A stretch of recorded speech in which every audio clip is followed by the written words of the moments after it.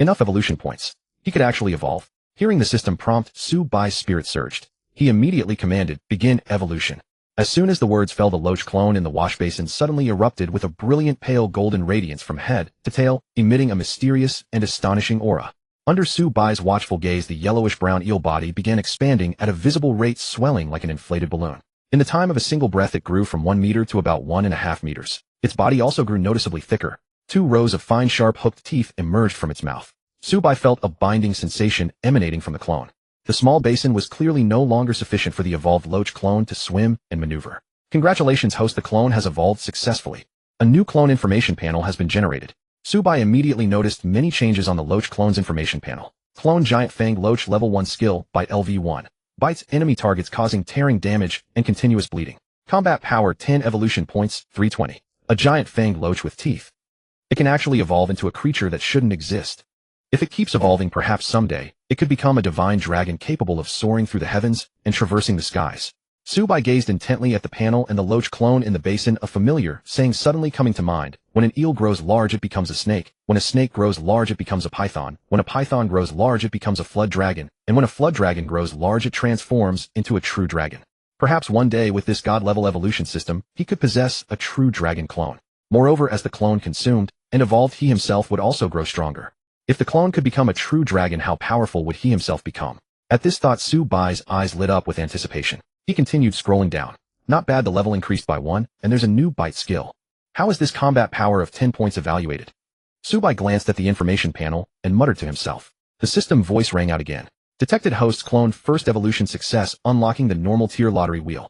Reward 1 normal tier lottery opportunity. Additionally, granting the host a novice gift package. Host, do you wish to open it? Just like a game, there's even a beginner gift package. Su Bai immediately said, open it now. Congratulations, host, you have obtained a 1 cubic meter storage space, as well as a monster space. Storage space, a 1 cubic meter dimensional space, created by the system. The host can store and retrieve items at any time with their thoughts. Monster space, a special dimensional space used by the host to house monster clones. No matter how large the monster clone grows, it can be accommodated within. Furthermore, when the monster clone is inside the space, its condition and injuries heal faster. After reading the descriptions of both spaces, Su Bai's eyes instantly lit up with delight. As the Loach clone continued consuming various things and growing larger, not only would the water basin no longer suffice, but soon his entire home might not be able to contain it. If someone saw it, who knows, they might take it apart for research. The huge secret of the god-level evolution system would very likely be exposed. Su Bai understood all too well the principle that possessing something precious could bring disaster. This monster space arrives at just the right time. I must keep the system's secrets buried deep within my heart. Absolutely no one can know. Su Bai murmured to himself, making a decision. The storage space could hold many precious things, and he was quite satisfied with it. Both spaces proved to be extremely practical abilities for him. He looked at the Loach clone in the basin. With a mere thought, the approximately 1.5 meter yellowish-brown giant fanged Loach was immediately absorbed into the monster space. Su Bai sensed that a lake of about 1 mu had automatically appeared in the space. The Loach clone swam joyfully within it. A wave of comfort and relaxation washed over him, as if he were back home. Su Bai nodded inwardly. He then turned his attention back to the ordinary tier lottery wheel mentioned in the system prompt. As his gaze fell upon it, a click-click sound resembling gears grinding and operating immediately echoed in his ears. Swirling, several giant wheels the size of millstones appeared before Su Bai's eyes, visible only to him. He saw each wheel divided into several equal sections, displaying gorgeous crystal stones, with flickering human figures, various strange and mystical monster patterns, and countless other powerful and magical items. A quick glance revealed several roaring serpent heads, massive flesh membrane bone wings blotting out the sky, enormous fireballs wreathed in thunder and flame. There was also a human figure who could split mountains and sever peaks with a mere gesture, and a colossal hand reaching up to grasp the heavens. These astonishing scenes and objects that seemed to exist only in fantasy left Su Bai dazed and overwhelmed his heart, filled with shock. Are these impossibly magical things real? Su Bai gazed at the lottery wheel, his eyes widening slightly as he whispered to himself. He also discovered that he could only make out some things on the first 3 wheels in front of him. The remaining wheels behind were obscured by a gray mist, with several of them barely visible. Finally, the other wheels quickly dissipated. Only the first one remained, a circular wheel radiating a faint golden glow. At its center was a slender crimson pointer engraved with the number 1. 1 ordinary wheel drawing opportunity. The ordinary tier lottery wheel is ready. Host, would you like to begin the draw? Begin. Su Bai immediately declared. His eyes fixed intently on the lottery wheel, his expression shifting to eager anticipation. The crimson pointer on the circular wheel began spinning rapidly. Finally, amid Su Bai's expectant gaze, the pointer came to rest on a white crystal roughly the size of an infant's fist. Within the crystal, faint human figures could be seen shifting and moving. This should be something usable for himself. Subai felt a stirring in his heart. Congratulations, host, you have drawn Dragon Country Military Combat Technique. Dragon Country Military Combat Technique, the combat skills that members of the Dragon Country Military Armaments Department need to master. Tip shatter to learn. As the system voice had just finished, Subai watched as the lottery wheel transformed into a beam of golden light wrapping around the white crystal and entering the storage space. With a mere thought, Subai immediately retrieved it. The white crystal settled in his palm, slightly cool to the touch. He gently tightened his grip. With a pop, the crystal shattered. It directly transformed into two pale white streams of light, piercing into Subai's slightly stunned eyes. The moment the two streaks of white light like bolting silk entered his eyes, Subai felt a vast surge of memories and experience flooding into his mind. His eyes were tightly shut, his eyelids trembling slightly. The muscles all over his body quivered without pause. A moment later, Subai snapped his eyes open. Countless phantom figures flickered and leaped within his deep, dark pupils. Only after several seconds did they gradually dim and finally vanish. With a whoosh, Subai's gaze turned fiercely sharp and his body moved. In the small living room, he darted and twisted with blinding speed, throwing punches and kicks. The wind howled, his momentum fierce. Every stance and every move were practical, clean killing techniques. If an ordinary person were watching, they would be utterly astonished. They would feel a chilling, murderous aura surging toward them merely from watching Subai practice these combat moves. This was the military combat technique of the Dragon Nation, and the mastery Subai displayed had already reached a supremely polished level. Even the most elite combat instructor of the Dragon Nation would be struck with awe. Finishing the entire routine, Subai withdrew his fists and stood still. He looked at his own hands with astonishment and murmured, "Incredible. This is truly incredible. All the combat memories in my mind, and these instinctive combat reactions that have already formed muscle memory. It feels as if I have practiced this military combat technique for decades. This is truly amazing." Subai clenched his fists lightly, his face brimming with excitement. He no longer harbored the slightest doubt about the various fantastical items on the lottery wheel. A colossal hand reaching into the sky, a figure blotting out the heavens, a terrifying serpent head. Subai's heart was filled with boundless longing. He looked at the plastic bag. It was empty. All the earthworms had been eaten. All right, there were still some small dried shrimps in the fridge. Would they be suitable to feed the Loach avatar? Subai immediately opened the refrigerator and took out a small bag of dried shrimps. He grabbed 3 of them and with a thought opened the monster space and tossed them inside. 3 dried shrimps, each half a finger long, drifted down and sank into the water. The Loach avatar immediately caught the scent. Subai controlled it to swim over. It gulped down the 3 dried shrimps in one bite. Your avatar has devoured 3 dried shrimps, gaining 6 evolution points. Your body strength 0. 6. Each dried shrimp grants 2 evolution points and 0. 2 body strength. After the Loach avatar devoured all 3, Subai's body strength directly broke through the limits of an ordinary human, reaching 5. For points. A heat current of unknown origin began to flow through Subai's body. At this moment, he clearly heard a bang sound within his body, as if an invisible shackle had been burst open all at once. It felt as though he had been wearing a coat one size too small, and now he had suddenly torn it apart and changed into a perfectly fitting one. That sense of restraint and tightness vanished in an instant. A feeling of being reborn, light and free, surged through his entire body. This inevitably reminded Subai of the theory of genetic locks. Once the shackles restricting the human genome were opened, the infinite hidden treasures within the body would also be unlocked. His physical quality and strength began to skyrocket, directly increasing his raw power by 150 gene. His full strength reached the level of 450 gene. With a light jump, Subai shot into the air and easily touched the ceiling more than 3 meters high. He then landed gracefully. Subai clenched his fist slightly. This unmistakable sensation of growing stronger exhilarated him. He then looked back at the Loach avatar in the monster space. It had stretched to about 1 meter 80 in length and was swimming leisurely back and forth inside the monster space. Subai nodded inwardly and prepared to continue feeding it. Suddenly, ring ring ring, his phone rang. He took it out and saw that it was Zhou Wei, his good brother since childhood. He answered, "Old boy, come quick. Those people are here again." Clang clang bang bang. Through the phone came Zhou Wei's deep and anxious voice, accompanied by the continuous sounds of pounding and smashing. Subai's gaze instantly turned fierce. "I'll be right there." Without another word, he hung up, changed into a new school uniform, and rushed out at a brisk pace. When he reached the entrance of the residential complex, he hailed a taxi and headed straight for Qingxiang Night Market, several kilometers away. Zhou Wei came from a single-parent family. His father had worked at a construction site in the early years and tragically fell from a height, passing away on the spot. To raise her son, his mother, Aunt Lin, sold fried skewers at the entrance of an alley in Qingxiang Night Market every day from afternoon to late night, working from dawn to dusk to make a living. Their life was not well off.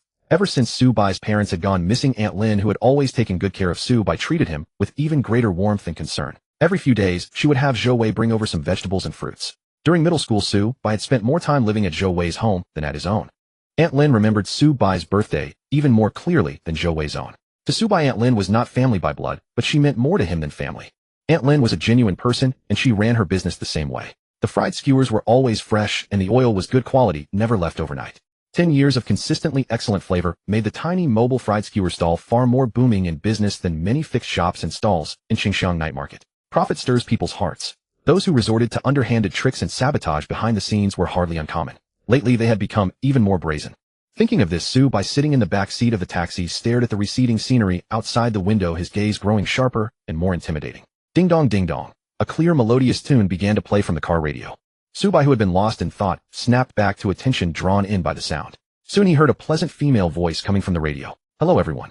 This is City Voice 128.7. Welcome to tune in to our channel on time.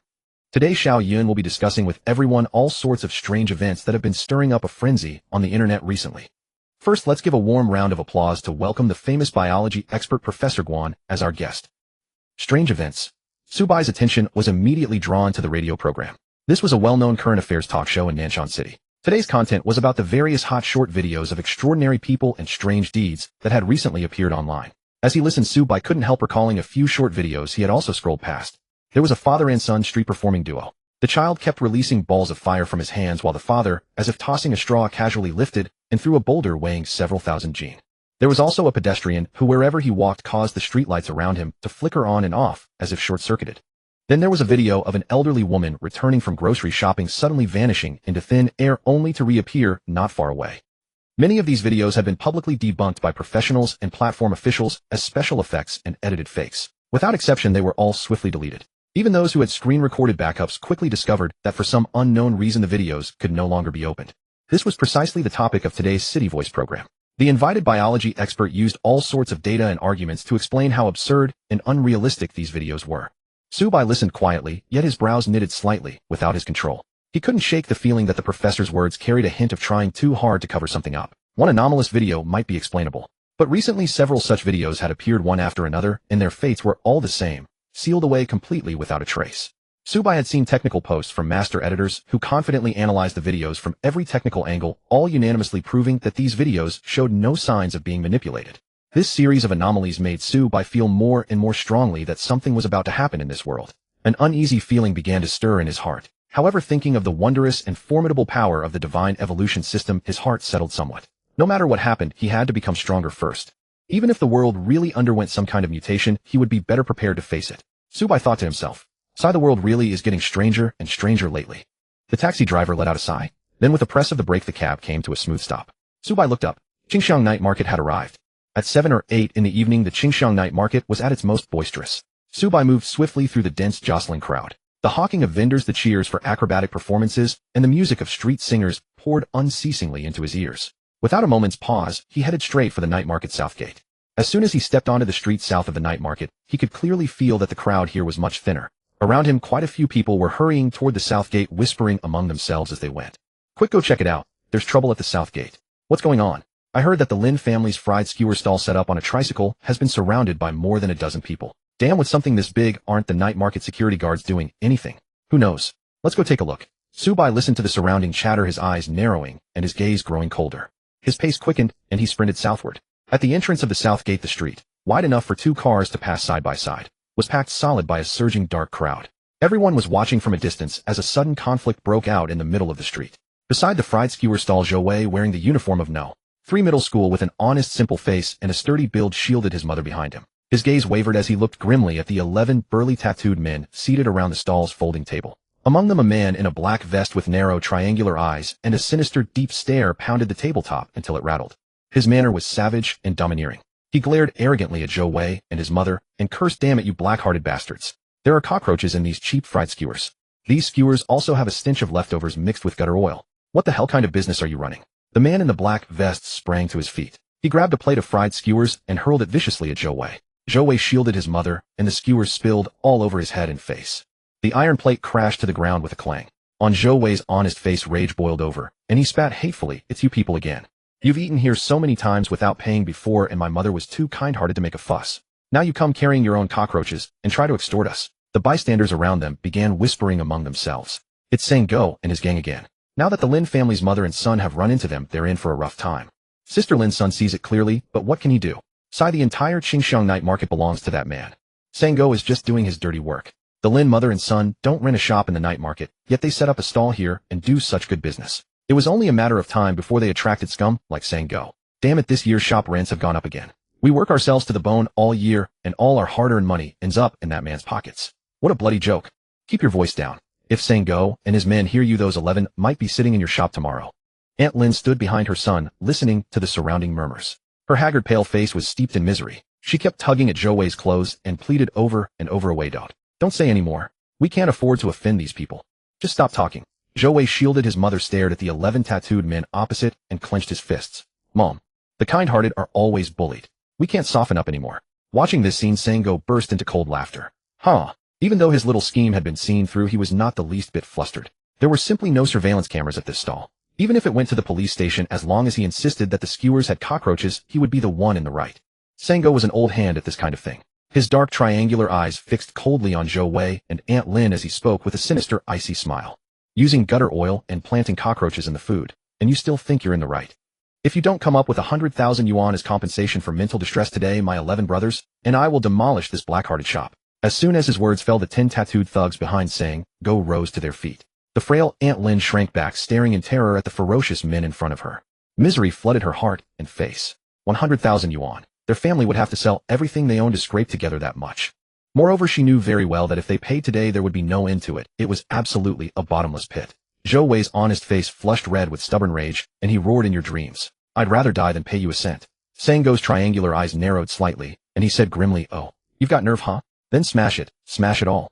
After we've smashed this black-hearted shop to pieces, I'll see if your bones are still this hard, you little brat. Forget about doing business here from now on. My brothers and I will come by every day. I'm curious how many days you can hold out. The 10 tattooed brutes behind Sang-go immediately set to work. Bang, clang, crash. They snatched up folding stools and folding tables, smashing the stall and the glass display case of fried skewers to smithereens. The flying glass shards drew panicked screams from the crowd, but no one dared to step in and stop it. They all knew who stood behind Sang-go, and each of them had to weigh whether they might bring disaster upon themselves. Zhou Wei, 2 meters tall, was powerfully built. He charged forward in fury but was brutally shoved aside again and again, then kicked to the ground. He could hold back 1 man, or even 2, but there was no way he could beat 3. 3 burly tattooed men surrounded him, at once landing punches and kicks. They struck with vicious, practiced ruthlessness. The blows sent piercing pain through Zhou Wei's body, yet left no obvious marks on his skin. Aunt Lin hurried over to shield her son, and took several punches and kicks before the 3 tattooed men finally stopped. Don't smash anymore, Wu. She looked tearfully at the stall that had been smashed to pieces. She looked at her son beside her, drenched in cold sweat from the agony, and wept uncontrollably. She closed her trembling eyes slightly, and with pale, quivering lips called out hoarsely, and with great difficulty, I'll pay, Wu, I'll pay you, I'll give you the money. Instantly the surroundings fell silent. The faces of the onlookers were filled with pity and sorrow.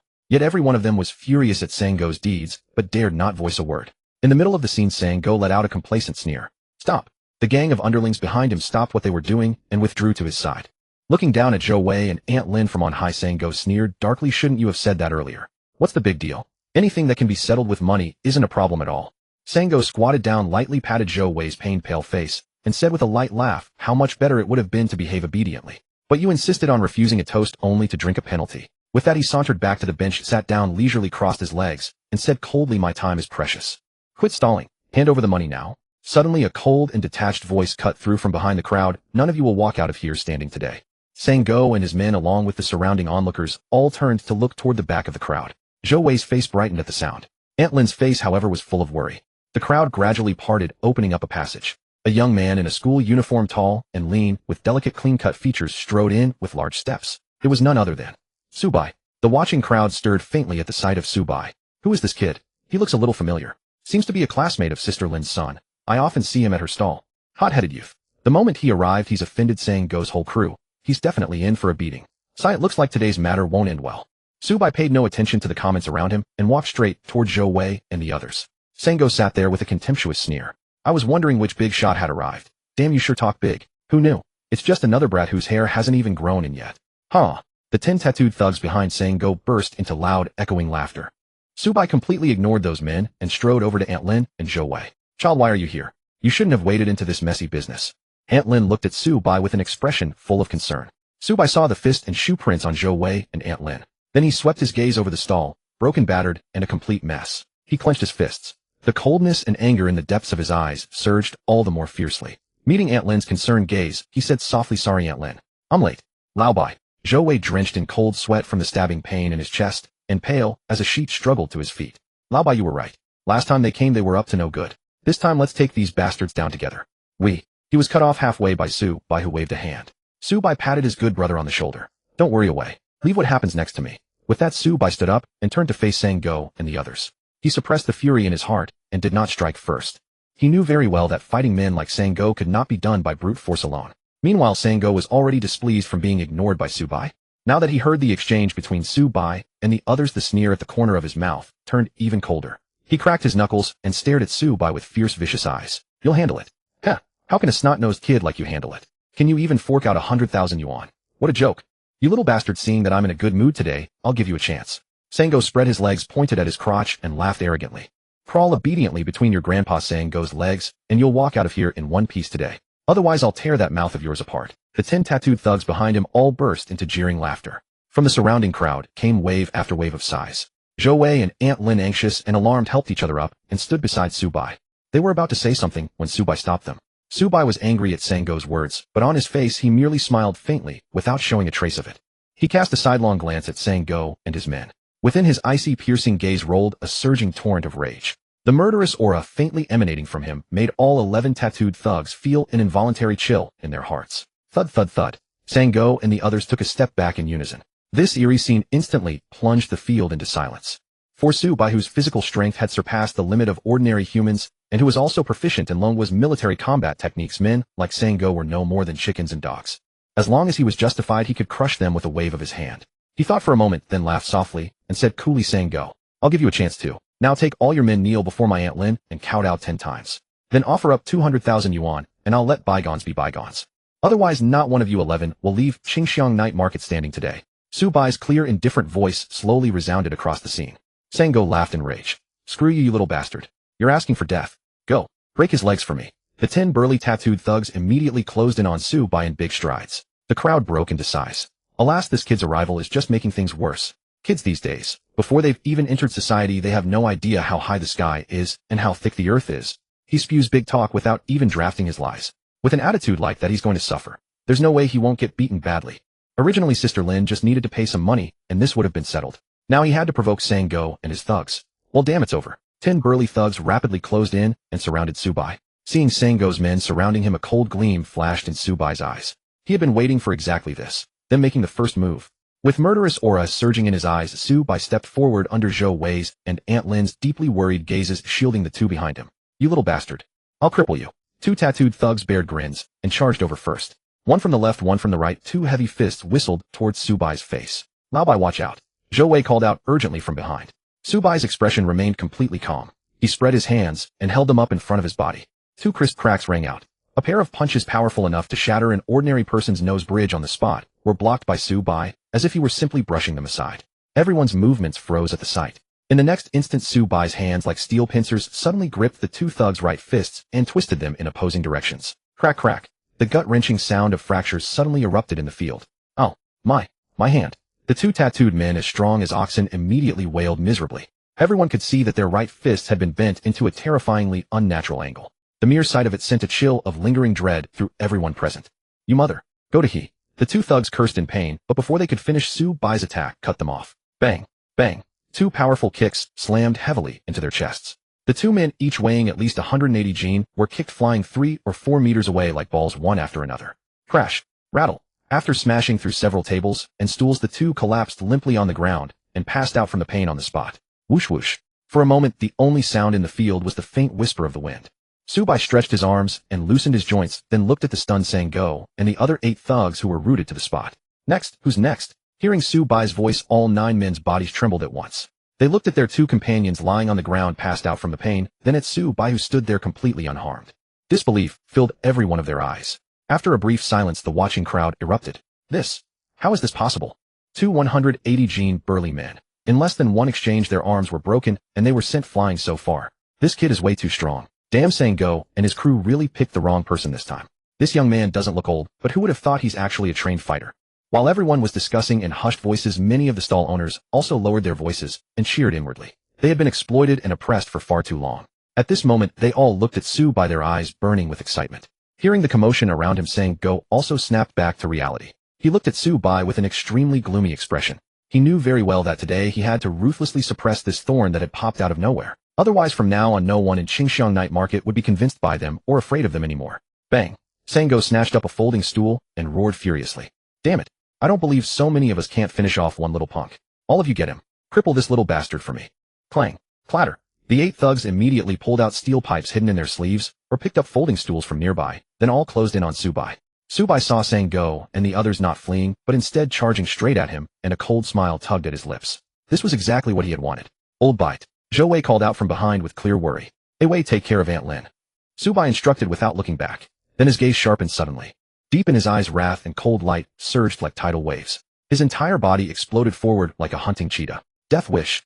The surrounding burly men cursed angrily. Steel pipes and folding stools in their hands came down fiercely at Su-bai. Whoosh. The rushing wind howled. 5 steel pipes and 3 folding stools descended upon him instantly. Su-bai narrowed his eyes slightly. He did not dodge at all. Instead, he charged straight into them, meeting force with force. The 8 tattooed burly men, seeing Su-bai boldly stand his ground, were thrilled inside. Their eyes gleamed with viciousness, and their triumphant gazes seemed to already picture Su-bai being beaten to the ground in agony. The smiles on their lips grew even more sinister. Their hands exerted all their strength to the limit. In that moment, steel pipes whistled through the air. Folding stools slammed down heavily, cutting through the wind. In the instant before all the attacks were about to land, Su-bai's tall, muscular frame exploded upward like a hunting leopard on the prowl. His right leg carved a dark shadow in the air and swept out fiercely. Crash! Clatter! The extraordinarily crisp and shattering sounds instantly rang out in all directions.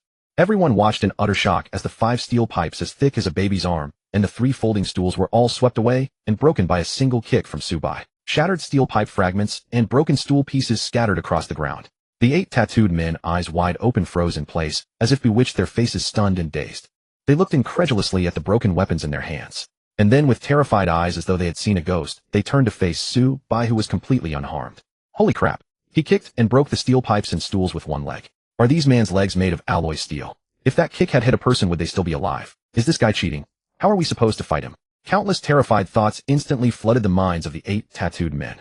Behind the crowd, Sang-go, seeing this scene, had his eyes bulging so wide they seemed ready to pop out. He stopped in his tracks silently. He began quietly backing away. Yet his mouth let out an angry shout. Go! All of you go! Sang-go's shouts and commands snapped the 8 tattooed henchmen back to reality. Crap, beat him. Charge! They shouted one after another, pumping themselves up, and charged at Su-bai again. Su-bai sneered coldly. He pushed off the ground. His figure shot forward like a ghost. His fists flew out like arrows loosed from a bow. Bang bang. He directly sent 2 burly men flying 3 or 4 meters away. Then Su-bai dropped his stance, dodging 3 punches, 2 kicks, and 1 stab. In the instant after evading the attacks, he suddenly drove his leg upward and delivered a fierce kick to the chests of 2 other men on the right. Crack crack. The horrifying sound of breaking ribs, chilling to the bone, rang out. These 2 were kicked away more than 4 meters, their faces ashen. Only 4 remained. These 4 saw their companions wiped out in a single exchange, and their hearts were already pounding wildly with thoughts of retreat. Their movements naturally slowed considerably. Su-bai did not waste a single word and closed the distance immediately. Swish swish. He delivered 2 sharp palm strikes. He sent 2 burly, broad-shouldered men crashing to the ground. Then he sprinted forward, catching up to the remaining 2 who were turning to flee. One in each hand, he gripped the backs of their necks and slammed them forcefully onto the ground. From start to finish, it had taken barely more than 10 seconds. However, all 10 tattooed brutes brought by Sang-go lay helpless on the ground, groaning in pain. This scene left the entire crowd eerily silent. After a brief moment, the onlookers erupted into chaos. This is too absurd. What's absurd about it? This is absurd beyond belief. Looking at this youth's age, he shouldn't be very old yet. He can fight like this. Not just capable of fighting, this is insanely powerful. 10 burly men going back and forth couldn't land 5 moves against this youth. In just over 10 seconds, they were all on the ground. This is terrifying. Even if I try to catch 10 chickens, I can't move any faster than that. And this youth isn't even scratched, not a single thread of his clothes disheveled. He's too damn strong. Everyone stared at Su-bai in the arena in utter disbelief, shouting and discussing wildly. Su-bai raised his eyebrows slightly and looked at Sang-go, who had retreated 5 or 6 meters away, and gave a faint smile. Sang-go, weren't you so cocky just now? Why are you quiet now? Looking at this, you want to scamper away with your dog tail between your legs, don't you? Sang-go turned around with a dark face. He looked at his subordinates sprawled across the ground, and his heart felt as cold as if he had entered the North Pole. How could he possibly continue fighting? So many of my men, and in the blink of an eye all of them were knocked down. Damn it. Even 10 of me couldn't beat this demon. I just came out here to extort some money, and I run into this kind of hard target. Today is incredibly unlucky. While Sang-go's heart was chilled to the bone, his vicious face snarled like a desperate, starving dog. He pulled out his phone from his pocket and shouted loudly, his ferocity belying his inner fear. You bastard. I can call a whole truckload of brothers with one phone call. You can handle 10, can you handle 100? Subai crossed his arms and sneered. Go ahead and call your boys. I want to see whether your brothers arrive faster or my fists. It'll be perfect timing to have someone come collect your corpses. But, damn it, he actually made so much sense. I can't even refute him. Sango's eyes darted around, and the ferocity in them grew even deeper. You little brat, don't force me. His low, gloomy words seemed squeezed out through clenched teeth. And then Sango pressed a few buttons on his phone and held it up for Subai to see.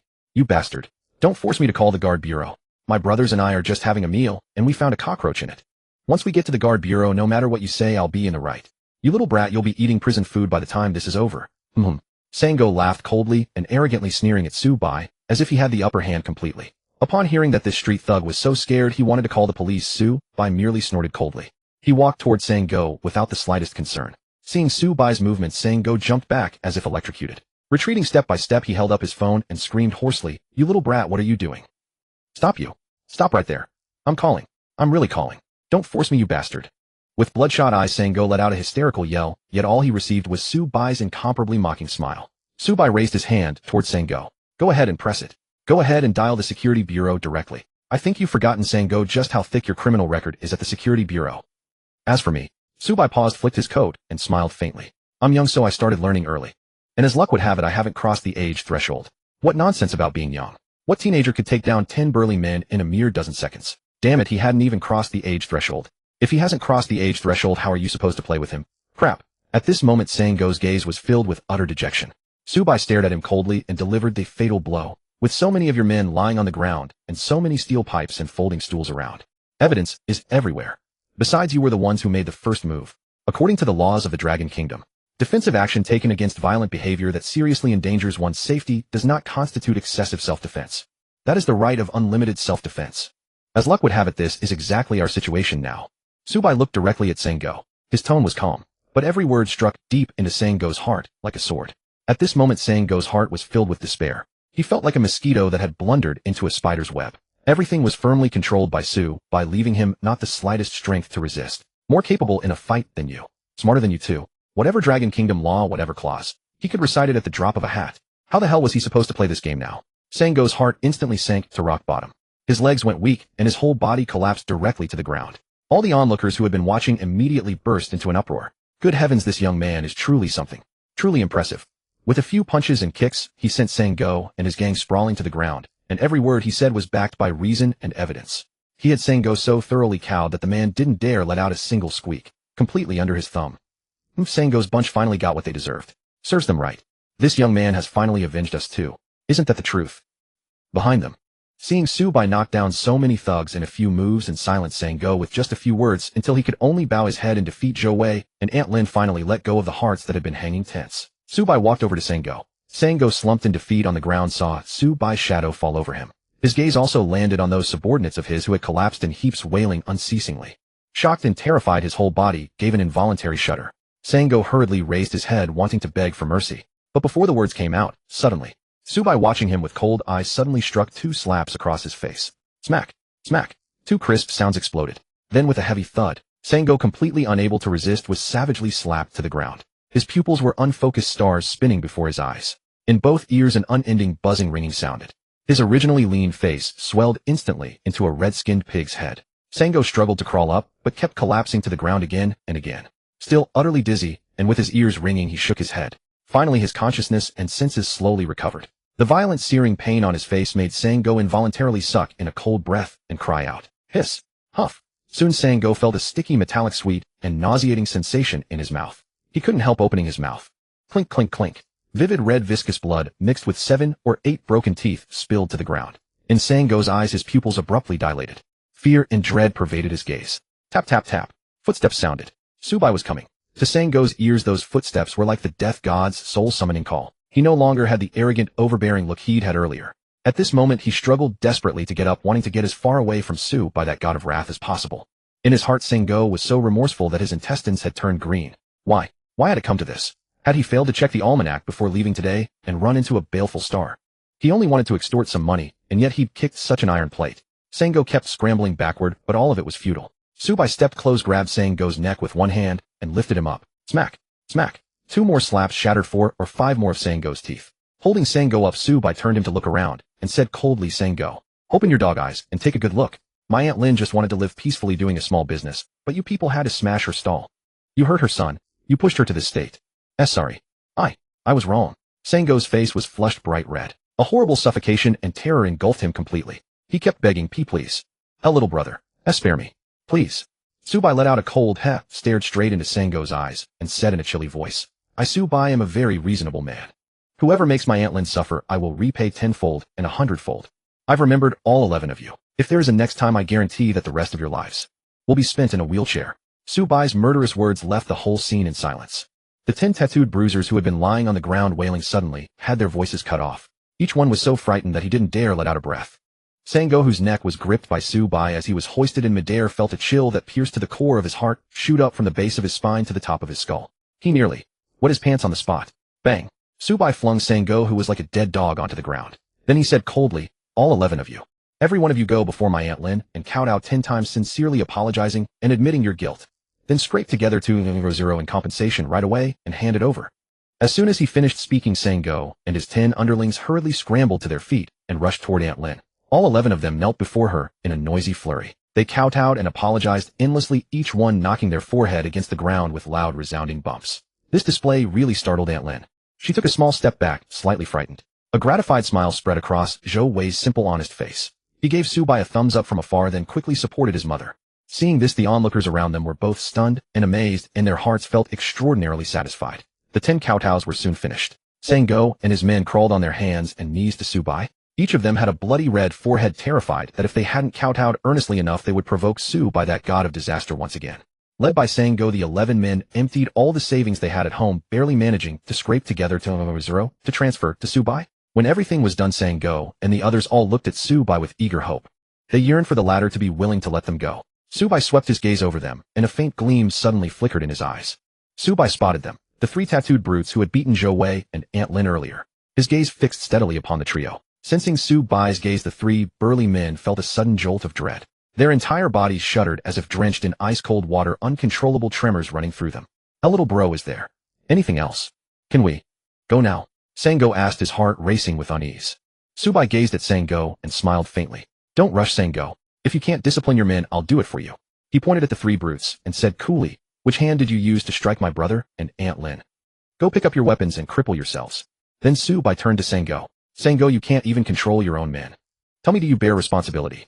Upon hearing these words, Sango's face went as pale as paper. Not daring to delay in the slightest, he wailed through his swollen pig-like cheeks, his teeth chattering. Why, yes. I do. Subai nodded approvingly and patted Sango's shoulder lightly. Good. Now start slapping your own face. Don't stop until I say so. Slap after slap echoed through the air. Sango dared not resist and immediately began striking his own face. Subai's gaze shifted back to the 3 tattooed brutes. The 3 men didn't dare even entertain the thought of resistance. Without hesitation, they each picked up the broken steel pipe from the ground and gritted their teeth. After only a moment's hesitation, they ruthlessly smashed the pipes down upon their right hands. Crunch, crunch, crunch. Oh. One of them couldn't help but let out a piercing wail. The other thugs watched in horror, secretly relieved that it hadn't been them. After breaking their own right hands, all 3 were grimacing in agony, cold sweat pouring down their faces. A quick glance from Subai revealed that without surgery and half a year of rest and recuperation, these injuries would never fully heal. He nodded inwardly and waved at Sango, who was still slapping himself. Enough. Take your men and get lost. Thank you. Sango's face swelled even more. Hearing Subai's words, he felt as if granted a reprieve. Hurriedly bowing in gratitude, he led his limping subordinates out. The crowd parted, clearing a passage. Watching Sango and the others stagger away, Subai felt a profound sense of satisfaction. He clenched his fist slightly, acutely aware of how vastly different he was from before. Even 10 of his former selves wouldn't have stood a chance against these thugs. Subai couldn't imagine what would have happened today without the eel clone. Without awakening the divine evolution system, how dire would his fate have been? He would surely have been beaten mercilessly. Moreover, not only would Aunt Lin's stall be destroyed, but they would also be forced to sell everything they had to cough up another 100,000 yuan. But now, through the eel clone and the divine evolution system, Subai possessed physical strength beyond ordinary human limits, along with masterful proficiency in Dragon Country military combat techniques. Combined, these 2 advantages were far more than a simple sum. With sufficient strength and confidence, Subai knew he could easily crush even twice as many of Sango's men. As Sango and his men disappeared into the distance, the watching crowd suddenly erupted in cheers. Well done. Someone finally taught those scumbags a lesson. This boy is handsome too. I'm growing fonder by the second. I wonder if he has someone special. Aunt Liang, he still looks like he's in school. You're already thinking of setting him up. That's a bit fast, isn't it? Ha ha ha. Child, be careful. The person behind saying go has considerable influence. He controls the entire Qingxiang night market. Compared to that, Sango and his crew are merely hired thugs and hooligans. The crowd gathered around, their voices of discussion, praise, and well-meaning reminders ringing endlessly. Some were even asking him personal questions, as if conducting an investigation, genuinely preparing to play matchmaker. Su Bai smiled wryly, feeling overwhelmed. After giving a few polite responses, he supported Zhou Wei, and Aunt Lin gathered their belongings and departed. They only took the tricycle. Those shattered tables and chairs scattered across the ground were left unattended. Along the way, Aunt Lin kept examining Su Bai, asking if he had been injured anywhere. Only after repeatedly confirming that Su Bai was unharmed did she feel at ease. Meanwhile, Zhou Wei kept marveling at the impressive display of prowess Su Bai had demonstrated. The three went to the hospital first. Su Bai spent 10,000 yuan on comprehensive checkups for both Zhou Wei and Aunt Lin. Only after confirming they were both fine did he fully relax. In good spirits, the three went out to dine at a restaurant for the first time in a while.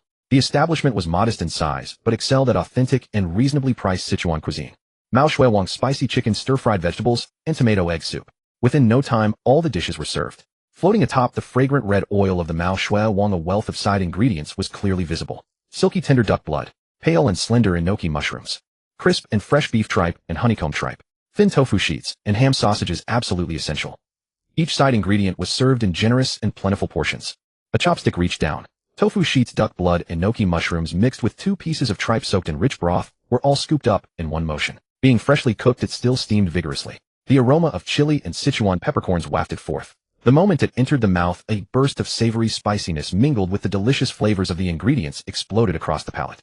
The intense, numbing fragrance of Sichuan peppercorns rushed straight to the nasal cavity and the crown of the head. Hiss hiss, sounds of breath escaping continuously. The spiciness made saliva flow. Then in the next instant, the silky duck blood, the crisp tripe, and honeycomb tripe, along with the bouncy enoki mushrooms and tofu sheets.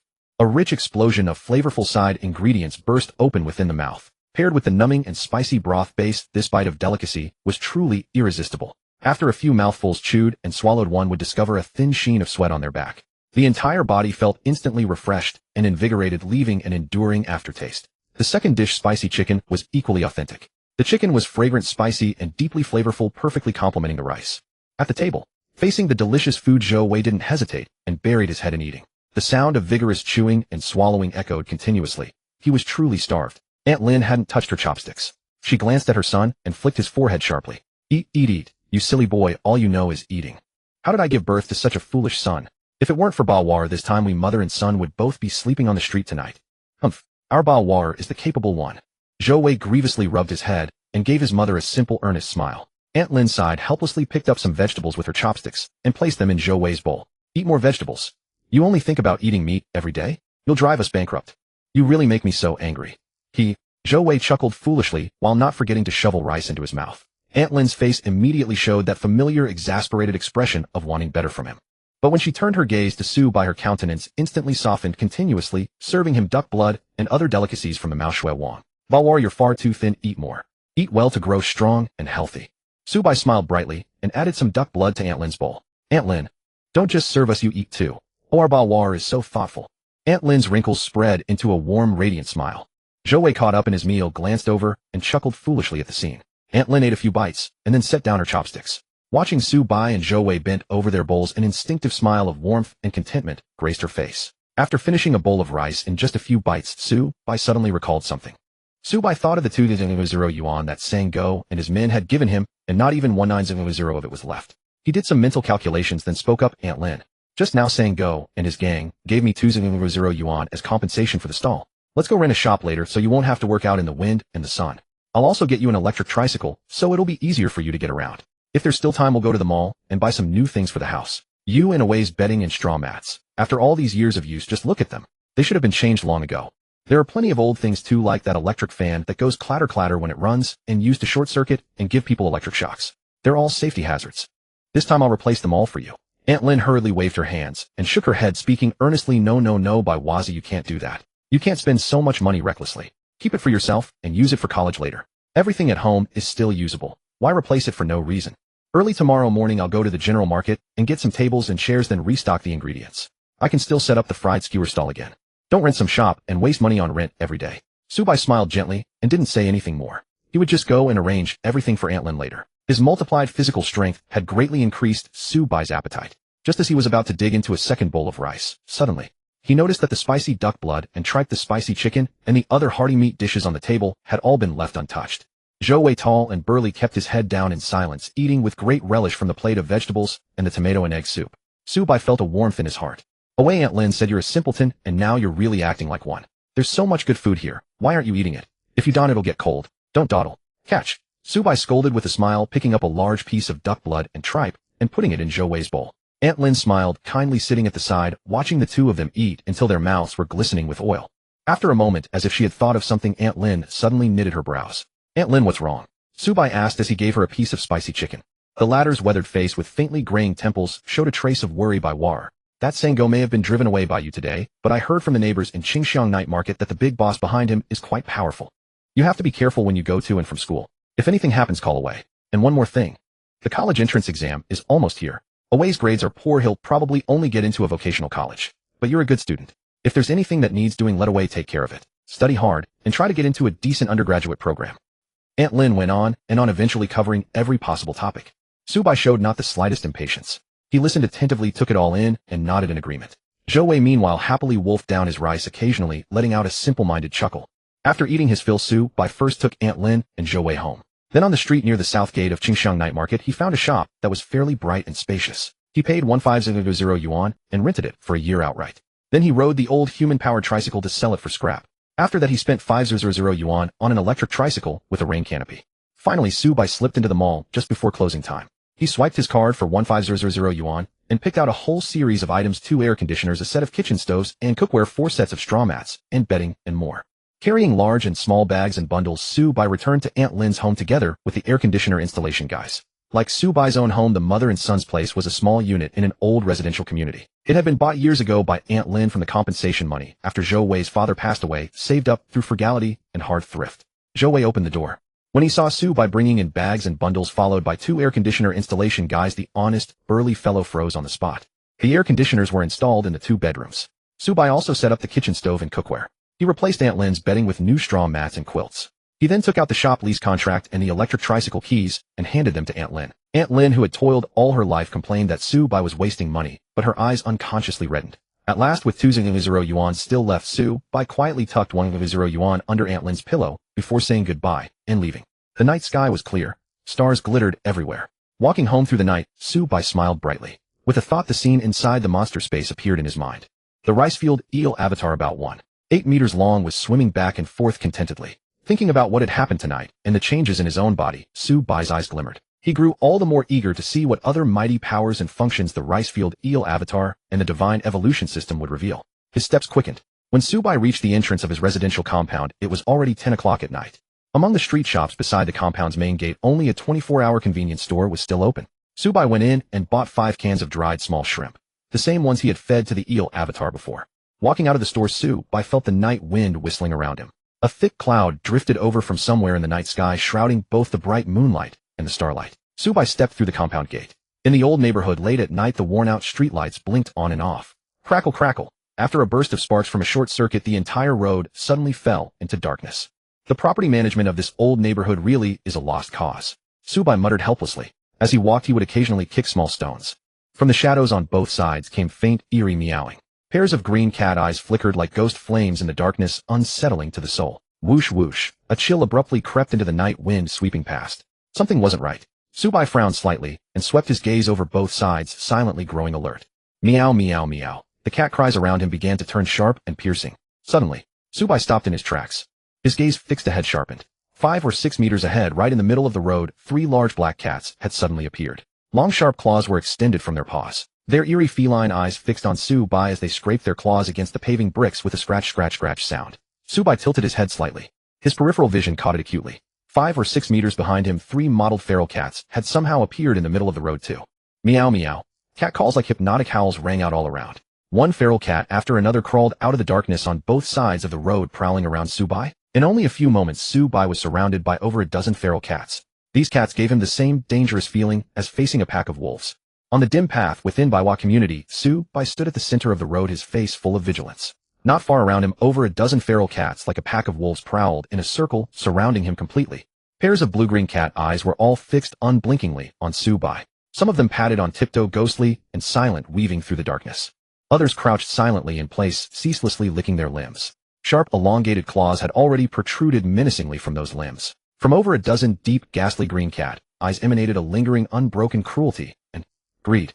The moment Su-bai met their gaze, his heart jolted violently.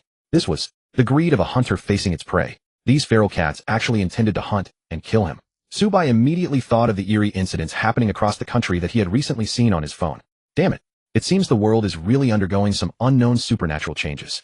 Not only are some people mutating, even these animals have become abnormal. Su-bai muttered curses under his breath, alarm bells ringing loudly in his mind. When he looked at those feral cats again, his gaze grew even more cold and fierce. Feral cats attempting to prey on humans like a wolf pack. In the past, that would have been absolutely laughable. But to Su-bai at this moment, it was no laughing matter at all.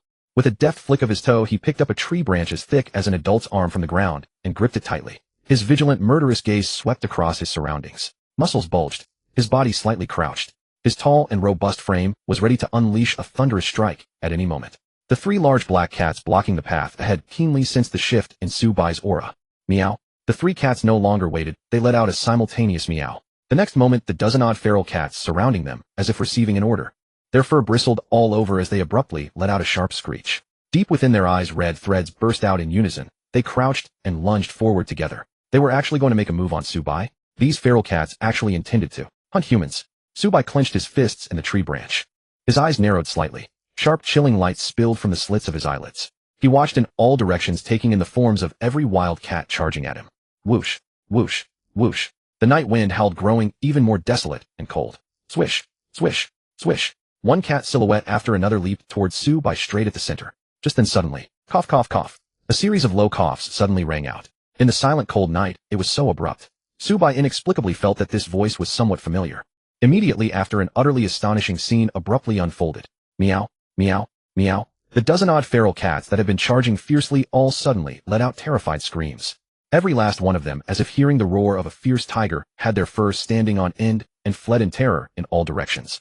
Clack! A floodlight on the right lit up, vividly illuminating the scene in front. It was only then that Su-bai realized the dozen-odd feral cats that had surrounded him from all sides had vanished completely in the blink of an eye. Not even a shadow could be seen. With a face full of astonishment, he looked toward the direction of the light. It was the ceiling light of a first-floor balcony that had turned on. Tap, tap, tap. The sound of a walking stick striking the ground along with somewhat faltering footsteps slowly drifted out. In a short while, a figure walked out from the house, one that took Su-bai quite by surprise. His slightly stooped frame was draped in a gray-black Zhongshan jacket. In his hand, he held a solid wood walking stick. On his stern, unsmiling face, his beard and hair were streaked with gray. He appeared to be around 60 years old. His eyes, full of worldly wisdom, were fixed on Su-bai. Grandpa Yang, so you live in Baiwa community too? Su-bai greeted him in pleasant surprise. Ever since his parents had gone missing, he had taken on many part-time jobs. On school days after classes, Su-bai would go to the vegetable market next to Baiwa community to do some odd work. During summer and winter vacations, he had found a stable part-time job at the Leabexing pharmacy near his school. And Grandpa Yang was the resident old traditional Chinese medicine practitioner at that pharmacy. He had always taken good care of Su-bai. But Su-bai never knew that the old man's home was directly across from his own. The old man, leaning on his walking stick, looked at Su-bai, nodded slightly, and said between coughs, "It's the middle of the night, cough, cough, cough. It's not safe to be out alone. Go on home now." Although the old man's expression remained deep and stern, the concern in his words was by no means lacking. Su-bai smiled brightly, lowered his voice, and waved his hand. "Grandpa Yang, I'll head back now. You get some rest early." The old man, leaning on his walking stick, nodded slightly. Su-bai turned around, and seeing the empty community road and the flower beds and grass on both sides, without a single wild cat, he breathed a slight sigh of relief. His expression relaxed as well. He went straight into the stairwell and returned home. Behind him, click. The old man with the walking stick did not turn off the balcony light until he had watched Su-bai enter his home. He walked back into his room, and his slightly stooped body slowly straightened up, becoming tall and erect. Those old eyes, once weary and murky, suddenly turned clear and lethal. His narrowed gaze was as sharp as swords and blades. Deep within his eyes, a faint shimmering light vaguely emerged. An icy, murderous aura suddenly pervaded the surroundings. The old man's entire demeanor underwent an earth-shattering transformation in that instant. Whoosh, whoosh, whoosh. Cold gusts of wind suddenly swept through the dim room. This was the result of a rapid temperature drop in the room, while the outside remained the muggy summer heat, creating convection currents in the air. Crack, crack. Eerie sounds suddenly arose. On the tea table beside the old man, the surface of an old-fashioned glass teacup had against the season formed a thin layer of icy frost. "A few beasts, what nerve they have," the old man muttered in a deep voice, his face somber. He picked up a flashlight from the table and took out AA batteries from the cabinet to load them in. However, the old man's method of loading the batteries was strange, unlike an ordinary person. With one hand gripping the flashlight, he used his thumb and index finger to pinch the battery and pressed each one, pushing it into the battery compartment. If any soldiers from the Security Bureau or the Armament Bureau saw this, they would be greatly astonished to discover that the old man's battery loading technique was very much like the way military soldiers pressed a magazine to load bullets. After deftly loading the batteries, the old man turned on the flashlight, grabbed his walking stick, and strode out of the house. At the home in Baiwa community, Subai, who had just stepped inside, plopped down on a chair at once. He poured a cup of warm water and gulped it all down in one breath. Recalling what had just happened, his brows knitted involuntarily. What on earth is going on? The feral cats in the community have actually become like a wolf pack, and they even want to hunt humans. Now thinking about it, Subai suddenly felt that those dozen-odd feral cats had posed a threat to him several times greater than even Sango and his gang. If even feral cats wanted to kill humans, what terrifying transformations might then befall the animals in zoos and those living in the wild mountains and forests? Waves of crisis surged into Subai's heart at once. His gaze turned urgent and resolute. He had to feed the eel avatar more and use the divine evolution system more often. As long as he continuously raised his own strength, no matter how dangerous the world became, he would have enough confidence to face it. With that thought, Subai immediately took out the 5 jars of dried small shrimp he had just bought from his pocket and began feeding the eel avatar. Subai moved his mind. The scene in the monster space immediately appeared before his eyes. He opened a can of dried shrimp and poured all 10-finger-thick dried shrimp inside. One by one, the dried, seasoned shrimp twirled down from the water surface. Subai divided his attention, manipulating the yellow eel avatar. A stream of grilled and marinated aroma drifted into his nose. Splash! He gently swayed his eel body, stirring up water, and swallowed 5 dried shrimp in one breath. System: your avatar devoured 5 dried shrimp, gaining 10 evolution points. System: your body strength 1. Crunch crunch. The yellow eel avatar bit into the crispy dried shrimp, feeling as if it were eating potato chips. Delicious. The more he ate, the more addictive it became. The avatar's evolution points had accumulated to 19, just 1 point short of evolving again.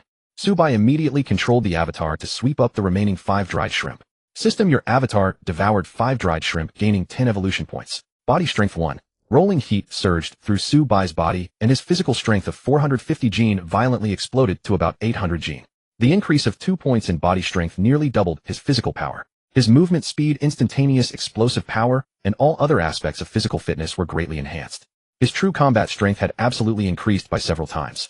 Subai now felt that if he encountered Sango and the others again, he would not need 3 moves. Within the time of a breath, he could knock all 11 of them down. System detected that your avatar has sufficient evolution points. Host, would you like to start evolving? The system notification sounded right after. Subai's eyes lit up as he replied, immediately evolve. The moment his words fell, the yellow eel avatar in the monster space began to emanate a brilliant golden light all over. Right after the eel body, around 1.8 meters long, began to grow like a balloon being inflated. In the blink of an eye, it grew to about 2.5 meters. The slippery eel body also swelled to the thickness of a bowl rim. System detected that your yellow eel avatar has evolved to level 2. Unlocked the talent panel. Talent panel unlocked successfully. System: congratulations, host. Your avatar has successfully comprehended a new talent, yellow scale armor. As the system notification faded, Subai immediately felt on the yellow eel avatar a violent pain, as if his skin were being peeled and his tendons pulled.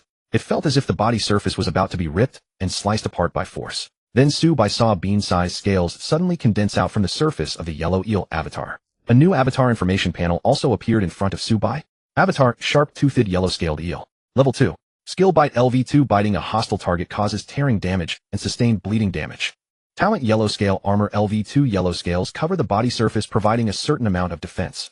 Combat power 35. Evolution points 950. Not bad. Evolving into a sharp-toothed yellow-scaled eel increased bite by 1 level, and it also gave me the extra yellow scale armor talent. Combat power increased to 30 points, more than double the previous strength. Subai looked over the new avatar information panel and murmured with great satisfaction. System: congratulations, host. Your avatar has successfully evolved to level 2.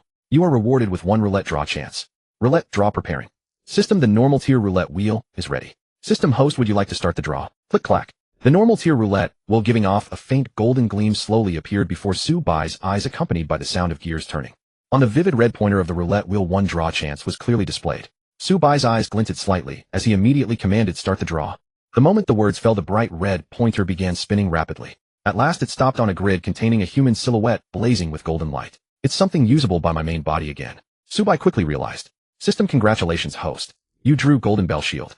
Golden Bell Shield, a body tempering cultivation art. No crush it to use. Whoosh. The entire roulette wheel instantly turned into golden light, and the white crystal containing Golden Bell Shield shot into the storage space. Even traditional martial arts appeared. I wonder if the system-produced Golden Bell shield is more powerful. Subai looked at the white crystal with its flickering golden human figure in the storage space and muttered to himself. He was not in a hurry to use it right away. He still had 4 cans of dried shrimp. Oh, after feeding all of them to the yellow eel avatar, it wouldn't be too late to learn this body-tempering art. Subai immediately opened the second can of dried shrimp. Inside were 11 dried shrimp. System: your avatar devoured 5 dried shrimp, gaining 10 evolution points. Body strength 1. System: your avatar devoured 6 dried shrimp, gaining 12 evolution points. Body strength 1. 2. After the yellow eel avatar devoured the entire can of dried shrimp, evolution points increased by 22. The 2.5-meter eel body stretched to 3 meters. Yellow scales covered its entire body and sharp teeth bristled at the corners of its mouth. It truly looked like a ferocious aquatic creature. After gaining 2 points, Subai's body strength rose to 9. 6. The physical power that had just risen to 800 gene suddenly skyrocketed to 1200 gene. Subai's eyes gleamed as he gently clenched his fists. He now felt that scenes he had seen in martial arts TV dramas, where a hard bluestone slab could be crushed instantly with a simple squeeze, were now things he could easily do himself. With his heart surging with excitement, Subai immediately opened the third can of dried shrimp. This can contain 10 dried shrimp. System: your avatar devoured 5 dried shrimp, gaining 10 evolution points. Body strength 1. System: your avatar devoured 5 dried shrimp, gaining 10 evolution points. Body strength 1. After eating 10 dried shrimp, Subai's body strength reached 11.6 points. His physical power of 1200 gene surged to 1600 gene. The yellow eel avatar's evolution points reached 51, fulfilling the evolution requirement once again. System detected that your avatar has sufficient evolution points. Host, would you like to start evolving? Do you even have to ask? Evolve. Subai shouted, his expression excited. The golden evolution light of the divine evolution system once again enveloped the entire yellow eel avatar. The eel body grew to 3.5 meters long. Its girth also expanded, swelling to the thickness of a large bowl. Immediately after, Subai saw a flash of silver light rise from the yellow eel avatar. The yellow scales all over its body turned in the blink of an eye into silver scales that were harder and even more dazzling. After the evolution was complete, the system notification sounded again. System: congratulations, host. Your avatar has successfully evolved to level 3. You are rewarded with 1 roulette draw chance. Roulette draw preparing. System: congratulations, host. You have triggered the intermediate roulette. Trigger chance 30. Intermediate roulette is ready. System: host, would you like to start the draw? After reading all the system notifications, Subai was briefly stunned, then overjoyed. There's even an intermediate prize wheel with a trigger chance of less than 1 in 3. Seems like today's luck is pretty good. The golden radiant intermediate prize wheel appeared before Subai's eyes. Every item in each prize grid was of better quality with greater effects and far more formidable power. Subai even felt that the golden light on the wheel's surface had grown much more intense. Without another word, he directly commanded begin the draw. Click-clack. As the sound of meshing gears rang out, the pointer on the intermediate prize wheel began to spin rapidly. In a moment, it stopped on a glowing compartment. In this compartment were 2 gently swaying white tentacles. A light flashed in Subai's eyes. It seems that what I drew this time is something for the eel clone to use. Congratulations, host. You have drawn the sensory tentacles. Sensory tentacles: after being used on a clone, it will grow 2 sensory tentacles and automatically learn the danger sense skill. Tip: have the clone swallow the crystal and it can be used. Whoosh. Golden light wrapped around the white crystal as it entered Subai's storage space. As expected of a prize from the intermediate prize wheel, it could actually grant the clone an extra skill. A flicker of delight rose in Subai's heart. With a thought, he took out the crystal containing the sensory tentacles and tossed it into the monster space. Splitting his attention, the eel clone directly swallowed the crystal in 1 gulp. A cool, icy sensation spread through its body. Before long, Subai felt a tingling, itching sensation welling up around the eel clone's mouth. It was as if something were trying to burrow its way out. Immediately afterward, he saw 2 tentacles, each about the length of a palm, grow out from the edges of the eel clone's mouth. They swayed gently with the water's ripples. Once all the changes were complete, a brand new clone information panel immediately appeared before Subai.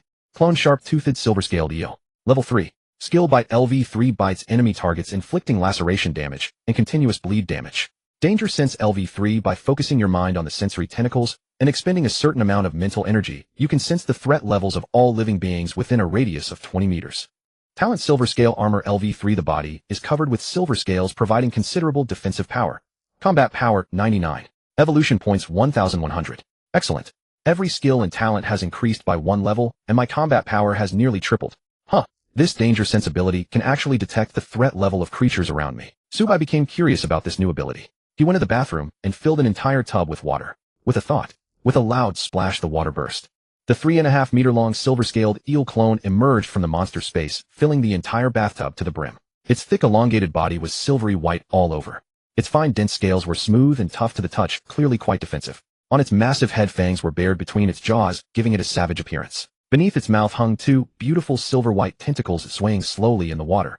Subai felt greatly shaken by this clone form which existed in no record whatsoever. Perhaps one day I truly can nurture a divine dragon. Subai murmured softly, his heart blazing with fervor. Then, splitting his attention, he manipulated the silver-scaled eel clone and activated the danger sense skill. Splash! In the bathtub, several rings of ripples slowly spread outward. The two sensory tentacles began to release a faint silver-white radiance. An extremely vivid and magical 3D view immediately appeared in the mind of the silver-scaled eel clone. It felt utterly surreal and miraculous. In this three-dimensional 3D view, Subai saw many dots of light at varying distances within a radius of 20 meters. Some were green. A very few were red. The remaining 2 cans of dried shrimp were glowing green. Subai immediately understood that these green lights represented food for the clone. However, what did those red lights represent? Subai looked in the direction showing the red lights. They were outside the window in the direction of the kitchen. At this distance. It seems to be around the flower beds in the neighborhood. Could these red lights be showing those stray cats? Subai immediately understood. Just then his gaze abruptly froze. Through the silver-scaled eel clone, Subai suddenly saw an extremely glaring mass of white light appear in the 3D view. This mass of white light was as dazzling as a tiny sun. When the silver-scaled eel clone's mental energy touched it, even lightly, it felt an overwhelmingly terrifying oppressive aura. In that moment, the silver-scaled eel clone's mental consciousness seemed like a small boat adrift on a stormy sea. If that mass of white light had the slightest hostility, it would stir up towering waves and capsize the boat. The 3.5-meter-long silver-scaled eel's body suddenly stiffened in terror. Subai's back was instantly drenched in cold sweat. Fortunately, the white light had no hostility. He inwardly breathed a sigh of relief and hurriedly manipulated the silver-scaled eel clone, quickly shrinking the range of danger sense to avoid sensing that mass of white light. Just then, Subai suddenly noticed clumps of red light rapidly disappearing. Like candles being blown out, they dimmed and went out one after another. Subai also faintly heard the extremely frightened cries of cats outside. But when he listened more carefully, those faint ethereal sounds stopped abruptly. Someone, or some creature, was hunting these stray cats. Subai immediately realized this. He suddenly recalled how terrified those stray cats had been when Grandpa Yang came out earlier. Could this mass of white light be emitted by Grandpa Yang? Subai murmured softly in speculation, immediately retracting the silver-scaled eel clone. He cautiously and quietly left the bathroom, walked to the kitchen, crouched by the window, and peered outside with extreme vigilance. At some point, the thick clouds in the night sky had scattered, revealing a beautiful clear night. A bright silvery moon hung high in the sky. Bathed in the moonlight falling down, Subai could clearly see the roads and flower beds in the neighborhood. No one. No stray cats either. There was nothing unusual. It was utterly silent everywhere. The faint, miserable cat cries from just now seemed to have been nothing more than a wishful auditory hallucination on Subai's part. He then looked toward the balcony of Grandpa Yang's first-floor home across the way. It was pitch black and quiet. No lights were on inside. It seemed the old man had fallen asleep long ago without any sign of abnormality. Subai frowned slightly and turned back to his room in puzzlement. Back in the bathroom, he released the silver-scaled eel clone. Controlling it, Subai activated danger sense, once more carefully expanding its range to sense the surroundings. Even when the 3D view expanded to its maximum range of 20 meters in radius, no trace of the white light was found. To Subai's great astonishment, all the red light masses that had appeared in the sensing range had vanished completely. Were all those stray cats killed? Or had they all left the neighborhood? Who? Or what was that mass of white light after all? A stream of questions welled up in Subai's mind. After a long while, unable to find any clue, he set these distracting thoughts aside for the moment. Subai retracted the silver-scaled eel clone and took out the golden bell shield crystal from his storage space. He needed to increase his own strength even faster. Bang! Subai crushed the white crystal in his hand. 2 flowing wisps like pale white mist instantly poured into his eyes. Subai's eyes flew wide open. In his dark, deep pupils, glimpses of figures leaping, dodging, turning, throwing punches, and kicking could be clearly seen, flickering in and out of existence. Subai's body trembled violently as if struck by an electric current. Crack, crack. Snap, snap. The grinding of joints and the collision of sinews and bones rang out all over his body. The transformation lasted for about a minute. Subai, whose eyes had been lightly closed, suddenly opened his eyelids. A brilliant glint like thunder and lightning flashed across his pupils. He exhaled, his breath expanding and contracting. Ooh! One long breath made the wall calendar in the room rustle loudly. He narrowed his eyes, drawing in his chi and steadying his mind. When Subai opened his eyes again, he felt an extraordinary comfort throughout his body, full of inexhaustible strength. His body strength value had not changed, but his physical power had increased by 400 gene, reaching 2000 gene.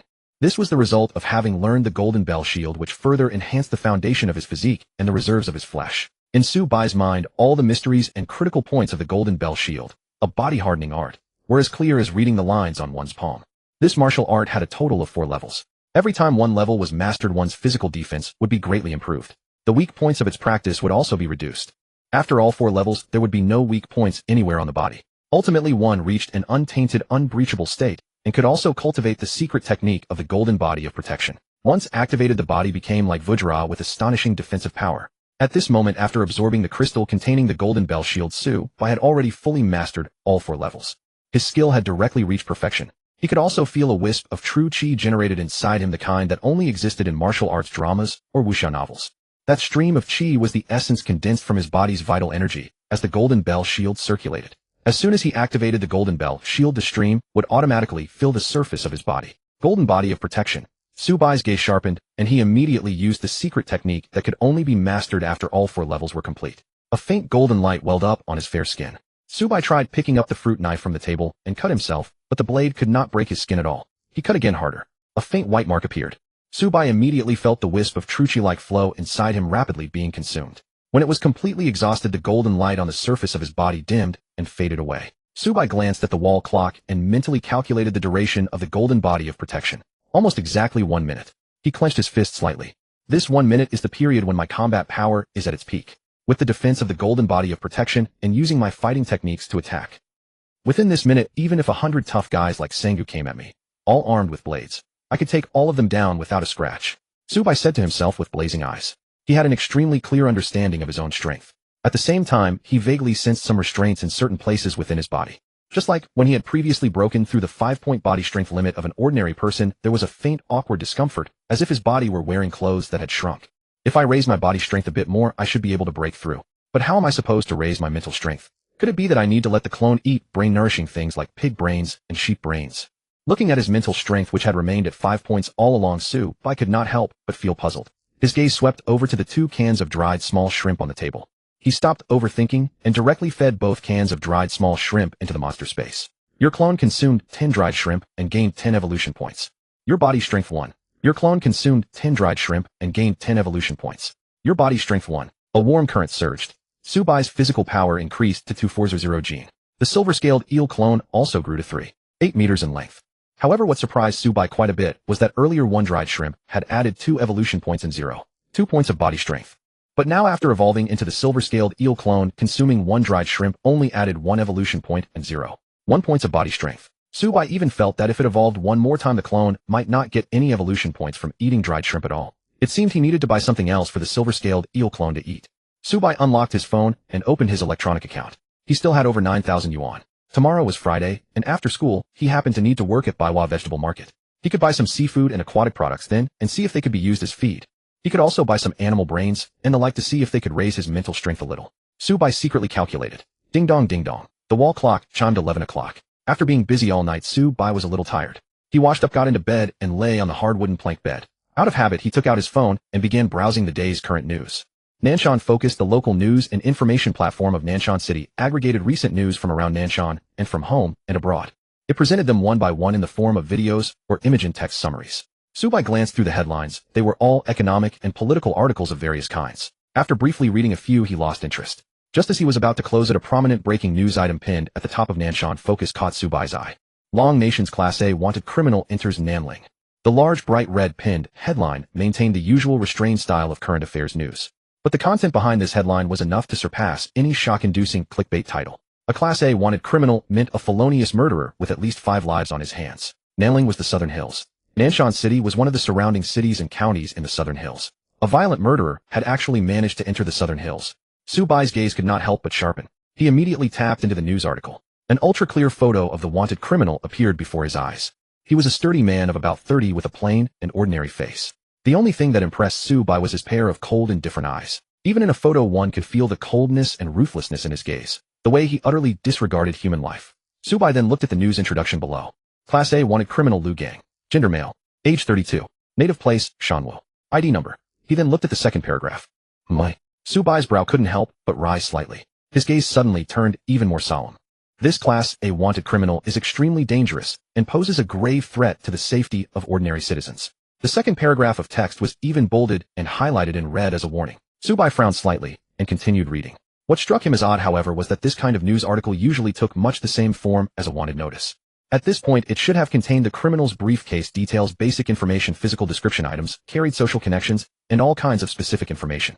But after skimming through the entire news report, Su-Bai saw no trace of any such details at all. He could not tell whether the chief editor of Nanshan Focus had simply overlooked it or whether the wanted notice for this criminal really was like that. Carrying his doubts, Su Bai continued looking down. According to a message issued without delay by the Dragon Country's security system, Liu Gang had fled into the southern hills at around 4 a.m. on May 5th.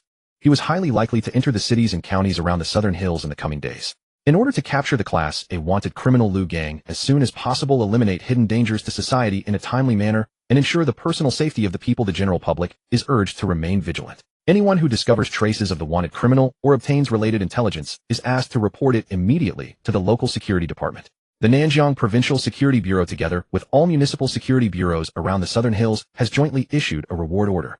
Members of the public who provide reliable information will receive a cash reward of 100,000 yuan, and the informant's identity will be strictly protected. Anyone found to have harbored the wanted criminal or provided convenience for his escape will be dealt with according to law. At the same time, all people in the surrounding cities and districts are advised to be on guard. This criminal is extremely dangerous.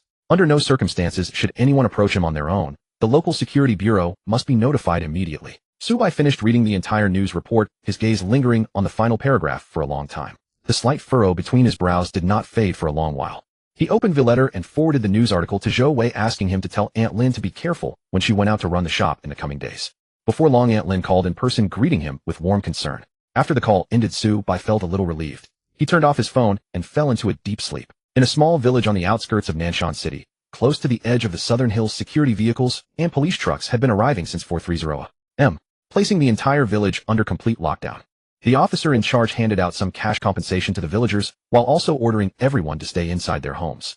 Next, after learning that a vicious murderer had fled into the woods of the southern hills in the early hours, the village chief cooperated fully by organizing the village cadres to go door to door and make the necessary arrangements. Since the villagers were receiving compensation and had been told that a wanted criminal was being hunted, they obediently stayed at home as well. Many villagers saw several security vehicles parked on the road leading from the village to the southern hills, completely sealing off the intersection. When the villagers looked out toward the wooded mountains of the southern hills, they could see a long cordon that had conspicuously sealed off and surrounded the entire edge of the forest. The lockdown lasted a full day. It was now 11:30 at night. At the edge of the southern hills forest, the lights were still blazing inside a temporarily set up military green operations tent. Song Weiman, director of the Nanshan Security Bureau, stood gravely before a high-definition terrain map. Nearly 3 meters in both width and height, the map displayed the entire topography of the southern hills and all its wooded landscape. Song Weiman, now nearly 50, wore a crisp Security Bureau field uniform. His back was ramrod straight. Above his temples, slightly frosted with gray, his stern face was filled with gravity and solemnity. With his hands clasped behind his back, he quietly listened to the reports of several operations commanders. From time to time, he took small marker flags from beside him and stuck them into the hanging terrain map. As each operations commander finished reporting, more and more small flags of various colors were planted across the terrain map. Like rising tides stirred by the wind, they formed a 3-layered wave pattern that spread from the edge of the woods deep into the interior of the southern hills. These 3 encircling rings of flags spreading toward the center represented 3 exhaustive dragnet searches conducted by the Nanshan Security Bureau since everyone had arrived here in the early morning. After the operations commanders finished their reports, the tent fell utterly silent. All of them looked at Song Weiman, saying nothing, quietly waiting for the next order. "Old Sheen, how have the first batch of search troops rested?" Song Weiman's low, deep voice rang through the tent. He turned around. His deep gaze swept across all the operations commanders, and in that sweeping glance carried an imposing authority. The spirits of every commander were immediately roused. The lead commander immediately answered, "Director Song, everyone has finished resting. We're ready to move out at any moment." Song Weiman gave Old Sheen a slight nod. He then looked at the others and spoke in a deep voice. "This joint operation of 3 cities is of critical importance. Around the entire southern hills, there are 3 cities and 12 counties. As long as this Liu Gang is not caught for a single day, the personal safety of the people in all these places will be threatened at any moment. We arrived at 4:30 and everyone has been working for 17 hours. I know you are all exhausted. But as long as this wanted criminal is not caught for a day, we will stay rooted here like a nail for that day. Even if we have to dig 3 feet into the ground, I want to see him alive or see his corpse." Song Weiman's words were decisive and his tone unshakable. "Yes." All operations commanders saluted and answered in unison. Song Weiman gave a slight nod and asked any other questions. The tent was quiet for a moment. At that moment, the youngest operations commander among them looked somewhat conflicted. His tightly pressed lips moved slightly as if he wanted to speak, but held back. Song Weiman, who had been scanning the crowd, keenly noticed the commander's unusual expression and asked, "Huzi, is there a problem?" Everyone turned to look at that commander. Meeting Song Weiman's gaze and the eyes of the others, Huzi gritted his teeth and steeled himself to ask Director Song, "We have cast such a huge net based on a single photo. We have no idea about the criminal's specific appearance, physical characteristics, a summary of the case, what he carried, his social connections, or any of that. Is the higher up perhaps?" Huzi hesitated. The other commanders had harbored the same doubts. Now that Huzi had voiced them, they all turned their eyes to Song Wayman. Song Wayman did not reproach him. It's fine, go on. Hearing this, Huzi grew bolder and immediately poured out his doubts and worries Director Song. Since this criminal has been classified as Class A, he must have committed at least one major murder case. Although we don't know the details of the case, he was able to flee into the southern hills. And with so many personnel from 3 cities searching for so long, without finding a trace, it's obvious he is no ordinary opponent. You also had every one of us put on bulletproof vests and carry loaded weapons. Yet right now we are completely in the dark even about the basic details. Our situation is even worse. The enemy is hidden while we are exposed. If our men actually encounter the target, the arrest will absolutely involve enormous danger and unpredictable factors. At that point, Huzi paused, glanced at the others, and Song Wayman, and finally said, Director Song. I'm thinking is the higher up perhaps hiding something. Could this Class A wanted criminal be more than Class A? Huzi's words blasted open like a heavy bomb dropped into the lake of every heart inside the tent. In an instant, towering waves churned into the air. All the squad leaders turned to Huzi with incredulous looks. You really dare to say that? Their unspoken exchange was perfectly in sync. Huzi, having finally said what was on his mind, felt a weight lift from his chest. He had felt he must speak out, for the safety of everyone and the brothers under their command. At this moment, Huzi and all the squad leaders looked at Song Wayman. After a moment of thought, Song Wayman chose his words and said in a low voice, Huzi is right. The moment those words were spoken, the pupils of everyone in the tent dilated slightly in shock. All of them pricked up their ears and listened closely. Song Wayman continued, you have probably guessed it already. That Class A wanted notice, apart from the photograph, actually contained no useful information and had no reference value. The higher-ups released it that way because they wanted us to take this wanted criminal seriously without stirring public panic or commotion. The reason I had everyone put on bulletproof vests and search with loaded weapons is that this wanted criminal has most likely received professional military training from another country, and he may even be carrying a gun. All the squad leaders drew in a sharp breath. In Longwa, a Class A wanted criminal with professional military training and a firearm posed a danger that was absolutely extraordinary. Facing such a vicious and ruthless criminal, no amount of caution was too great. At that moment, every squad leader in the tent summoned every ounce of their vigilance. Song Wayman's look grew even more grave. He went on, as for Liu Gang, the higher-ups indeed didn't say much. But I know that this operation is not just a directive from the Provincial Security Bureau. The Provincial Armament Bureau subsequently issued another directive jointly with the Security Bureau. This shows how much the higher-ups value the matter. I even suspect that it may involve direct orders from an even higher level. Besides, I have received notice that the people from that team should arrive in Nanshan City from the provincial capital soon. The higher-ups want us in Nanshan City to provide full cooperation and do everything well. Hearing this, everyone's eyes grew solemn. Old Sheen even probed, Director Song, are you talking about that special independent action unit attached under the armament department? Song Wayman nodded. Exactly.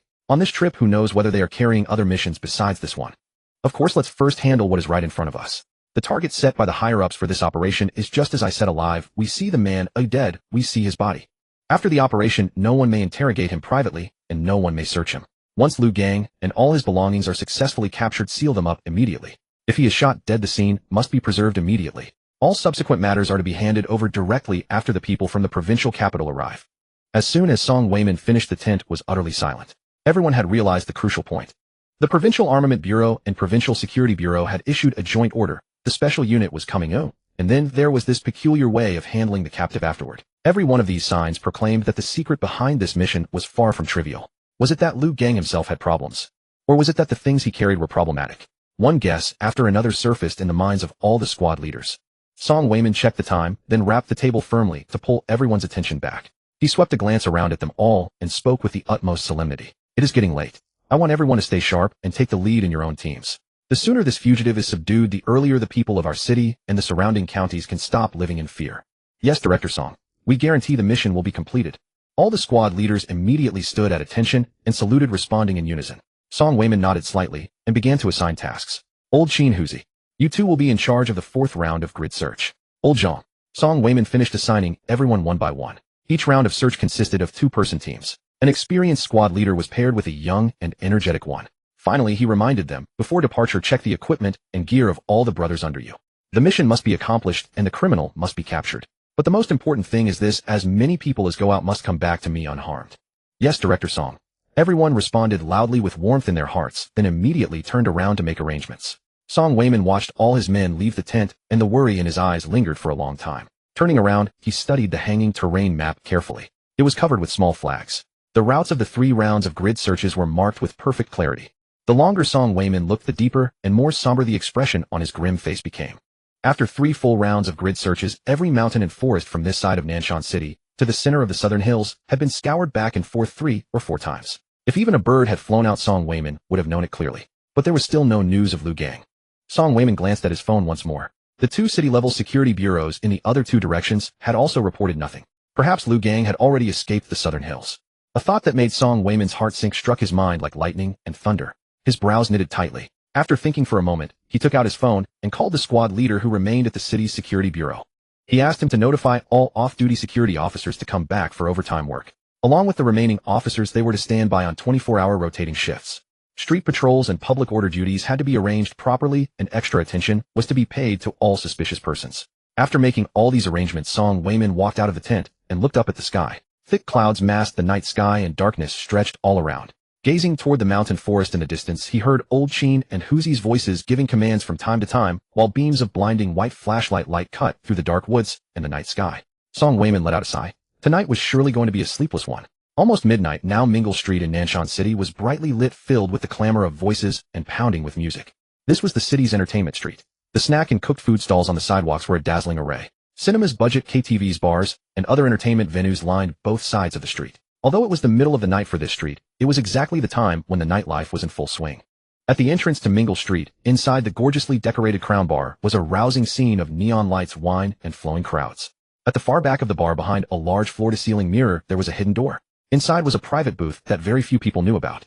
The private booth was surprisingly spacious. At this moment, the decadent scene within rivaled and even surpassed the extravagance outside. The lighting in the booth was dim, with only a sallow ambient light and a few colored strips glowing. A top-tier surround sound system blasted energetic music. At the center of the booth on the dance floor, 2 stunning beauties in scant clothing were dancing passionately. On the main red leather sofa sat a middle-aged man of about 40-something. This man was none other than Lin Li, the hidden boss behind Qingxiang Night Market, Crown Bar, and a multitude of entertainment venues across the city, all under his entertainment company. Lin Li wore a custom-tailored suit, impeccably groomed from head to toe. As he admired the dancing, he leaned back against the leather sofa with a light chuckle. Lin Li had a woman on each arm, both beauties clad in cheongsams. One served him food and drink, while the other massaged his legs and shoulders. On the long side sofas against the left and right walls sat 5 burly men. These men were Lin Li's trusted subordinates, managing his various entertainment venues and companies. Each of them was likewise accompanied by 2 strikingly attractive women. On the table, Louis XIII cognac, 1987 Lafite, and other fine liquors filled the entire surface. A nearby mobile dining cart was laden with all kinds of delicacies. Yet at this moment, no one had any interest in the food or drinks. After a few rounds of drinks, the 5 impatient, burly men began groping the women beside them. Lin Li watched the scene and made no attempt to stop it, instead laughing heartily. Thinking of the things he had recently set in motion, his eyes brimmed with arrogance and unbridled pride. In high spirits, Lin Li suddenly grabbed the Cheongsam beauty, who was massaging his shoulders. Startled by the sudden change, she instinctively shrank back. Lin Li's brows shot up and fierce cold light instantly flooded his eyes. Smack! He delivered a vicious slap to the Cheongsam beauty's face. She collapsed to the ground with a thud, broken teeth mixed with crimson blood spraying from her mouth.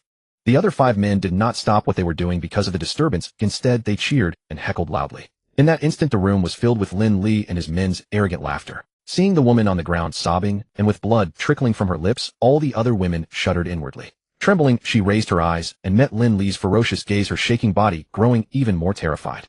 Lin Li sneered and beckoned to the woman without a single word. Yet the woman who had just been slapped to the ground understood his meaning.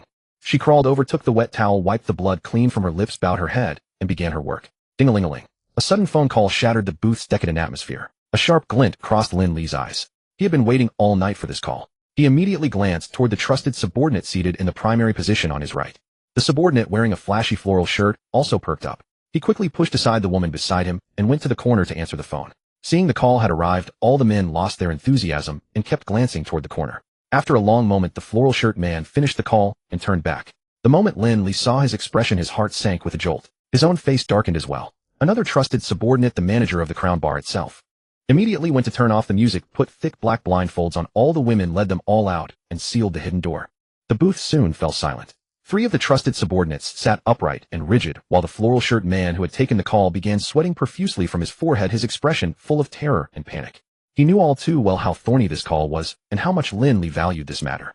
The atmosphere in the room was utterly dead. Leaning back into the leather sofa, Lin Li lit a cigar, exhaled a thick wreath of smoke, and said coldly, "Talk." The floral shirt man's lips trembled as he stammered, "Ellie.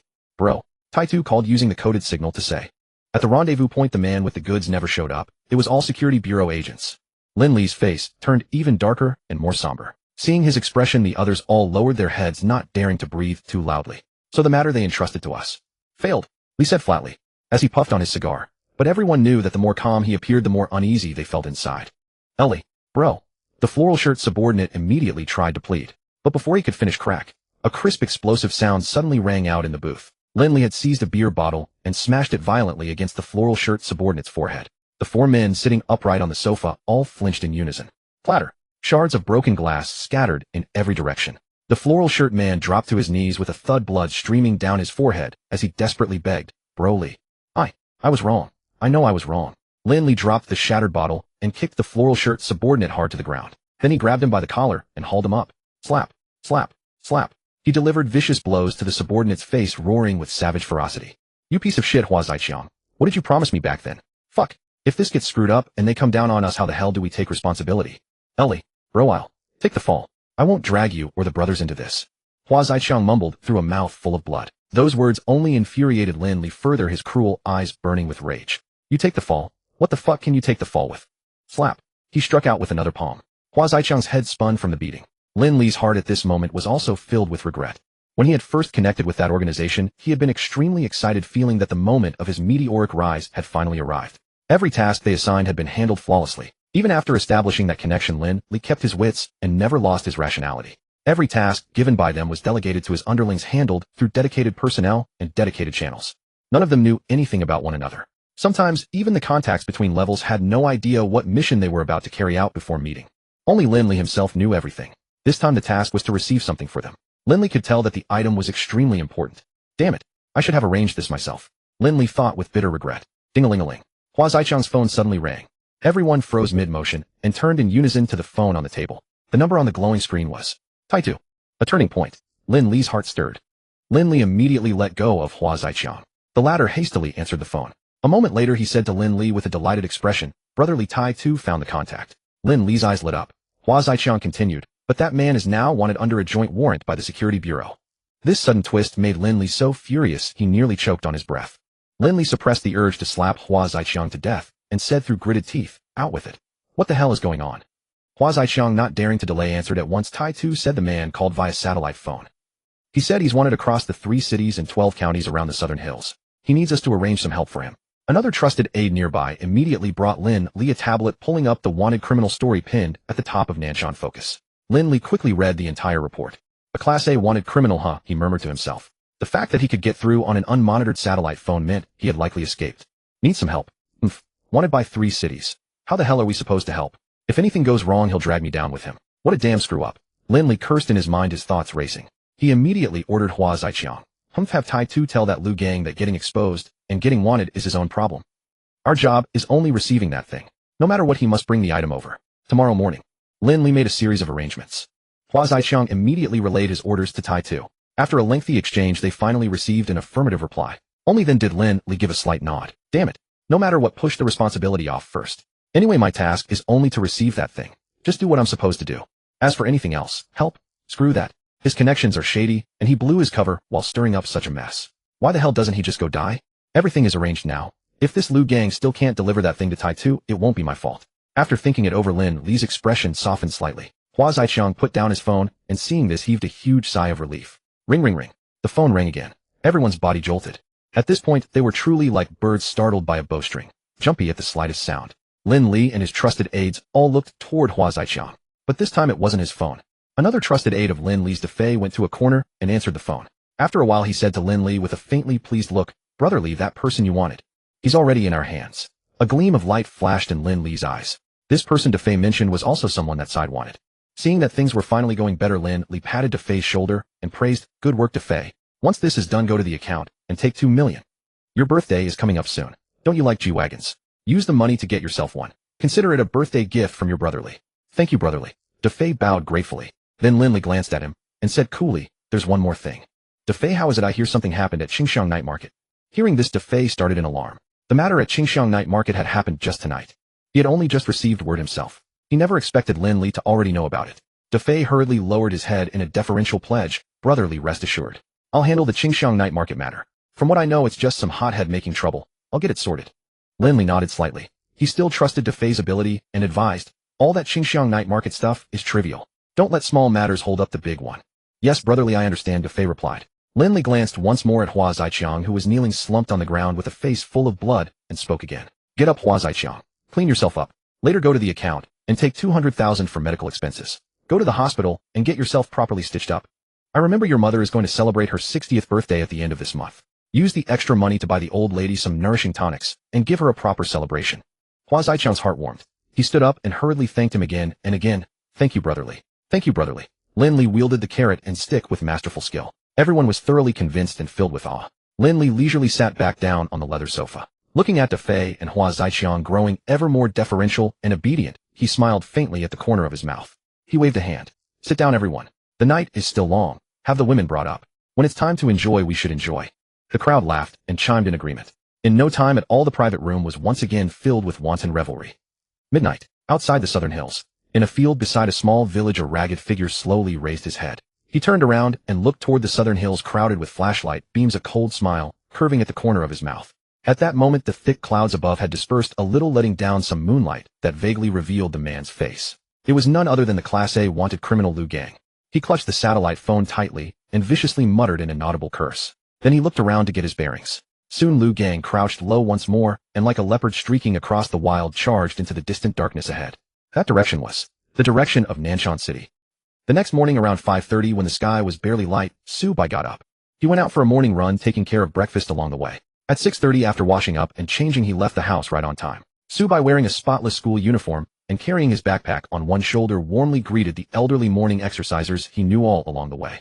Amid the old folks' praises, Su Bai caught the bus into the city. Half an hour later, at 7 o'clock in the morning, he got off at Wanda Mall stop. Su Bai shrugged his shoulders and adjusted his backpack more securely. He looked ahead. Once he passed Wanda Mall, one more traffic light would bring him to school. There was more than enough time. Su Bai turned a corner, and the entire Wanda Mall immediately appeared before him. The mall usually didn't open until 10 o'clock in the morning.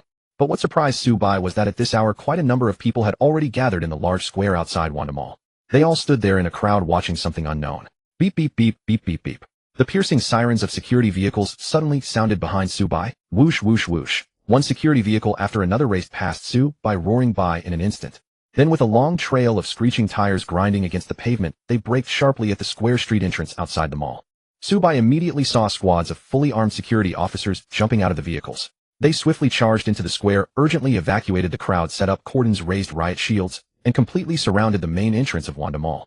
Elite officers of the Security Bureau, raising riot shields one after another, completely surrounded the main entrance of Wanda Mall. A long cordon sealed off the entire outer area of the mall. The crowd had been evacuated beyond the cordon, yet they lingered still, craning their necks to watch. Su Bai, passing by, vaguely heard the sound of desperate wailing from within the crowd.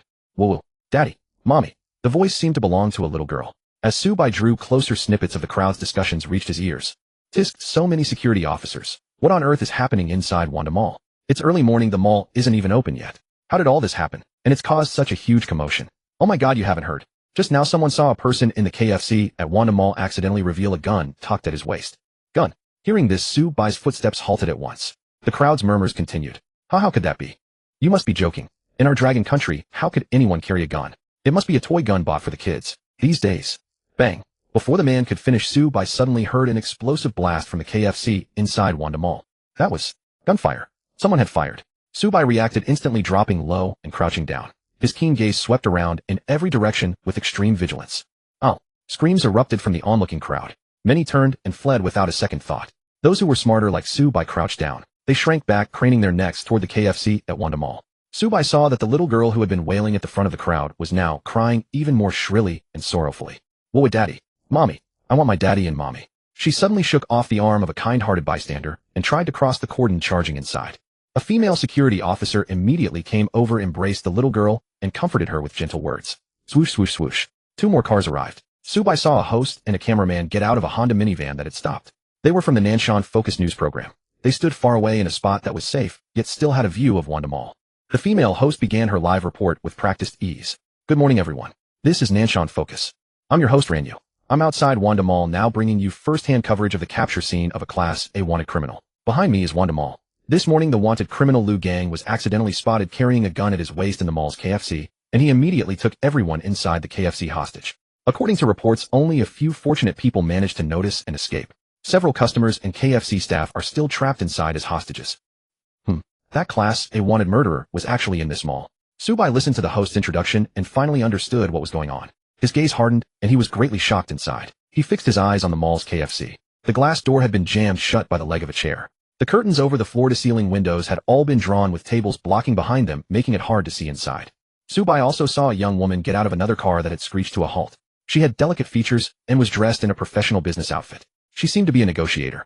After arriving, she exchanged a few words with the person in charge of the security officers, then picked up a megaphone and began communicating toward the KFC at Wanda Mall. "Hello, Liu Gang. I'm Tong Xiaoyan from the Nanshan Security Bureau. I'm in charge of negotiating with you.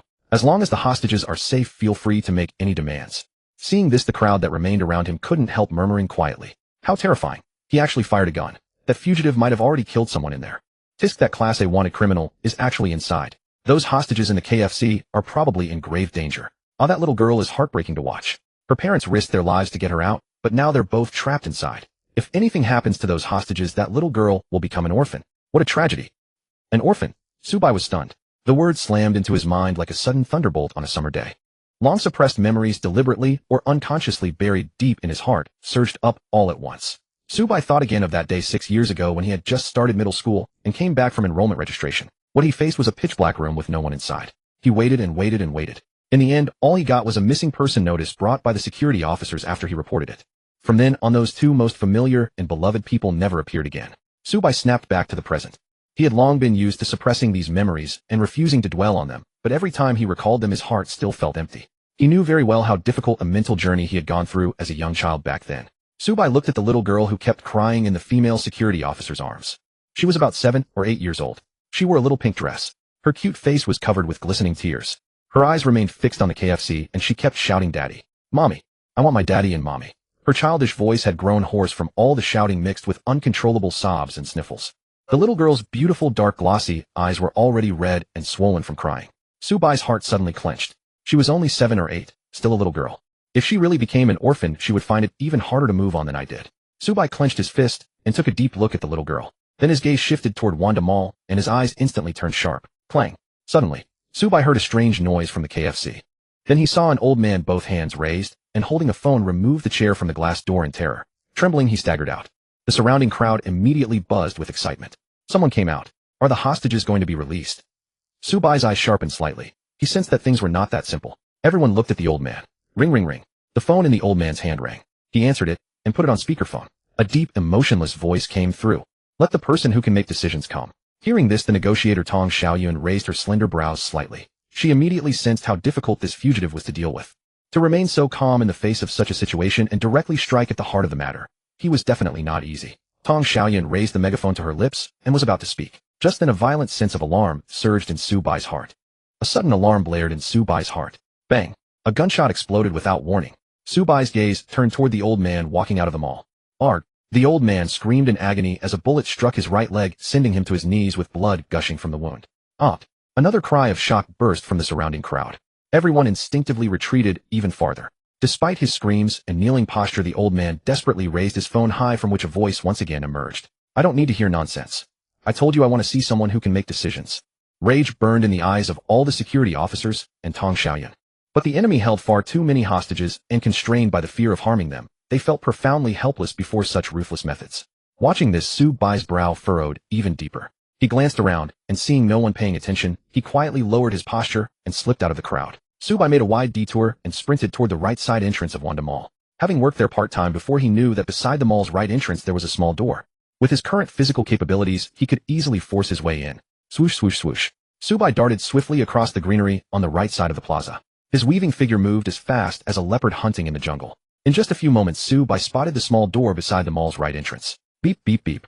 The shrill sirens of the police vehicles sounded once more. Subai looked over. Several more police vehicles formed a convoy and quickly stopped at the main entrance. Teams of fully armed security officers disembarked at once. A stern-faced middle-aged man at the lead took the loudspeaker from the negotiator's hand. Subai heard the middle-aged man introduce himself as Song Wayman, director of the Nanshan City Security Bureau. He then began negotiating with Liu Gang. The situation gradually stabilized. Subai immediately dashed out of the greenery, vaulted over the cordon, and strode up to the small door. He gripped the locked door handle and twisted with all his might.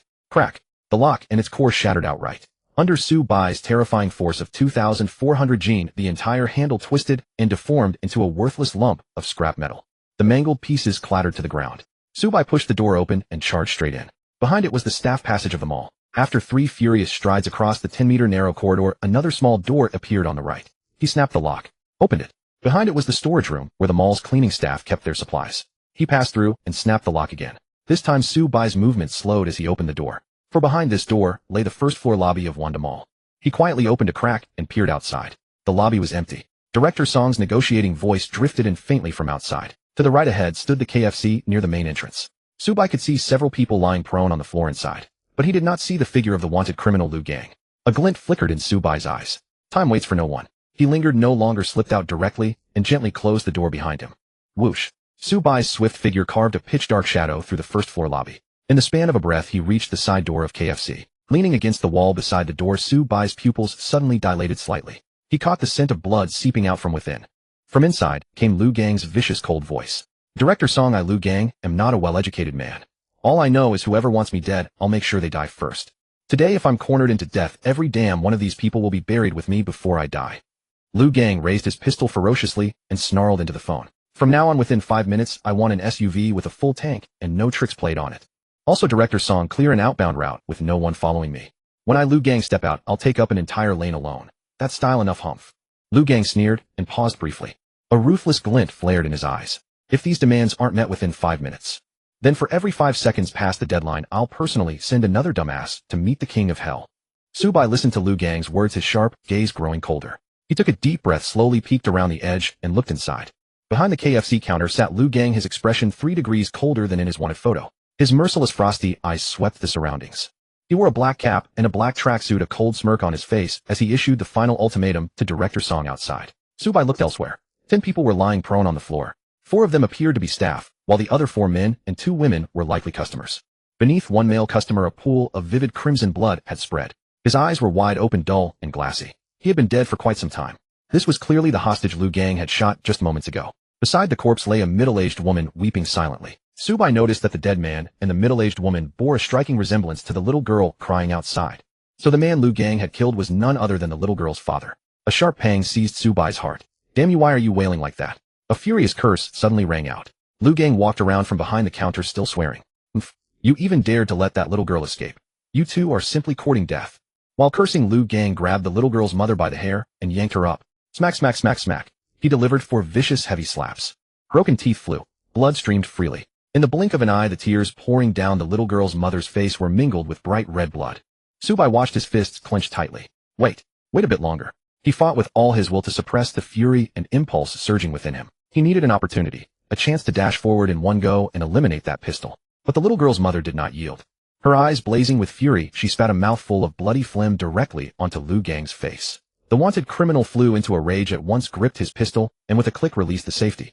Just as the gun was about to press against the middle-aged woman's head, bang! An explosive crash. Subai kicked the side glass door of KFC to pieces and charged in ferociously. Crackle! Amid a storm of flying glass shards, a dark shadow hurtled toward Liu Gang with a piercing whistle. Liu Gang's heart jolted, but he reacted with lightning speed. He raised his hand and fired 3 shots at the shadow. Bang! Bang! Bang! Thud! The shadow fell heavily to the floor. Liu Gang stared at it closely. It was a school bag riddled with bullet holes. Not good. A warning blared in Liu Gang's mind. Whoosh! A swift, deadly shadow streaked past his eyes. In an instant, the gun in his hand was snatched away by an immense force. At that very moment, thump! Liu Gang felt as though his chest had been rammed by a bull and his entire body was blasted away. Crash! His hurtling body smashed through the KFC counter. Everyone who witnessed the sudden upheaval was stunned into gaping silence. When they came to their senses, they were astonished to discover that a young figure in a school uniform, holding a gun, now stood in the middle of the scene. It was Subai. Everyone stared in shock at the sudden appearance of Subai. They could not even see how he had appeared.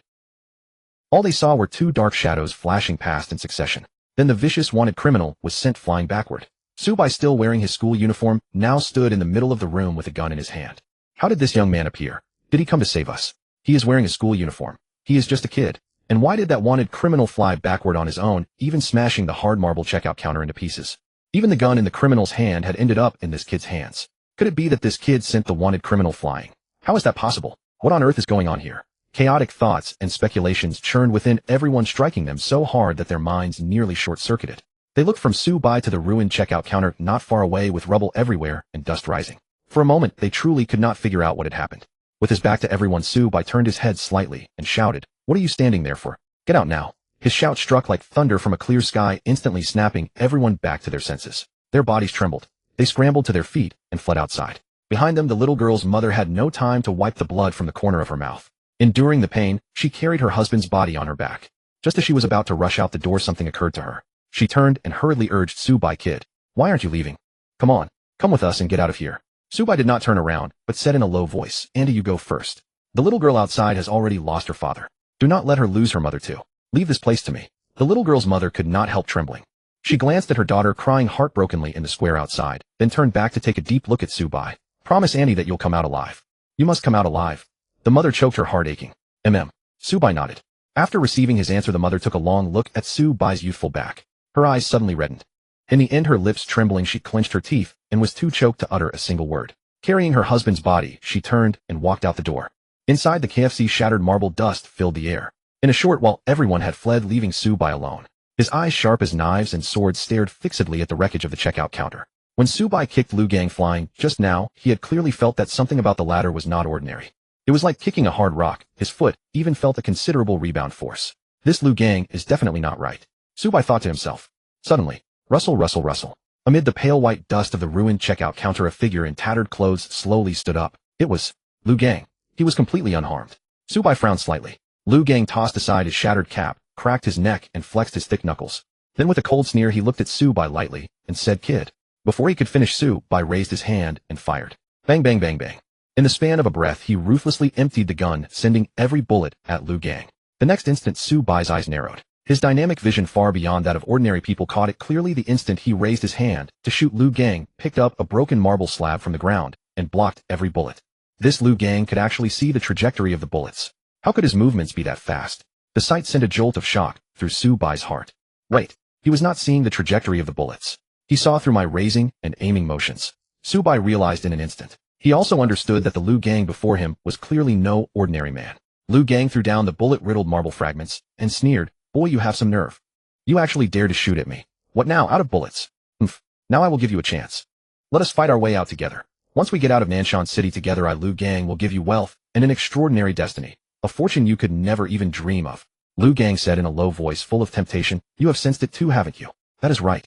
Neither of us is an ordinary person. We both possess abilities beyond ordinary people. This world is about to undergo a tremendous upheaval. Only those who follow the tide of the times can become masters of the new world. Come with me. It is hard for me to break out alone. But with your help, with the strength of the two of us, those fools outside are nothing but mere dirt. Come on, let us," Liu Gang said with growing excitement. "Enough nonsense." Subai cut him off coldly. He crushed the empty gun in his hand to pieces. Then, body slightly bent, both feet pushed hard against the ground. Crack! The hard tile floor beneath him split apart instantly. The powerful reaction force sent Subai dashing to Liu Gang like an arrow released from a bow. Liu Gang's expression froze and rage surged up in him. In haste, he could only cross his thick arms into a defensive posture before him. Boom! The ferocious punch, carrying a force of 240 Gene, slammed brutally into Liu Gang's arms. It blasted Liu Gang flying 7 or 8 meters, smashing through the wall behind him. He tumbled and landed in the first-floor lobby of Wanda Mall. Subai's expression remained calm and unmoved. He strode over the broken wall and walked forward. Clatter! Liu Gang stood up, pieces of rubble and dust falling from his body. Rip! He tore off his tattered clothes, revealing his powerful muscles. Like a furious black bear, Liu Gang stared intently at Subai and spoke with overwhelming rage. "You little bastard, I will kill you." Liu Gang swept forward as a dark shadow, charging ferociously. "Kill!" Subai roared. Facing a vicious murderer like Liu Gang, he attacked without holding back. Boom! Their four fists collided. The violent collision of their power made the hard floor tiles beneath them burst apart on the spot. This plain head-on clash immediately told Subai that he had the upper hand in strength. He pulled back his fist and kicked out, landing a heavy kick at Liu Gang's chest.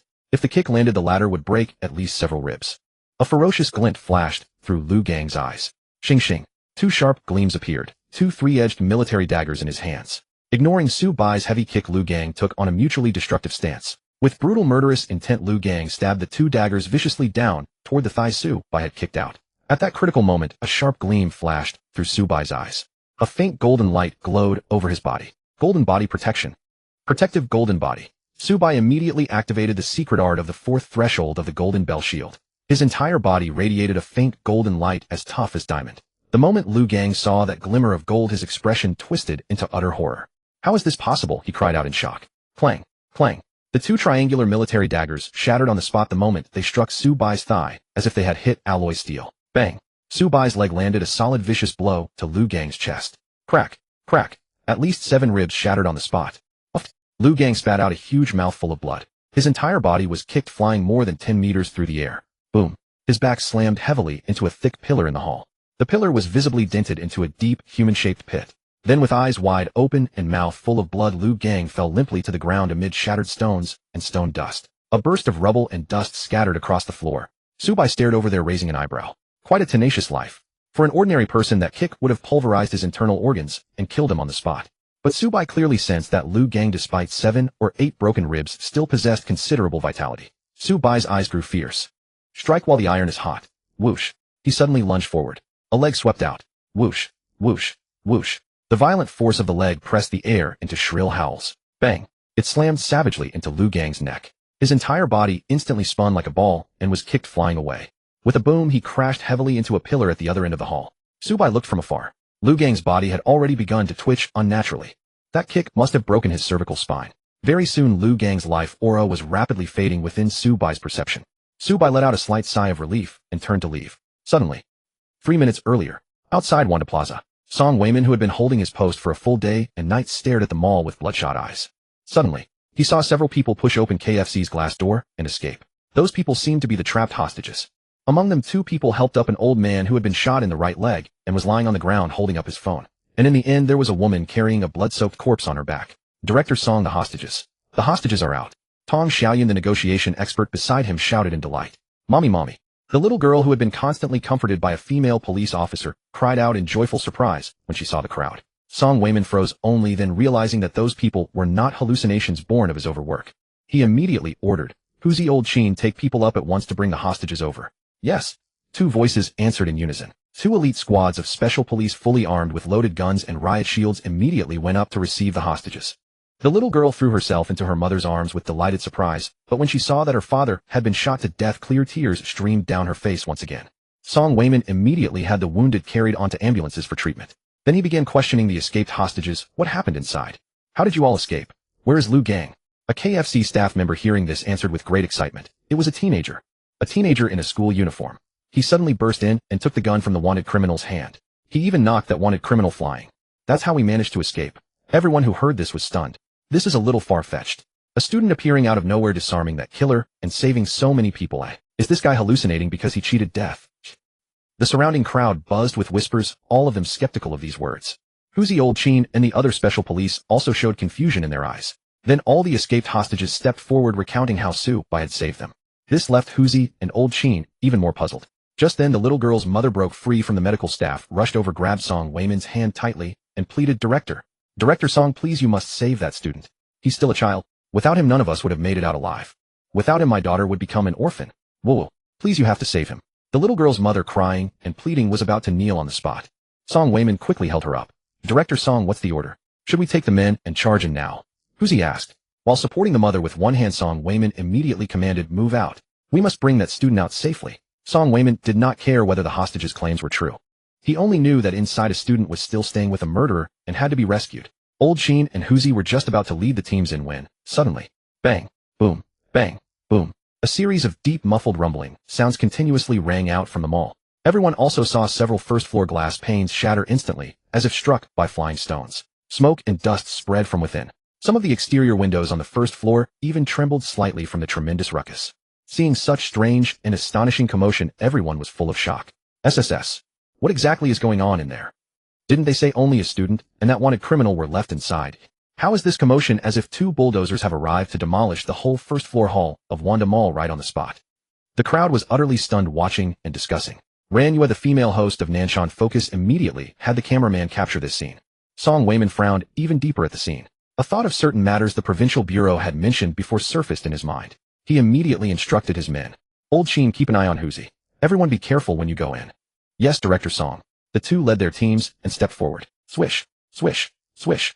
Several black commercial vehicles suddenly sped down the street. Teams of mysterious people in black trench coats got out. These people skillfully dispersed the crowd and would not allow them to gather again. Others immediately went to collect the cameras. The man in charge strode up to Song Wayman, took out a badge, and said solemnly, "Zhao Wu, squad leader of the Provincial 749 Bureau." Director Song, recall your subordinates. From this moment, everything here is under our full jurisdiction. As of this moment, everything here is under the sole jurisdiction of Bureau 749. Zhao Wu raised his credentials and coldly issued the order to Song Weiman without mercy.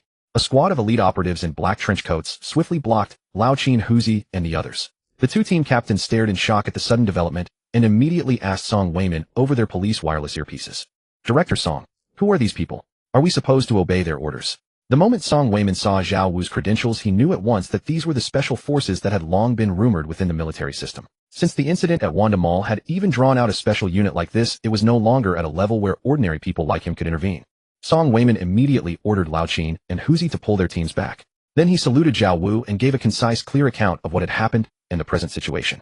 When he heard that all the hostages had been rescued, Zhao Wu's brow relaxed slightly. And when he further heard that a student had charged and blocked Lu Gang and let the hostages escape safely, a sharp glint flashed through Zhao Wu's eyes.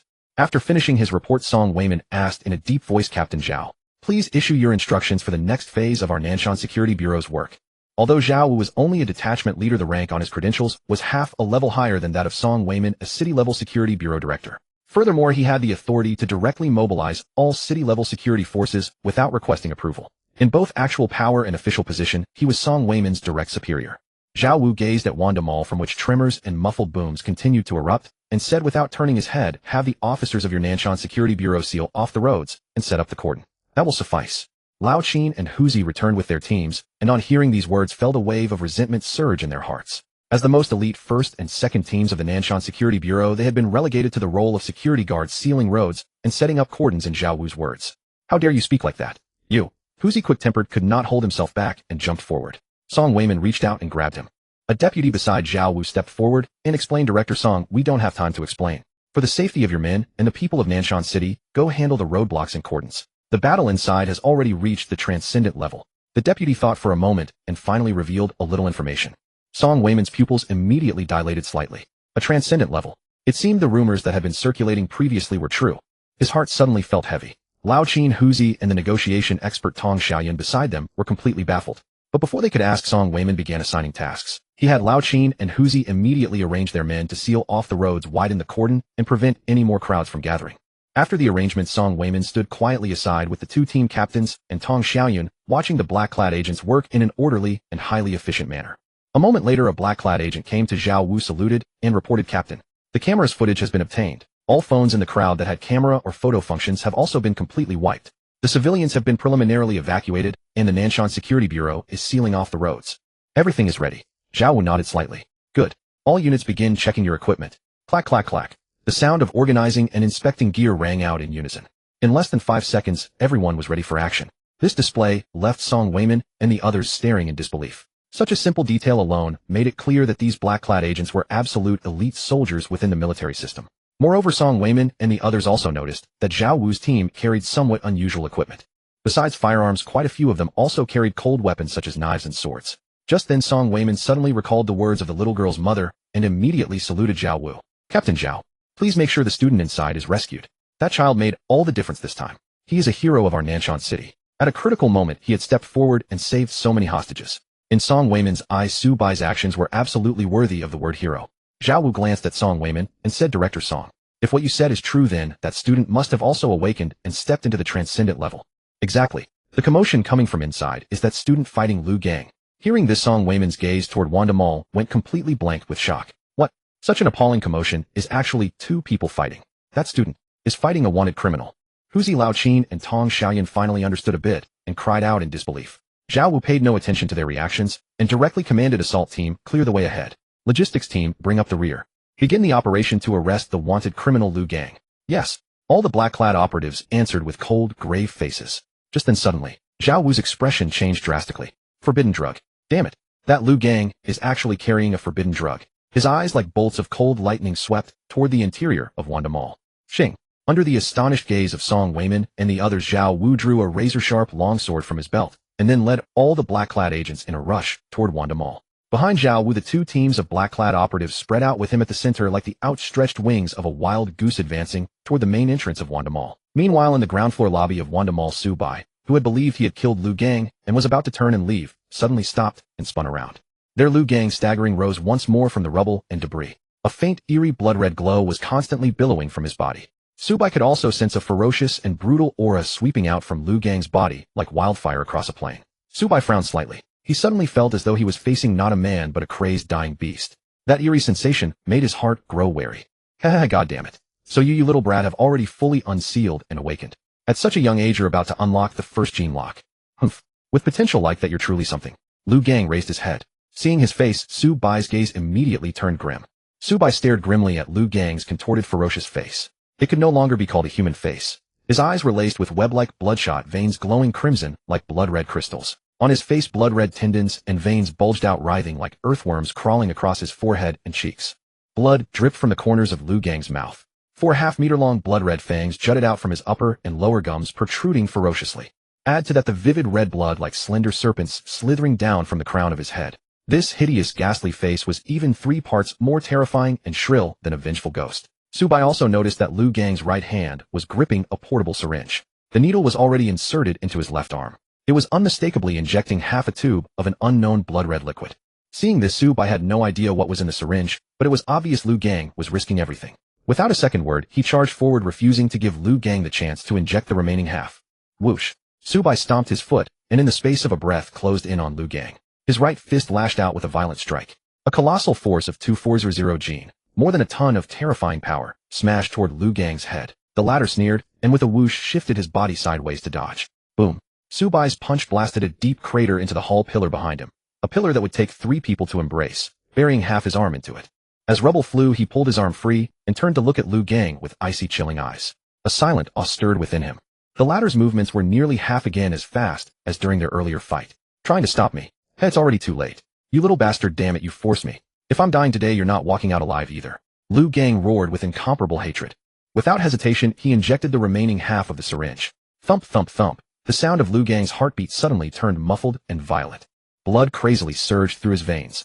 His burly frame suddenly swelled and thickened by an entire size. Dense, tough black hairs sprouted frantically from every part of Liu Gang's body, like bamboo shoots after spring rain. In an instant, Liu Gang resembled a humanoid black bear. The savage aura radiating from him boiled over like scalding water. Kill. Subai barked as he charged forward, intending to interrupt Liu Gang's mutation.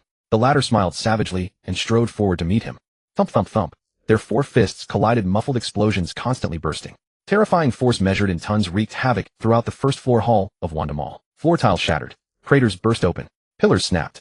In less than half a minute, the entire first-floor hall was reduced to a rubble-strewn ruin. Bang. After another clash, Subai and Liu Gang abruptly separated, standing face to face about 7 or 8 meters apart. Ah, you little bastard, I'll kill you. Liu Gang roared furiously. Squelch. Blood-red liquid burst from behind his shoulder. Subai was stunned to see 2 thick, densely black-haired arms sprouting from Liu Gang's back. At this moment, Liu Gang's entire body was covered in black fur veins, bulging pupils blood-red, 4 arms flailing. Blood trickled from the corners of his mouth as he bellowed in fury. This was utterly a terrifying humanoid beast. Roar. Liu Gang let out a violent roar and charged forward in large strides. Without the slightest retreat or fear, Subai advanced to meet him. Both were giving their all. This strike was bound to decide life and death. Whoosh whoosh. Air-splitting sounds rang through the hall. In just over a second, Subai and Liu Gang closed the distance to less than 2 meters. For furry claws tinged with light red blood slammed down heavily. 2 golden glowing fists like Vajra struck upward to meet them. Just as their attacks were about to collide, Subai's eyes turned fierce, and with a thought, dividing his focus in 2. The silver scale eel clone from the monster space shot out instantly. A white flash streaked by. The silver scale eel clone's thick body, 3.8 meters long, defiantly coiled around Liu Gang's neck, binding and locking all 4 of his beast fur arms tightly. The descending attacks were instantly neutralized. Die. Subai's golden glowing fist slammed fiercely into Liu Gang's chest. At the brink of victory or defeat, life and death were decided in an instant. Crack, crack. Liu Gang's entire ribcage shattered in a flash. Thunk. His quivering heart within his chest was instantly pulverized into bloody mush by the savage force of Subai's explosive strike. Liu Gang couldn't help but spew a huge mouthful of blood mixed with fragments of internal organs. He looked at Subai in utter disbelief, then lowered his head to glance at the silver scale eel clone coiled around his neck and arms. His blood-red eyes were full of rage and unwillingness. With his heart-shattered, blood poured endlessly from Liu Gang's 7 apertures and chest. His life force rapidly faded. The 2 extra beast fur giant arms dissolved into blood with a splashing sound splattering to the ground. The fur on his body drifted down lightly like willow catkins in the wind. The protruding veins and tendons burst with popping sounds. Blood spots and clumps beneath his skin instantly covered his entire body. At the final juncture of his life, his blood-red eyes finally regained clarity. Liu Gang stared fixedly at Su Bai and smiled bitterly, blood trickling from his lips. You little bastard. So you still had such a killing move. Oomph. It doesn't matter if I die. Everything is already prepared. Ha ha ha. My mission is complete too. I'll be waiting for you down below, and when the time comes. Too much nonsense. Die. Su Bai snapped coldly. His right fist shot out, instantly smashing viciously into Liu Gang's forehead. Bang. The head of this wanted murderer burst apart like a watermelon dropped on the ground. Red and white matter splattered 7 or 8 meters away. The decapitated corpse, its neck a jagged wreck, swayed, and then crashed heavily to the ground. Class A wanted criminal Liu Gang was dead beyond any doubt. Su Bai finally let out a long breath, his whole body relaxing. With a thought, he promptly withdrew the silver scale eel clone back into the monster space. There was no one around, and the surveillance cameras were off, which was why he had dared to use the clone for the finishing blow. The effect was indeed excellent. When the main body and the clone fought together, his combat power could more than double. Su Bai surveyed the ruined hull battlefield, quietly assessing his current combat strength. Crash. Behind him, a series of glass-shattering sounds suddenly rang out. Accompanied by dense, orderly footsteps, Zhao Wu charged in with 2 squads of black-clad men. Behind them, Song Weiman and the others arrived, guns in hand. Once inside, everyone's gaze was utterly stunned. All gazed before them at the shopping mall atrium, far more shattered than a war-torn ruin, their eyes utterly frozen in stunned silence. In moments, they beheld the sole figure still standing amid the chaos. Su Bai? Su Bai virtually unscathed save for his tattered school uniform. The air hung thick with the pungent stench of blood. Without exception, every pair of eyes drifted toward the headless corpse of Liu Gang. Their minds faltered and seized in that instant. In each set of eyes, disbelief gave way to astonishment, which deepened into sheer awe. Ultimately, this transformed into profound horror and sheer disbelief. Those who had lagged behind, Song Weiman and the others, were staggered by a horrifying realization. The destructive fury unleashed in a clash between a student and a wanted fugitive was simply beyond comprehension. Their minds faltered and seized in that instant. In each set of eyes, disbelief gave way to astonishment, which deepened into sheer awe. Human strength could reach such terrifying extremes. What filled Zhao Wu and his teammates from the 749 Bureau with shock was this: facing a heavily condemned criminal like Liu Gang, who possessed superhuman powers. Su Bai, a youth still in school, had dispatched him without a scratch. The power and potential this represented was enough to send tremendous waves churning through Zhao Wu's heart. Quickly regaining his composure, Zhao Wu strode towards Su Bai. Su Bai eyed the suddenly appearing Zhao Wu and his companions clad in black with a hint of wariness. Zhao Wu paid no mind, stepped forward, extended his hand, and introduced himself. Student, hello. I am Zhao Wu, currently serving as the squad leader of the 749 Bureau in Nanjiang Province, Dragon Country. It's a pleasure to meet you. In stark contrast to his icy demeanor with Song Weiman and the others, Zhao Wu's manner towards Su Bai carried a surprising warmth. Noticing Song Weiman and the others trailing behind Zhao Wu, Su Bai instantly recognized them as allies. Captain Zhao, it's an honor. I'm Su Bai, a senior at Nanshan High School. Shaking his hand, Su Bai replied succinctly. Though his guard relaxed internally, doubt still lingered in his eyes. The designation 749 Bureau was unfamiliar to him. Zhao Wu caught the unspoken question in Su Bai's gaze, offered a slight smile, and began to explain. The 749 Bureau handles cases like this. Zhao Wu gestured toward Liu Gang's headless corpse, and Su Bai followed his point. Nearby, 3 figures in black moved with practiced efficiency, blue sterile gloves on their hands as they examined the cause of death and gathered forensic evidence. Other agents began documenting the battle damage through photography, reconstructing the course of the fight. Every incident of this nature required thorough archival within the Bureau. Su Bai withdrew his gaze and nodded. He now understood. Dragon Country had long established specialized agencies for such matters. Those stories circulating online weren't mere fabrications after all. Zhao Wu pressed him on the details of the fight and everything Liu Gang had said and done. Su Bai omitted nothing, laying out every detail without reservation. Zhao Wu's brows furrowed deeply. Student Su Bai, did Liu Gang truly claim that this world is on the verge of a cataclysmic shift? He sought confirmation once more. Su Bai nodded solemnly. Correct. And did he mention that his mission had already been accomplished? Everything is ready. Zhao Wu's pupils dilated sharply at these words, his expression growing grave and weighed down with seriousness.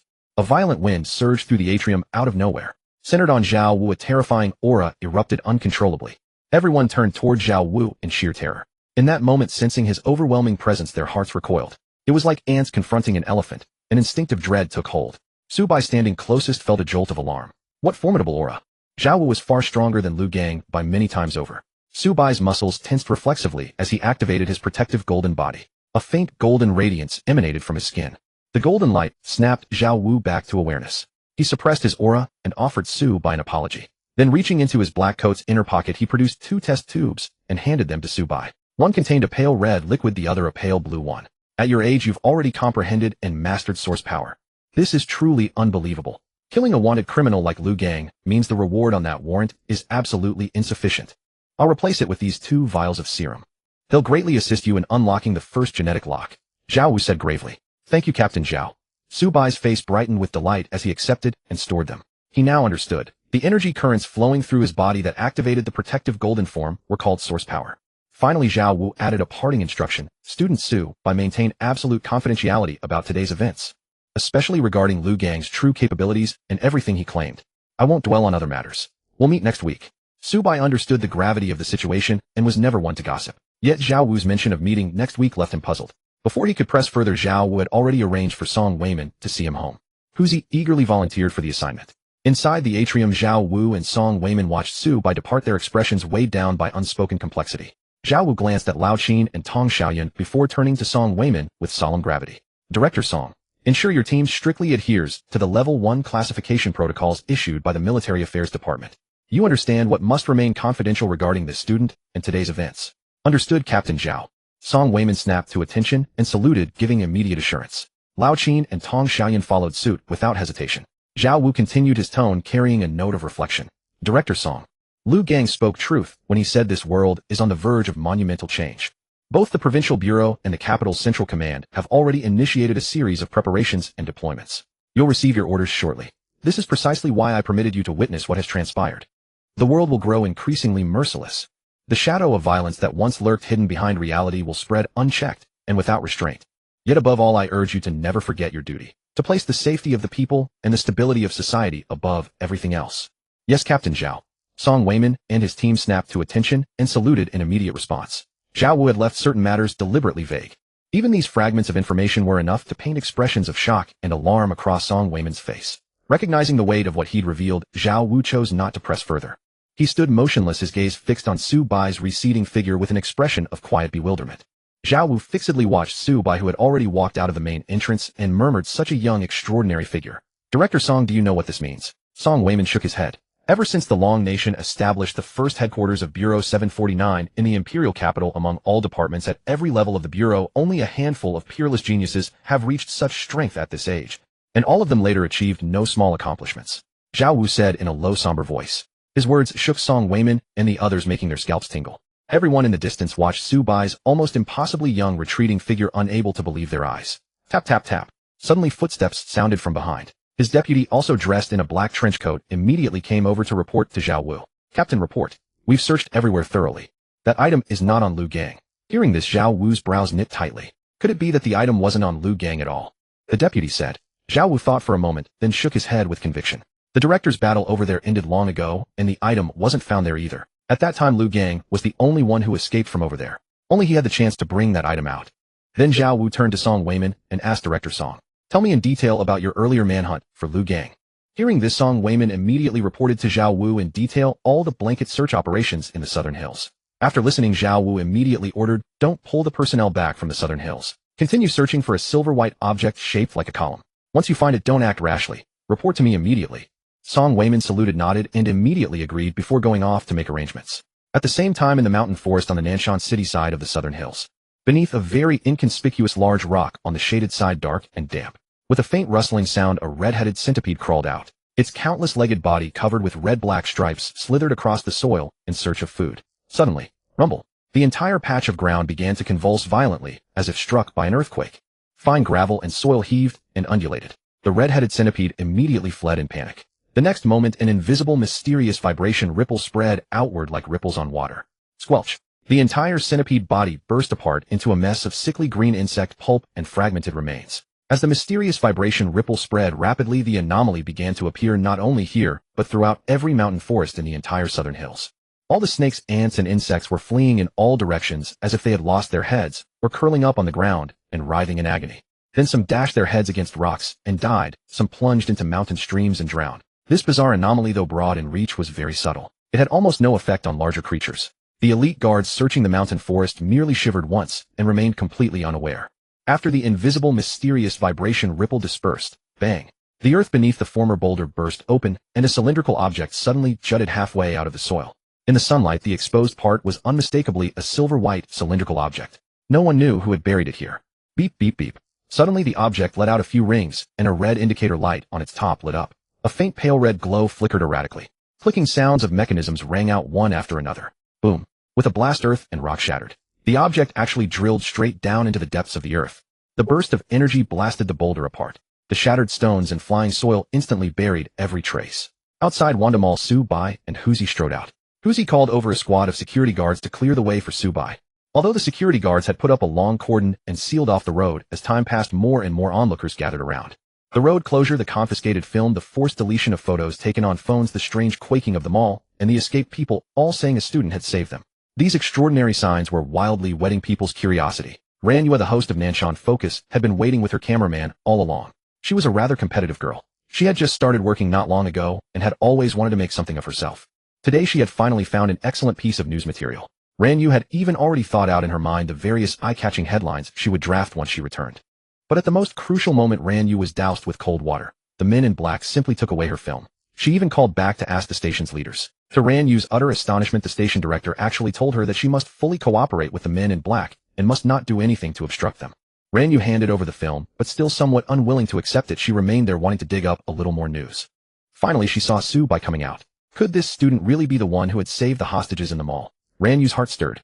His school uniform and the special treatment of having an entire squad of elite security guards clearing the way ahead of him made Ran Yue's beautiful eyes gleam.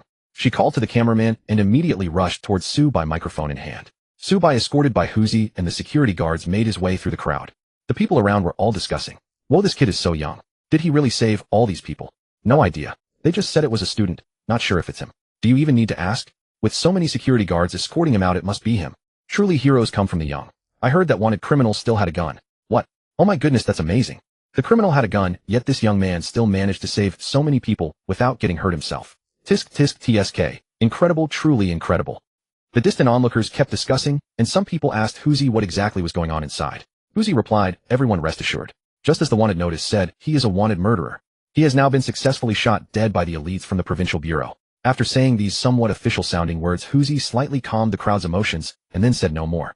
At this moment, suddenly two figures pushed through the crowd and rushed in front of Su-bai and the escorting guards. Ran Yue, who had not yet caught up from not far away, froze. Su-bai and Huzi were also stunned. The onlookers around them opened their curious eyes even wider. Su-bai looked intently. The figures that burst out of the crowd were two people, one adult and one child. They were exactly the little girl's mother and the little girl who had been crying out for her parents. The strong woman, her face still wrapped in bandages, brought her daughter over and thanked Su-bai with deep gratitude. Child, thank you. Heaven has eyes. You made it out after all. Good people are rewarded. As long as you're safe, that's what matters, that's what matters. Come, Ling Ling. This is the benefactor who saved your mother. Kneel down and thank him. The little girl's mother said emotionally. She even wanted to kneel down with her daughter on the spot. Su-bai quickly stopped her and comforted her in a gentle voice. He did not mention Lu Gang's true strength. Following the lead Huzi had just brought up, he attributed all the credit to the elite members of the Security Bureau and the Provincial Bureau.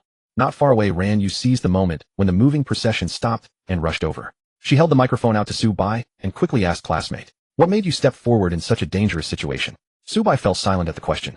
Huzi, Ling Ling, and her mother Ran Yue and all the onlookers were looking at him. Su-bai looked at the little girl whose eyes were red from crying, his gaze gentle. Before I rushed in, I didn't think that much. I just thought to myself that I'm an orphan and I didn't want Ling Ling to become one too. As he spoke, Su-bai gently ruffled Ling Ling's little head, revealing a faint, somewhat wistful and complex smile. At that sight, everyone fell silent. Su-bai composed himself, glanced at the time, took a brief leave of Ling Ling and her mother, and without lingering, he parted the crowd and left with Huzi. After Su-bai got into the car, waves of sighs and exclamations burst from the crowd. Listening to Su-bai's simple, honest words, Ran Yue was deeply moved. She turned to the cameraman. Brother, where did you get all that? The cameraman gave a wry smile. The station director issued the order personally. I'm forbidden from recording or filming anyone or anything that came out of Wanda Mall. I'm really sorry, Xiao Yue, I need this job. Ran Yue nodded understandingly, feeling a little disheartened. The cameraman continued, but the station director said you should write a report briefly reporting on this incident. Be careful to keep it appropriately measured. He will review it personally. Hearing this, Ran Yue's spirits lifted.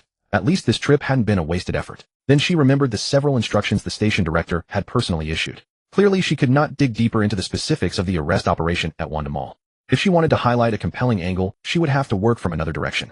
Thinking of what Su-bai had just said, Ran Yue felt a flash of inspiration and gradually formed an outline in her mind. In the crowd, Ling Ling tugged at her mother's hand. The middle-aged woman withdrew her gaze from Su-bai, crouched down, tousled her daughter's little head, and asked, what is it? Ling Ling said in her clear, crisp voice, Mom, I saw a golden light on that brother. Hearing this, Ling Ling's mother's expression suddenly changed. She immediately glanced around with extreme vigilance. Only when she saw that no one in the noisy crowd had noticed the mother and daughter did she let out a sigh of relief.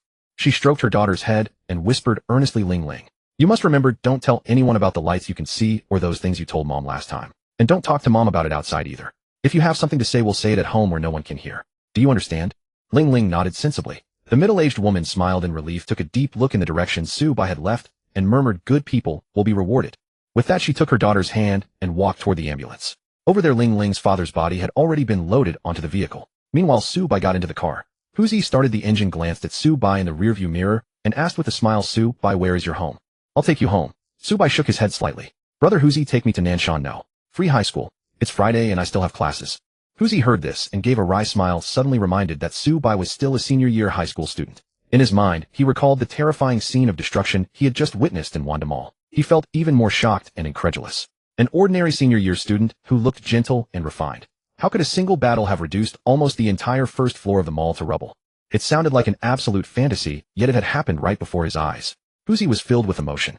"Got it," he answered at once, turning the steering wheel toward Nanshan. "No. Free high school." Out of habit, Su Bai looked out the window. The crowd was all looking in their direction, watching them leave. Su Bai swept his gaze across them, and suddenly his eyes narrowed slightly. His sight settled on a young man in a t-shirt at the back of the crowd. On the young man's right arm was a tattoo exactly the same as the ones on Sango and his men earlier. The young man's gaze was full of scrutiny and prying intent, staring fixedly in Su Bai's direction. When his eyes met Su Bai's, he immediately flinched away as if shocked by electricity. Then, without looking back, he retreated from behind the crowd and left the scene. Su Bai's eyes narrowed slightly. Mulling it over, he couldn't shake the feeling that the young man's presence here was suspicious. Could it be that after Sango and his men were beaten, they sent someone to watch him planning revenge? Su Bai made an inward guess, but did not take it to heart. To him now, ordinary thugs like Sango could not threaten his safety, even if they had guns. Once the silver-scaled eel avatar devoured and evolved a few more times, perhaps even large-caliber artillery shells, or even nuclear bombs, would have no effect on him at all. Su Bai thought to himself, feeling even more longing and hunger for greater power. He immediately thought of the two mysterious potions Zhao Wu had given him. Taking advantage of the drive to school, Su Bai sat in the back seat, took out the two potions, and studied them. The moment his gaze fell on the red and blue potions, a system notification suddenly rang in his mind. Detected the heart core blood of a supernatural being. Detected the brain core essence of a supernatural being. As the two system voices faded, Su Bai saw two lines of notification appear in his sight, visible only to himself. The two lines appeared directly below the red and blue potions. The red one was the heart core blood. Heart core potion, a potion extracted and refined from the heart core blood of a supernatural being through multiple processes. Effect: after the host's avatar devours it, you will gain a large number of evolution points. The host's body strength will also be greatly enhanced. Quality 1 star. As for the blue one, it was the brain core essence. Brain core potion, a potion extracted and refined from the brain core essence of a supernatural being through multiple processes. Effect: after the host's avatar devours it, you will gain a large number of evolution points. The host's mental strength will also be greatly enhanced. Quality 1 star. After reading the descriptions of the two potions, Su Bai was overjoyed. He glanced at the front seat. Huzi was driving attentively. Without changing expression, Su Bai fed the pale red heart core potion into the monster space. Dividing his focus in two, he controlled the silver-scaled eel avatar and quickly swallowed the entire potion in one gulp. The fragile glass was crushed directly by sharp teeth. The pale red liquid was completely devoured. An icy cool sensation like drinking ice-cold cola came through from the avatar. The system notification immediately rang in Su Bai's mind. Your avatar has consumed a 1-star heart core potion and gained 300 evolution points. Your body strength has increased by 30 points. A scorching current formed by 300 full evolution points instantly boiled within the silver-scaled eel clone's body. The 3-meter-8 eel frame abruptly swelled to a terrifying 4.5 meters. The entire body thickened by no less than a full girth. For Su Bai, the surge of 30 full points in body intensity sent a tremble through every inch of his being. The searing current raged within him like a roaring tide. Physical power began to skyrocket in an instant. The sensation of strength surging with every breath utterly intoxicated Su Bai. Before long, he noticed something highly peculiar. His physical power, having grown from 2400 gene to 4999 gene, refused to increase any further. His body intensity likewise climbed to 29.9, then hit a hard ceiling. It felt as though he had reached the current limit of his physical body. At the same time, Su Bai clearly sensed the existence of those shackles. The feeling was utterly unlike anything before. At this moment, he could feel shackles throughout his body, each one restraining the power of his physical form. Only a tremendously powerful force could break them open. Each shackle broken would reveal a brand new world. Each shackle broken would unearth a hidden treasure vault of the physical body. Within them dwelt powers of terrifying magnitude. The instant he perceived these shackles, an epiphany blazed unbidden within Su Bai's mind. It was as though these memories had been passed down through the genetic instincts of all living beings for eons. The moment one sensed these shackles, the memories would naturally well up. Su Bai immediately understood. These must be the genetic locks Lu Gang and Zhao Wu had spoken of. He never dreamed that this theoretical treasure and limitation of the human body actually existed. Subai was elated beyond measure. A faint golden light swirled deep within his eyes, radiant and dazzling. He drew a deep breath to steady his heart and calm his spirit. Subai focused his senses meticulously. He discovered that among all the shackles, only the one at his heart was perfectly distinct. All the other shackles were sensed only dimly. Some were so faint that he couldn't even determine their exact locations. Thump thump. Under Subai's deliberate focus, the sound of his heartbeat seemed to abruptly amplify, turning heavy and forceful. In his spiritual world, Subai saw a white ring encircling his heart ventricle. This ring was the human body's first genetic lock. Subai tried to touch the ring with his spiritual power, but he couldn't get anywhere near it, let alone break it. With a thought, the streams of energy throughout his body, the source force, surged ceaselessly toward his ventricle. Yet nothing changed aside from a faster heartbeat and a more powerful frame. The source force could not even touch the first heart ring genetic lock. At a loss for a breakthrough, Subai was suddenly filled with doubt. He unconsciously lowered his head in contemplation, then noticed the other tube of pale blue brain nucleus potion in his hand. Could it be that his mental strength also needed to reach the critical limit before he could touch and unlock this first genetic lock? Subai's heart stirred. Without a second thought, he fed the brain nucleus potion into the monster space. The moment the tube appeared once again, the silver-scaled eel clone's senses conveyed an overwhelming craving to Subai. Splash! The thick silvery white body broke through the water, surging onto the surface and catching the brain nucleus potion in one gulp. With a crack, it crushed the tube between its jaws, devouring every drop of the potion. Downing this tube of pale blue brain nucleus potion brought the same thrill as gulping a huge swig of ice-cold soda during the scorching dog days of summer. Your clone has consumed a 1-star brain nucleus potion and obtained 300 evolution points. Your mental strength has reached 30 points.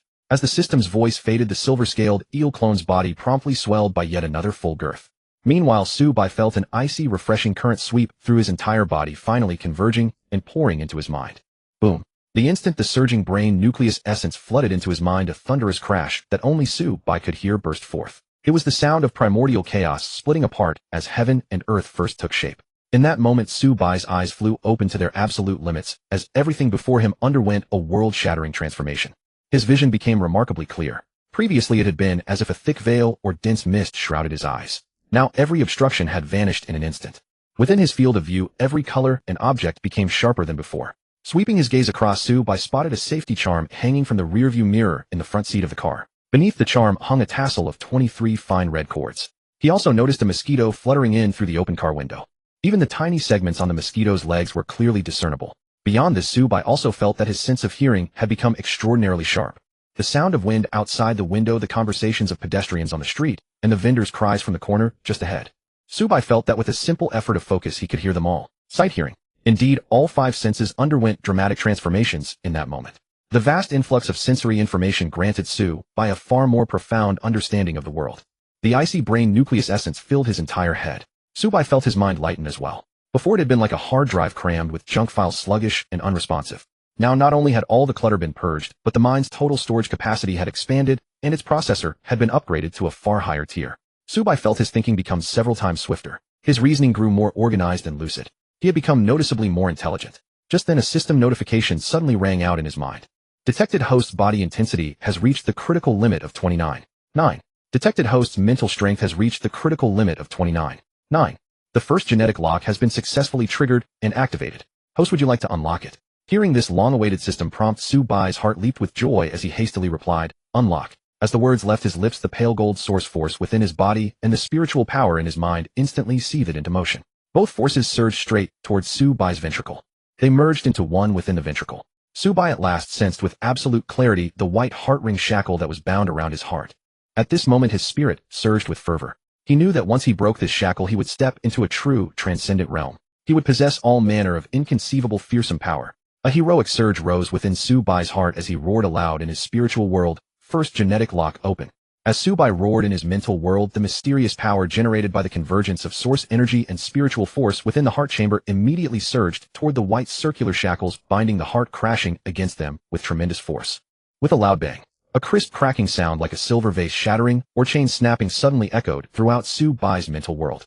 Buzzing, a faint trembling hum arose. Quickly, Subai sensed invisible shockwave ripples spreading outward from the heart chamber like concentric waves on water. Within the blink of an eye, it spread and radiated throughout his entire body. At this moment, Subai couldn't help but let out a long sigh of relief, as if he had finally shed a weighted vest weighing hundreds of pounds. His entire body felt a sense of liberation and relief. Thump thump.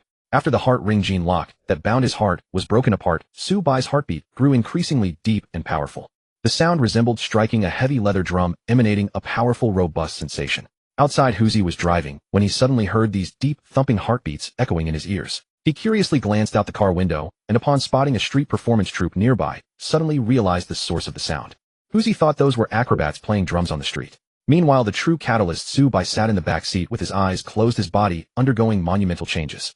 His physical and mental strength, once stalled at the critical threshold, began to surge upward rapidly. The excess heart core and brain core energy from the previous 2 vials, which had been dormant deep within Su-bai's body, now erupted and surged forth with full force. 30 points, 31 points. His physical strength exploded to 35 points. Spiritual intensity rose to 33 points. The remaining elixir energy was consumed during the process of breaking through the gene lock. Su-bai's physical power also broke through into new realms after unlocking the gene lock. It surged from 4999 gene to an alarming 6000 gene, equivalent to 3 tons of terrifying strength. Beyond raw strength, Su-bai's agility, explosive power, and overall physical conditioning all multiplied several times over. Then Su-bai noticed that after the heart ring gene lock activated, his heart underwent a remarkable transformation.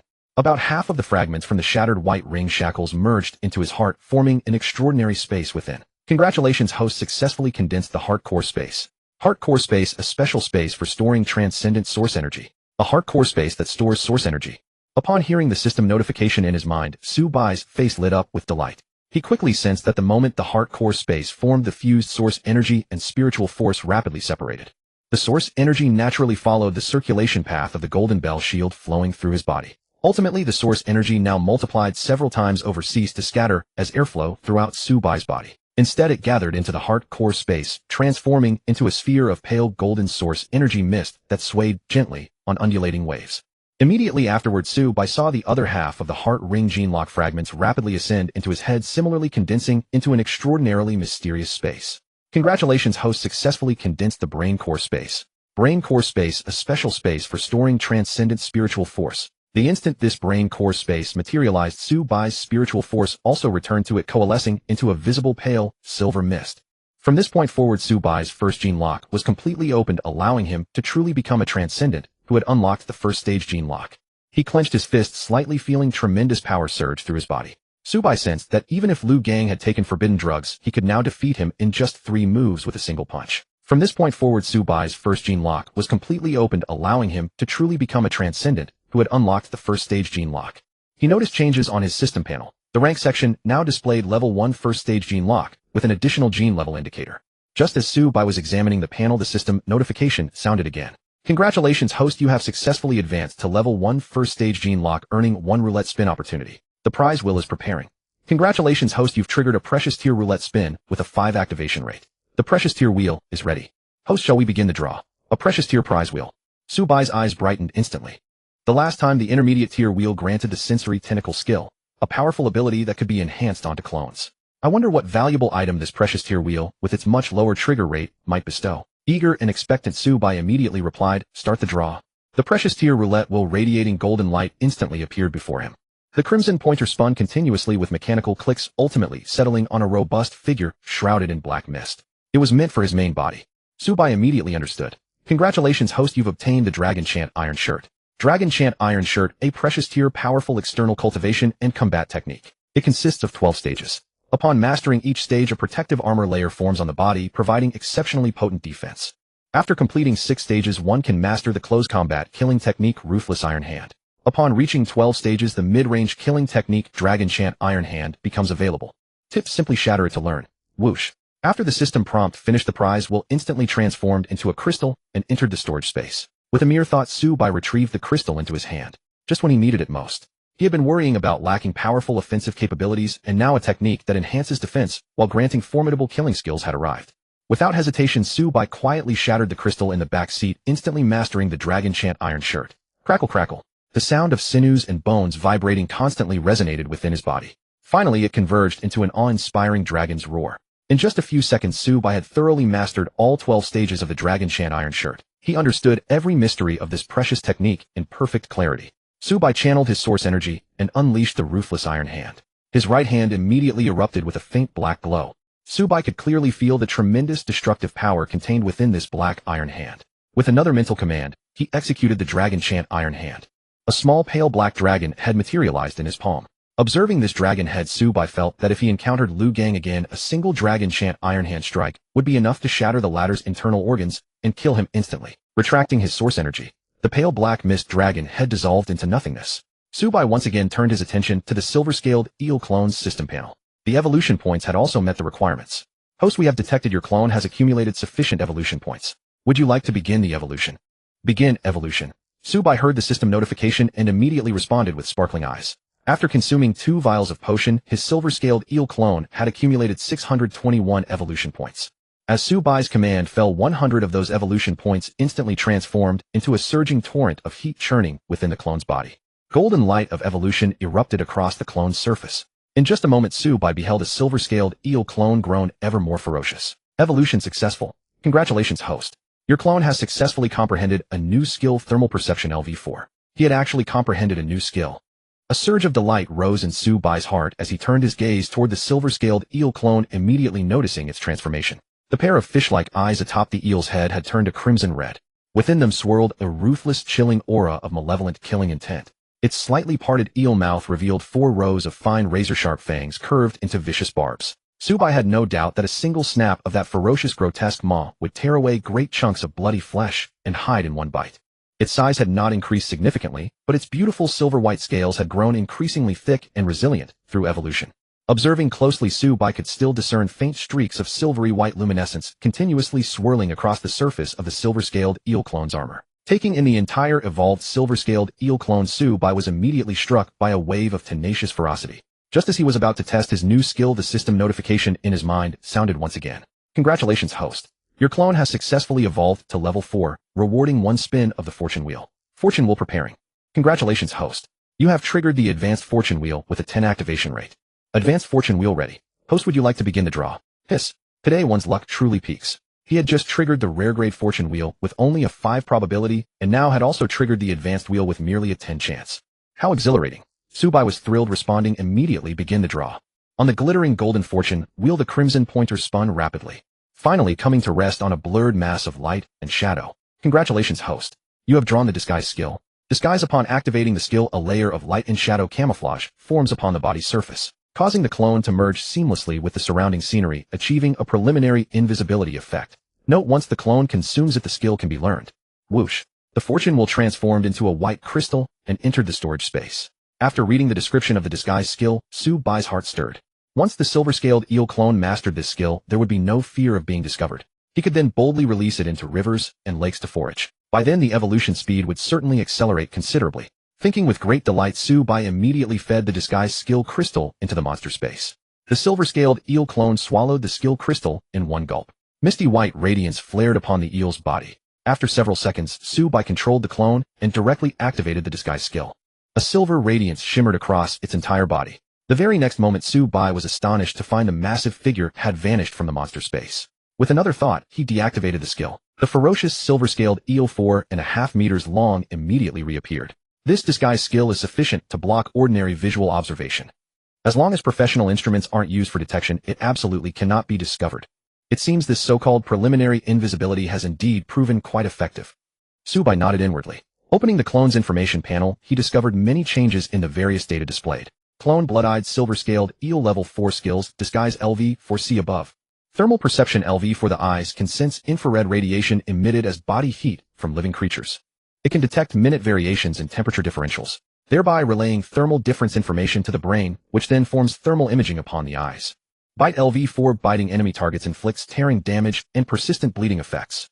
Crisis sense LV4 by concentrating intent into the sensory tentacles and expending a certain amount of spiritual energy, one can perceive the threat level of all creatures within a 25-meter radius. Talent silver scale armor LV4 the body is covered with silver scales, providing considerable defensive capability. Combat power 278 evolution points 5211000. Excellent. After evolution, combat power has doubled.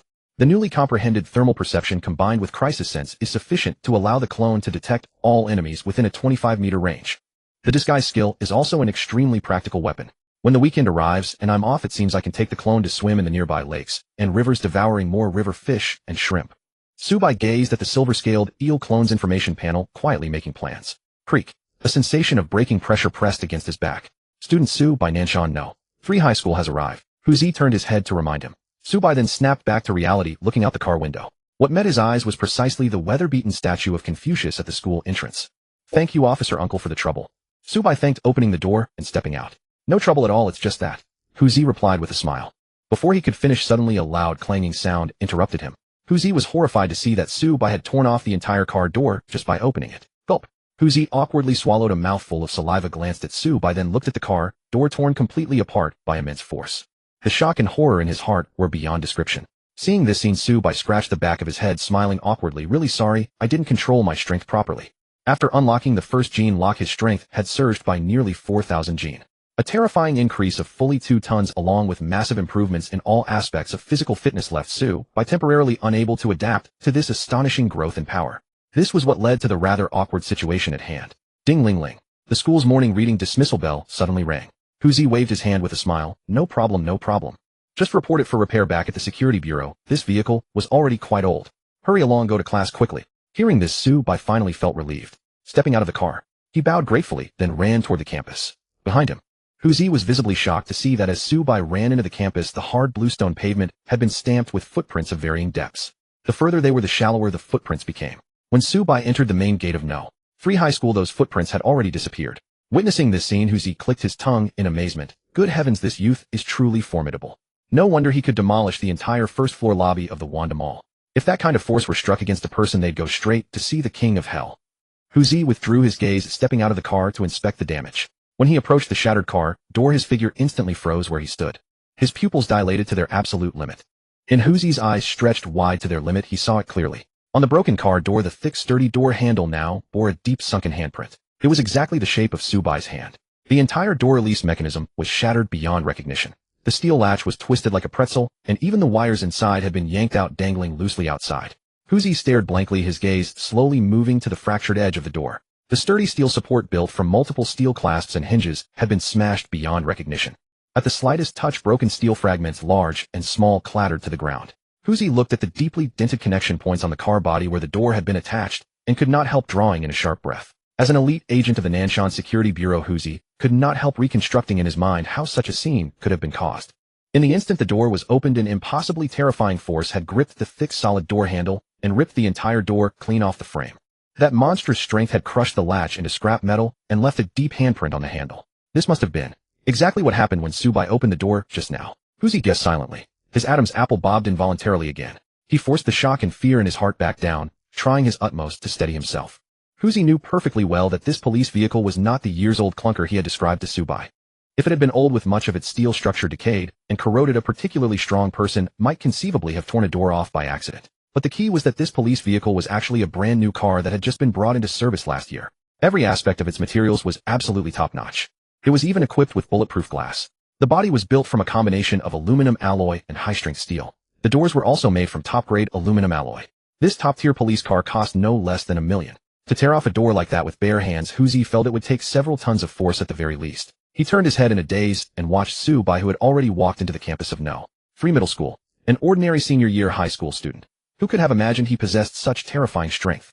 Huzi sighed with emotion. When he looked back at the battered door, a helpless, bitter smile crept across his face. He could only return to the bureau and ask logistics to repair it. He absolutely could not reveal anything about Subai, but what would he say when he got back? With damage like this, even the truth would sound unbelievable. If he went back and told logistics that someone had pulled a whole car door off just by opening it, they would probably think he was an idiot. Oh, what a headache. Huzi scratched his head, helplessly loaded the broken door into the trunk, and drove back to the security bureau with the rear opening exposed to the wind. On the campus of No. 3 Middle School, Subai walked while circulating the golden bell cover and the dragon roar iron shirt, finally bringing all the surging power under control. He let out a long breath and walked into the small grove and green belt that led to the classroom building. Seeing the thick trees and a few huge boulders around him, Subai's hands itched with eagerness. He wanted to test the power of the 2 lethal techniques in the dragon roar iron shirt. After sweeping his gaze around and seeing no one nearby, he focused his mind and activated the dragon roar iron shirt. Ruthless iron hand. Rustle, rustle, rustle. Amid the harsh sound of wind and sand, Subai's entire right hand was immediately shrouded in a hazy mass of black radiance. He stamped the ground and lunged. Raising his hand, he delivered a brutal palm strike toward a towering tree beside him, so thick that 3 people could encircle it with their arms. Bang! A heavy, muffled, explosive sound suddenly rang out. The entire towering tree shuddered violently and swayed. Subai slowly withdrew his right palm and immediately saw a washbasin-sized hole penetrating clean through the trunk appearing right before his eyes. Not only that, roughly 2/3 of the tree's core had been blasted to powder on the spot by the terrifying force of the ruthless iron hand. Yellowish wood chips and pulverized sawdust kept fluttering down from the hole. A blow like this could take down not just a person. Even an elephant could not survive Subai's palm.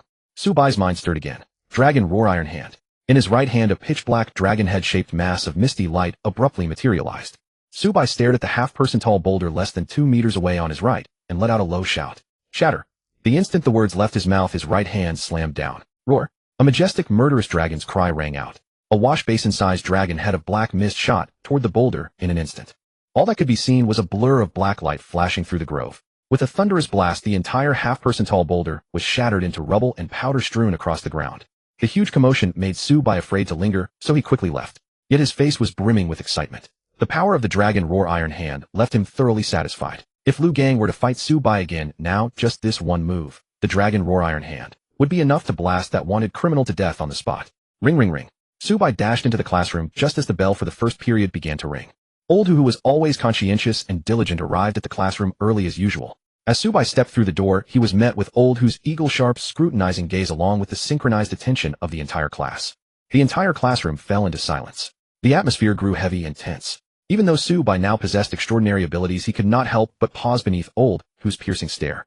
Old Hu had known about Subai's family situation since the first year of high school, treating him with both strictness and care. Coupled with his meticulous dedication and responsible approach to teaching, there was no doubt about his character. Subai had always held Old Hu in deep respect. At this moment the class monitor Zhang Hui stood beside the teacher's podium holding the roster and calling out names. Upon seeing Subai enter, he immediately cast a sidelong glance of faint and barely perceptible smile of triumph playing upon his lips. Then Zhang Hui reported to the homeroom teacher Old Hu. Teacher Hu, all students are present except Subai, who is late. Zhang Hui's words carried an unmistakable undertone laced with insinuation. His smug grin was on the verge of erupting into laughter. Subai glanced coolly at Zhang Hui, dismissing the buffoon entirely. He understood the latter's petty schemes perfectly. Throughout the years, Zhang Hui had been a constant rival to Subai. The two were perennial candidates for the No. 3 middle school scholarship every year. However, for 3 consecutive years, Subai had always surpassed Zhang Hui. As for the class monitor position, it was one Subai had declined out of laziness, preferring to spend his free time doing part-time work. Otherwise, it would hardly have fallen to Zhang Hui's hands. By the end of May, which was mere days away, the final scholarship evaluation and awarding ceremony of the senior year would take place.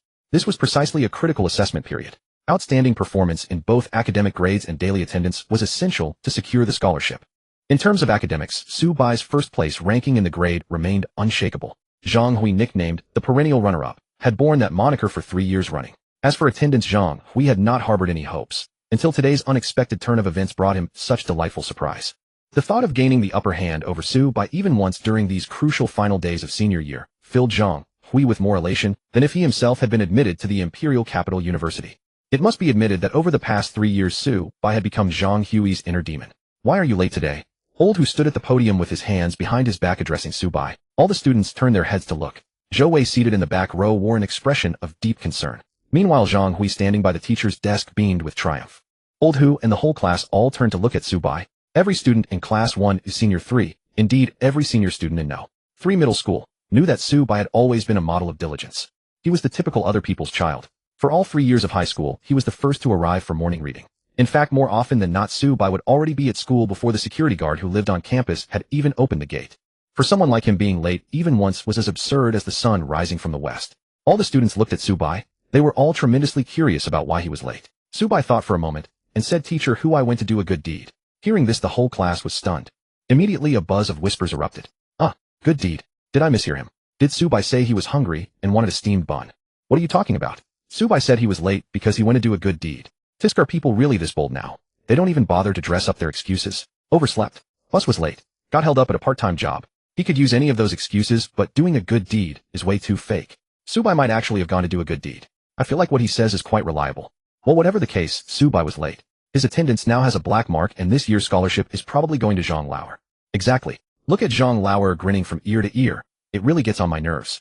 He already puts on airs just because he's a lousy class monitor. If he actually got this year's scholarship, wouldn't he strut around boasting for the rest of his life? Subai is the one I feel sorry for. He kept Zhang Lauer suppressed for 3 whole years only to fall at the last hurdle. I can't stand the look on Zhang Lauer's face. Sigh, what a pity for Subai. The discussion continued as everyone looked at Subai. Quite a few felt regret for him. There were also many who trusted Su Bai's character and were curious about what good deed he had gone to do. Dozens of gazes remained fixed on Su Bai, their eyes filled with curiosity. Hearing Su Bai's words, Old Hu's stern, deep gaze flickered with a brief pause. At that moment, Zhang Hui, standing beside the teacher's desk, could not help speaking up. Su Bai, being late is being late, and you still have to make excuses. Moreover, it's such a flimsy excuse. Zhang Hui sneered at Su Bai, convinced he had seen through the latter's guilty conscience and fabricated excuse. A good deed? What good deed? Help some old lady cross the street. Huh. Su Bai, your excuse is way too fake. Zhang Hui shook his head with an expression of utter speechlessness towards Su Bai. Then, as if something had occurred to him, he deliberately smiled with mockery and said, "Oh right. This morning I saw a major incident over at Wanda Mall. It looked like some people were trapped inside. You might as well say you went to Wanda Mall to rescue someone. That would be a more believable excuse for being late. How would a joke?" At Zhang Hui's words, the students started buzzing again. What happened at Wanda Mall? Some students who were in the dark immediately asked, bewildered. "Tisk, you haven't heard. I rode the bus over from Deming Road. How would I know what happened on that Wanda Mall street? What's going on? Spit it out." The whole area was sealed off this morning. The entire mall and the roads around it. I'm not clear on the specifics, but I heard a murderer was holding hostages in the mall. Tisk, a murderer? Hostages? Yeah, and it's still cordoned off. The police tape stretches a long way, and by the look of it, it won't be reopened anytime soon. Quiet. Old Hu barked in a stern voice. Everyone immediately sat up straight and fell silent, not daring to make a sound. The classroom was still in an instant.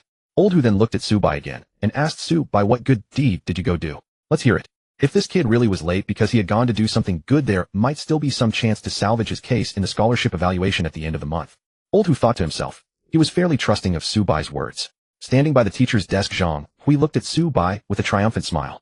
Su Bai casually swept his gaze over this petty buffoon and smiled faintly. This Zhang Lauer was not too bright, but his wild guesses were certainly lucky. Fine. Since you've guessed it, I won't act anymore. I'll show my cards. Meeting everyone's gaze, Su Bai nodded and said, "Teacher Hu. Zhang Hui is right. I really did go to Wanda Mall this morning to rescue someone." Silence. The classroom suddenly became utterly quiet. The entire classroom atmosphere froze. Old Hu's usual composure cracked, and his face was filled with astonishment. Every student sitting in their seats was taken aback. Then one after another their faces turned red as they covered their mouths, struggling desperately to hold back their laughter. Especially when they saw Zhang Hui standing beside the teacher's desk with an expression of someone who had lifted a rock only to drop it on his own feet. They were utterly delighted. They laughed so hard, suppressing it, that their stomachs ached. Some students even secretly gave Su Bai a thumbs up. Beside the teacher's desk, Zhang Hui's face had turned an ugly liverish purple. This Su Lao Bai, damn it, was simply too arrogant. He didn't even try to hide it. He even made his excuses so blatantly. "So whatever I say goes. Arg. I'm furious." Zhang Hui glared at Su Bai, pointing his finger at him, trembling with rage. "Su Bai, do you take me for a fool? Or do you take Teacher Hu and the whole class for fools? If you really went to Wanda Mall this morning to save someone, I. Zhang Hui was so red in the face with anger that he could not form complete sentences. Su Bai raised his eyebrows slightly, kept both hands in his pockets, looked at Zhang Lauer calmly, and said with a mysterious smile, "Go on. Why did you stop? If I really did go save someone this morning, what would you do?" Seeing this scene, the entire class instantly wore expressions that screamed, "Let the show begin." Many gazes kept shuttling back and forth between Su Bai and Zhang Hui. Zhang Hui was provoked by Su Bai just now, and with the whole class watching. The high-spirited bravado of youth surged up in his heart. How could he hold it in any longer? He stepped forward, directly stared at Su Bai, and blurted out ferociously, "Su Bai, if you really were late because you went to Wanda Mall to rescue people, I'll do a handstand and eat." Su Bai was instantly amused. Clap, clap, clap. With a gratified expression, he looked at the imposing Zhang Hui and could not help applauding. Then he said calmly, "Good, very good. Class monitor Zhang, your imposing manner is truly extraordinary. Teacher who has always taught us to be honest and keep our word. I hope you remember the words you just said now." Zhang Hui saw Su Bai's demeanor, and his heart suddenly tightened for no reason, with a vague feeling that something was wrong. "You. What do you mean by those words? You." Before Zhang Hui could finish, suddenly, knock, knock, knock. Someone was knocking at the classroom door. Su Bai, Lao Hu, Zhang Hui, and everyone else heard the knocking sound coming from outside the door. The student closest to the classroom door stood up and opened it. Everyone turned to look. Standing outside the door was none other than Du Wenbin, the principal of Nanshan No. 3 High School. Seeing the principal arrive, everyone felt somewhat puzzled. Why has the principal come? I don't know. The college entrance exam is approaching, probably here to cheer us senior students on. It's possible. The students murmured among themselves. Zhang Hui reacted quickly, immediately straightening his posture and calling out loudly, "Everyone stand up." All rose from their seats. "Hello, principal." As class monitor, Zhang Hui took the lead in greeting on behalf of the entire class. Su Bai couldn't help but chuckle at Zhang Hui's obsequious and sycophantic display. It had to be said that watching Zhang II perform all those theatrical antics was rather entertaining. This only made Su Bai more eager to see Zhang Hui's expression once he learned the truth. Du Wenbin entered with a smile, seemingly in good spirits. Every year the school scholarship was presented by the principal personally, and Du Wenbin knew Su Bai well. He didn't even glance at Zhang Hui, who had led the greetings, but instead smiled and nodded towards Subai. To Zhang II's eyes, this sight instantly made his heart skip a beat for no apparent reason. Du Wenbin raised his hand and pressed down toward all the students before saying, "Be seated." Everyone sat down. Du Wenbin noticed Subai still standing at the door and asked Lao Hu curiously, "Teacher Hu, what's going on here? Why is Subai standing at the door instead of returning to his seat?" Holding the attendance roster, Lao Hu replied, "Principal Subai was late. I'm recording the reasons for his tardiness." Upon hearing this, Du Wenbin immediately laughed. He waved his hand at Lao Hu, "No need to record it." Du Wenbin glanced at Subai, then turned back to Lao Hu and said, "Teacher Hu, you've produced an outstanding student." Lao Hu, standing at the podium, was quite bewildered by the principal's unexpected praise. All the students in Class 1 also turned to look. There was clearly more to come in the principal's tone. Du Wenbin pat Subai's shoulder appreciatively, a warm smile on his face as he said, "Just now, Director Song from the Security Bureau personally called me. He specifically praised Subai." Hearing this, everyone's gazes immediately converged on Subai. What a... Director Song actually called the principal and praised Subai on the phone. This, what did Subai do? What's the situation? All the students immediately began whispering among themselves, their gazes at Subai filled with astonishment. Lao Hu's face also displayed complete amazement. For ordinary high school teachers and common people, the highest security official of a city was undoubtedly a VIP they would rarely encounter in a lifetime.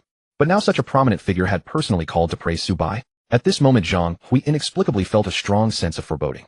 Could it be that Subai's lateness was truly because he went to do something good? What exactly did he do? The impact was simply too enormous. It even got the Security Bureau director to call and praise him, and made Principal Du personally make a trip. Wait, could this last semester's scholarship also be affected? Chaotic thoughts flashed continuously through Zhang Hui's mind. The smile on his face gradually became strained, turning into something more miserable than crying. At this point, Zhang II hadn't realized the severity of the situation. Subai, having heard this much, already knew roughly what Director Song had told the principal. Great.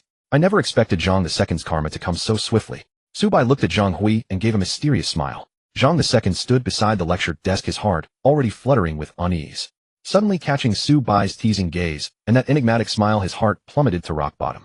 Next, everyone listened as Du Wenbin continued. This morning, a dangerous incident occurred at Wanda Mall where a wanted murderer holding hostages. At the critical moment, Subai stepped forward. Cooperating fully with the elites from the Security Bureau and the Military Preparedness Bureau, they successfully rescued the hostages and subdued the wanted criminal. That's why Director Song Wayman specially called to personally praise Subai. He also mentioned that the Security Bureau would allocate funds to award Subai a bravery scholarship to commend his selfless spirit and deeds. Student Subai has brought great honor to our Nanshan No. 3 high school. Well done. Silence. In the entire senior year 3 class 1 classroom, not a sound could be heard. Zhang Hui and every student's eyes widened like copper bells, gazing motionlessly at Subai.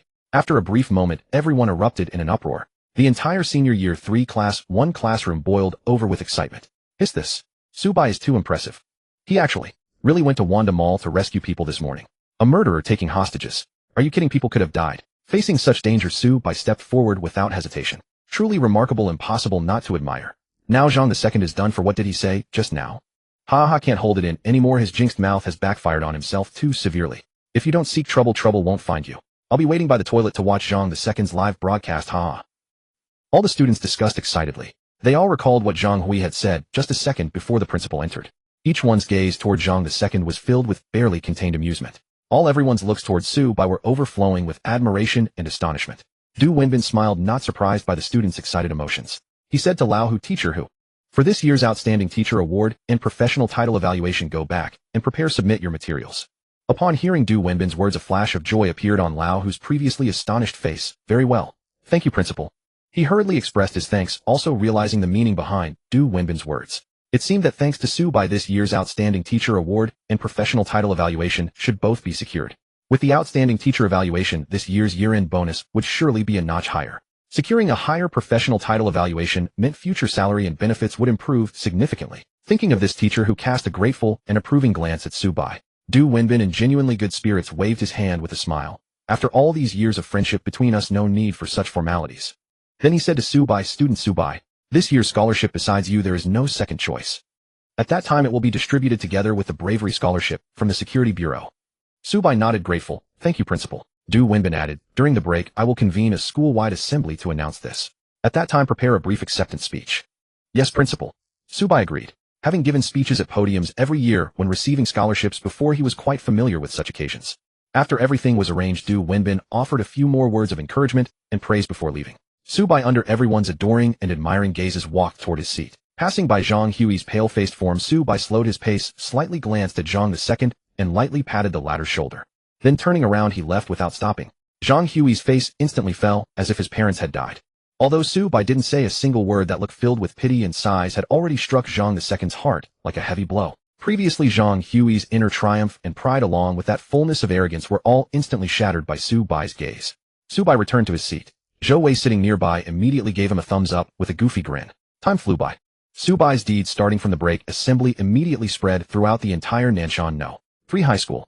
Previously, due to his exceptionally excellent academic performance, he was the invincible top student of the entire grade. Now he had become the absolute celebrity of the entire school without exception. Furthermore, Du Wenbin had even made it clear at the assembly that Su Bai's deeds would be recorded in the school history. Everyone felt extremely shocked and admired Su Bai for stepping forward to save people in the Wanda Mall incident. But Su Bai himself remained quite composed. He knew very clearly that if everyone learned the truth about what happened, they would definitely feel even more incredulous. After his battle with Lu Gang and Zhao Wu's words had allowed Su Bai to catch a glimpse of the extraordinary world. Now he found himself even more interested in the extraordinary world of even more powerful forces and colorful wonders. At noon, Zhang Hui, who had struggled with his thoughts all morning, finally fulfilled his own promise. That scene, every student in the school skipping their lunch break all came to gather and witness this rare and outrageous sight. Su Bai, however, had no interest in joining the commotion. Quietly taking advantage of the lunch break, he began researching the cultivation method of Dragon Roar Iron Shirt in the classroom. Old, who dressed in a vintage suit, stepped up to the podium. His solemn gaze swept across the crowd. The classroom quickly fell silent. Old, who adjusted his thick black-framed glasses and spoke in a grave tone, "Rest well this weekend. The college entrance examination is only a month away. This is the final sprint. I hope everyone stays on track, keeps pushing forward, and achieves excellent results." "Yes, teacher Hu." Su Bai and the entire class responded in unison. Old, who nodded slightly and continued, "The final monthly exam will be held next week. Everyone must be prepared. Additionally, next Monday there will be a very important test. It could determine the future of some students. According to the information I've received, if you can pass next Monday's test, these students can at least be recommended directly to key universities like 985 or 211 institutions." Hearing this, Su Bai was momentarily stunned. The classroom fell silent for a moment before erupting into excitement. "What? Just passing next Monday's test means direct admission to a key university? What kind of test is this? Such generous benefits after passing. This is outrageous. How come we never heard about such an important test before? I don't know, but I feel this test must be extremely difficult. They wouldn't let you skip straight into a key university so easily, especially with recommendation quotas." "That makes sense. Probably only students ranking in the top few in the entire school would have a chance to pass." As everyone chattered among themselves, Su Bai sat quietly in his seat, lost in thought, without saying a word. He also felt this test was quite extraordinary. If what Old Hu said was true, then the difficulty of this test was definitely no joke. After the students below had discussed for a while, Old Hu tapped the podium with his fingers. The classroom immediately fell silent. Su Bai and everyone else turned to look at the podium. Old Hu spoke gravely. "I heard from the principal that next week's test won't be assessing academic performance. Officers from the Provincial Military Bureau will personally conduct the test for you. Just be prepared." Old Hu's words immediately reminded Su Bai of what Zhao Wu had told him before, that they would meet again next week. Could it be that people from the 749 Bureau were coming to the school next Monday to conduct this test? No wonder Old Hu said they wouldn't be looking at academic performance. The more Su Bai thought about it, the more likely it seemed. He was also curious about what kind of test Zhao Wu and the others would be conducting. Hearing Old Hu's words, students from other classes also took the mysterious test next Monday more seriously. When some students asked what preparations to make, Old Hu couldn't give a clear answer, leaving everyone confused. After mentioning this matter, Old Hu directly announced the end of class. The classmates quickly dispersed in groups. Su Bai was organizing his backpack when Zhou Wei came over to help him pack. Earlier at Wanda Mall, his backpack, books, and phone had all been destroyed. Everything he had now was purchased during the lunch break. The textbooks were new ones Old Hu had brought for Su Bai after the first period. As Zhou Wei helped pack, he asked, "Lao Bai, have you heard about what happened during PE class yesterday in grade 11 class 3? Su Bai paused slightly, looking up at his earnest-faced best friend, and asked, "Haven't heard anything. What happened?" A furrow appeared between Zhou Wei's thick eyebrows on his square face. "I heard that during PE class yesterday, some students noticed the stray dogs that usually wander around the playground had grown to the size of calves in just a few days. Their dog-like eyes stared unblinkingly at the younger students from class 2, which was quite frightening. One timid girl who saw them was scared into tears on the spot. That girl was a boarder. Later it was heard that while sleeping in the dormitory at night, she suddenly started crying and screaming loudly. She began sleepwalking with her eyes closed, pretending to flee for her life, claiming those stray dogs were lunging at her. The terrified homeroom teacher on night duty rushed her to the hospital that same night." Upon hearing this, Su Bai's gaze sharpened slightly. He immediately thought of the stray cat he had encountered on his way back to the residential area last night. Su Bai quickly asked, "What happened next?" Zhou Wei replied, After the class 3 homeroom teacher dropped her off at the hospital, she came back and told everyone. She said the girl had been bitten by a dog when she was young, leaving her with psychological trauma. With the final exams approaching, she was under too much pressure and hadn't slept well. Being startled by the stray dog during PE class triggered her nightmare. Nightmare? Subai murmured softly. He didn't believe this explanation. He had a vague feeling that those stray dogs were indeed abnormal in some way. Subai glanced up at Zhou Wei. Hey Wei, do you believe this explanation? Although Zhou Wei appeared simple-minded, he actually possessed a wise simplicity. He shook his head slightly, indicating he didn't believe it, then added, this afternoon I heard from the junior high students that the principal ordered all PE classes for grades 10 and 11 to be suspended. They said the school needs to repair the playground wall and trim the greenery in the landscaping. Labai, don't you think this is a bit too obvious, like saying I have nothing to hide? I just feel something is off about this, but I can't put my finger on it. Subai remained silent, slung his backpack over his shoulder, and led Wei to the window. They glanced from a distance toward the playground. Indeed, both entrances and exits were blocked. Inside, workers were painting and repairing the walls that previously had numerous gaps and rusty iron fences. Other workers were using hedge trimmers to clear away the overgrown shrubs in the green belts. At that moment, Subai's gaze suddenly sharpened. He spotted 3 slender figures in black trench coats near the playground wall. Their strong military-bearing, sharp, scanning eyes and distinctive uniforms were unmistakable. Subai could tell at a glance that these 3 were definitely from the 749 Bureau. He became even more convinced that those stray dogs on the playground were indeed strange. He said solemnly to Zhou Wei, Wei, since the playground is sealed off, you shouldn't go there anymore. Zhou Wei used to often go to the playground during breaks to play basketball. Subai gave him a few words of caution as well. Okay. Zhou Wei nodded in agreement. Labai, don't you feel the world has changed somehow? He gazed toward the playground. I've been feeling uneasy lately, like something's not right. Then, Zhou Wei suddenly remembered something and turned to ask Subai, by the way, Labai, what was that about the wanted murderer at Wanda Mall this morning? You haven't mentioned it today. Also, I heard Wanda Mall is now completely blocked off. They're saying it needs a complete renovation. It might take 2 to 3 months before they can reopen. Subai withdrew his gaze, thought for a moment, and ultimately said nothing more. He patted Zhou Wei's broad shoulder. Hey Wei, don't overthink it. I didn't actually do anything this morning.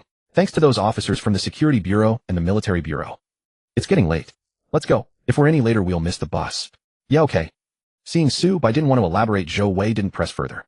However, as they walked together, he rumbled in a deep voice, Labai, next time something comes up, you must include me. For one, I'm a year older than you and much sturdier. I don't know why, but since this morning I feel like I've gained quite a bit of strength. If we run into those dog-obsessed guys again, I feel like I could take them all down by myself. As he spoke, Zhou Wei flexed his muscles, putting on a fierce expression. Subai smiled at his simple-hearted good brother and responded, all right.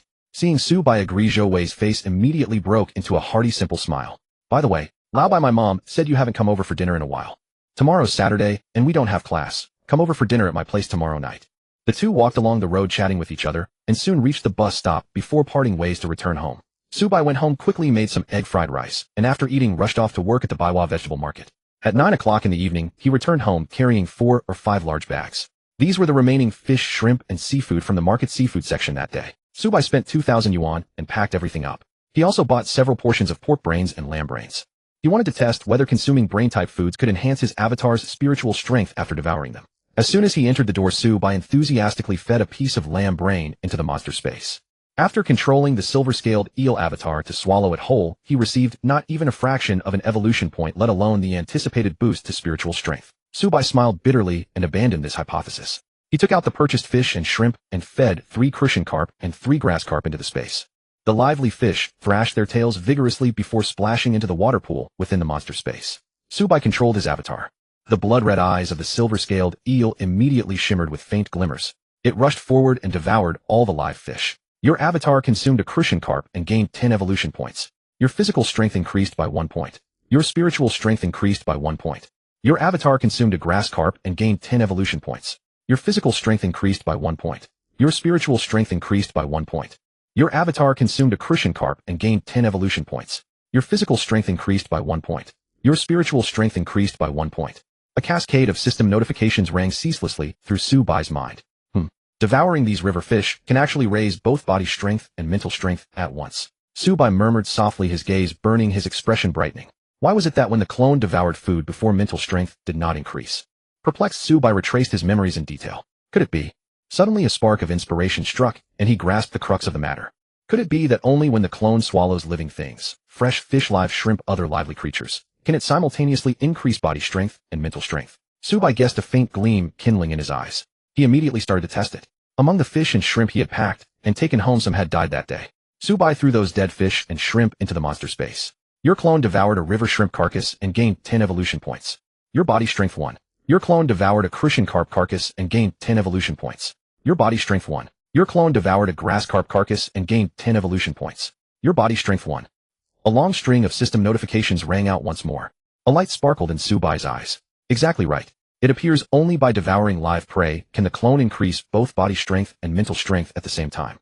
After using the experiment to pin down the critical reason, Subai immediately poured every fish and shrimp he had bought today into the monster space. Splash! The live fish and shrimp thrashed wildly as they tumbled one after another into the water. Subai piloted the huge silver scale eel clone and lunged over at once. Its cavernous maw packed with sharp teeth gaped open. With each bite it swallowed 4 or 5 live fish or shrimp. The rich, sweetish taste of fresh prey flooded back through the clone's senses. Subai narrowed his eyes, looking wholly entranced. This was truly a first-person feast of freshly caught delicacies. Your clone devoured a hairtail and gained 15 evolution points. Your body strength 1. 5. Your mental strength 1. 5.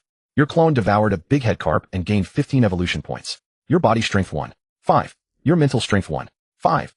As the unbroken stream of system notifications rang out, surging warmth instantly flooded every inch of Subai's body and the silver scale eel clone's body. In less than 10 minutes, Subai guided the clone to devour all the fish and shrimp he had purchased. The clone's evolution points abruptly soared by 450. Subai's body strength skyrocketed by 45 points while his mental strength surged by 35. After all, some of them had been dead fish and dead shrimp, which could raise only body strength. After that round of devouring and reinforcement, the clone's body had grown to nearly 5 meters. Subai felt as if he had hit a hurdle. This size seemed to be the current physical limit of the silver scale eel clone. The evolution points column now read 971. He was less than 30 points shy of evolving again. Subai remembered that when the clone had evolved from level 3 to level 4, the required evolution points had jumped from 100 to 100. He quietly speculated that the evolution to level 5 might bring considerable changes. Subai turned his gaze back to his system panel. Host Yijing. Level 1 first order gene lock. Body strength 80. Mental strength 68. With his body strength soaring to 80, Subai's physical might climbed to 100 gene. A terrifying 6 tons. All of his physical qualities had improved several times over. Within him, an even more violent and refined source power continuously surged into being. After this source power completed its cycle through his meridians and returned to the heart core space, the total amount of source power in that space swiftly swelled like a rising tide. The dramatic growth in mental strength had brought Subai to the state of inner vision. Circulating his cultivation art and unleashing its techniques became far smoother, and their power redoubled. Subai also sensed his surroundings with far greater clarity. Even with his eyes shut, he could perceive what was happening around him. Subai marveled at the changes within his body. Then, reining in his thoughts, he cycled his cultivation art several times to fully command the explosive increase in power. A glance at the clock showed it was still not quite 930 p.m. Subai opened the map app on his phone and searched for nearby lakes and rivers. With the silver scale eel clone's current battle strength plus its camouflage skill, it could already be released into the wild. Once in those rivers and lakes, it could devour fish and shrimp and evolve swiftly. That was also beneficial to Subai's growth. After a few minutes of searching, he chose a great spot. Luoying Lake, a few kilometers north of Baiwa community. There was Luoying Park, there a scenic park famous across Nanshan City for cherry blossoms. Every March and April, crowds of visitors packed the place. Now in early May, with the blossoms gone, it was nearly deserted. The Luoying Lake inside the park was just the right place to release the silver scale eel clone. Once the plan was settled, Subai changed out of his school uniform. He put on a baseball cap, swapped in a sports jacket, and pulled on a pair of athletic pants. Then he walked straight out. He hopped on a city-shared bicycle and pedaled for more than 10 minutes to Luoying Park. At 930 p.m., the square dancing seniors were packing up and drifting away in 2s and 3s. It was exactly the perfect moment for Subai to go unnoticed. He rode the shared bicycle into Luoying Park. A cool night breeze blew softly. The air still carried the faint, lingering fragrance of fallen cherry blossoms. Subai circled Luoying Lake in the center of the park and finally found a quiet, isolated spot. His mind stirred. The blood-eyed silver scale eel in the monster space immediately plunged into Luoying Lake. Subai split his attention in two. A silver gleam flickered across the silver scale eel clone's skin. Camouflage skill activate. The entire colossal eel, nearly 5 meters long, sank beneath the lake's surface without a sound. Apart from a few gentle ripples spreading outward, not a trace of disturbance remained. From Subai's perspective, Luoying Lake was a picture of calm. No anomaly was visible, nor was there any sign of the silver scale eel clone. He nodded in satisfaction and rode the shared bike away from the lakeshore. Subai left Luoying Park and found a milk tea shop nearby. He ordered a hot milk tea with extra sugar and no tapioca pearls, then sat down beside the window and began to stare into space. In truth, the whole of Subai's mind was already focused on the silver scale eel clone. He began controlling the clone to devour the fish and shrimp in the lake. After taking a sip of the milk tea, he licked his lips gently and murmured in quiet excitement, "The hunt begins now." Subai sat in the milk tea shop, With a thought, he began to devote himself entirely to controlling his silver-scaled eel avatar. In Luoying Lake, beneath the night sky, the water bottom was deep and dark. Subai drifted there, swaying his 5-meter silver-scaled body with unruffled ease. The pitch-black surroundings were no different from broad daylight to his eyes. A faint crimson glint flickered in Subai's blood-colored pupils. Thermal Sense LV. For activate. Crisis Sense LV. For activate. With both 4th-level sensing abilities switched on, every movement within a radius of 25 meters instantly came into full view. Many green dots representing food swam back and forth across Subai's vision. Ha ha ha, this is paradise. His mouth lined with sharp teeth curled slightly, revealing a human-like excited grin. Splash. Subai gently flicked his powerful thick eel tail. Behind him, spirals of churning water burst outward. Whoosh. Subai's 5-meter silver-scaled body shot out with overwhelming force like an arrow released from a bowstring. Opening his blood-red maw, he ruthlessly swallowed 3 live fish that had been leisurely swimming in a single gulp. The sweet, delicious flavor of the fish exploded in his mouth. The flavor was even more tender and succulent than sashimi. Your avatar devoured a red-eyed fish and gained 10 evolution points. Body Strength 1. Spirit Strength 1. Your avatar devoured a black carp and gained 10 evolution points. Body Strength 1. Spirit Strength 1. Your avatar devoured a large carp and gained 15 evolution points. Body Strength 1. 5. Spirit Strength 1. 5. Waves of warmth surged through Subai's eel body. Ever greater power kept welling up within him. With a sweep and coil of his tail, crack. Subai crushed the bones of 4 panicked fish beside him, pulled them close, and swallowed them in one gulp. Your avatar devoured a carp and gained 10 evolution points. Body Strength 1. Spirit Strength 1. Your avatar devoured a crucian carp and gained 10 evolution points. Body Strength 1. Spirit Strength 1. A series of system notifications continuously chimed. Warm currents rolled through Subai's body, leaving him utterly comfortable. Splash. The fish schools at the bottom of the lake sensed the appearance of that colossal predator Subai and immediately fled in all directions. But their speed could not reach even 1/10 of Subai's. In this vast Luoying Lake, Subai felt that his enormous, nearly 5-meter-long body could stretch out and move with unbridled freedom. Swimming felt incredibly joyful. With a splash, he gently swished his thick tail and traced a dark, shockingly fast shadow through the water. He caught up with a school of grass carp in an instant. Opening his blood-red maw, he feasted among the fish, his 4 rows of sharp teeth working like a razor-sharp cutting machine. The grass carp caught in his bite, thrashed relentlessly. Subai snapped his jaws shut. The hard fish bones cracked open as crisply as potato chips. Blood and gore gushed in his mouth. With a few contracting motions of his throat, he swallowed the fish into his belly, instantly digesting it into streams of evolution points. Your avatar devoured a grass carp and gained 10 evolution points. Body Strength 1. Spirit Strength 1. Heat rolled through Subai's body, making his entire enormous eel form warm and immensely pleasant. Subai also felt that he had touched the barrier of a critical threshold within him. One more concentrated push, and he could break through. Without delay, Subai transformed into a dark arrow of shadow, frenziedly darting back and forth across the bottom of the entire Luoying Lake. He relentlessly caught up with school after school of fish, crushing them in his jaws and swallowing them all to turn them into an endless source of evolution points. In less than half an hour, Subai had devoured over 40 live fish of one kind or another and harvested a full 500 evolution points. Crimson blood spread outward. Before long, it drew uninvited guests. A cold, sinister gleam burst from Subai's blood-red pupils. He sensed a group of creatures with a faint, threatening aura rapidly closing in. The ever-active 3D image of his crisis sense immediately revealed the detailed scene. From the northeast, a group of creatures glowing with a faint crimson light swept swiftly through the water. In a flash, they crossed into the warning perimeter within 25 meters of Subai. Subai instantly saw their true appearance.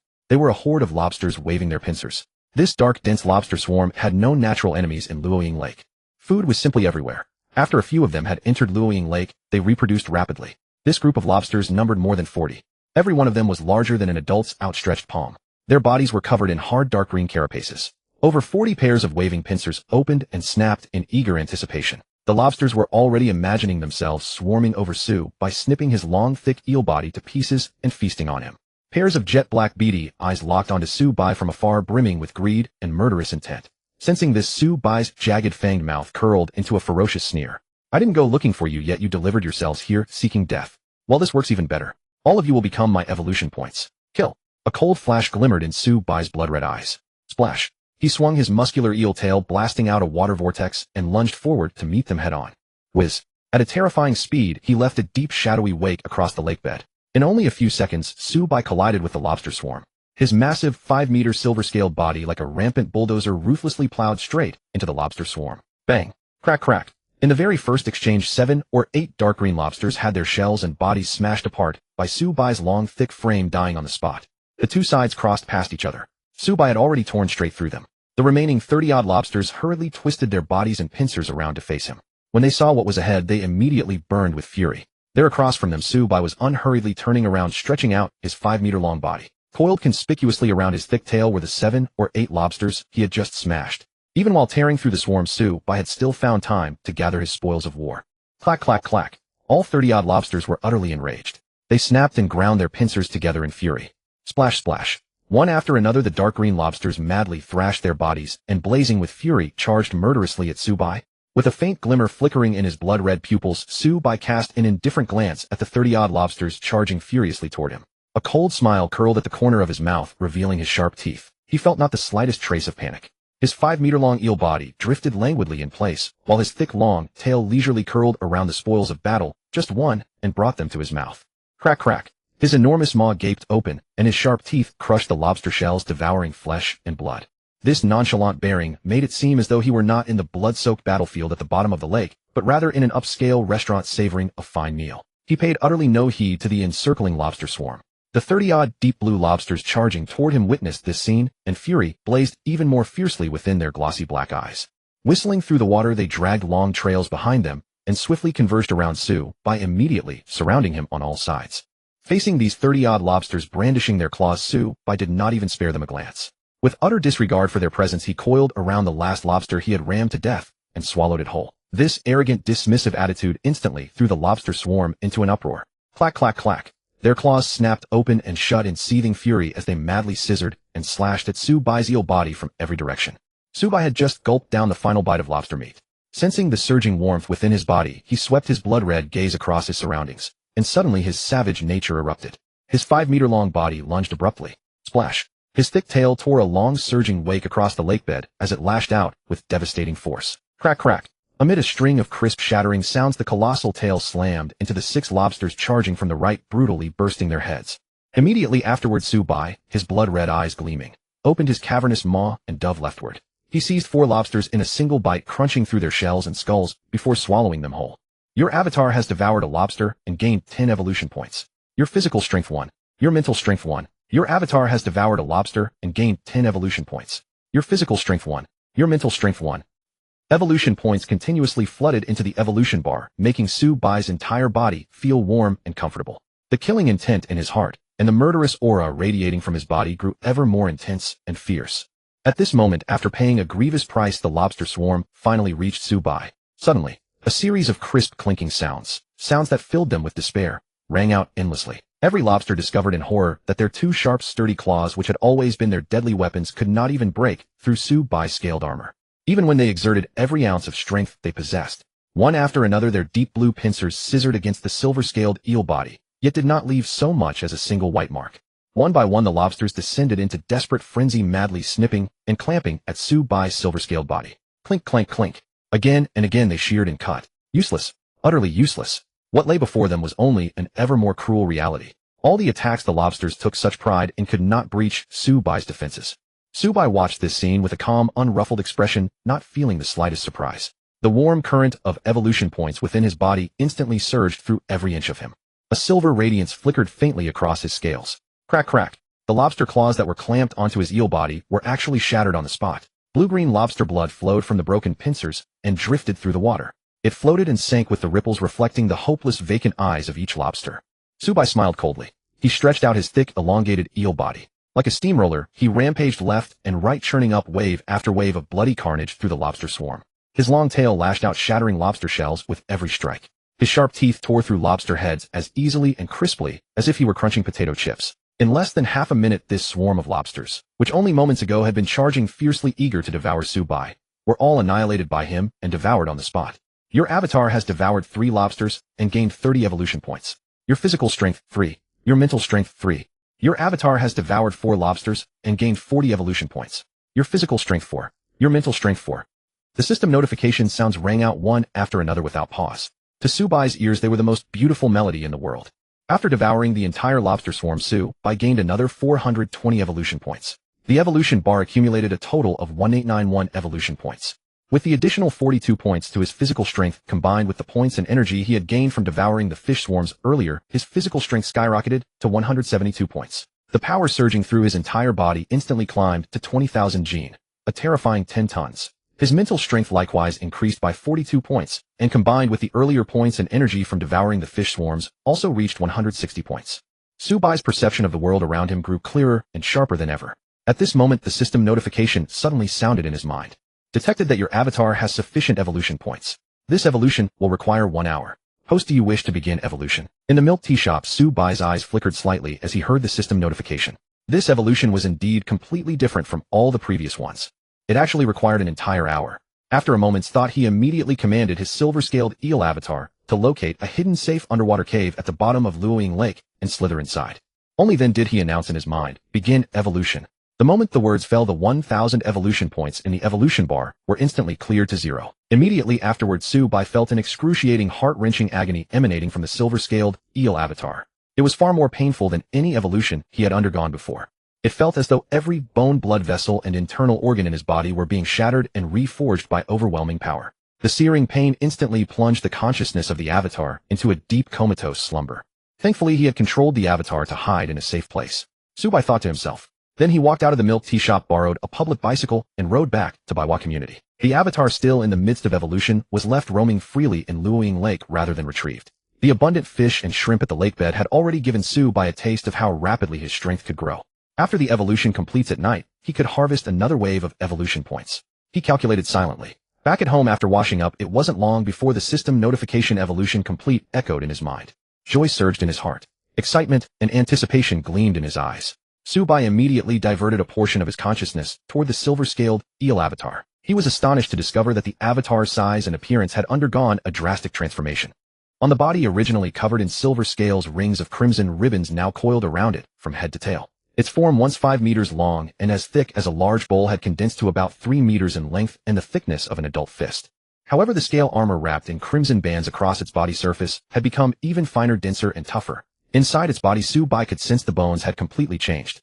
Inside the body of the former blood-eyed silver-scaled eel, there had not been many bones. Most of its physical might had relied on its extremely thick, powerful build along with muscles and scale armor to unleash devastating killing power. But now the avatar that had completed its 5th evolution abruptly had a remarkably thick, solid central bone inside its body connecting its head and torso. With that central bone as the main frame, many small branching bones extended outward to every part of the body, covering and supporting it entirely. This complete skeletal structure, central bone at the core, small bones branching out, was immensely complex and stable. After seeing it, Subai could not help but gasp in admiration. The entire skeleton resembled a towering tree with a massive trunk and many branches, tightly organized, solid, and stable. With this solid and crucial skeleton, the avatar's body had become considerably more compact, but far more agile and nimble. Supported and driven by the skeleton, the force within its whole body had also surged by many times. This would be reflected in combat power as an astonishing improvement and transformation. After scanning the avatar's entire form, Subai looked toward its head. The entire head now had a faint triangular shape that allowed it to lunge and bite with even more fierce, lightning-fast speed. Its pair of blood-red fish eyes had turned into indifferent, sinister vertical pupils, cold-blooded and forbidding. Within the pupils there was also a glint of bright crystalline light. The 2 vertical pupils were like 2 exquisite supreme-grade blood crystals, moist and glossy, glimmering with a faint light. Within their translucency lurked a chilling, baleful aura. In its mouth, 4 rows of sharp teeth remained hooked backward, sharp and menacing. But what surprised Subai was that he sensed a forked tongue inside the avatar's mouth. He manipulated the avatar to naturally flick its scarlet forked tongue out and in. At the same time, the sensory barbels at the edge of its lips swayed with the water currents. With these two combined, the avatar's perception of its surroundings became even clearer and keener. After taking in all the avatar's changes, Subai finally understood that this evolution had broken the shackles of its bloodline and completed a leap in bloodline origin. It had evolved from an eel into a snake. From blood-eyed silver-scaled eel, it had evolved into crimson-banded silver-scaled serpent. Watching the avatar undergo such a shocking transformation, Subai was thrilled. With just one breakthrough in bloodline origin, it had evolved into a snake. Then as long as it kept devouring and kept breaking through one bloodline shackle and origin restriction after another, in the end it might actually be possible to raise a divine dragon. Subai thought to himself, also marveling at the might and mystery of the divine evolution system. Congratulations, host. The system notification that suddenly rang in his mind pulled Subai back from his wandering thoughts. He looked at the system panel. Congratulations, host. Your avatar has successfully evolved to level 5. You have been awarded one chance to spin the lottery wheel. It has been detected that this evolution of the avatar has unlocked its bloodline shackles and elevated its bloodline origin. Next, when the draw is completed, the quality of the reward drawn from the wheel will automatically be upgraded by 1 tier. So this 5th evolution actually came with such a benefit. Subai felt a flicker of joy. The system's notifications continued to ring out. Lottery wheel preparing. Congratulations, host. You have triggered the intermediate lottery wheel. Trigger chance 30. The intermediate lottery wheel is ready. Host, would you like to start the draw? Not bad. It's an intermediate wheel. Subai immediately commanded start the draw. The gleaming golden intermediate lottery will quickly finish spinning. He drew a crystal test tube containing a pale lavender liquid. Congratulations, host. You have drawn the intermediate skill fusion essence. Quality automatically improved by 1 tier. Congratulations, host. The intermediate skill fusion essence has been upgraded to the advanced skill fusion essence. Advanced skill fusion essence can fuse 2 skills with compatible attributes LV5 LV10 into a single, even more powerful fused skill. Tip: after opening the information panel of either the main body or the avatar, once the fusion ready prompt appears, you can crush it and use it. What a treasure. So skills can actually be fused. Subai's eyes immediately lit up when he saw the crystal test tube's description. He took out the test tube and first opened his own system panel. No reaction. He opened the avatar system panel instead. A drastically changed information panel immediately appeared before Subai's eyes. Avatar Crimson Banded Silver-Scaled Serpent. Level 5. Skills. Coiling Strangulation LV5 uses its long, thick serpentine body to coil around and lock down an enemy target, strangling it to death. Venomous Fang Bite LV5 after biting an enemy target inflicts poison damage, laceration damage, and continuous bleeding damage. Camouflage LV5. Heat Sensing LV5. Crisis Sense LV5 by focusing mental intent into the sensory barbels and expending a certain amount of mental energy, it can sense the threat level of all living creatures within a 40-meter radius. Talent Amphibious LV5 can survive both in water and on land and fully unleash its combat power in either environment. Crimson Ring Silver Scale Armor LV5. The body surface is covered with silver scales, and the scales bear rings of crimson, granting considerable defensive power. Combat power 580. Evolution points 891-1500. Excellent. Now there are 2 attack skills: Coiling Strangulation and Venomous Fang Bite. The range of Crisis Sense has expanded to 40 meters. On top of that, the scale armor is even tougher. This evolution has directly increased the avatar's combat strength by several times, and now it can operate on both land and in water. After it finishes devouring the fish and shrimp in the water, it can go ashore and devour land beasts. By then, whether it's the main body or the avatar, both will evolve faster and grow stronger more quickly. Subai murmured softly, his face full of delighted surprise. Suddenly, the test tube holding the advanced skill fusion essence erupted with a mysterious deep purple light. Detected that the avatar's Heat Sensing LV5 and Crisis Sense LV5 can be fused together. Host, would you like to consume 1 vial of advanced skill fusion essence to perform skill fusion? After hearing the system prompt, Subai's eyes instantly lit up, and he commanded without hesitation, begin the fusion. The moment his words fell, the whole crystal test tube suddenly blazed with violet light. With a whoosh, it vanished without a trace. Sensing the change, Subai immediately split his focus and looked toward the silver-scaled serpent avatar. There, the advanced skill fusion essence, glowing with purple light, was quietly floating above the avatar's head. Subai's mind stirred. He manipulated the silver-scaled serpent avatar to open its enormous mouth wide and swallow the crystal test tube in 1 gulp. Skill fusion begins. Skill fusion initiated. Buzz. After devouring the advanced skill fusion essence, the entire body of the crimson silver scale serpent began to radiate an extraordinarily mysterious purple glow. Hiss. Its scarlet forked tongue flickered restlessly. The 2 whiskers beside its mouth also swayed continuously with the currents. Suddenly, a faint purple light bloomed on both its tongue and whiskers. Immediately afterward, ring after ring of faint purple radiance rippled outward like water waves, spreading rapidly from the silver scale serpent clone at the center. In the space of a breath, it had spread to an area roughly 40 meters in radius. Congratulations, host. Your clone skill has been successfully fused. Thermal Perception LV. 5. Crisis Perception LV. 5. Alien Holographic Perception LV. 5. Congratulations, host. Your clone has successfully comprehended the fusion skill Holographic Perception. Holographic Perception LV.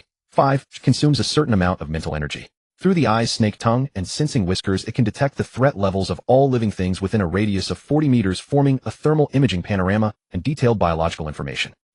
Besides the threat levels and thermal imaging, it can even show biological information. Subai's eyes immediately brightened when he saw the introduction to this holographic perception skill. He immediately manipulated the silver scale serpent clone to begin using it. In the pitch-black depths of Luoying Lake, a faint purple glimmer suddenly flickered over the clone's blood-red slit pupils, sensing whiskers and snake tongue.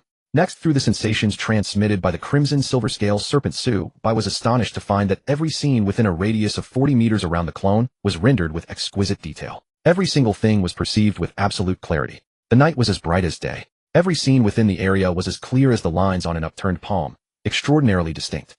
The threat glow emanating from each creature was also clearly visible. Subai then manipulated the clone, concentrating mental energy to sense some of those creatures. The next moment, specific biological information was displayed with perfect clarity before his eyes.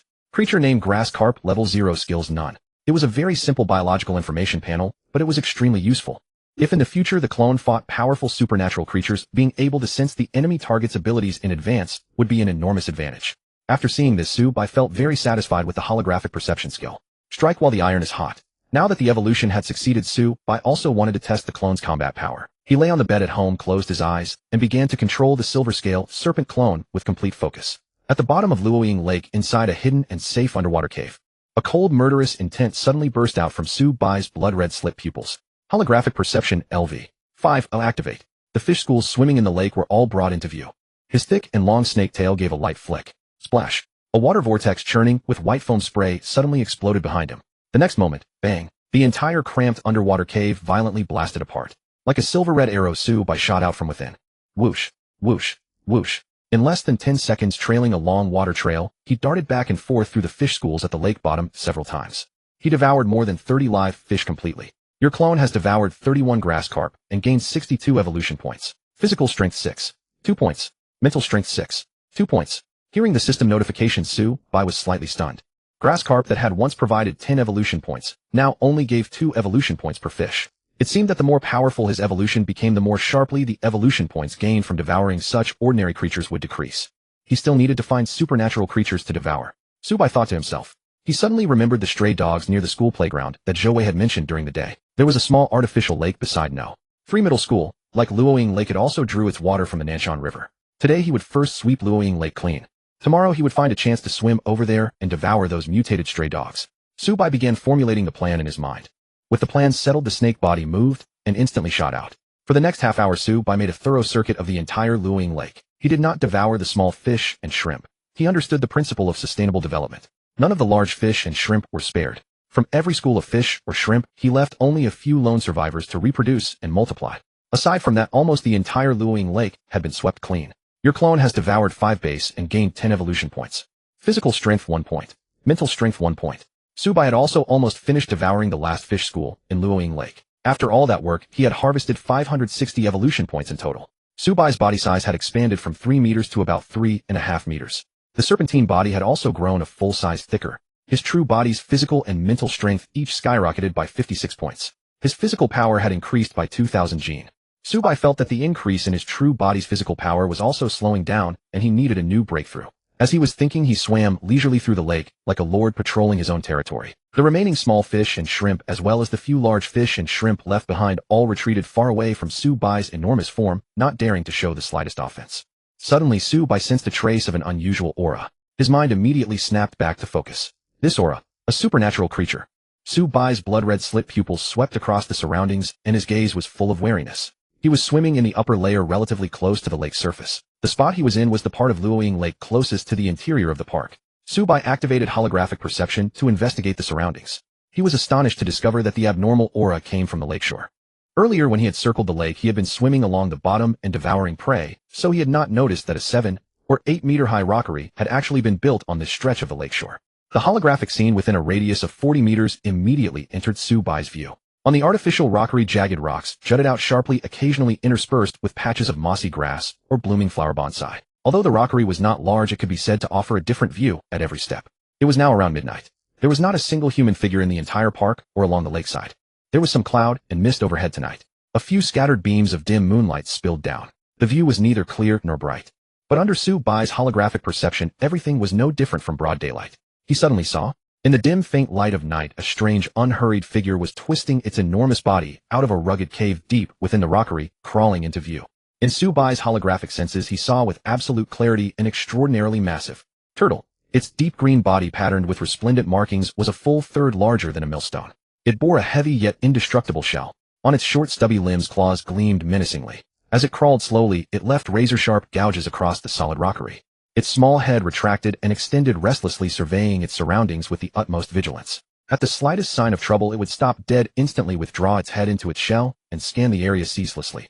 Only when nothing seemed amiss would it continue crawling forward. Utterly timid, Su-Bai gathered his mental energy and inspected the giant turtle's information. Creature named Giant Turtle. Level 4. Skill: Bite, Claw, Strike, LV4. Tears at enemy targets with fangs and claws, causing bleeding and sustained damage. Shell Spin, LV4. Withdraws all 4 limbs and head into the shell, then spins rapidly to send surrounding enemies flying. Rotating charge LV4, withdraws limbs and head into the shell, then the entire shell spins and charges into the target, dealing devastating collision damage. After reading through the level 4 giant turtle's bio-information, Su-Bai's vertical pupils suddenly gleamed. This giant turtle's strength was a notch below his own, but it was still a mutated giant creature. If he could slay and devour it, he would undoubtedly reap a vast bounty of evolution points. Su-Bai thought to himself with simmering excitement. He immediately activated his camouflage skill and silently swam over. During the day, the giant turtle lurked in a cool, secluded cavern deep within the rockery, avoiding all company and sleeping soundly. Only at night would it emerge to hunt fish and shrimp in Luoying Lake and fill its belly. Tonight, the giant turtle, ambling along at a leisurely pace, suddenly felt an inexplicable chill creep into its heart. Its colossal form shuddered abruptly. It withdrew its head and limbs into its shell and peered all around. A gentle night breeze drifted past, wrinkling the mirror-smooth waters of the lake. The entire Luoying Lake was shrouded in darkness and stillness. In this silent night, only the occasional bird cry or cicada chirp punctuated the void. Everything was just as it always was. This set the giant turtle somewhat at ease. Perhaps what it had felt was merely its imagination. It extended its head and gazed toward the depths. At the thought of those plump fish and shrimp, their luscious sweet flavor and exquisite texture, the turtle's heart stirred with irrepressible longing. It had not eaten all day and was desperate with hunger. Without a second thought, the giant turtle, hefting its deep green shell, plunged off the rockery with a splash and dove into the lake. Splash, splash. The giant turtle paddled through the water with sheer contentment. Swimming was far faster than crawling on land, and the turtle found it thoroughly delightful. It immediately began searching for fish and shrimp in Luoying Lake. But as it swam, the giant turtle grew more and more bewildered. The dense swarms of plump, succulent fish and prawns that had once filled the lake had vanished without a trace. Every fish school and shrimp cluster now numbered only a few medium-sized survivors, along with some tiny immature young.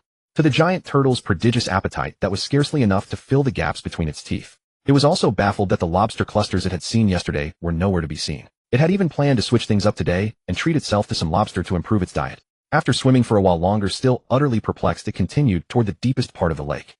What it failed to realize was that danger was already closing in. After Su-Bai activated his camouflage skill, his massive serpentine body was indistinguishable from the surrounding lake water.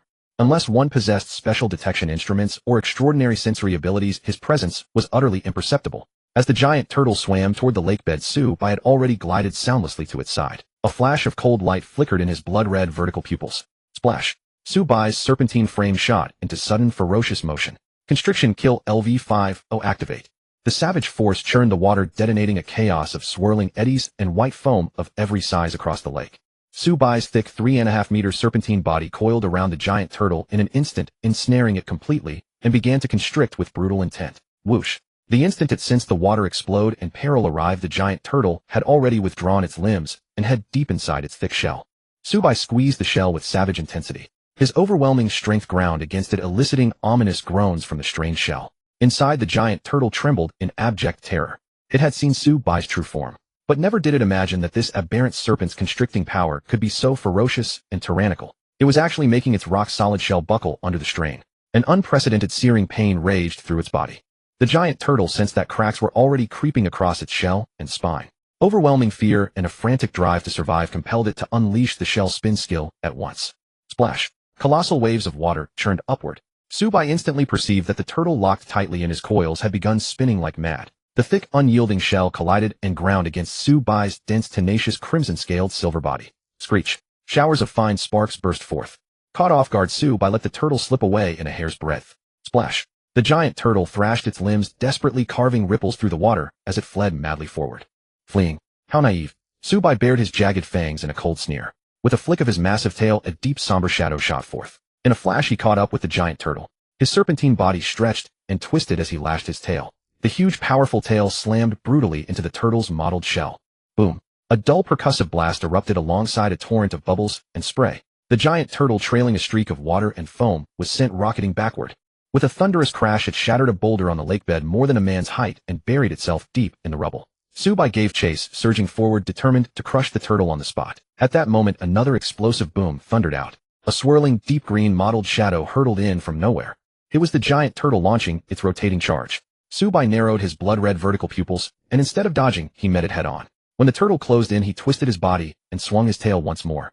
The central spine, linking his entire body, twisted into motion. His immense serpentine frame tensed, every muscle corded.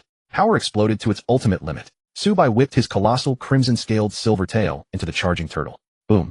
A savage, stifled detonation like the crack of summer thunder violently erupted. Crack. The very instant they clashed, Su-Bai's monstrous serpentine strength shattered the turtle's shell. Then a bone-deep, devastating force flooded through the giant turtle's entire body. The latter was sent hurtling backward with even greater, more ferocious velocity. Just like a baseball driven clean out of the park by a solid swing. Kaboom. The turtle's flying form tore straight through 3 man-sized boulders on the lake bed. It slumped deep into a pile of rubble, its mind dizzy from Su-Bai's devastating blow. Swish. Su-Bai continued charging without an instant's pause. His 3.5-meter trunk-like body coiled tightly around the giant turtle, locking it in a death grip. Voila! The giant turtle shrieked in agonizing torment. Its shell, already fissured with cobweb-like cracks, was utterly incapable of withstanding the dreadful power of the constriction. In the next moment, the entire millstone-sized giant turtle was crushed by Su-Bai with a sickening crack into countless shreds of flesh and blood. Then Su-Bai opened his cavernous maw and devoured the mangled turtle in 2 or 3 swift gulps. Your avatar has devoured a level 4 giant turtle. 800 evolution points obtained. Physical strength 80. Mental strength 80. Eating a single giant turtle yielded far more rewards than a dozen schools of fish and shrimp. Su-Bai nodded in quiet satisfaction. 800 evolution points instantly surged his body to roughly 4 meters in length, nearly matching his size before the last evolution. Yet the strength and combat prowess he now held were several times greater than before evolution. As for the main body, with both physical strength and mental strength increased by 80 points, his entire physique had gained an astonishing 3,000 gene of might. The gains were magnificent. Detection: your avatar's evolution points are sufficient. This evolution will take 1 hour. Host: do you wish to commence evolution? At home on his bed, Su-Bai's spirits were instantly roused by the sudden system prompt. Time to evolve again, he murmured, his face alight with joy. He immediately commanded his avatar to the hidden safe underwater cave at the lake bed. Then he selected begin evolution.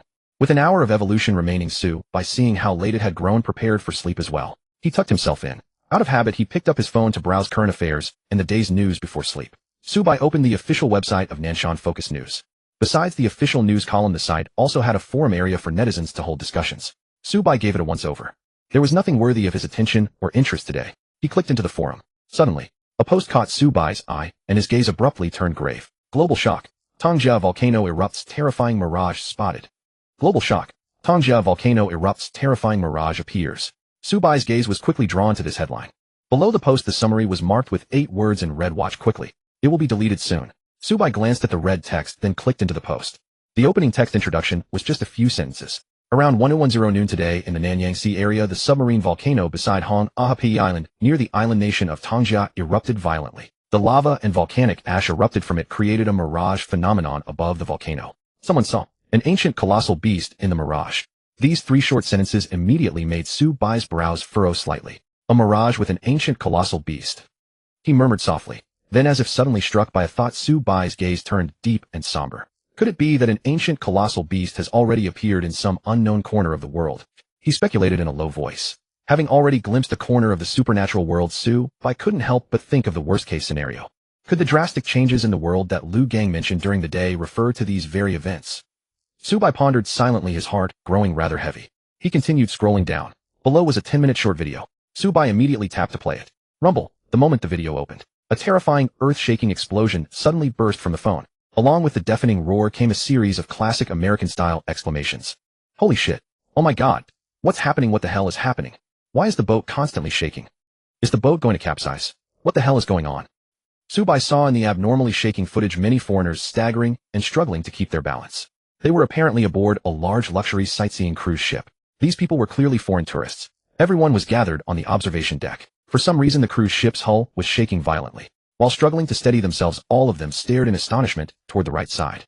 The video's filmer was evidently also a tourist on the cruise ship. While exclaiming in awe, he fumbled to open his camera and record the scene. Su-Bai endured the discomfort and kept watching. Finally, the filmer seemed to steady himself. Su-Bai saw him grab the railing on the deck with one hand. The other hand was presumably holding the phone. The camera lens pointed toward the sea on the right side. Su-Bai's eyes suddenly widened slightly. What came into view was a wild, turbulent sea. Surging waves crashed madly against the cruise ship, producing booming, shattering sounds. Su-Bai saw amid the raging waves schools of fish of all sizes fleeing in sheer terror. Leaving trails of white water like arrows, they frantically darted beneath the cruise ship and fled into the distance. On the sea surface, dolphins, swordfish, orcas, and other large fish, or rather ocean overlords, now paid no attention to their predators or prey around them. They all gathered together, ceaselessly leaping out of the water, wildly fleeing toward the ocean on the left side of the cruise ship. The phone camera panned upward, revealing the sky in the video. Amid the filmer's clearly audible "holy shit" exclamation, Su-bai was shocked to see the entire sky filled with birds of all kinds. The flapping of wings resounded in his ears. All the birds were also fleeing toward the sky on the left side of the cruise ship. Scenes like an apocalypse cast a heavy shadow over everyone's hearts. Rumble. A terrifying blast, as if both sky and earth were splitting apart, suddenly reached their ears. The entire ocean, the giant cruise ship, and even heaven and earth seemed to tremble violently. Oh my god, what is that? Oh no, that's a volcanic eruption. It's a volcanic eruption. God, no, that volcano is erupting over there. Run, run. Amid the series of English shouts, Su-bai saw the filmer's camera aim toward the sea horizon on the right side of the cruise ship. Focusing, there was an island. Billowing dust and mist blasted from the island's center. Dark rocks and soil shot straight into the sky. Then Su-bai saw dazzlingly bright orange-red molten lava violently erupting from amidst the rocks and soil. Like a blooming flower of death, it splashed and sprayed in all directions across the ocean. Hissing, the terrifying sounds of vaporization and steam came from afar. Vast stretches of seawater were vaporized into thick, white mist continuously rising skyward. In just a moment it formed a giant mushroom cloud, far broader and more terrifying than a nuclear explosion. Su-bai also saw in the video that birds too close to the island, unable to flee in time, were directly engulfed by the thick volcanic ash and mist. When their bodies reappeared, they had turned into showers of pale white bone fragments and black ash falling from the sky. In the more distant sky, some birds also failed to escape the catastrophe. The invisible heat from the eruption scorched the birds' wings into flames on the spot. In an instant, amid piercing, agonizing cries, they turned to black ashes and plunged into the sea. Su-bai also saw a scene of mass slaughter in the water. Thick crimson blood, mixed with the corpses of marine creatures, churned endlessly to the surface. This was because the erupting lava instantly heated the seawater to an appalling temperature, literally boiling and scalding to death the marine creatures that had no time to escape. Su-bai could imagine the foul stench drifting across the sea right now. He heard continuous sounds of vomiting from the video. The people on the cruise ship deck were clearly unable to bear it. The filmer's shot shook again, seemingly turning to look at the scene on deck. Su-bai saw the video switch to the other side of the deck. Many people on the observation deck were vomiting, and some mentally broken had fallen to their knees begging for mercy.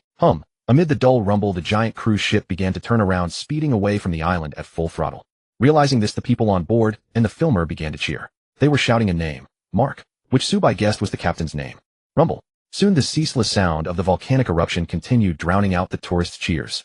The sound was as if the earth were collapsing and the sky were splitting apart. Oh my god, look. What is that? Holy shit, there's an image in the mushroom cloud. What is that? A mirage is appearing in the sky. Amid the crowd's exclamations, the filmer refocused on the erupting island. Su-bai held his breath slightly. He was astonished to see a terrifying scene of primeval wilderness appear within the giant mushroom cloud that spread across the entire sky. The next second, Su-bai's heart clenched tightly as he stared at the video. Because in the mirage there emerged a colossal beast's head. Wait, that was actually an enormous Tyrannosaurus Rex head. At this moment, not only Su-bai, but also the person holding the phone and everyone on the enormous cruise ship saw the fierce and ferocious head of a Tyrannosaurus Rex. Oh my god. What kind of monster is this? Holy crap, damn it, that's a Tyrannosaurus Rex. There's a Tyrannosaurus Rex in the mirage. How is this possible? How could a Tyrannosaurus Rex appear here? Run, we've got to run. Mark, step on it. Full throttle, get us away from this nightmare. Su-bai heard the terrified screams of the crowd coming from the video. The image shook and panned toward the crowd. The foreign tourists on the observation deck were becoming restless and uneasy. They kept shouting toward the ship's bridge, desperately trying to flee this stretch of sea that felt like a hellish nightmare. Just then, Su-bai saw a well-dressed middle-aged man in a tailored suit step forward in the video. Calm down, everyone, calm down. The thing in that mushroom cloud is a mirage. It's all fake. The man's deep, confident voice quickly drew everyone's attention. Everyone turned to look at him. Through the video, Su-bai watched the man in the suit adjust his clothes, seemingly enjoying the feeling of being the center of attention. His expression was one of confidence and arrogance. Seeing all eyes on him, the man in the suit cleared his throat and continued. I am Philip, a professor at Bincha University. When all is said and done, a mirage is merely an optical phenomenon. The scenes that appear in it are either from somewhere far away, or they are scenes from a vastly different era. They could even be completely illusory, just various reactions of optical phenomena. Professor Philip's credentials and his professional, meticulous explanation immediately won everyone's trust. Some people voiced their doubts, and the professor answered each one clearly and thoroughly. Soon Su-bai saw the crowd gradually calm down. Seeing this, Professor Philip looked somewhat smug. Simply put, no matter how terrifying that Tyrannosaurus Rex is, it's fake. Even if a Jurassic Park appeared in that mirage, there's nothing for us to fear. Professor Philip made a little joke. The crowd responded with a few laughs. The atmosphere lightened. At that moment, Su-bai suddenly noticed a young man looking toward the volcano, his expression strange. His smile seemed to freeze and solidify on his face. His azure eyes were filled with terror and horror. It moved. The young man's mouth hung slightly open, his face turning pale at a visible speed. Moved. What moved? Su-bai's gaze toward the video sharpened. The people on the observation deck soon noticed the young man's strange behavior. They all looked toward the volcano. Subai finally saw the shot shift direction again, focusing on the mushroom cloud above the volcano. On that massive, ferocious Tyrannosaurus Rex head, the thick eyelids suddenly blinked. It seemed to have spotted the cruise ship. Its dark, golden vertical pupils locked onto the people on board. A cold, merciless savage gaze seemed to pierce through the illusory space, and a thick, white mushroom cloud landing squarely on the cameraman and everyone else. The moment Subai locked eyes with the Tyrannosaurus Rex through the video, he felt his breath catch in his throat. Let alone the foreign tourists in the video. Holy crap, damn it, Professor Philip, is this what you call an illusory scene? An optical phenomenon? You're telling me this Tyrannosaurus Rex is fake? Are you kidding me? A barrage of classic American exclamations burst out from the crowd. Subai couldn't see it, but he could well imagine Professor Philip's face turning a livid purple. The footage zoomed in a little. He had to admit the cameraman really knew how to find an angle. Subai felt he could see the Tyrannosaurus Rex's dark, golden vertical pupils even more clearly. Moreover, perhaps it was an illusion, but Subai kept feeling that those dark, golden vertical pupils seemed to reveal a trace of human-like mockery and contempt. It was like the disdainful, contemptuous look of an elephant staring at ants. Everyone, don't panic. It's all fake. That Tyrannosaurus Rex won't threaten or hurt us. It's all fake. Subai heard Professor Philip's voice coming from the video. He was still stubbornly insisting. Suddenly, the Tyrannosaurus Rex's head pulled back slightly. Subai caught glimpses of the primeval wilderness behind it. Towering, ancient trees that scraped the sky. Vast, pure white clouds.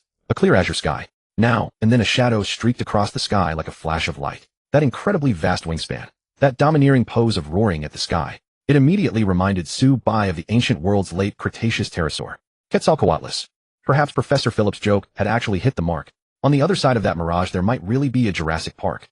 Or even a world of dinosaurs. Subai thought with a wry smile. Wait, was what was in that mushroom cloud really a mirage? Subai suddenly jolted in realization. If it were truly illusory, then why did the Tyrannosaurus Rex's gaze seem to see the people on the cruise ship through the video?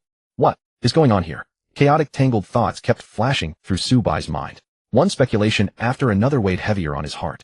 Inside the giant mushroom cloud, the Tyrannosaurus Rex didn't give Subai long to think. It soon filled the frame again. This time not with its enormous head, but with a bloody maw filled with jagged teeth. The muscles along its savage skull quivered violently. Roar! It suddenly unleashed a long-suppressed, furious roar. That single roar echoed across the entire sea. That single roar struck terror into the hearts of everyone who heard it. Through the phone screen, a primordial roar from ancient wilderness echoed, bloodthirsty and ferocious, transcending billions of years to descend upon the entire planet once more. Subai's heart trembled. He sensed this Tyrannosaurus roar seemed to presage something, yet that indescribable feeling eluded his grasp no matter how he tried. Suddenly, a burst of intense crimson erupted within the video frame. Subai's attention snapped back to the screen. To his astonishment, the thick, white mushroom cloud near the Tyrannosaurus's massive jaws shattered and dissolved into nothingness. The next instant, a series of horrifying cracking sounds, flesh-splitting, emanated from the video. Numerous birds in the sky burst apart, simultaneously raining blood down upon the ocean.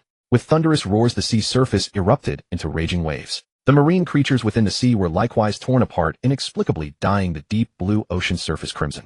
Subai immediately comprehended, his eyes widening slightly. It was a sonic wave. The Tyrannosaurus's roar had generated an invisible, yet devastating force capable of lethal destruction. Wait, disbelief flooded Subai's gaze. This roaring sound. How could a roar be transmitted? If this were merely a mirage, there would be no sound. And the destructive power of this Tyrannosaurus's roar is absurdly beyond compare. Subai felt that even if the true overlord of the ancient dinosaur era had materialized here and unleashed its roar, it could not have inflicted such terrifying devastation. It would not have shattered countless birds and marine creatures into fragments with a single roar. Could this be not a mirage? Then what lies within that mushroom cloud?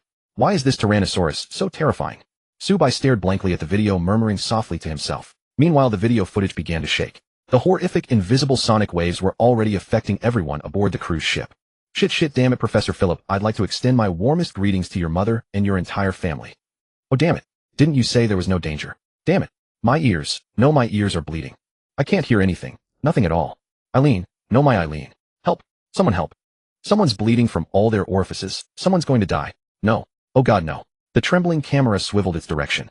Subai watched as people on the observation deck fled in terror, screaming in sheer dread. Many had suffered eardrum ruptures. Blood poured from their ears. Those with weaker constitutions were worse off. The invisible sonic waves had shattered their internal organs, causing bleeding from all their orifices. Their eyes bulged as if they might burst from their sockets, the whites entirely consumed by blood. A truly gruesome sight. Subai also noticed Professor Philip had collapsed on the ground, his face drained of color from terror. The professor's eardrums had ruptured as well. He was entirely unaware. His pants were soaked through. The supernatural horror had completely stunned him. His eyelids fluttered shut before he fainted outright. The camera continued to shake uncontrollably. The person filming was clearly terrified as well. At that moment, Su-bai's gaze suddenly sharpened.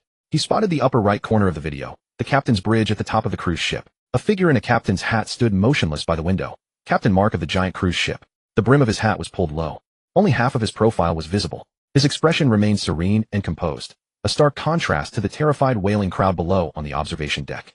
Without warning, Su-bai caught the faint curve of Captain Mark's thin lips in a sneer. There was something deeply contemptuous in it, as though he viewed the suffering masses below as mere ants. Then Captain Mark adjusted his hat brim, slightly revealing one eye. Su-bai's eyes widened in shock. His exceptional perception and vision captured something unsettling. Captain Mark's eye was not ordinary.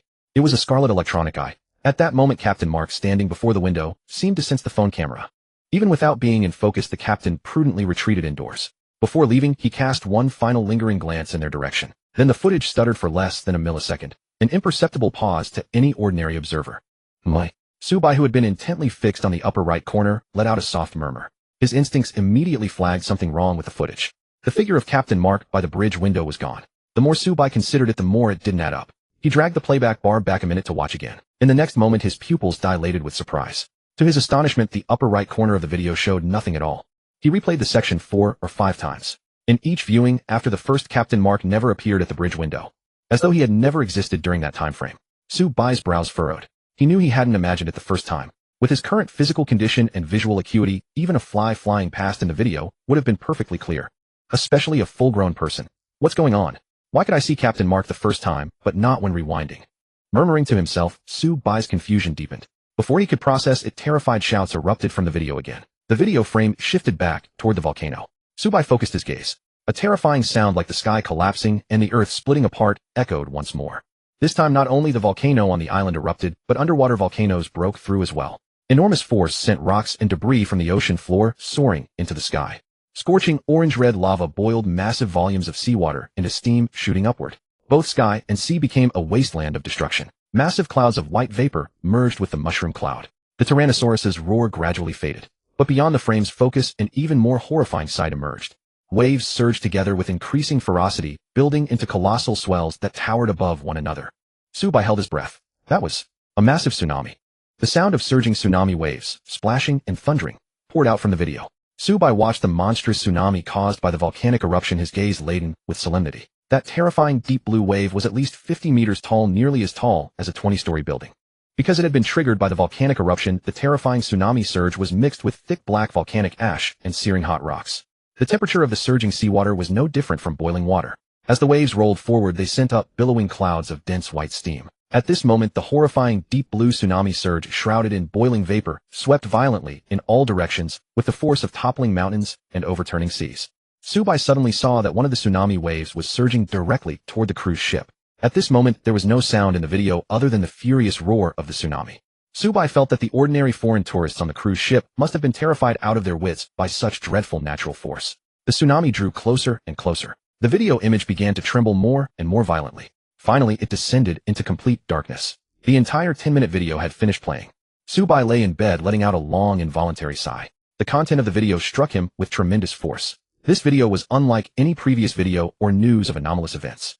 The footage was extremely clear, and the incident depicted was very specific. In Su-bai's heart, countless questions arose. He could now be certain that what lay within the mushroom cloud was not a mirage.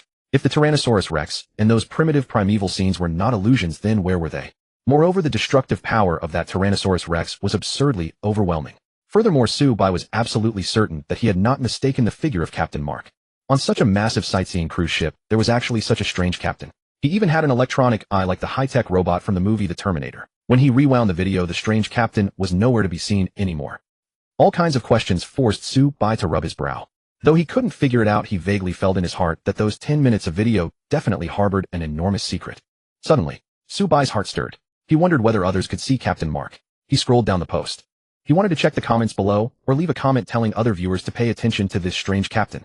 After scrolling to the bottom, Su-bai was shocked to see the comment section displayed. Comments on this post are no longer visible. The comments section had been sealed. Su-bai quickly reopened the video, intending to download and save it, but was prompted this video cannot be downloaded. A faint flicker passed through Su-bai's eyes. When he jumped back to the post interface, it displayed a blank screen. Only a line of red warning text remained in the middle. This post has been banned for spreading negative rumors and disturbing public order. Subai exited to the forum's main interface, and when he looked for the post again, there was no trace of it. He also searched for the nickname of the poster he had specifically noted down. The search bar directly displayed user not found. Banned so quickly. Subai was slightly astonished. He felt that the speed at which anomalous remarks and posts were being banned online was now noticeably faster than before. Previously, the platforms only reacted and banned such content after it had spread on a small scale. Now, before even a few people had seen it, and without giving anyone a chance to comment, the post and the poster's account were immediately shut down. Such speed clearly indicated the official intervention of the Dragon Kingdom. Subai then scrolled through other posts on the forum, as well as other software platforms, such as a short video platform and the trending list. He found no content related to anomalous events anywhere. The world seemed as calm and ordinary as ever. But Subai knew that in every obscure corner of the world, earth-shattering changes were absolutely taking place. He turned off his phone and lay in bed. Gazing at the old ceiling, his eyes gradually grew deep and solemn. Ordinary people might treat those videos as casual conversation material to chat about with friends over tea, at most letting out a few exclamations or uttering a badass. But for Subai, he had a vague feeling that what Liu Gang had said might be true. The world might truly be on the brink of a dramatic upheaval.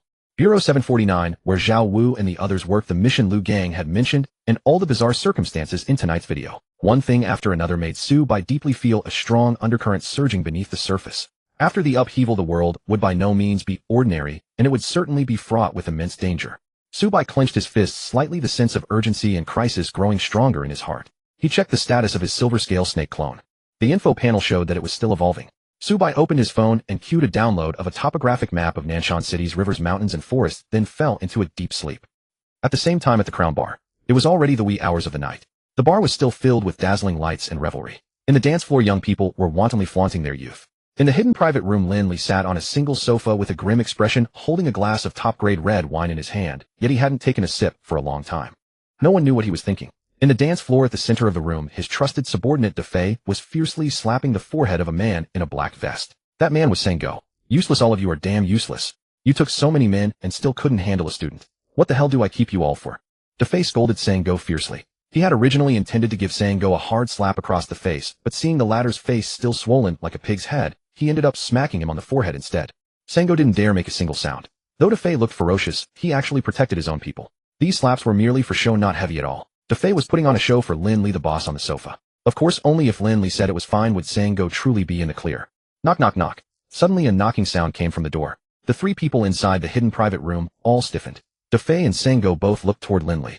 Both knew that the boss had come here today for another important matter. Watching De Fei discipline Sango was merely a side affair. Lin Li nodded at De Fei. De Fei immediately went to open the hidden door.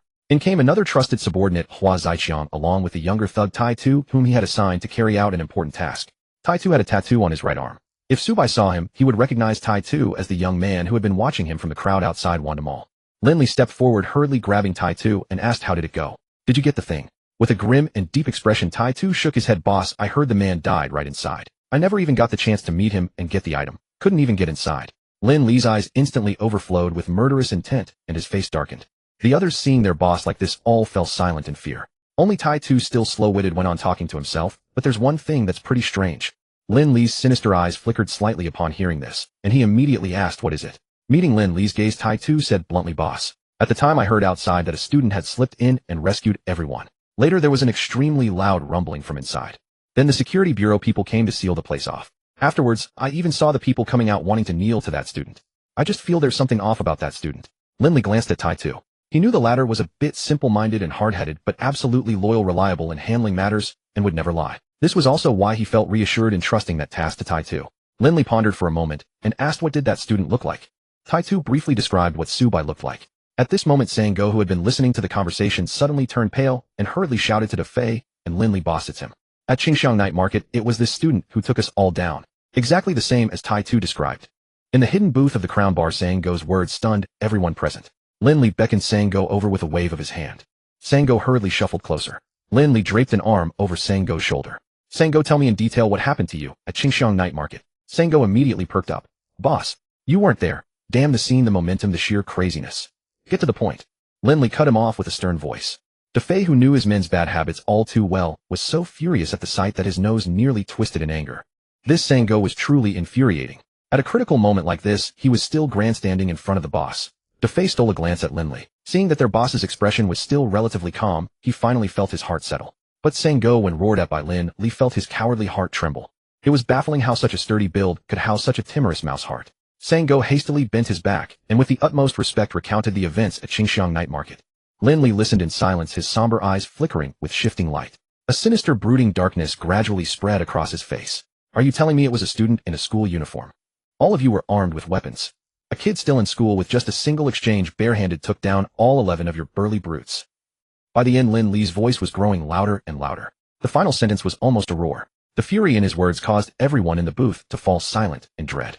The battle at Qingxiang Night Market as described by Sango was simply too absurd to believe. Any normal person who heard it would think it was nothing short of a fairy tale. But Sango knew that this bizarre event had truly happened. He steeled himself and answered Lin Li, "That's right, exactly like that, boss. You didn't see it." That. Before Sango could finish, Lin Li waved his hand to cut him off. Watching this, Defei's heart sank all the way to the bottom.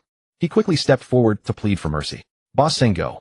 Lin Li waved his hand again, interrupting Defei. After receiving confirmation from Sango, he had no doubt the man was lying. Lin Li sank silently into a single sofa, his face grim. He clamped a cigar between his teeth. The most discerning of the group, Hua Zaiqiang, hurriedly moved in with a cigar cutter and set it up for him.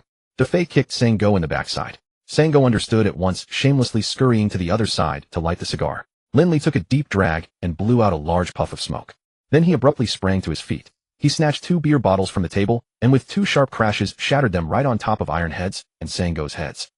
Sango collapsed to the ground, blood streaming from his head. He was about to scream in pain, but Defei's murderous glare forced him to swallow it, leaving him gasping sharply through his teeth. Iron Head, meanwhile, stood utterly still as though the bottle had not smashed against his skull at all. Yet everyone could clearly see a rivulet of blood trickling down from Iron Head's head. Lin Li gave them both a cold, sweeping glance. "I don't care what background that kid has, or how tough a nut he is. You two failed to do your job, and there are no excuses. Punishment is mandatory." "Yes, boss," Iron Head replied in a low voice. Sango, still lying on the ground, needed no look from Defei this time. He immediately scrambled up with a quick carp-like flip. He knelt directly in front of Iron Head with an attitude of proper repentance. "Yes, boss, I know I was wrong." Defei and Hua Zaiqiang exchanged a glance and breathed a sigh of relief. Both of them knew that Lin Li's anger had finally cooled. The matter had been laid to rest. Iron Head cast a glance at Lin Li. He was well aware how critical this task of his was. Iron Head also knew how great a price the boss had paid to establish this connection. And he understood even more how terrifying that organization was. If they were to lay blame, even a man of Iron Head's temperament could not help but shudder inwardly. Now Iron Head saw that Lin Li had chosen to settle this matter with a smashed beer bottle, effectively shouldering all the pressure from that side on his own shoulders. At that thought, Iron Head felt a stirring in his heart. "Boss, what do we do now?" Iron Head prompted. "If that organization comes down on us." He trailed off, looking at Lin Li. Of everyone present, only Sango remained utterly bewildered. The others all knew that the task Iron Head carried this time was no small matter. Lin Li took a deep drag from his cigar, then crushed the searing ember directly between his fingers. To him, the intense burning pain was barely perceptible. Lin Li cursed fiercely. "Damn it. That organization is definitely not something we can afford to offend. But that little brat we can still handle." "Sango, do you know that little brat's name and background?" Sango immediately replied, "Boss, his name is Subai. He's a senior at Nanshan No. 3 high school and orphan with no backing at all." Lin Li gave a cold, vicious snort. No backing, and still this arrogant. He ruined my plans twice. If we don't get to enjoy ourselves, that brat won't either. This Subai." Suddenly, ring ring ring. A phone rang sharply in the hidden booth. Everyone turned toward the source of the sound. There sat Lin Li's encrypted satellite phone. At that moment, Lin Li, Defei, Hua Zaiqiang, and Iron Head all shuddered. A single thought flashed through their minds: speak of the devil, and he shall appear. They all knew this phone was the encrypted line the boss used exclusively to contact that organization. Lin Li took a deep breath and went to answer the call. He listened with a deeply respectful manner. His tightly knit brows gradually began to relax. The others who had been watching him closely felt their hanging hearts ease a little. After finishing the satellite call, Lin Li turned to the group with a cold, meaningful smile. "Seems the organization says the task is already complete, no need to handle it anymore. Seems their people also know about this Subai. They've assigned us another task." Everyone pricked up their ears. Lin Li began to issue orders in a cold voice. "Hua Zaiqiang, where's the important guest from the north that the organization arranged last time?" Hua Zaiqiang answered at once. "Boss, he's right here enjoying himself at the venue." Lin Li gave a slight nod. "Tomorrow night, take the guest assigned by the organization, find a secluded spot, and deal with that brat named Subai." "Yes, boss." All their eyes gleamed with ferocity like fangs bared by wolves. Suddenly, Defei thought of something. He leaned close to Lin Li's ear and whispered, "Boss, the person you told me to snatch will be delivered here tomorrow night." Lin Li immediately thought of the other matter the organization had assigned. After weighing its importance, he gave a slight nod. "Hua Zaiqiang, tomorrow night, that brat named Subai is yours to handle. Make it clean and neat. Defei, you'll come with me tomorrow night for the job." "Yes, boss." They all replied in unison. With the arrangements complete, Lin Li waved his hand, and the men filed out through the hidden door one by one to make their preparations. Inside the hidden booth, only Lin Li remained seated on the sofa, relighting his cigar. In the dimness, only the small orange glow at the tip of the cigar outlined his ruthless cold face. He looked like a wolf, a hungry wolf clawing its way upward by any means necessary. The next morning, around 5 o'clock when the sky was still faintly bright, Su Bai woke up. He first went out for a few laps of morning jogging. After returning, Su Bai ate breakfast while sensing the situation with his clone. Congratulations, host. Your avatar has successfully evolved into the Bloodscale King Serpent. Oh, Bloodscale King Serpent. Su Bai rejoiced at once and immediately checked the status of his clone. There he saw that the entire avatar had undergone a dramatic transformation. On its long, thick serpentine body, the silver scales of the crimson-banded kind had transformed into fine, densely packed blood-red armor. And upon its fierce, ferocious serpentine head a small bulge had appeared. Like a king's crown, it exuded an extraordinary, peerless aura. Su Bai could even sense that within it lay a formidable, unignorable power. A faint trace of blood-red light was just beginning to emanate. Overall, the current Bloodscale King Serpent was several times more powerful than the previous Silver Scale Serpent, both in aura and its astonishingly transformed abilities. Just as Su Bai was about to check the information panel, the system's notification chimed. Congratulations, host. Your avatar has successfully evolved to level 6. You are awarded 1 roulette spin. Preparing the spinning roulette. Congratulations, host. You have triggered a rare tier roulette with a trigger probability of 5. The rare tier roulette is ready. Host, would you like to spin now? Excellent. I actually triggered the rare tier roulette with only a 5 chance. Overjoyed, Su Bai hurriedly turned his gaze toward the gleaming, radiant rare tier spinning roulette. The dazzling golden premium-grade lottery wheel spun on, and on its scarlet pointer, sweeping past one precious item after another. Su Bai stared fixedly at the prize wheel. On the previous premium-grade wheel, he had drawn the Dragon Roar Iron Shirt, a ferocious body-tempering technique built for combat. What sort of treasure would he draw this time? With the pointer spinning, Su Bai's heart tightened with growing anticipation. Soon the scarlet pointer stopped on a slot shining with golden light. Inside the slot lay a translucent crystal, flawless and pure. Su Bai could clearly see a figure in martial arts attire within the crystal, its whole body blazing with golden light as it demonstrated one exquisite martial move after another. Although it was only a silhouette, it gave off a weighty aura, as unmovable as a mountain. Congratulations, host. You have drawn the premium-grade technique Tiger Roar Golden Bell Shield. Tiger Roar Golden Bell Shield, a premium-grade defensive technique. It has a total of 6 heavens and 12 gates. Every time, 2 heavens and 4 gates are cultivated to completion, physical defense and the defensive power of the technique both increase. After mastering the first and second heavens and the first 4 gates, the whole body becomes free of impurities and leaks with no defensive weakness or vulnerable opening. He can also master the first defensive skill, Golden Bodyguard. After mastering the third and fourth heavens and the middle 4 gates, the chi and blood throughout the body condense into one, and he can master the second defensive skill, Golden Light Guard. After mastering the 5th and 6th heavens and the final 4 gates, the body becomes like a treasure vessel with skin, sinews, and bones all tempered and elevated. It also has the astonishing effect of washing the marrow and transforming the body. He can also master the 3rd defensive skill, Golden Bell Guard, as well as the only offensive skill in the entire technique, Tiger Roar Golden Bell. Tip: once the crystal is crushed, the technique can be learned at once. After reading all the information about the Tiger Roar Golden Bell Shield, Su Bai's face lit up with joy. Excellent. To think I actually drew an upgraded defensive technique based on the Golden Bell. With 3 defensive skills and 1 offensive skill, my strength is about to increase considerably. Su Bai muttered, his face full of delight. With a thought, he took out the technique crystal formed from the prize wheel and crushed it directly. Bang! The crystal containing the golden figure instantly turned into a flowing light, like golden mist, and darted into Su Bai's eyes. Su Bai's whole body felt as if struck by lightning. He shuddered violently. His deep black eyes stretched wide open. His dark pupils had abruptly turned blazing gold. One could clearly see a golden figure inside his pupils, throwing punches and lifting legs, practicing the exquisite technique with lightning speed. As if an electric current were running through him, his body convulsed and twitched unconsciously. Impurities inside him were continuously forced out through the pores of his skin. Crackling sounds of bones grinding rang out without end. This was marrow washing and rebirth. Once it was completed, Su Bai would reap tremendous benefits. After a few moments, rumble. An explosive sound like a muffled summer thunderclap suddenly rang out in the old room.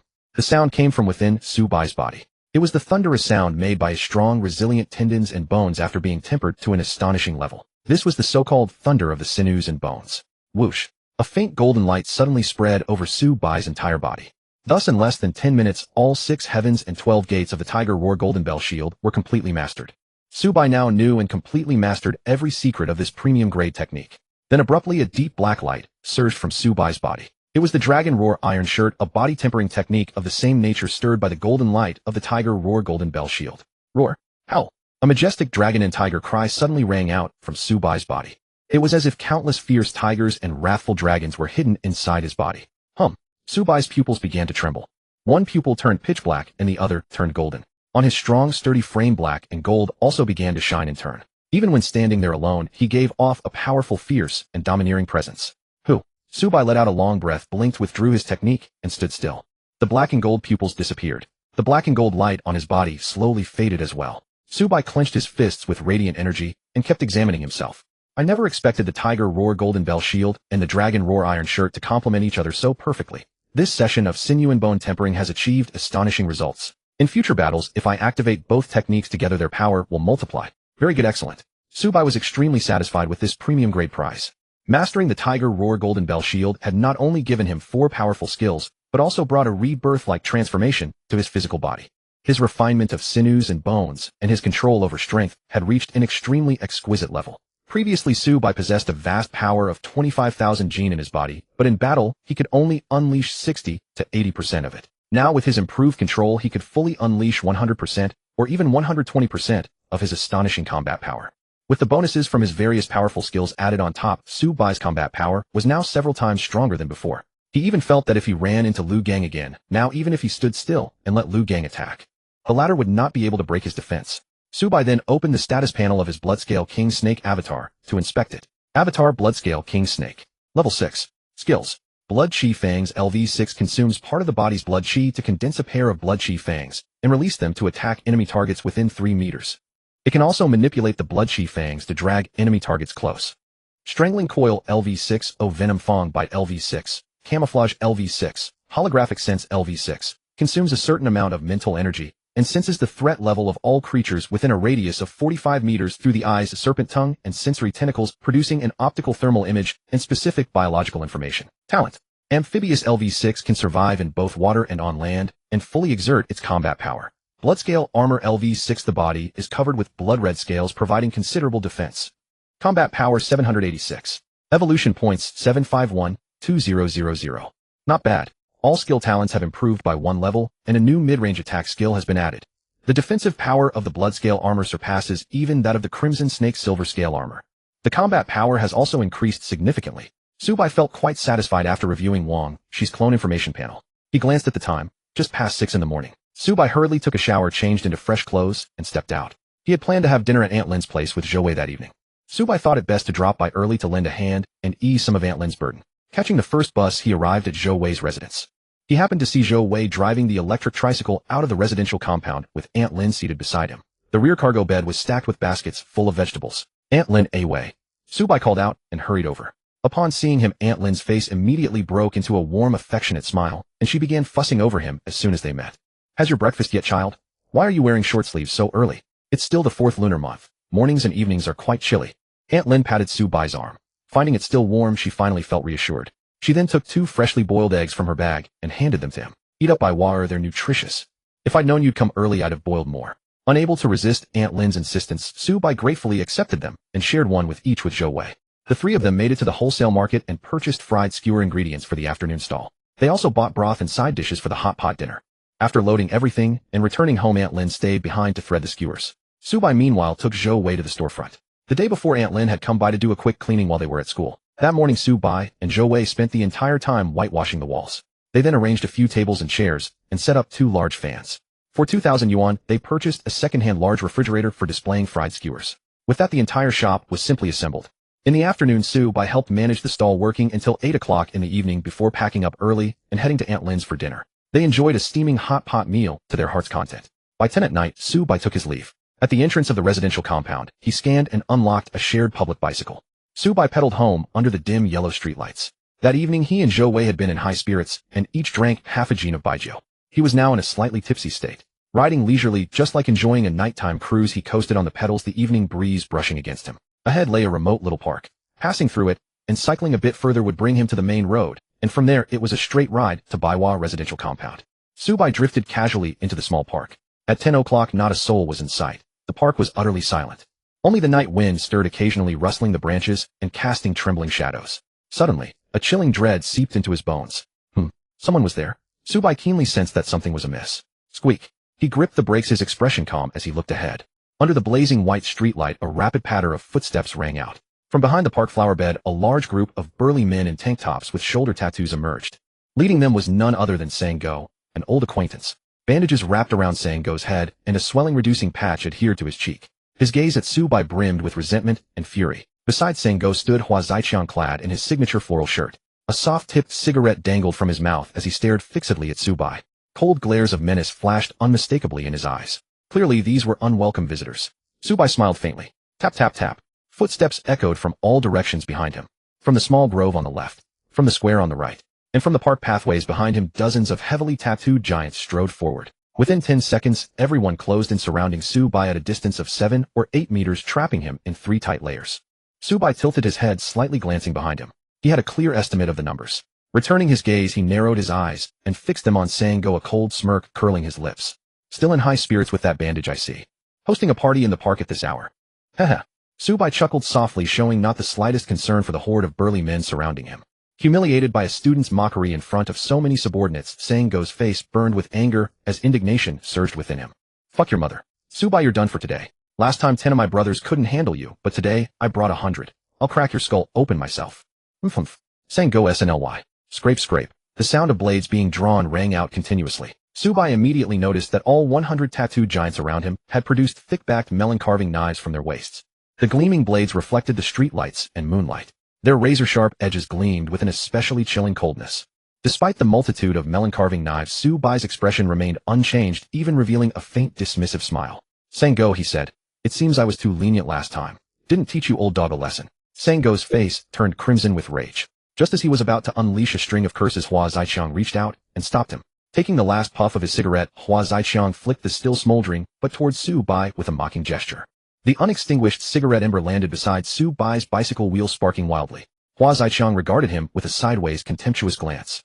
You little brat, you've got some nerve. Still not running away after seeing so many of us. Heard you went around beating our guys at Qingxiang Night Market 2 nights ago. Hua Zaiqiang deliberately avoided mentioning the Wanda Mall incident. Su-bai smiled lightly. That's right, beat up a few dogs. And today another pack of dogs has arrived. Well then, just more effort required. Su-bai dismounted his bicycle casually and leisurely rolled up his sleeves. Hua Zaiqiang's face turned the color of bruised pork on the spot. Fuck you. All of you, get him. Kill this bastard. Don't hold back. Anyone who shows mercy will eat a blade from my own hand. 100 tattooed giants in tank tops, each wielding a thick-backed melon-carving knife, roared and surged forward. Chop him. Finish him, bastard. This little rascal is asking for death. They shouted loudly, long simmering with resentment, and now charged forward, brandishing their gleaming blades. Su-bai smiled coldly. Asking for death. In his slightly narrowed eyes, black gold light suddenly flooded his pupils. His aura erupted, and he moved with tremendous force. Su-bai looked at the 100 blade-wielding men rushing at him from every direction and let out a cold smile. His right foot suddenly stomped down. The rock-hard bluestone slab beneath his foot became as fragile as tofu under that single stomp. With a thunderous roar, it burst apart. His right foot drove into the stone like a nail hammered into a plank. Then with a flick of his foot, a bluestone slab the size of a door panel was pried up by Su-bai through sheer brute force. Howling and shrieking through the air, it hurtled viciously toward the tattooed men ahead. Everyone who saw this utterly absurd sight was struck dumb, their eyes bulging wide. The incomparably heavy, massive bluestone slab landed squarely in the middle of the crowd. With a booming crash, 7 or 8 tattooed brutes were sent flying backward, spitting blood like bowling pins slammed by a bowling ball. The bluestone slab burst apart once more. Whoosh, whoosh, whoosh. Every shard of bluestone flying in all directions carried a violent, overwhelming force. In an instant they smashed into the crowd at the rear and knocked nearly 10 more blade-wielding men flying. Screams of agony and the sounds of blood being spat and bodies hurtling backward rang out without end. In just a single exchange, nearly 2/10 of the men who had swarmed up had fallen. Su-bai's astonishing combat power froze every blade-wielding brute in place mid-charge. Hiss! Wah! What just happened? Is this even a human? One stomp and the ground shattered. And he even managed to kick up a boulder the size of a door. That bluestone slab was at least 1,000 gene. What kind of monstrous strength is that? What the hell was that kid raised on? Can eating meals really make you this strong?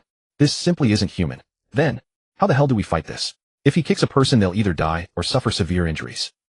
The tattooed men heard the screams from their companions around them, and were so terrified that they hesitated, not daring to advance. One after another they began muttering in low voices. Everyone looked at Su-bai as though he were a monster.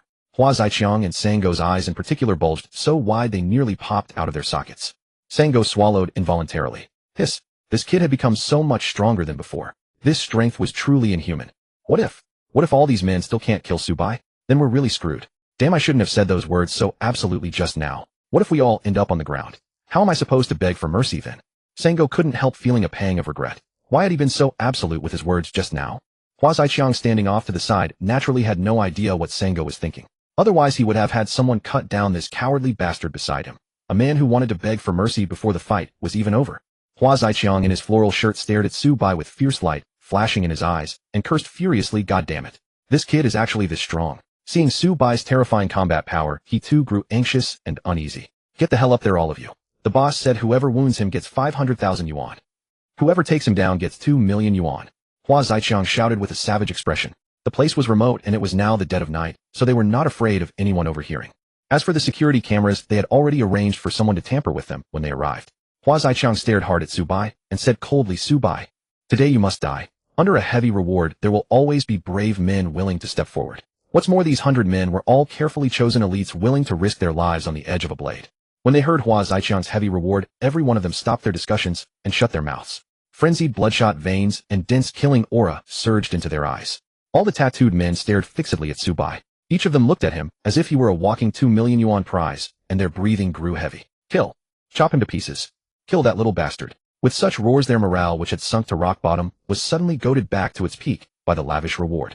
They all grabbed shining machetes and charged forward, scrambling to be first. Su Bai swept his gaze across the men rushing up yet again, and the black gold light of source power in his eyes blazed more dazzlingly and fiercely than ever.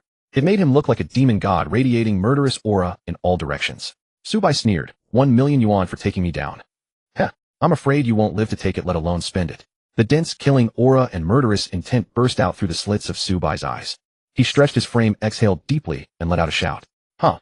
The roar boomed through the small park like a sudden thunderclap out of a clear summer sky. His bones and muscles trembled continuously. Vast power exploded into action. Dazzling golden source power erupted from his hardcore space and filled every inch of his body in an instant. Whoosh, whoosh, whoosh. The 80-odd tattooed brutes had already closed in. Razor-sharp machete blades hacked murderously down at Su Bai's head and body.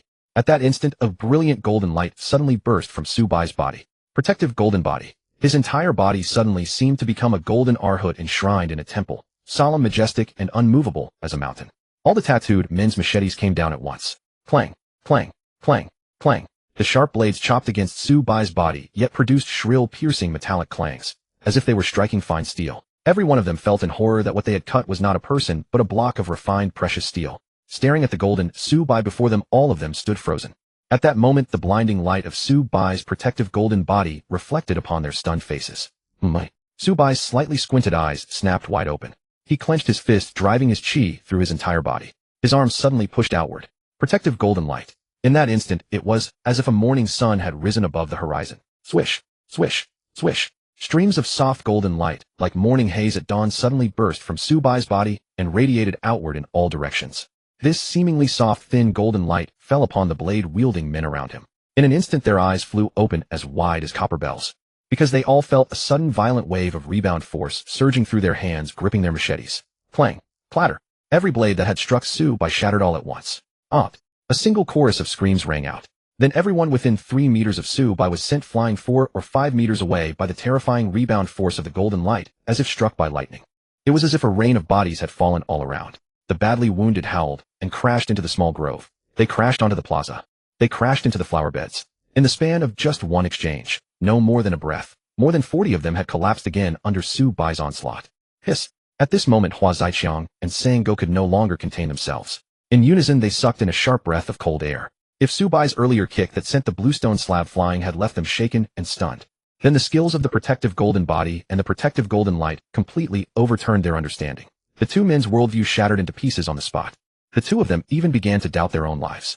They rubbed their eyes at the same time, almost thinking they hadn't come here to chop people up, but to watch a movie. What the hell? Was this special effects? Was that little bastard Su Bai shooting a film? Can a normal person make his body radiate golden light? And this golden light could even shatter dozens of fine steel cleavers. Could a normal person be immune to blades? Not even a single inch of skin could be broken.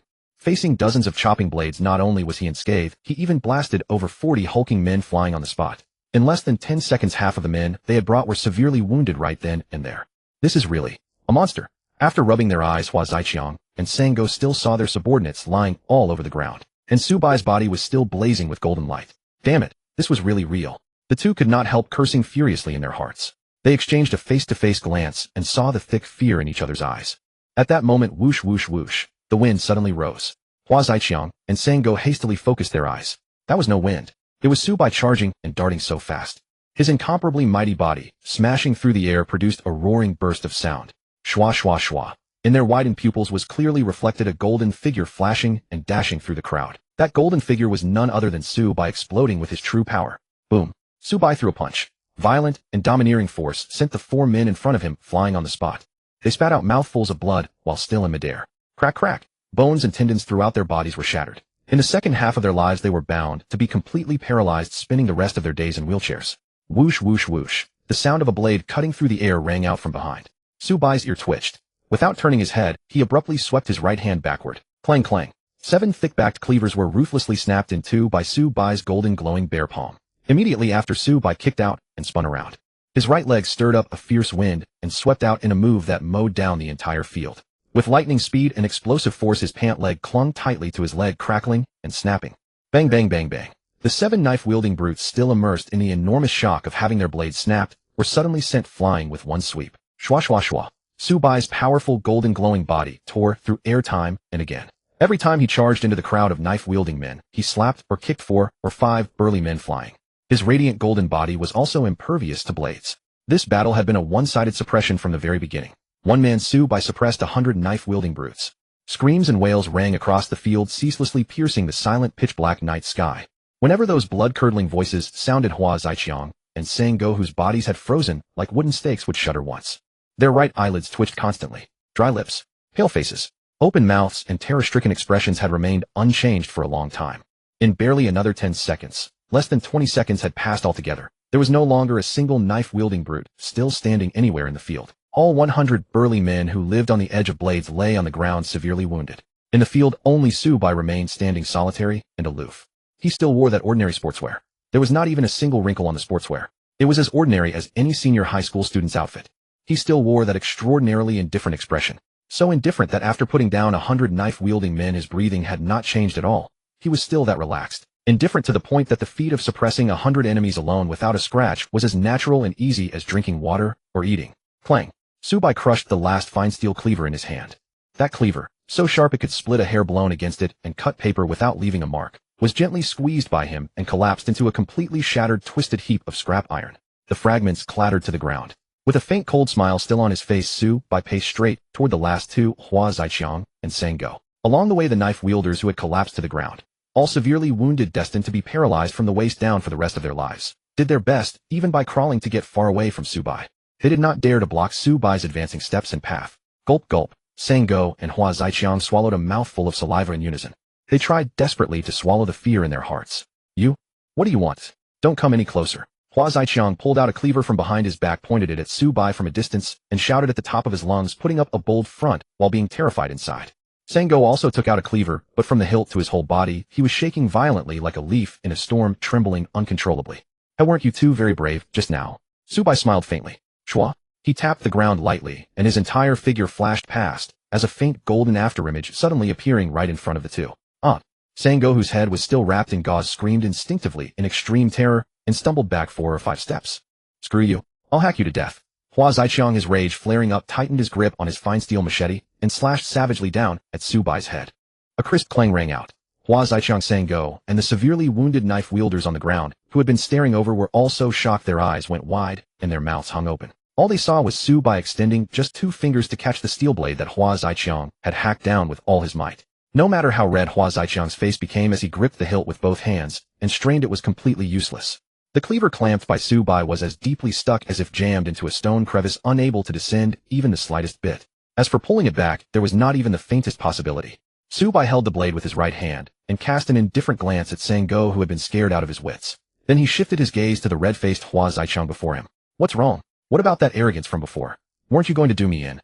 Weren't you going to chop me up? Where's your strengths? Subai's voice was not loud, but to Hua Zaiqiang's ears, it was like rolling thunder shaking his eardrums.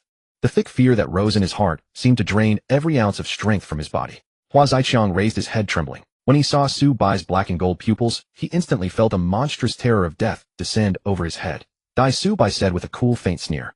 His right index finger gave a slight shudder. Clang. The cleaver held between his fingers was shattered with a single flick, In the next instant, Su Bai hooked his right hand into a claw and thrust it at Hua Zaiqiang's throat.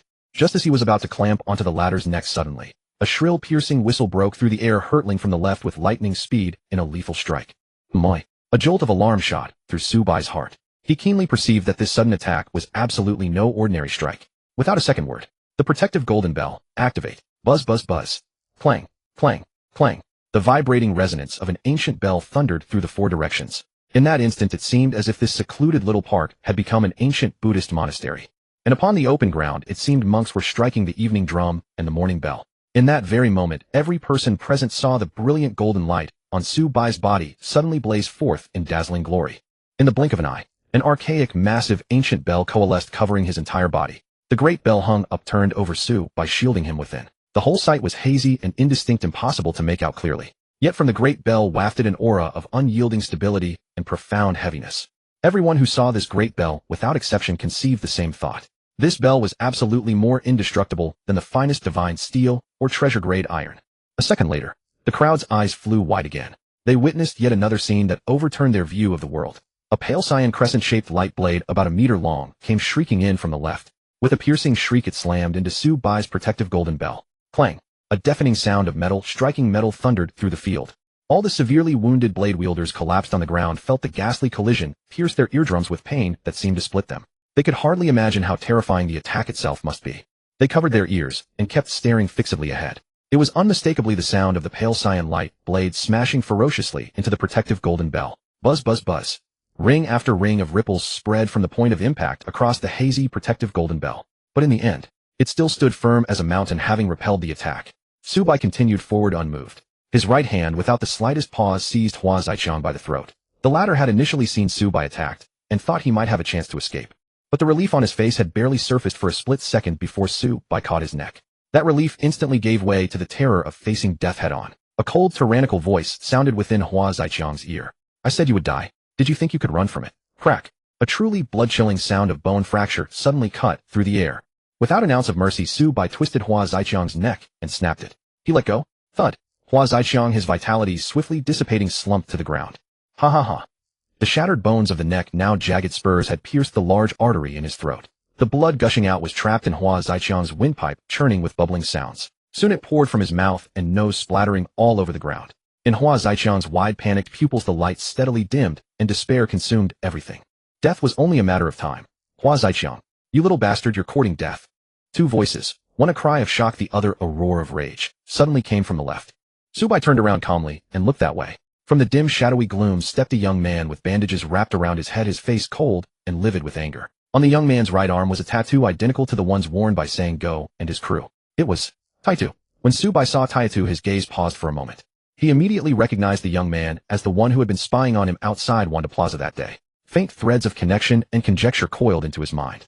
But with enemies before him, he set aside all these stray thoughts for now. His gaze turned once more to the person beside Taitu. Su Bai clearly sensed that the crescent blade attack moments ago had come from this individual. She was a young woman dressed in a bright red crop top, heavily made up with an alluring figure and seductive willowy bearing. At this moment her arched brows were knitted slightly, and her stare at Su Bai held no attempt to hide her shocking, killing intent. Her thin red lips parted slightly. You little bastard, I already attacked to make you stop. Yet you still dared to kill the person I, Luo Qing, was protecting. You have some nerve. The seductive woman's voice was very sugary and charming, but the words that came out were cold and heartless. Pat pat pat pat. Sang-go, frightened out of his wits, rushed to Taitu's side. His body shaking, he cowered behind Taitu and said, Taitu, why are you guys only here now? This little bast. This Su Bai is not a goddamn human. More than 100 blade wielders and none of them could kill him. This is simply... Sang-go stopped himself mid-sentence and timidly peeked at Luo Qing beside Taitu. The word monster that had almost slipped from his mouth was forcibly swallowed. He was afraid that once he said it aloud, not only would Su Bai want him dead, but the seductive beauty beside him would want him dead too. Sang-go had seen clearly the pale cyan light blade earlier. It was precisely this beauty named Luo Qing who had released it. You're all freaking monsters. Is there no normal person left in this world? How does an ordinary guy like me survive? Damn it, why is my luck so awful today? Did I forget to consult the almanac before coming out again? Huh, why did I say again? Damn it, the last time my luck went sour was also when I ran into Su Bai. That steel plate is just too damn hard. Sang-go shrank his body and cursed furiously in his heart. On the field, Su Bai cast an indifferent glance at Luo Qing and sneered in contempt. Nerve. If there is one thing I, Su Bai, am not short of tonight, it is the nerve to kill. Su Bai's ringing, sonorous words resounded across the field. The chilling murderous intent revealed in those words was dense and oppressive. Every single person felt the overwhelming, unconcealed, killing aura radiating from his body. All the blade wielders lying on the ground trembled at once. Cold sweat soaked their backs and foreheads in an instant. Their hearts went cold straight down to the freezing point. Sango across the way was so frightened that his whole body shook like a sieve, and he could barely remain standing. Taitu knitted his brows tightly. With a shing he drew two thick-backed cleavers, showing no fear whatsoever. Luo Qing studied Su Bai's appearance carefully. Upon hearing his words, the corners of her brows instead grew alluring and coquettish. She said in a crisp voice, "What a sharp and handsome young man." She lightly licked the corner of her moist red lips. Luo Qing thought of the games she loved playing the most. She spoke seductively, "Little brat. I'll cripple you, then coddle you tenderly until you die." Ha ha ha. Buzz buzz buzz. The moment she finished speaking, a nigh impenetrably dense cyan radiance suddenly flared around Luo Qing. A fierce oppressive source power aura violently erupted. Whoa! Within the desolate little park, a gale blew violently, howling and sobbing. Sensing that torridly surging source power aura, Su Bai narrowed his eyes slightly. Twin flows of black and gold radiance blossomed from between his eyelids. Buzz buzz buzz. Clang, clang, clang. The protective golden bell trembled and sang. His fists clenched tight.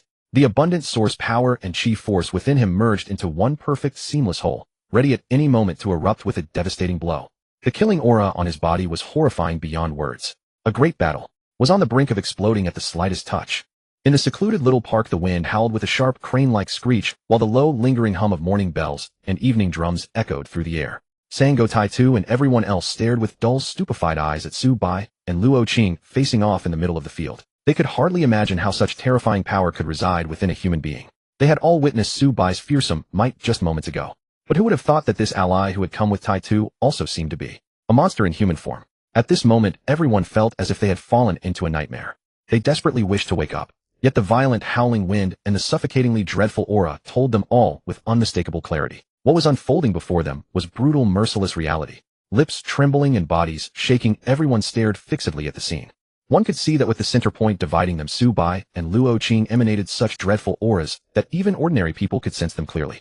On the left, Luo Qing's seductive, bewitching eyes glistened with a deep teal radiance, making her pupils look like the finest emeralds, translucent, bright, and dazzling. Beside her voluptuous figure, countless fine threads of pale cyan light floated up thread after thread like schools of fish, surging violently around the alluring woman from head to toe. With Luo Qing's body as the center, fierce winds ravaged the surroundings. Anyone caught inside felt as if they were standing at the mouth of a Force 14 or Force 15 typhoon. Their bodies felt as if they would be blown away at any moment. Su Bai on the right was the polar opposite. He simply stood there calm and indifferent. His spine and frame stood tall and unyielding like a hardy pine or a vigorous cypress. In his slightly narrowed eyes, black and gold rays of source power flickered and shifted, radiating mystery. Golden light radiated from his entire body. A dense, heavy golden bell seemed to overturn and cover him from above. A solid, stalwart aura, immovable as a mountain, wafted quietly outward.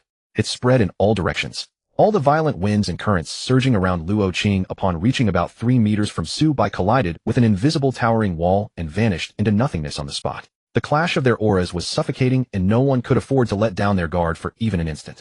Everyone could feel that terrifying, killing intent of an imminent death battle. Sango, not far away, hid behind Taitu. Watching the scene that utterly defied common sense, he could not help swallowing another mouthful of saliva thick with fear. He pressed his parched lips together, then asked Taitu beside him in a trembling whisper, "Taitu, this is the lord from the organization that the boss spoke of, sent from the north. These people are all."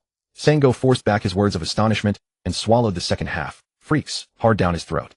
At this moment his heart held even more reverence for the organization the boss had mentioned before. Even someone this powerful had to accept assignments and manipulation from that organization. One could only imagine how powerful that mysterious organization was. That lord should be a bit stronger than Su Bai, right? Sango hesitated and asked Taitu in an uncertain, low voice. The boss being able to connect with such a mysterious organization gave Sango some confidence. But Su Bai had overturned Sango's understanding again and again, making him feel that his psyche had been scared into shadow by Su Bai. "Don't worry, that lord's strength is extraordinary." Taitu reassured him quite confidently. He had seen Luo Qing's strength with his own eyes. "He can definitely take down that little bastard. No one can obstruct the boss's plan." Taitu's expression was extremely resolute, and the hands gripping the handle of his machete tightened further. Suddenly a sharp, piercing shriek of wind burst out from the center of the field. It was Luo Qing, who had been testing and contending with him, who lost her restraint. She was the first to surge forth with source power and imposing might, pressing towards Su Bai. "Condense."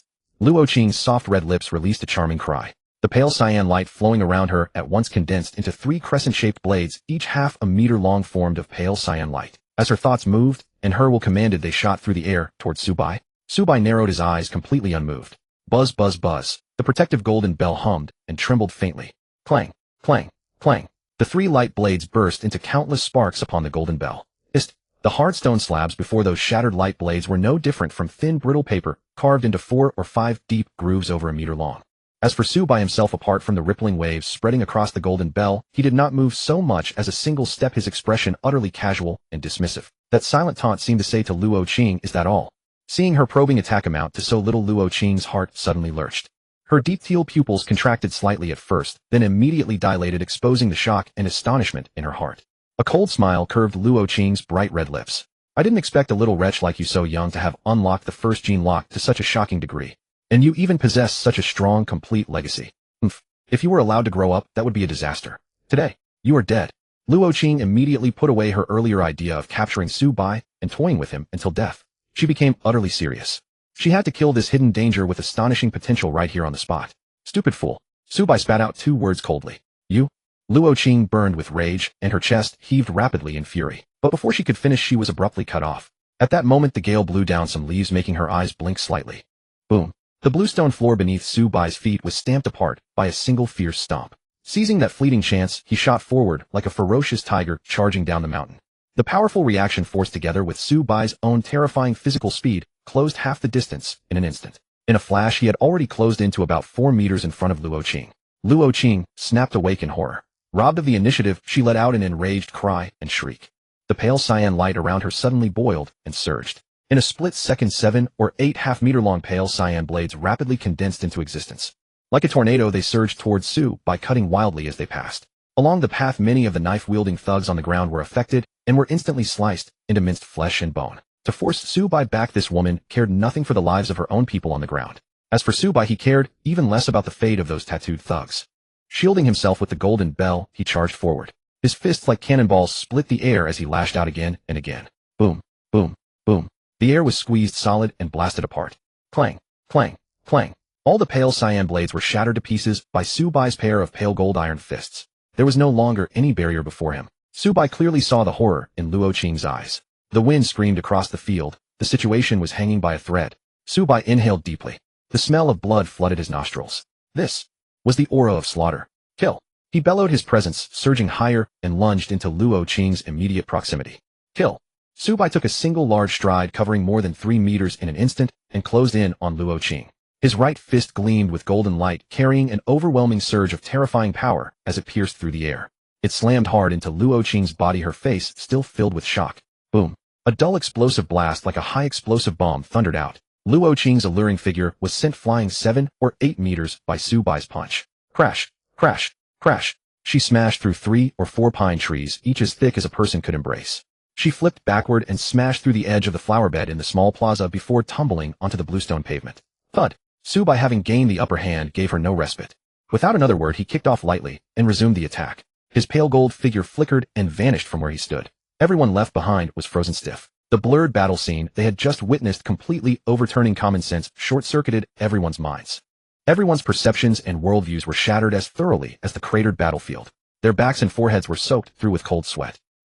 Tie it to W. What did you say just now? Sango's face was whiter than paper. The terrifying lightning-fast battle had scared him completely witless. Didn't you say that Lord's strength could take out Subai? Sango's lips trembled. His face was even uglier than if he had been wailing. On Tayata's cold, stern face, his eyes were dazed and horrified, completely unfocused.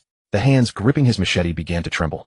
Boom, boom, boom. A succession of mighty crashes exploded again from the small plaza. Every heart and body in the area trembled with each terrifying blast. At the other side of the small plaza, Subai charged straight in. He felt that in the instant his fist struck Luo Qing's body, an oddly insubstantial resistance met his blow. It was like punching through a sheet of foam board. Even though his savage fist force blasted through it in an instant, that layer of resistance still drained a considerable amount of power. It must be that Luo Qing had used some unknown source energy skill to form a source energy barrier-like defense over the surface of her body. Subai thought to himself. Cough, cough, cough. A soft, choked cough rang out. Sensing Subai's violently surging, killing intent, Luo Qing struggled to her feet. The place where she had been struck was at her waist and lower abdomen. A clearly visible fist-shaped depression had caved into her fair belly. Through her crop top, the exposed rib area had several ribs clearly broken at unnatural angles. Crimson froth kept spilling from the corners of Luo Qing's mouth. The beautiful face of the alluring woman was now filled with venomous hatred. Pale cyan light blades once again whirled around her body. Luo Qing stared straight at Su Bai. "You damned little bastard, I will kill you today." An extremely dangerous aura suddenly exploded from Luo Qing. Su Bai immediately felt a prickling warning at his back. He did not dare be careless. His body paused. He stared straight ahead. Uffed. Luo Qing gritted her teeth and spat out a mouthful of blood. In front of her 4 1-meter-long deep cyan crescent blades suddenly condensed into existence. Whoosh, whoosh, whoosh. With shrill whistles they tore across the air, trailing faint cyan shadows behind them. At times the 4 blades darted in crisscrossing, triangular formations. At other times they transformed into a square that swept over all 4 directions. They flew fast and fiercely with bizarrely unpredictable trajectories. Each blade packed more than twice its previous power. The killing intent of the 4 blades locked firmly onto Su Bai's entire body, covering every direction he might dodge and leaving him absolutely no leeway. They were determined to shred him where he stood. Feeling the sharp, tearing wind racing toward him, Su Bai looked at the 4 devastating light blades. His heart core space immediately pounded with heavy thumps. Amid the violent surging tremors of his heart, rolling tides of source energy boiled out. His hands formed into palms. He executed another source energy circulation path. Merciless Iron Hand. A dark, profound black light abruptly covered Su Bai's palms. He did not dodge or evade but strode forward against the 4 blades. With the enhancement of Merciless Iron Hand, his terrifying strength of 2500 Jin tore through the air. Even the air itself could not withstand it. Woo-woo-woo. The air whined mournfully. The cold, dark palm prints struck across the void. In an instant his palm force collided with the light blades. Clang, clang, clang, clang. Harsh, shrill impacts rang out. Under Luo Qing's wide-eyed stare, Su Bai's ferocious, overbearing palm force met the blades one by one. He brutally shattered all 4-meter-long cyan light blades on the spot. SSSS. The ground of the small plaza like a piece of tofu was slashed into shreds by the scattered blade fragments. Su Bai did not stop. Both palms wreathed in the black light of Merciless Iron Hand, he charged at Luo Qing. Closer. Closer still. Luo Qing's wide eyes reflected Su Bai's figure. Within her cyan-hazed pupils was nothing but the fear of facing death. Thud, thud, thud. Su Bai's steady, powerful footsteps sounded in Luo Qing's ears like the soul-summoning sound of death's arrival. Die. A clear, indifferent voice rang out. It was Su Bai striding forward, coldly pronouncing her death sentence. No. Luo Qing's eyes strained wide, blood streaming from all 7 orifices. In an instant her face was as weak and pallid as golden paper. Her heart, unwilling, indignant, and unyielding, erupted into a frantic, hysterical scream. Woo-woo-woo. Every wisp of pale cyan light around her body went into turmoil. The blood flowing from Luo Qing's 7 orifices instantly merged with the flowing light. The howling wind and surging fragments all turned a faint blood red. Su Bai could even smell the thick, coppery stench of blood rushing at him. He frowned slightly. A sharp, piercing pressure immediately came from Luo Qing. Su Bai's gaze hardened. To his shock, Luo Qing's slender white hands pressed together before her, then abruptly swept apart. The surrounding wind ceased abruptly and converged toward her. A faint, blood-red crescent blade 1.5 meters long and a palm's breadth wide had been condensed into being. Then Luo Qing held the blade with both palms and gently sent it towards Su Bai. The pale blood-red blade broke through the air without the slightest sound. But Su Bai could clearly feel that even the onrushing wind made his cheeks sting slightly. This last-ditch strike from Luo Qing was clearly extraordinary. Thump, thump, thump. The violently pounding sound of Su Bai's heart rang out clearly. All the source energy in his heart core space burst forth at once. He spread both arms wide. Every muscle in his body tightened, and blue veins bulged, as if he were holding some enormous object weighing tens of thousands of Jin. Crack, crack. His body did not move, but the bluestone bricks beneath his feet split apart instantly. Hum. Clang, clang, clang. The golden bell around Su Bai vibrated violently, changing its direction. The huge bell mouth faced forward, the base behind, and he embraced it in both arms. Then Su Bai's eyes flew wide open, his pupils filled with golden light. He exhaled, mouth opening and closing. Ho! Opening his mouth, he suddenly unleashed a tiger's roar that shook the 4 directions. Tiger might and baleful aura instantly flooded the surroundings. Tiger roar, golden bell.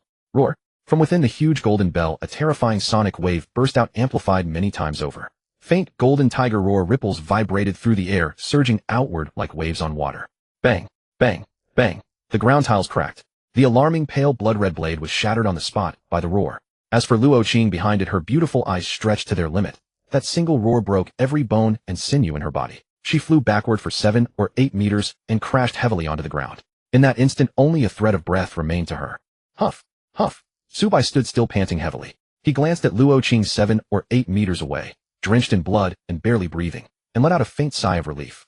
The golden bell enveloping his hands slowly dispersed. This final strike had taken no small toll on Su Bai as well. Nevertheless, in the end he had won this battle. From seizing the initiative at the start to shattering all of Luo Qing's trump cards with a roar, Su Bai had expended tremendous energy, and used every means at his disposal. After catching his breath for a moment, he strode to Luo Qing's side.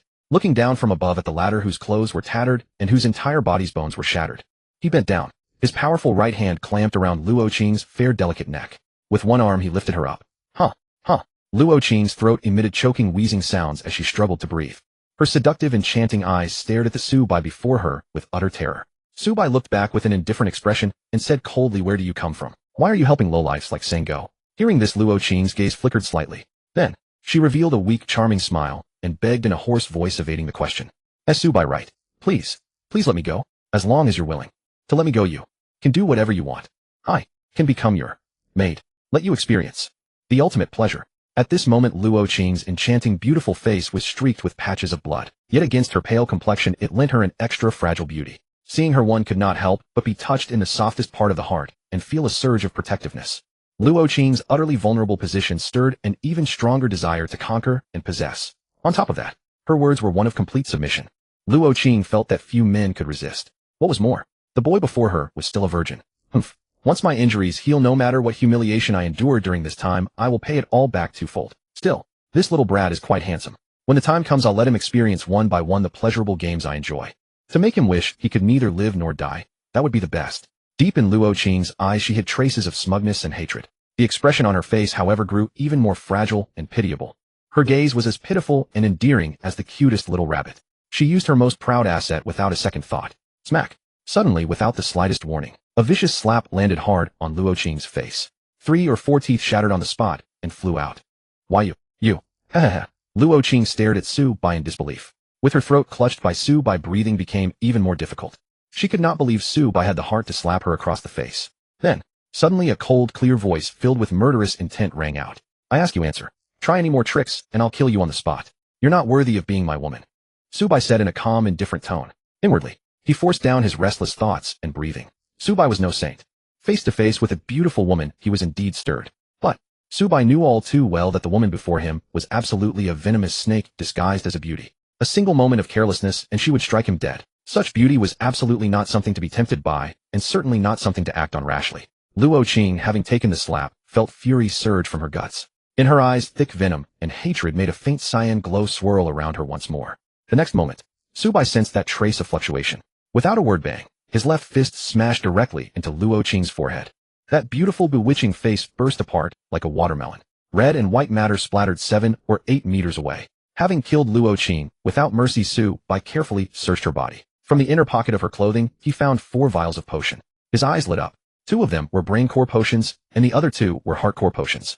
Moreover, Subai sensed the aura radiating from them for a moment. They were much stronger than the potion Zhao Wu had rewarded him with last time.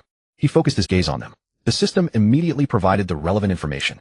Heart core potion, a potion refined and processed through multiple procedures from the potent heart core blood essence of powerful, transcendent creatures. It can to a certain extent strengthen and restore the user's source power. It can also preliminarily heal the user's wounds. Effect after the host's clone devours it, the host can obtain a large number of evolution points.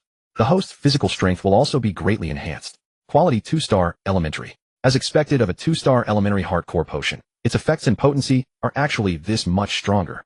It can also restore source power and heal injuries. Good thing I wasn't tempted just now. Otherwise, if Luo Qing found a chance to take these potions, once her wounds healed, if she turned on me, who would win would be anyone's guess.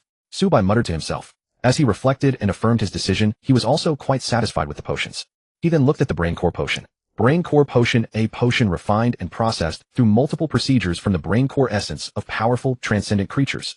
It can to a certain extent strengthen and restore the user's mental strength. It can also treat a little of the user's mental damage. Effect after the host's clone devours it, the host can obtain a large number of evolution points. The host's mental strength will also be greatly enhanced.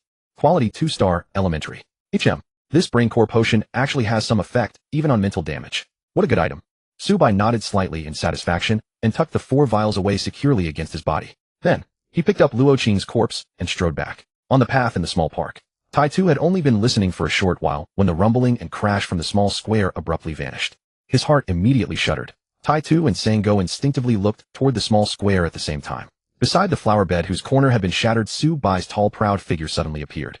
Whoosh! With a leap he landed in the middle of the square. He directly threw Luo Qing's corpse in front of Tai Tu and Sango. Thud! The headless body dropped to the ground. The beauty in life was now nothing more than a cold corpse. Vivid red blood gushed out and splashed onto the extremely pale faces of Tai Tu and Sang-go. Hiss!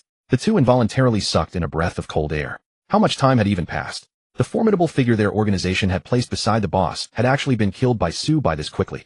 No, how? How could this be? Tai Tu's mind was instantly in a churning storm. Sang-go, on the other hand, was simply frightened silly. Everyone's hearts turned cold to the bone. Take me to your boss. Otherwise she will be what happens to the two of you. The cold, clear words rang in Tai Tu's and Sang-go's ears. After Su-bai finished speaking, he walked up to Tai Tu and Sang-go, his gaze coldly sweeping over them. He knew very well that he could not allow such a thing as being surrounded and slashed at night to happen again. The best way was to wipe out the boss and the turf of these people in one fell swoop. Su-bai lived by the rule, I do not provoke others if they do not provoke me. But if someone provokes me, I will pay them back 100-fold. Moreover, Su-bai sensed that the boss of these thugs who could make even an extraordinary work for him was clearly no ordinary man. Such a fearsome man was now an enemy of his. Then it was better to uproot him as well, and end the trouble once and for all. With this thought, the murderous aura in Su-bai's eyes as he looked at Tai Tu and Sang-go grew heavier. Tai Tu took a deep look at Luo-chen's headless corpse and swallowed hard, forcing down the fear in his heart. Clenching his jaw, he gripped the machete in his hand and raised his head with absolute determination. Su-bai, I, Tai Tu, will never betray the boss. If you want news about the boss, you'll have to go through my corpse. With a bang, a dull explosive sound of flesh bursting rang out. Before Tai Tu could finish, Su-bai smashed his head apart with a single palm strike. Thud! The corpse toppled to the ground. You wanted me to step over your corpse. Fine, I'll grant you that. Su-bai said, coldly stepping over Tai Tu's corpse and walking up to Sang-go. Stumbling backward, Sang-go stared at Su-bai. Why you? Why you? It was as if he were staring at a ferocious demon come to take his life. He retreated several steps in panic. Then his legs suddenly gave way and he collapsed to the ground. His trembling body nearly wet itself in terror. Su-bai closed in and stood over him, looking down. Sang-go, your brother Tai Tu really has an iron head. And so he died. Do you want to walk the road to the Yellow Springs with him as well? Su-bai's words instantly snapped Sang-go back to his senses. Sang-go hastily scrambled over, knelt before Su-bai, and kept begging for mercy. And Master Su, spare me, Master Su. I'll take you to see the boss. I'll take you right now. At least you know what's good for you. Lead the way.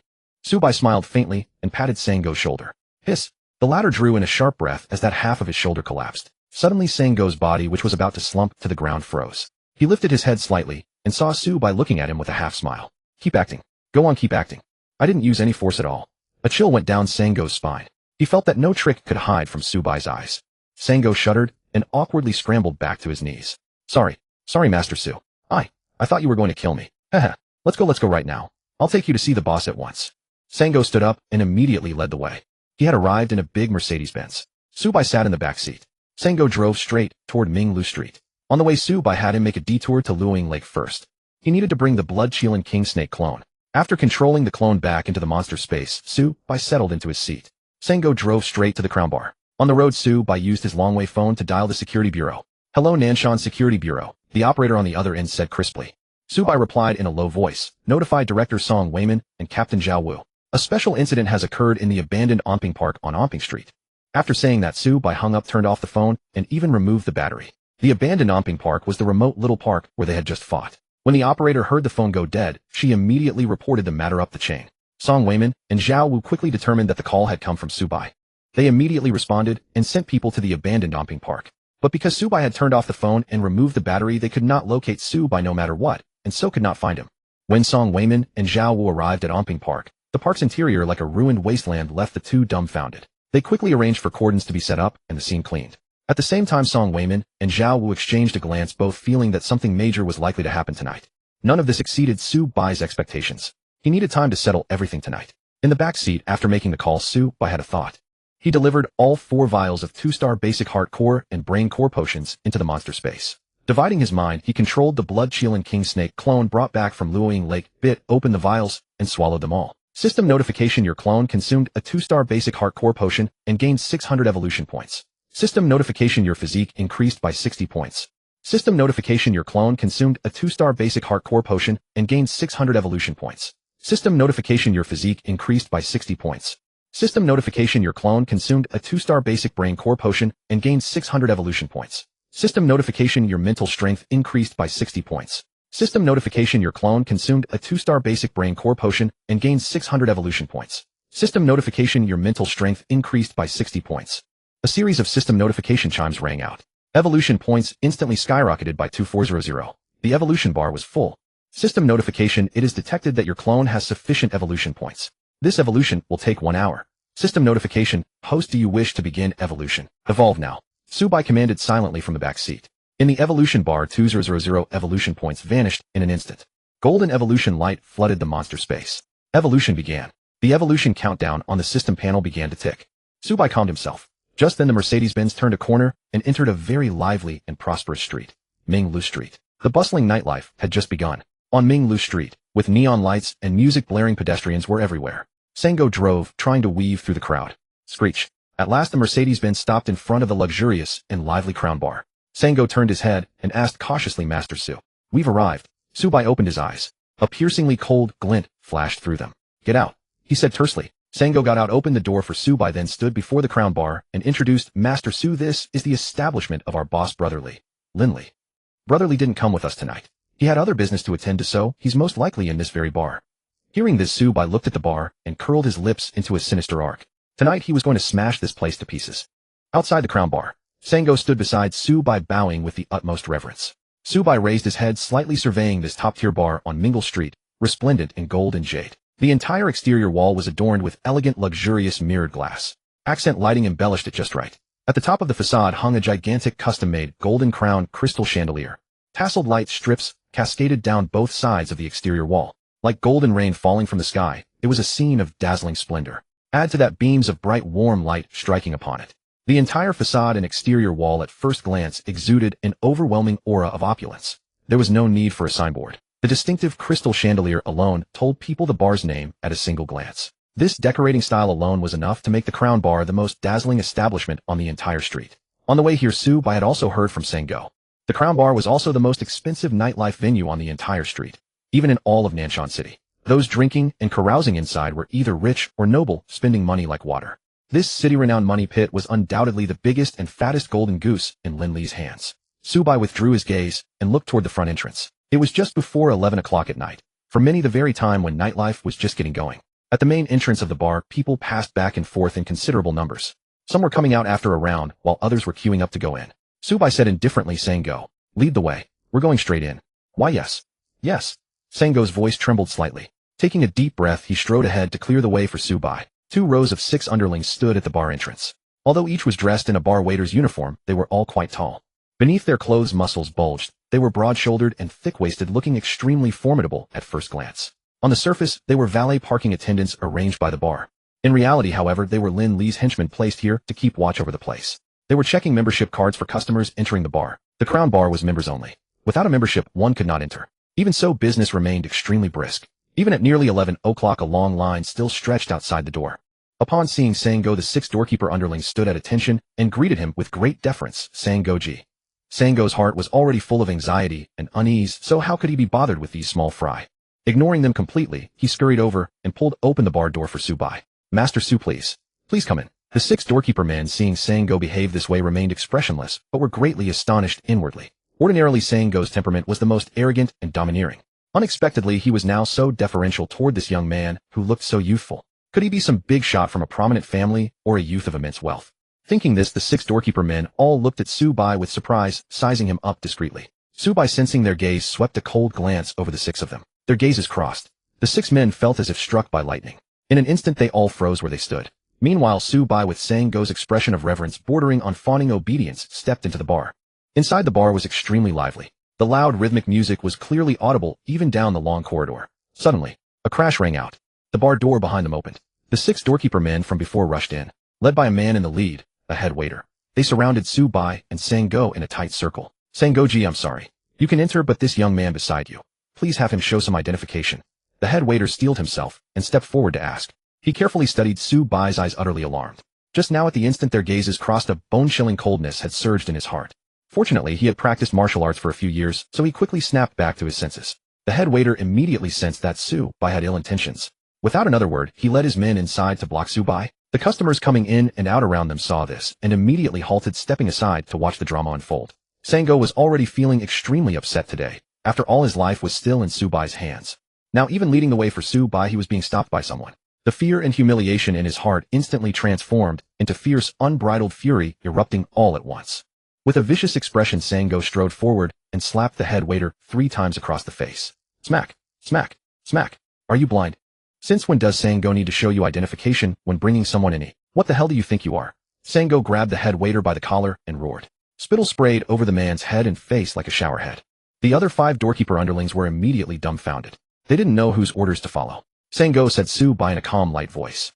The moment before Sango had been arrogant and bullying, his expression now underwent a dramatic 180-degree change. It became even more fawning and subservient than a lapdog's. He immediately released the head waiter and hurried to Su-bai's side, answering with a sycophantic smile, "Here. What are your orders?" Su-bai pointed to a sign by the entrance corridor. "Put the closed for renovation sign outside. Today I'm here to trash this joint. The bar only lets people out, not in." "Yes." Sango responded immediately and carried the sign to the door. The customers still queuing outside saw the closed for renovation sign and immediately began cursing loudly. However, the next second their mouths all snapped shut, because the 5 doorkeeper men came flying backward out of the bar, smashing half the door to pieces with a loud crash. Sharp shards of glass clattered down onto the ground. Besides drawing screams from the crowd, it quickly scattered the people. The customers who had been watching inside, seeing that Su-bai was truly serious about trashing the place, also ran out screaming and fled quickly. Seeing this, Sango spat disdainfully. Then he scurried back inside. At the entrance beside Su-bai, the head waiter lay collapsed on the ground. The other 5 underlings meanwhile lay wailing on the cold ground outside. Sango was not at all surprised by this scene. A smile brighter than a chrysanthemum in full bloom on his face, he quickly came to Su-bai's side. "Everything is done. The crowd has dispersed." Su-bai nodded slightly and looked toward the end of the bar corridor. Under the dim, alternating corridor accent lights, more than 20 burly bar security guards surged over from the far end. Apparently, they had heard someone was causing trouble and had rushed out to handle it. These people were also Lin Li's thugs guarding the place. Sango's heart quailed slightly at the sight of so many men rushing out, and he asked Su-bai for instructions. "Master Su. What? What should we do now?" With a calm expression, Su-bai stepped forward. Without the slightest concern, he said, "Fight our way straight in." "Damn it, they've got some nerve. How dare they come and cause trouble at the boss's place? Where are they? Who's the one causing trouble? I'll personally break that bastard's limbs." The brothers in the surveillance room said, "It's a young guy brought by that Sango." "Sango? That double-crossing dog. Trash. I knew he was no good. Now it's clear. He's nothing but a filthy traitor. Over there. It's them." Around 20 burly bar security guards rushed over, cursing loudly. Every one of them wielded rubber batons wrapped in steel wire and plastic-cased metal rods. These security batons were not only hard and durable, but also flexible and savage. When struck, they left no visible wounds on the surface, yet the pain was excruciating, piercing to the bone. As the 24 big men charged out, they immediately spotted Su-bai and Sango.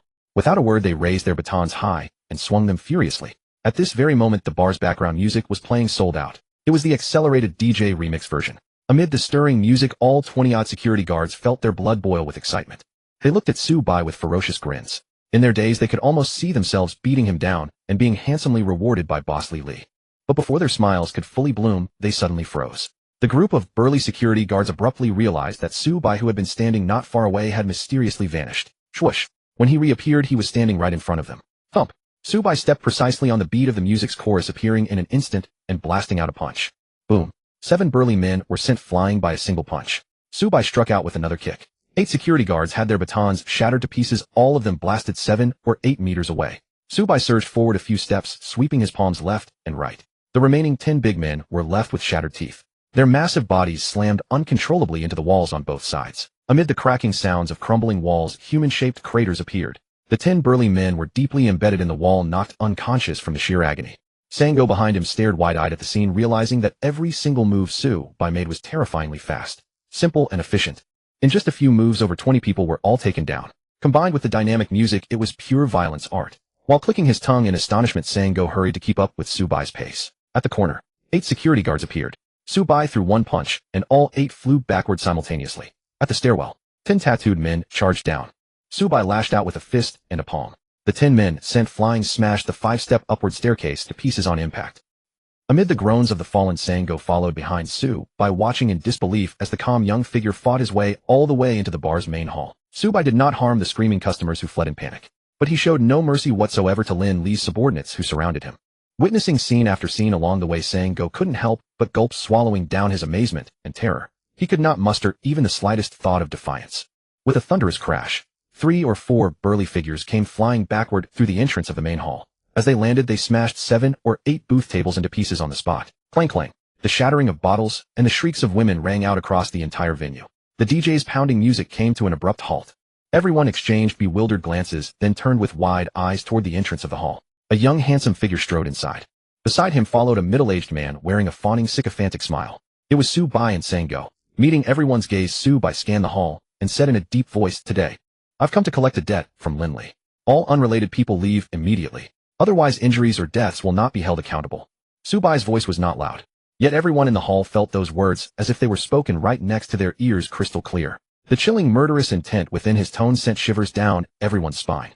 The crowd looked in terrified bewilderment at the burly men lying on the ground. Then, they glanced at Su Bai, whose aura was formidable and imposing. He spoke the name of the hidden boss behind the crown bar as casually as if it were nothing. He declared outright that he had come to collect a debt, and before even entering, he had already injured so many people. What kind of debt was this? It must be a life and death debt. As that realization dawned, the fear in their hearts grew all the more intense. What are you still standing around for, you bunch of idiots? Waiting to be kept for New Year's? Or itching to die, eh? Sango barked loudly, throwing his weight around like a dog relying on its master's power. Everyone trembled in fright and hastily scrambled out through the green exit corridors on both sides of the hall. None of them dared to say even a single extra word. The DJs, singers, dancers, waiters, and other staff members also quickly mingled with the crowd and fled. They were there to earn a living, not to live and die alongside Linley. After all the unrelated people had rushed out, the entire hall fell silent in an instant. The agonized moans of the thugs lying on the floor now sounded especially piercing. Su Bai walked over to the leather sofa of a booth and sat down leisurely. Then, he beckoned to Sango, who was standing beside him. Sango immediately took a few quick steps forward, bowed 90 degrees, and approached Su Bai with utmost deference. Su Bai raised a finger and gestured around the hall. "Go get something and smash this place to pieces for me. All of it. Before Linley arrives, I don't want to see a single table left intact. I also don't want to see a single bottle on the bar counter left unbroken. Any problem?" Hearing this, Sango was stunned for a moment, then instinctively replied, "No problem. Then get to work." Su Bai waved his hand. Sango straightened up. He glanced at the resplendent bar hall and felt a moment of hesitation. But soon, images of Su Bai's terrifying combat flashed through his mind.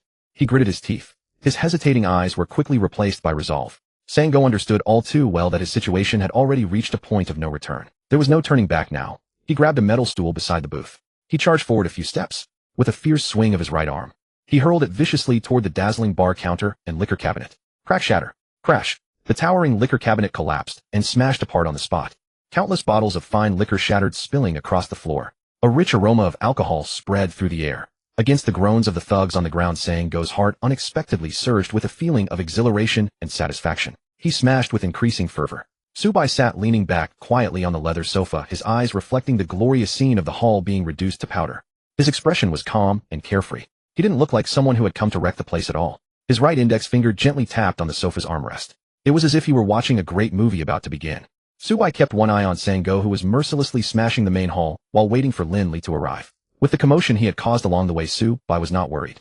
No matter how arrogant Linley was or how well he hid behind the scenes, once he received word, he would certainly not be able to resist coming out to deal with the trouble himself. Su Bai thought to himself, feeling no urgency. There would be plenty of time tonight to have some fun with this mysterious mastermind. Taking a moment to spare, Su Bai glanced at the evolution progress of his clone. Only a little over half an hour remained. He then checked his status panel once more. After the clone consumed 4 vials of the potion, his physical strength had surged to 428 points. His bodily power had skyrocketed by 3,000 gene, reaching a staggering 28,000 gene. An enormous 14 tons of destructive force meant that even a compact car would feel as fragile as dried reeds in front of him. Su Bai also faintly sensed a tightening and stagnation within his body. A familiar bottleneck sensation, as if he were on the verge of unlocking the next gene lock. It seemed that with just a little more enhancement to his physical and mental strength, he would be able to break through to the next gene lock. Su Bai couldn't help but feel increasingly eager for even greater power. Suddenly, the patter of footsteps echoed from the staff entrance. "Come on, let's kick their asses. That bastard over there and that mutt. Let's take them down together." Dozens of hired thugs poured out of the staff entrance into the main hall, summoned by Lin Li's men in the surveillance room via walkie-talkie. Upon seeing the crowd closing in, Sango immediately stopped his smashing. "Don't stop. Keep destroying everything." Su Bai's voice rang out behind him.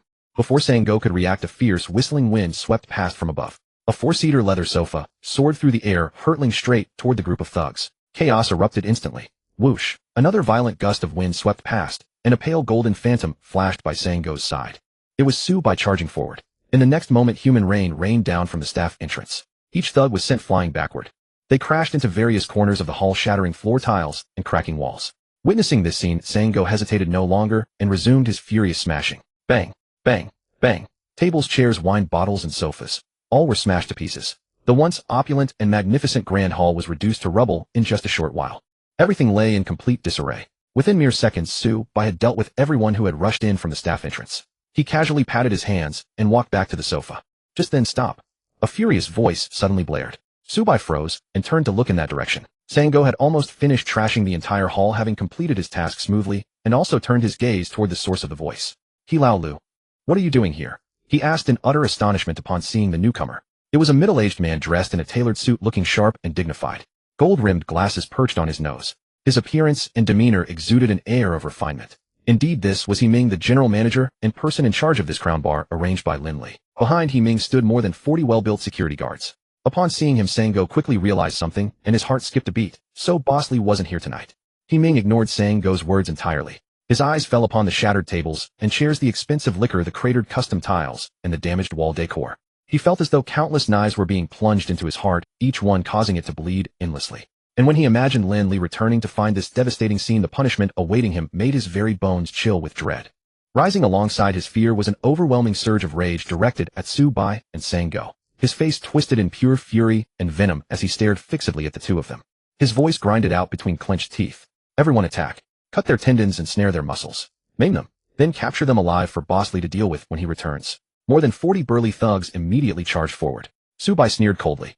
Whoosh. His figure darted forward. In less than 5 seconds, with merely 2 punches and 1 kick, all 40-plus thugs were sent flying, severely injured, lying unconscious on the ground. Whoosh. Su Bai's blindingly fast figure reappeared right in front of He-Ming. The manager's eyes froze in shock at the spectacle before him. Within those fleeting 5 seconds, He-Ming's expression shifted from twisted anger to utter astonishment and finally settled into deep terror and fear. Wasn't it you who just now said you wanted to cripple my limbs? Su Bai's voice whispered beside He-Ming's ear. He-Ming's eyes bulged wildly, seeming ready to burst from their sockets. Crack, crack. A rapid succession of bone and tendon rupture sounds echoed from his limbs. In the next instant, his entire body collapsed to the ground. His arms and legs were completely ruined. Su Bai looked down at him contemptuously. To He-Ming's trembling eyes, this figure resembled nothing less than the Reaper of Hell. Moreover, only after collapsing onto the ground did the excruciating pain of shattered tendons and bones finally reach He-Ming's brain. And immediately afterwards, soul-rending screams tore from his mouth. You guys. He-Ming wailed horribly, yet not a single brave word escaped his lips. Having indulged too long in luxury and extravagance, his inner courage had long been ground away. Sango hurried over and reported He-Ming's identity to Su Bai. Su Bai nodded slightly, looking down at He-Ming. If you want to stay alive, tell me where Lin Li is, he asked in a chilling voice. Boss Li really wasn't here tonight. He-Ming responded evasively, tears and snot streaming down his face, drool dripping from his mouth. Hearing these words, Sango's heart immediately filled with panic. Su Bai had ordered him to lead the way to find Lin Li. Now Lin Li apparently wasn't even at the bar. This was tantamount to lying to Su Bai. Sango instantly felt his life teetering on the edge of a cliff. He frantically racked his brains, trying desperately to think of something. Even the speed of his thinking in the college entrance examination didn't match this moment. Suddenly, a flash of inspiration struck his mind. Upon hearing He-Ming's words, Su Bai's pupils instantly turned cold, and he was about to continue interrogating when Sango hastily leaned over and whispered, "Secret private room." There's another secret private room inside Crown Bar. Oh. Su Bai's eyebrows rose slightly. A secret private room. Yes. Sango nodded vigorously like a chicken pecking rice. Boss Li comes to this secret room every time. He might be in there right now. Upon hearing the words secret private room, He-Ming, who had been writhing in agony on the ground, immediately lost all color and turned pale with fright. He desperately screamed, No, there's no one in the secret room. Boss Li really isn't at the venue tonight. He's really not here. Su Bai observed He-Ming's terrified and panicked expression. At this point, whether they went or not was no longer up to He-Ming to decide. Su Bai turned to Sango. Do you know the way? Sango immediately nodded. Grab him and lead the way. Su Bai commanded. Sango hoisted the maimed He-Ming onto his shoulder and led Su Bai to the secret private room. They opened the hidden door concealed within the full-length mirror at the entrance. The two of them looked inside.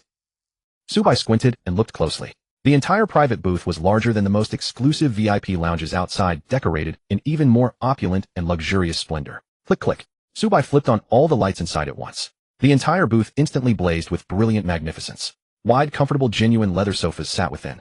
A top-tier, luxurious, built-in wine cabinet. Exclusive high-end Yamaha audio equipment throughout. The extra-wide LCD screen was Sony's most premium model available.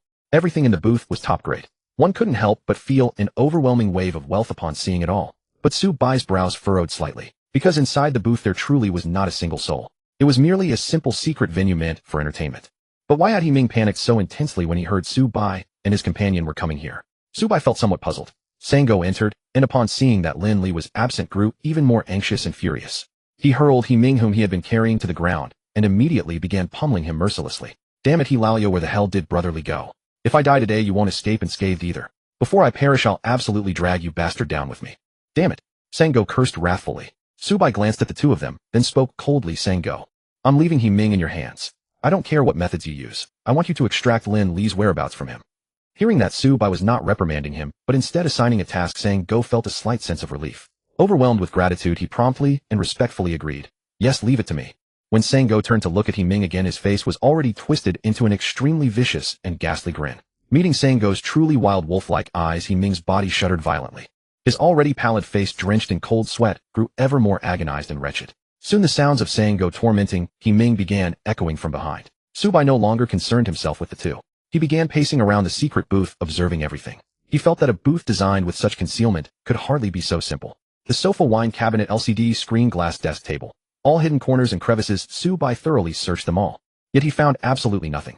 Finally, still feeling something was amiss and puzzled, Subai fixed his gaze upon the Picasso oil painting hanging on the right wall. An oil painting this elegant hung in a secret booth meant for business dealings and entertainment. Did people like Lin Li possess such profound refinement and cultivation? Subai asked himself honestly. The more he pondered, the more wrong it felt. He stepped forward, touched the oil painting, and attempted to remove it for a closer inspection to check for any anomalies. Subai let out a soft murmur. This oil painting could not be removed. He tried rotating it. Click, click. Continuous gear-turning sounds suddenly rang out. This oil painting actually concealed a highly hidden mechanism. Hearing this extremely unusual sound, Sango immediately stopped his actions and looked over alongside He Ming. Sango's eyes were filled with surprise and curiosity. Clearly he had no knowledge of this mechanism's existence. In He Ming's eyes, however, there was only the despair of a secret laid bare. He roared in fury, Sango, you dead dog. May you suffer a gruesome death. You traitor, bringing outsiders here to uncover Brother Li's secret. If anything inside gets lost, Brother Li will surely strip your skin by any means necessary. Sango, damn. He Ming cursed hysterically and wildly. Before he could finish, Subai coldly interrupted. Sango, shut him up. Yes. Sang-ji immediately obeyed, covering He Ming's mouth and resuming his torment. Subai turned his attention to the mechanism revealed behind the oil painting. Having rotated it approximately 60 degrees to the right, a recessed pull switch was now visible on the wall behind. Subai grasped the switch and pulled outward. Click, click, rumble, accompanied by a louder mechanical grinding sound and the deep roar of the wall shifting. Subai stepped back a few paces with slight astonishment. He discovered the entire right wall had flipped over. Revealed upon flipping was an entire wall of built-in shelving with a half-person height safe positioned in the center. Subai swept his gaze over the built-in shelves, which held several scattered banknotes from various countries. Clearly this had once been a secret money stash, but it had now been entirely emptied. Turning his attention to the safe, it was crafted from top-grade alloy steel, exceptionally thick and solid. It featured a combination lock, fingerprint lock, and iris recognition lock. 3 layers of security measures ranked from basic to advanced. It was an impenetrable top-tier confidentiality system. Sango, brimming with curiosity, kept stealing glances this way. Upon seeing the safe, He Ming immediately reacted again. Blood trickling from the corners of his mouth, a smug and manic smile crossed his face. Ha! I almost forgot. Even if you found the first external mechanism, it's utterly pointless. This safe inside was custom ordered by Brother Li through his connections, constructed from absolutely top-grade materials. Even a shoulder-fired rocket missile striking it directly wouldn't leave a single scratch. Ha ha you. Before He Ming's triumphant and arrogant words could finish, suddenly, boom. An immensely powerful explosive sound suddenly echoed throughout the entire booth. The smug expression on He Ming's face instantly froze. His eyes, widened to their absolute limit, were immediately filled with terror and horror. Meanwhile, Sango beside him appeared entirely unfazed. What they saw was that Subai hadn't attempted to unlock it at all. All 3 locks. He hadn't even glanced at them once. He simply delivered a single punch, forcefully blasting through the door of the half-person tall top-grade alloy steel safe. His entire right forearm vanished inside. This. How is this possible? He Ming's mouth gaped wide enough to fit an egg. Monster. He really is. A monster. You? He Ming stammered in terrified awe. Smack. Sango delivered a vicious slap to his face. Damn it, He Lao, watch how you speak. Don't you know how to talk like a human being? Do you think you can fathom Lord Su's abilities? Spit out Brother Li's whereabouts quickly, or I'll flay your skin alive. You? Sango resumed his torment. Scrape, scrape. Subai pulled his right arm out of the safe door. The sound resembled unyielding metal continuously grinding against the steel walls. Then Subai gripped the torn opening in the safe door with both hands. With a loud bang, relying on his terrifying strength, he tore the entire safe door completely off. Subai looked closely. Inside this safe, with such rigorous security measures, there was only one item. It was a lunchbox-sized, frozen test tube container. Subai retrieved it and opened it. Hiss. Pale white frozen vapor quickly billowed forth. Inside the test tube box was a single vial filled with liquid medicine. His gaze fixed upon it. System information appeared. His eyes suddenly narrowed ever so slightly. Subai's eyes narrowed slightly as he took in the system information for this vial. Gene synthesis forbidden drug, a forbidden drug created from the genes of powerful extraordinary beings after refinement and synthesis bearing severe side effects. After taking it, there are two possible outcomes. The first, with a 99.8 probability, it briefly doubles one's physical strength and all-around bodily performance, rapidly restores source power, and amplifies its might by 50. But once the drug's duration passes, the user's gene sequence immediately collapses and they die on the spot. The second, with a 0.2 probability, the user's genes withstand the refined and synthesized extraordinary being genes, successfully awakening an extraordinary ability. Moreover, it skips the initial unlocking phase entirely and instantly elevates the user into a first-order gene lock extraordinary. Effect: after the host's clone devours it, it automatically strips away the extraordinary being's genes and grants 900 evolution points. The host's physical strength and mental strength are both enhanced in proportion. Quality 2-star high grade. Having read the description of this gene synthesis forbidden drug, Su Bai instantly made the connection. That vial Liu Gang had jabbed into himself during his desperate last stand at Wanda Mall. Now the vial in this case was also blood red. Moreover, judging by those effects, it was strikingly similar to the changes that had taken place in Liu Gang back then. Still, who would have thought this forbidden drug had a 0.2 chance of awakening an extraordinary ability? Su Bai murmured softly. He immediately realized why Lin Li had gone to such lengths to preserve this forbidden drug. There would come a moment when this vial would be Lin Li's final trump card. If he defied the odds and won the gamble, he would reach the top in one step. At the same time holding the vial, Su Bai quickly linked Liu Gang and Lin Li in his mind. There seems to be an invisible thread between those two, Su Bai said quietly. He glanced into the vial case again. Besides the blood-red forbidden drug, there was also a portable syringe. With a simple assembly, it became the very same forbidden drug vial that had been in Liu Gang's hands. Clearly, they were all part of one set. Su Bai placed the forbidden drug back in the vial case, and with a thought stored it in his storage space. Tap tap tap. Sango walked over. Su Bai looked at him. The latter wore an eager, triumphant smile, as if asking for credit. Boss Su. I got it out of him. It's in the warehouse at Nanshan Dock. I know that place like the back of my hand. Back in the day, I led my brothers. Cut the nonsense, lead the way. Seeing Sango about to launch into another long-winded boast, Su Bai raised a hand to interrupt. Yeah. Haha, let's go. Sango wasn't embarrassed in the least. He just let out a few sheepish laughs. Then he added, I got a bit heavy-handed. Hilalu stopped breathing. Su Bai gave a faint and said, keep up. Then he stepped over Hilalio's corpse and headed out of the private booth. Seeing that Su Bai didn't mind, Sango felt a slight weight lift off his chest. He immediately put on a brazen smile, caught up, and moved ahead of Su Bai. Coming. I'll clear the way for you, ha. Sango rushed ahead of Su Bai to lead the way. Along the way, he took in the crown bar, which had been nearly beaten into a total wreck. He could not help feeling a twinge of lament. Then his eyes darted, and thinking of the terrifying power of the man behind him, his mind began to stir once more. Haha. If I can use tonight's opportunity to keep following that big shot behind me, maybe this misfortune will turn into a blessing and bring me Sango a great fortune. The wishful calculations in Sango's head clicked away like an abacus. His steps grew increasingly brisk, and his back bent even lower before Su Bai. His attitude grew ever more deferential and obedient, truly like a well-trained old dog that came at the snap of a finger. However, what Sango failed to notice was that Su Bai walking behind him was staring at his subservient back with eyes that had already turned icy cold. The two walked out of the crown bar. Sango immediately trotted over, brought his Mercedes around, and stopped smoothly in front of Su Bai.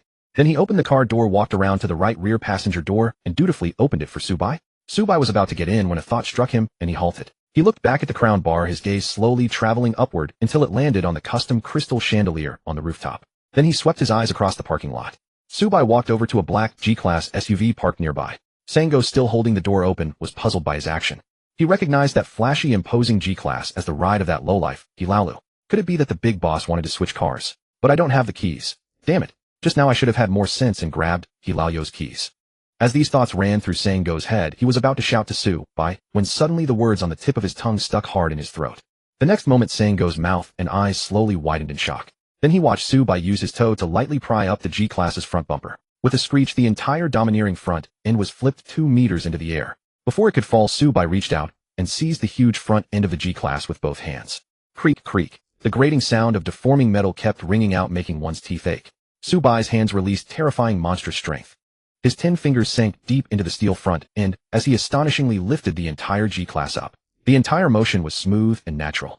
The expression on Su Bai's face was relaxed and effortless. Hoisting a massive off-road vehicle felt as simple as lifting a stalk of straw. The sight left Sango's jaw hanging open for a long time. Then he saw something else.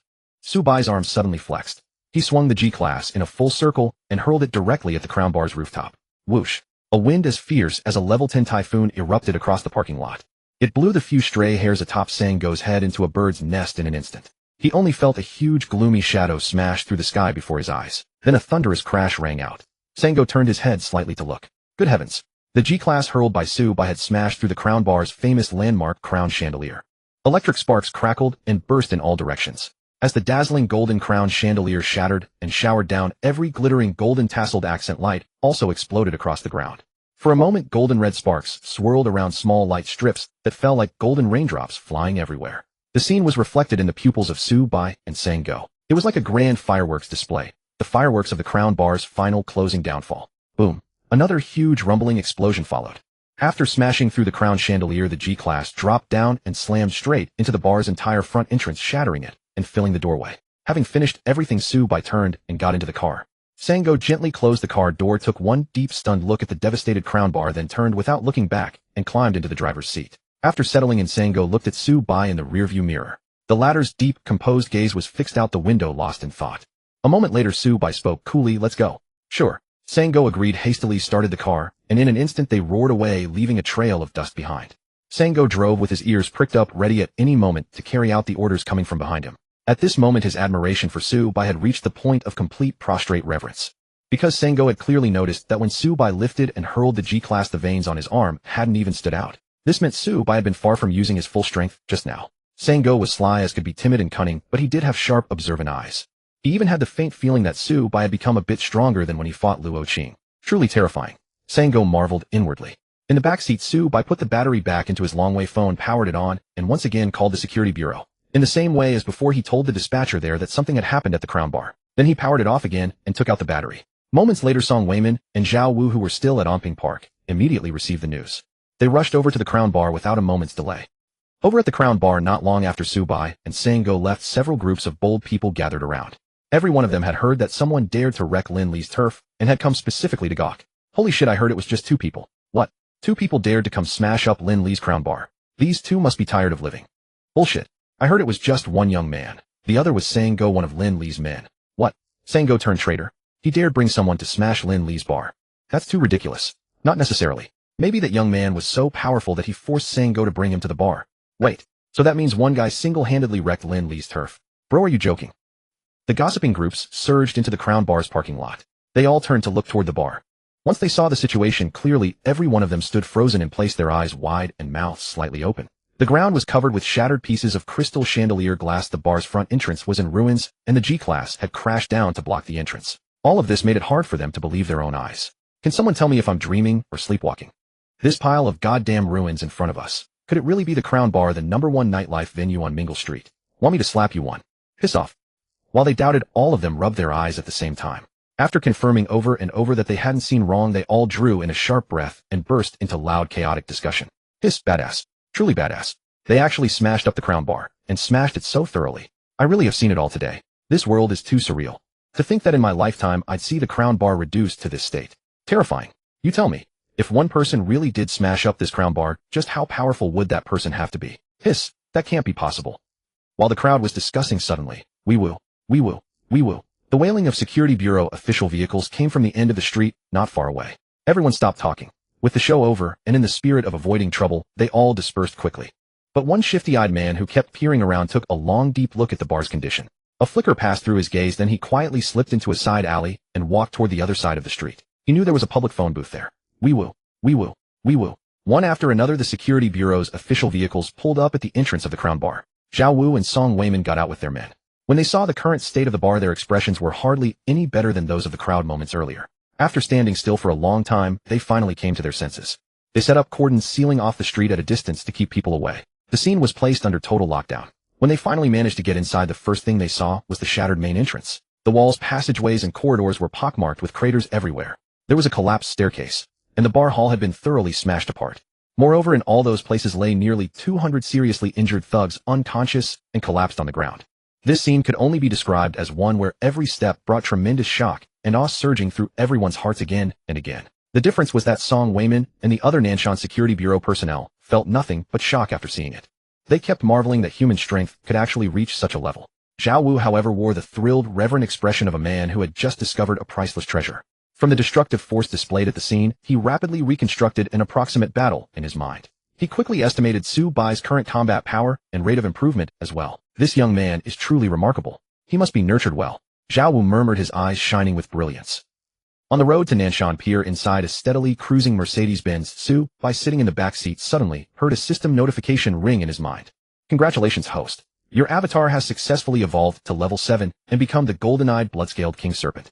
Subai's heart stirred, and he immediately looked into the monster space. The avatar's long, thick serpent body had grown to about 4.5 meters. It was still covered in blood-red scale armor. What was different was that the small bump on its fierce serpent head had grown a little larger. The bloodlight emanating from it grew more and more dense. A pair of originally scarlet serpent pupils had astonishingly transformed into a noble, dazzling gold. This gave the entire king serpent avatar a powerful aura of majesty and dignity. Subai then looked at the info panel of the golden-eyed blood-scaled king serpent avatar. Avatar, golden-eyed blood-scaled king serpent.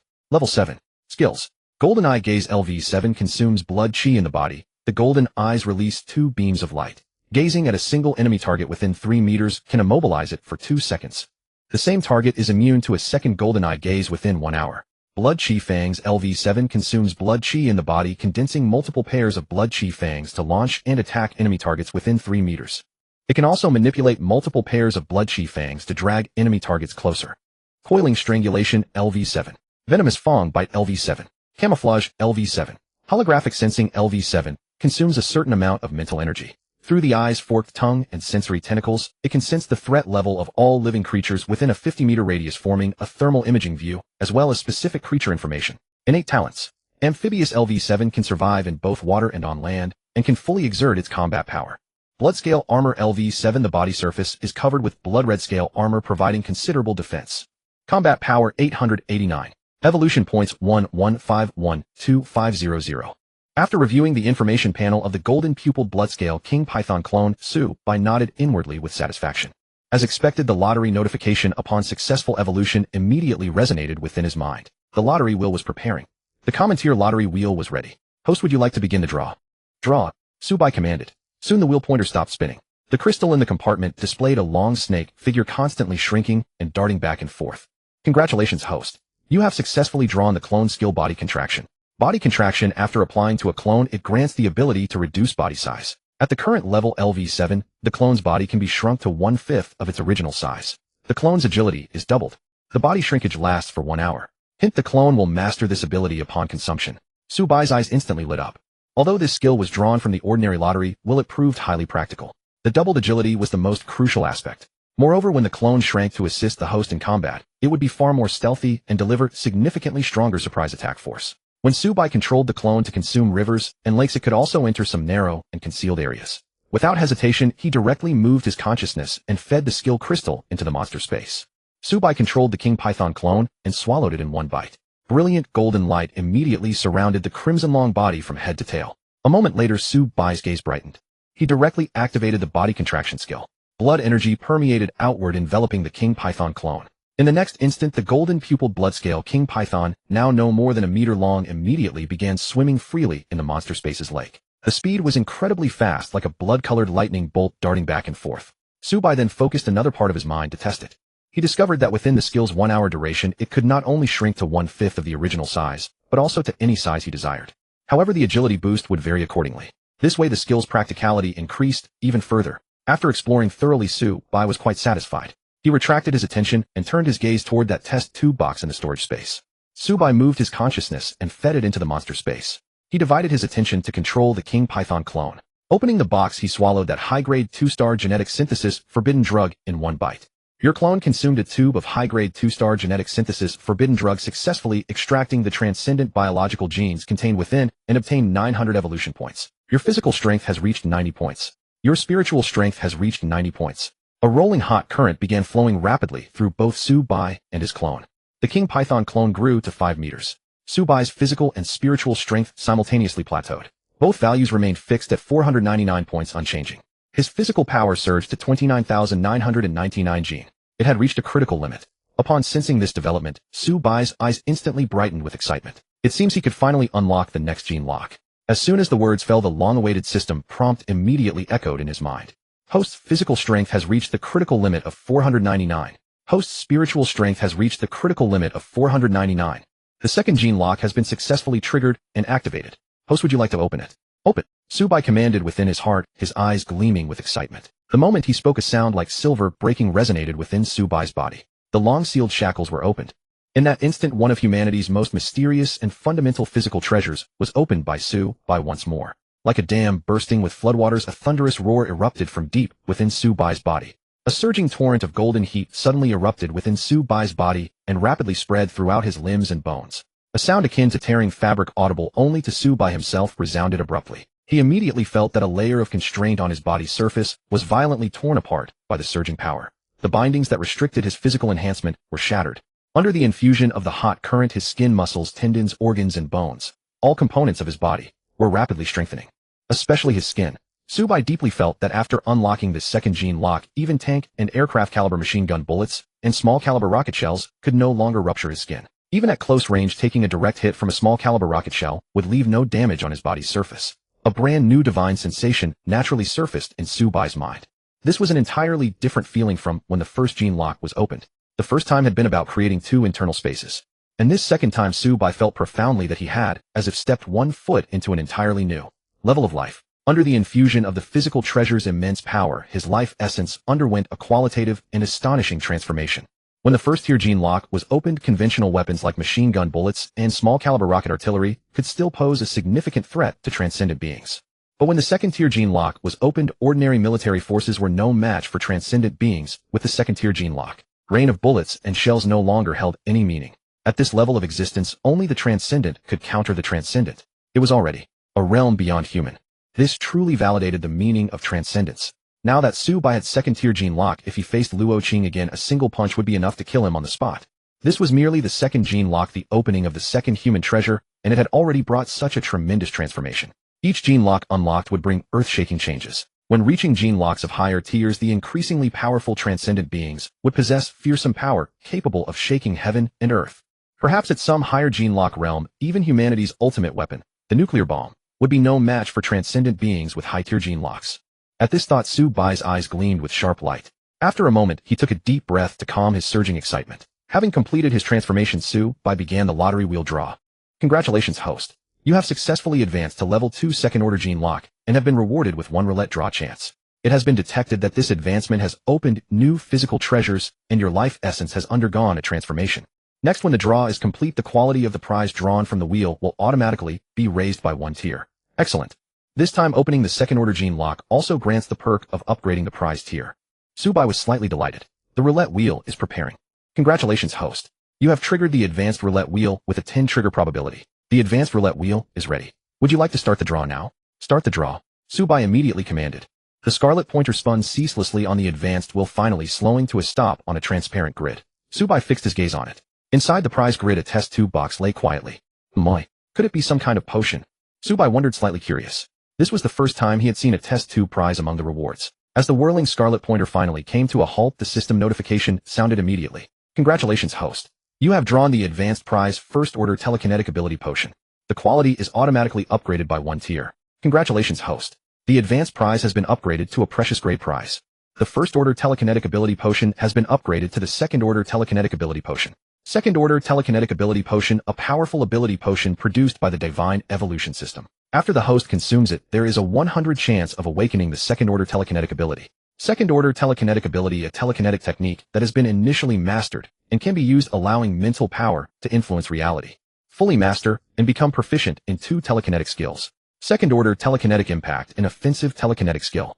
Manipulate and consume mental power using special telekinetic techniques to condense a transparent telekinetic shockwave to attack enemy targets. Second-order telekinetic barrier, a defensive telekinetic skill. Manipulate and consume mental power using special telekinetic techniques to condense a transparent telekinetic barrier to block attacks.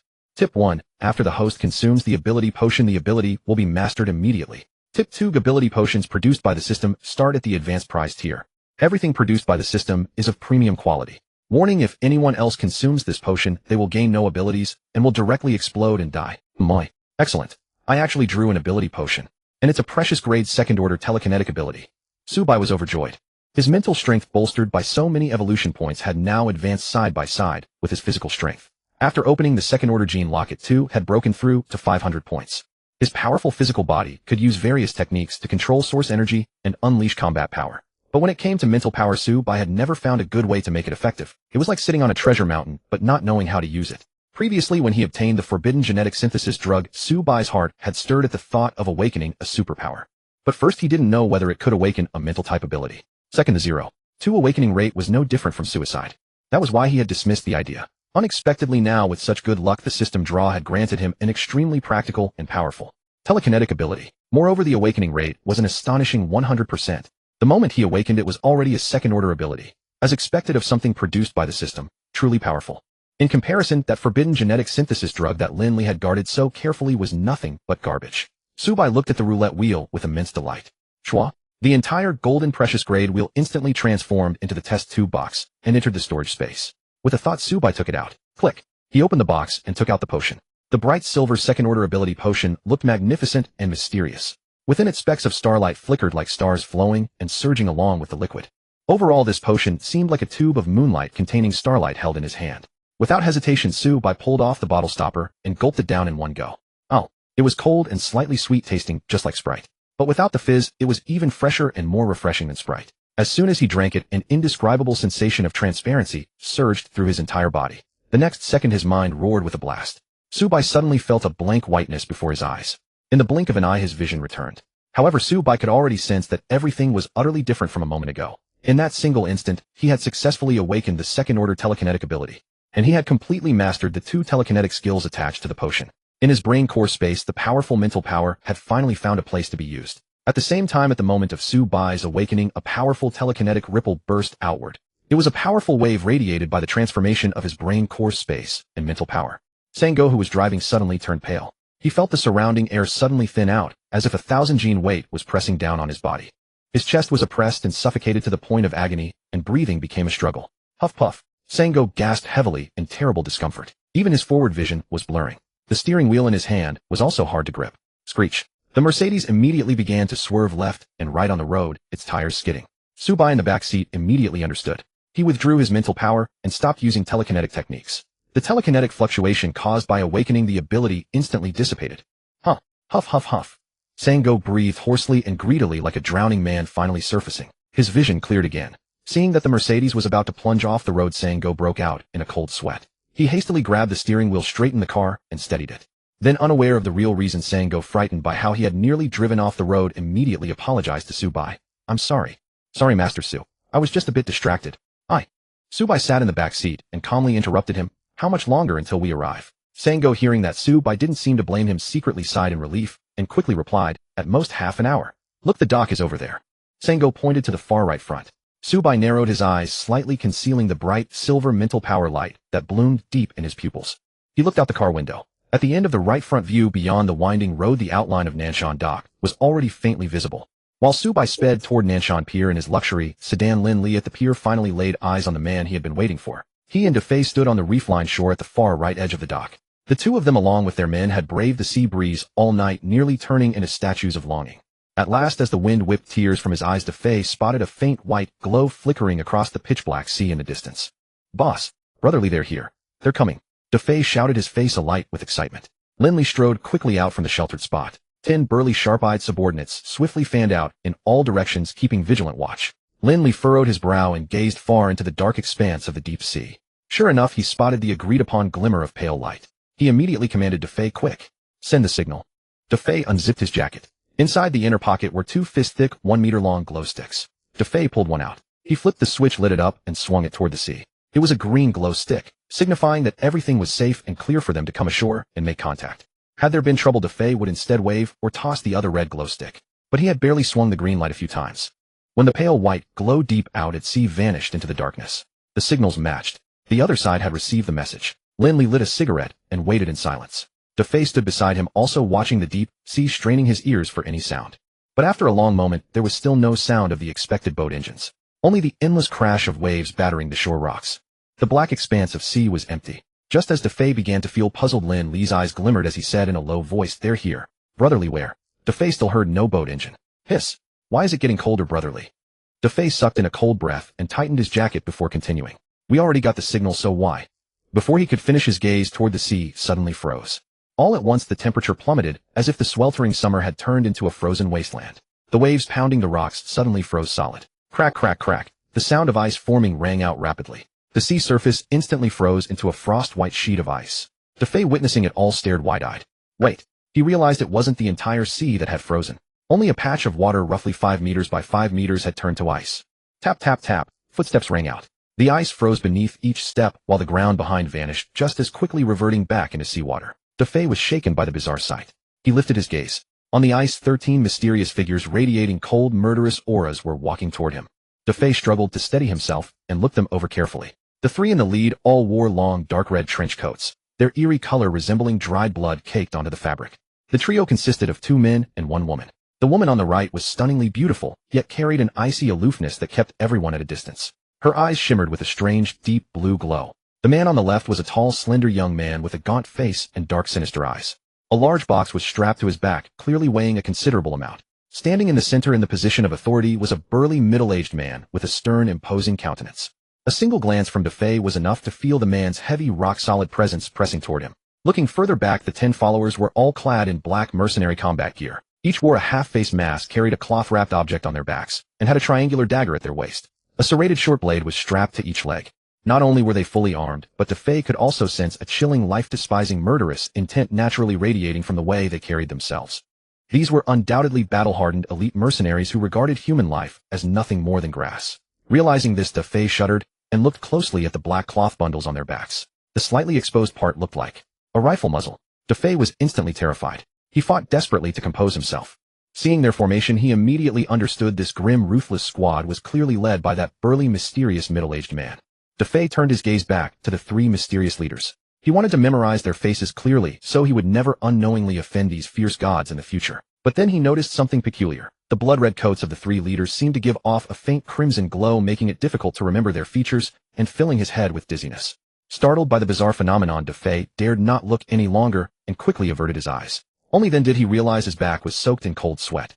The mysterious 13-man squad walked across the frozen ice to the shore. Lin Li hurried forward to greet them. Defei followed close behind. "My lord." Lin Li's tone was extremely respectful. Defei also offered his greetings beside him. The burly, mysterious, middle-aged man swept a deep, measured glance over the 2 of them. In a low voice he asked, "How is the matter progressing?" A sharp glint flashed in Lin Li's eyes. "The person the organization wants is in my warehouse. Right this way, please." With that, Lin Li bowed and made a gesture of invitation. The burly, mysterious, middle-aged man gave a slight nod. Defei hurried ahead to lead the way. Lin Li accompanied the group of mysterious figures from behind. The 10 men who had fanned out for surveillance quickly fell in as well. Although the meeting spot belonged to Nanshan Pier, it was extremely remote. His warehouse was tucked away in the most isolated corner of the dock. The further they walked, the more desolate the surroundings became. Piles of rubble and weeds grew everywhere. Along the way, several rotten, dilapidated wooden boats lay scattered about. They were in such ruined condition that even homeless people wouldn't spend the night in them. The entire stretch of land was barren, without a trace of human habitation. This area had been abandoned for a very long time. No one ever came here. But in reality, all this land had been bought up by Lin Li.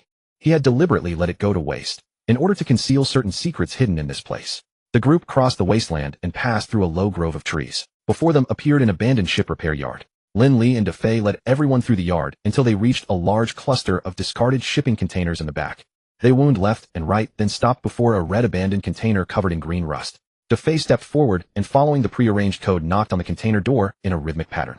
Creak! The door swung open. With a creak, the container door suddenly swung open, revealing 5 stern-faced, tattooed brutes. Upon seeing Lin Li, they immediately bowed in greeting. "Boss!" Lin Li gave a slight nod and waved a hand at his 5 underlings, who promptly stepped aside. Lin Li, accompanied by Defei, also moved out of the way. Behind him, 3 mysterious figures in dark blood-red trench coats fixed their gazes toward the interior. The weathered red container, covered in patches of green patina, was surprisingly spacious, within seemingly a secret space formed by merging 3 or 4 containers together. Though the space was large, its interior was spartanly furnished, only a table and a chair. At that moment, the brilliantly bright, incandescent light cast everything inside the container into stark illumination. On the table lay a series of interrogation instruments. Bound to the chair was the target the 3 blood-cloaked figures required. He was an elderly man with graying hair, dressed in a vintage gray mouse suit, and wearing thick black-rimmed glasses, a piece of white cloth stuffed in his mouth. When he saw Lin Li, a flash of fury surged into his eyes. But the anger flickered by in an instant, replaced by composure and calm. Even knowing he had been kidnapped, the old man neither shouted nor struggled. He simply watched everyone quietly, his expression thoughtful. Upon seeing that Lin Li had indeed captured the target, the 3 mysterious figures in dark blood-red trench coats relaxed somewhat, their expressions softening. The burly, middle-aged man in the blood cloak spoke in a low command. "Xiao Lu, take the men to secure the perimeter." Lu Xing, carrying a huge crate on his back, immediately acknowledged, "Yes, brother Feng." With that he turned and led 10 elite mercenaries off to set up security. Chong Feng, the burly man in the dark blood cloak, then asked Lin Li, "Are the people you brought trustworthy?" Lin Li nodded seriously. "Rest assured they are absolutely reliable." Chong Feng turned to the blood-cloaked woman beside him and instructed, "Xiao Lan, make your move." The cryptic words left Fei and all the tattooed brutes utterly baffled. Only Lin Li remained composed as though he had long known what was coming. Lan Bing, clad in a dark blood-red trench coat with an icy countenance, suddenly let a faint ghostly blue radiance flare in her beautiful eyes. A gust of cold wind swept up. Inside and outside the container the air turned bitingly cold as if plunged into a frozen wasteland. Slowly she extended her right hand from beneath her blood cloak. Her crimson lips parted slightly as she whispered, "Condense." Her right hand clenched into a fist. In the frigid air 15 glacial blue crystal spikes, each a meter long, materialized. Seeing the number of ice spikes, every tattooed brute froze in shock. One by one realization struck. "Be boss." "No, impossible. How could this be?" Someone murmured in disbelief, eyes wide with horror. Someone turned and bolted for the container's exit. "Damn you, Lin Li. We've been loyal to you, risking our lives. You bastard. I'll fight you to the death." Some blazing with fury charged forward, ready to fight to the death. But it was all futile. "Go." Lan Bing's clenched right hand suddenly opened wide. 15 icicle spikes instantly pierced through the air. A rapid series of muffled thuds sounded as they sank into flesh one after another. Within a breath span, all 15 loyal underlings Lin Li had brought were impaled through the head or heart by eerie blue ice spikes. Chong Feng glanced at the scene, then without another thought strode into the container with Lan Bing marching purposefully toward the old man bound to the chair. Fei, who had watched the whole thing unfold, stood frozen trembling. Only after the two blood-cloaked figures swept past him and entered the container did he slowly turn his head toward Lin Li. Just as Lin Li himself had said, every one of these underlings was a trusted comrade. They were all confidants who had struggled and built everything alongside Lin Li and Fei. Watching them die so brutally before his eyes, their familiar voices and smiles shattered in an instant, dissolving into agonizing memory. A feeling of betrayal, one he himself could hardly believe, rose into Fei's heart. "Brotherly? Why?" Fei's face was full of bewilderment. "Why did you kill them? They were our own brothers. Why brotherly?" Fei stepped forward, grabbing Lin Li's shoulder, his body shaking, tears streaming down his face as he demanded an answer from his boss. For a moment, Fei felt that the man he had always trusted and devoted his absolute loyalty to had become a stranger. Lin Li pulled his brother into an embrace, holding him tightly. Fei's composure crumbled, and he sobbed. "Brotherly wh. We grew up together since we were kids. Is there anything you couldn't tell me? Why? Why did you have to kill them, brotherly?" Lin Li patted Fei's backside and said in a low, indifferent tone, "Fei's eye? Don't blame your brotherly. Blame yourself for knowing too much." Fei's eye shot wide open at the words. His tears were abruptly halted by the overwhelming shock surging through his heart. A sudden muffled sound of metal-piercing flesh rang out. Lin Li released Fei. A fine steel dagger had somehow appeared in his hand, its blade buried to the hilt into Fei's heart. Fei staggered backward. He looked down at his bleeding chest, then up at the utterly calm face of Lin Li. His wide eyes were filled with utter disbelief. Lin Li gazed back flatly and said with indifference, "Good thing you walked over on your own. Saves me the extra trouble. Now go in peace. We were brothers since childhood, so I'll take care of your family for you." Hearing this, Fei's face flushed crimson with rage. "Lin Li, you..." Before he could finish, a gush of bright red blood burst from his mouth. Clutching his pierced chest, Fei collapsed to his knees with a heavy thud. Blood poured from beneath him, pooling into a growing stain. Fei was stone dead. With an expressionless face, Lin Li didn't even spare Fei a glance. He walked straight into the container where Chong Feng and Lan Bing had already reached the bound old man. Chong Feng spoke in a deep voice, "Professor Chu, our leader has long admired your reputation. We request that you come with us." With that, a dim, earthy yellow glow gathered in Chong Feng's hand, and he gently placed his palm upon Professor Chu's gray-haired head. The old man immediately fell unconscious. Lin Li walked over, and seeing that Chong Feng and the others had finished their task, asked respectfully, "Sir, what about my payment for this job?" Chong Feng took out a test tube case and handed it to Lin Li. "Well done this time," he said with satisfaction. Lin Li stored the case away, his face brightening with delight as he was about to respond. Suddenly his phone rang. Lin Li muttered an apology and answered. As he listened, his gaze grew cold and dark. "So you're saying Sango brought some young guy and trashed my crown bar? Which direction did they head, eh?" "Toward the dock bridge." "Fine, I understand. If this information is accurate, you'll get your money." Chong Feng and Lan Bing overheard every word of Lin Li's conversation.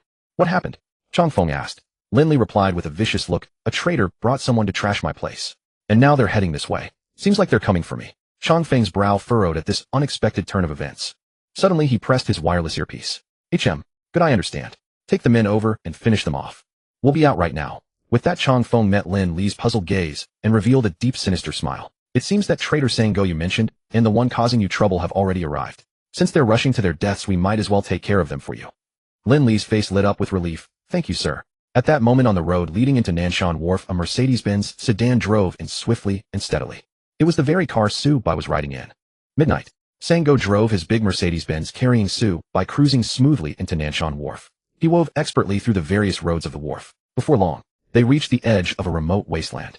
Spinning the steering wheel, Sango stylishly executed a drifting side park. The entire Mercedes slid across the ground in a smooth, steady quarter-circle arc, then slowly came to rest. Engine cut, door open. Sango jogged around, eagerly opening the door for Su-bai with fawning attentiveness. Su-bai got out, swept his gaze over the wasteland, and his eyes brimmed with cold, sharp light. Sango stood hunched at the side, his face plastered with an obsequious, ingratiating smile. He pointed far into the distance toward the grove of low trees and said to Su-bai, Brother Lee's warehouse. It's in the abandoned ship repair yard behind that grove of low trees. Su-bai nodded slightly. You've worked hard tonight, Sango. No trouble at all. He, Master Su, is far too kind. Sango replied hastily, his expression humble and deferential. Su-bai gave his shoulder an encouraging pat. Sango bent his back even lower in respect. On his face, though, a fawning smile blossomed like a brilliant chrysanthemum in full bloom. Suddenly, crack crack, the crisp sound of bones snapping erupted. Sango's blooming smile abruptly froze. With trembling eyes, he slowly turned his head to look at his right shoulder. What he saw was his entire arm shattered at the elbow. Ghastly pale bone splinters jutted savagely through skin and flesh. His whole right shoulder frame had moreover been crushed into bone spikes and shards embedded deep into his right chest and lung. Sango's dull wooden eyes were blank for only a split second, then flew wide with utmost terror. Ugh! A scream of sheer horror and unbearable agony tore from his mouth. HGH! HGH! HGH! The blood surging back from his right chest quickly clogged Sango's throat. He retreated in abject fear, clutching his right arm now ground into shreds of bone and flesh, staring at Su-bai in disbelief. Bloody froth streaming from the corners of his mouth, he said, Sir, Master Su-bai, I've waited on you hand and foot all night. I wanted to work for you. Su-bai looked at Sango indifferently and sneered with cold mockery. Ha! Sango, you brought men to smash my Aunt Lin's stall before, and tonight you brought men to cut me down. What makes you think I'd let you off? What a joke. Safe travels. In your next life, remember this. Don't ever provoke those you can't afford to offend. Hearing this, Sango's wide-open eyes were instantly flooded with despair and terror. Su-bai lightly flicked a small stone from beneath his foot. Whoosh! The piercing sound of something cleaving the air burst forth. A faint sliver of shadow streaked through the sky. In Sango's pupils, the small stone rapidly swelled. In the blink of an eye, it consumed both pupils and eye sockets entirely. With a muffled thud, the tiny stone punched clean through Sango's brow. Red and white matter sprayed 7 or 8 meters away in an instant. Thud! Sango crashed to the ground. In his eyes still lingered the thick terror he had felt before death. But the color of his pupils and the light of life had dimmed into eternal grayness. Nothing but a cold corpse. Su-bai cast a glance at Sango's body, turned, and strode directly toward the low grove in the wasteland. Halfway there, Su-bai suddenly stopped in his tracks. Killing intent. A faint needle-prickling sensation stirred in his heart. Su-bai swept his gaze around. Whoosh, whoosh, whoosh. A sea breeze tinged with the smell of seafood drifted in. Crash, crash, crash. The sound of waves thundering against the shore reached his ears. All around was pitch black and utterly silent. Then suddenly, Su-bai's ear twitched slightly. He stamped his right foot hard. Bang! The ground shuddered faintly. A rock the size of an infant's fist was jarred loose and bounced up. Su-bai snatched it out of the air. With a whoosh, he hurled it skyward in an instant.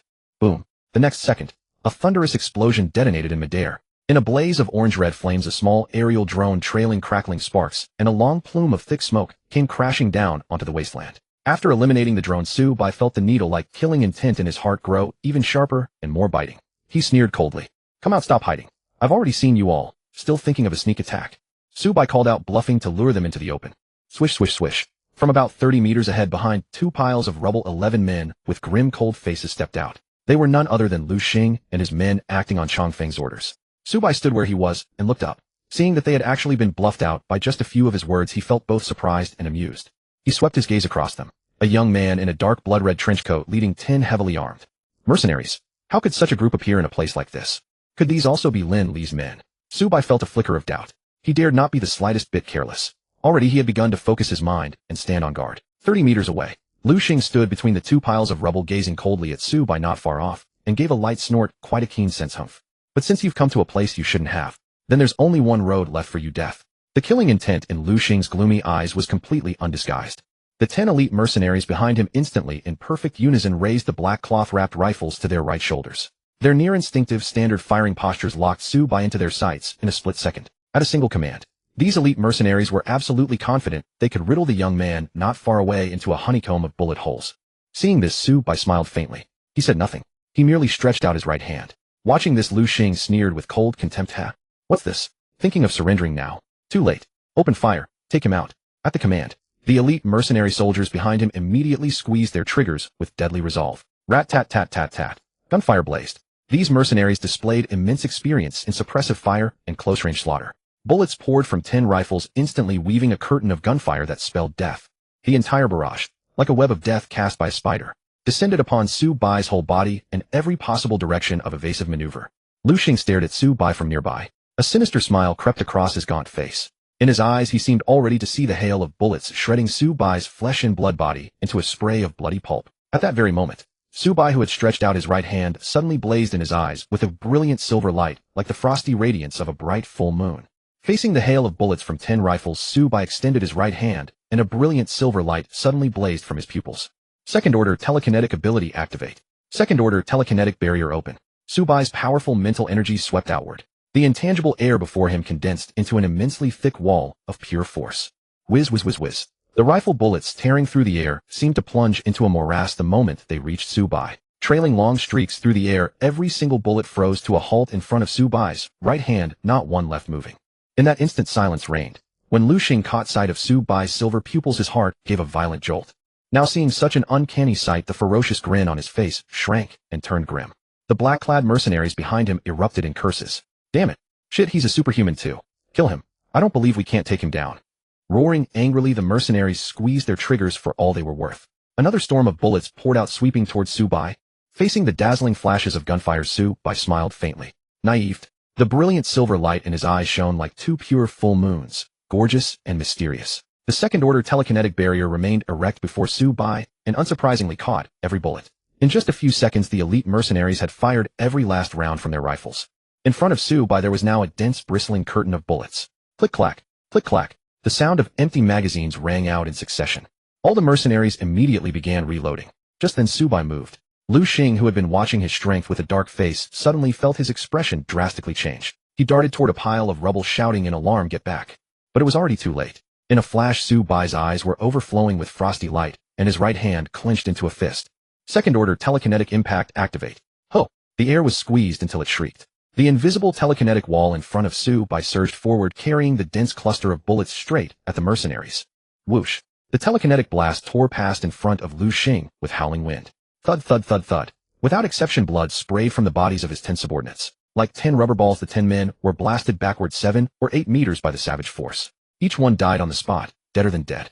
Lu Xing cast a deep glance at the corpses in the distance, then walked out from the rubble. With a bang, he set down the huge crate from his back.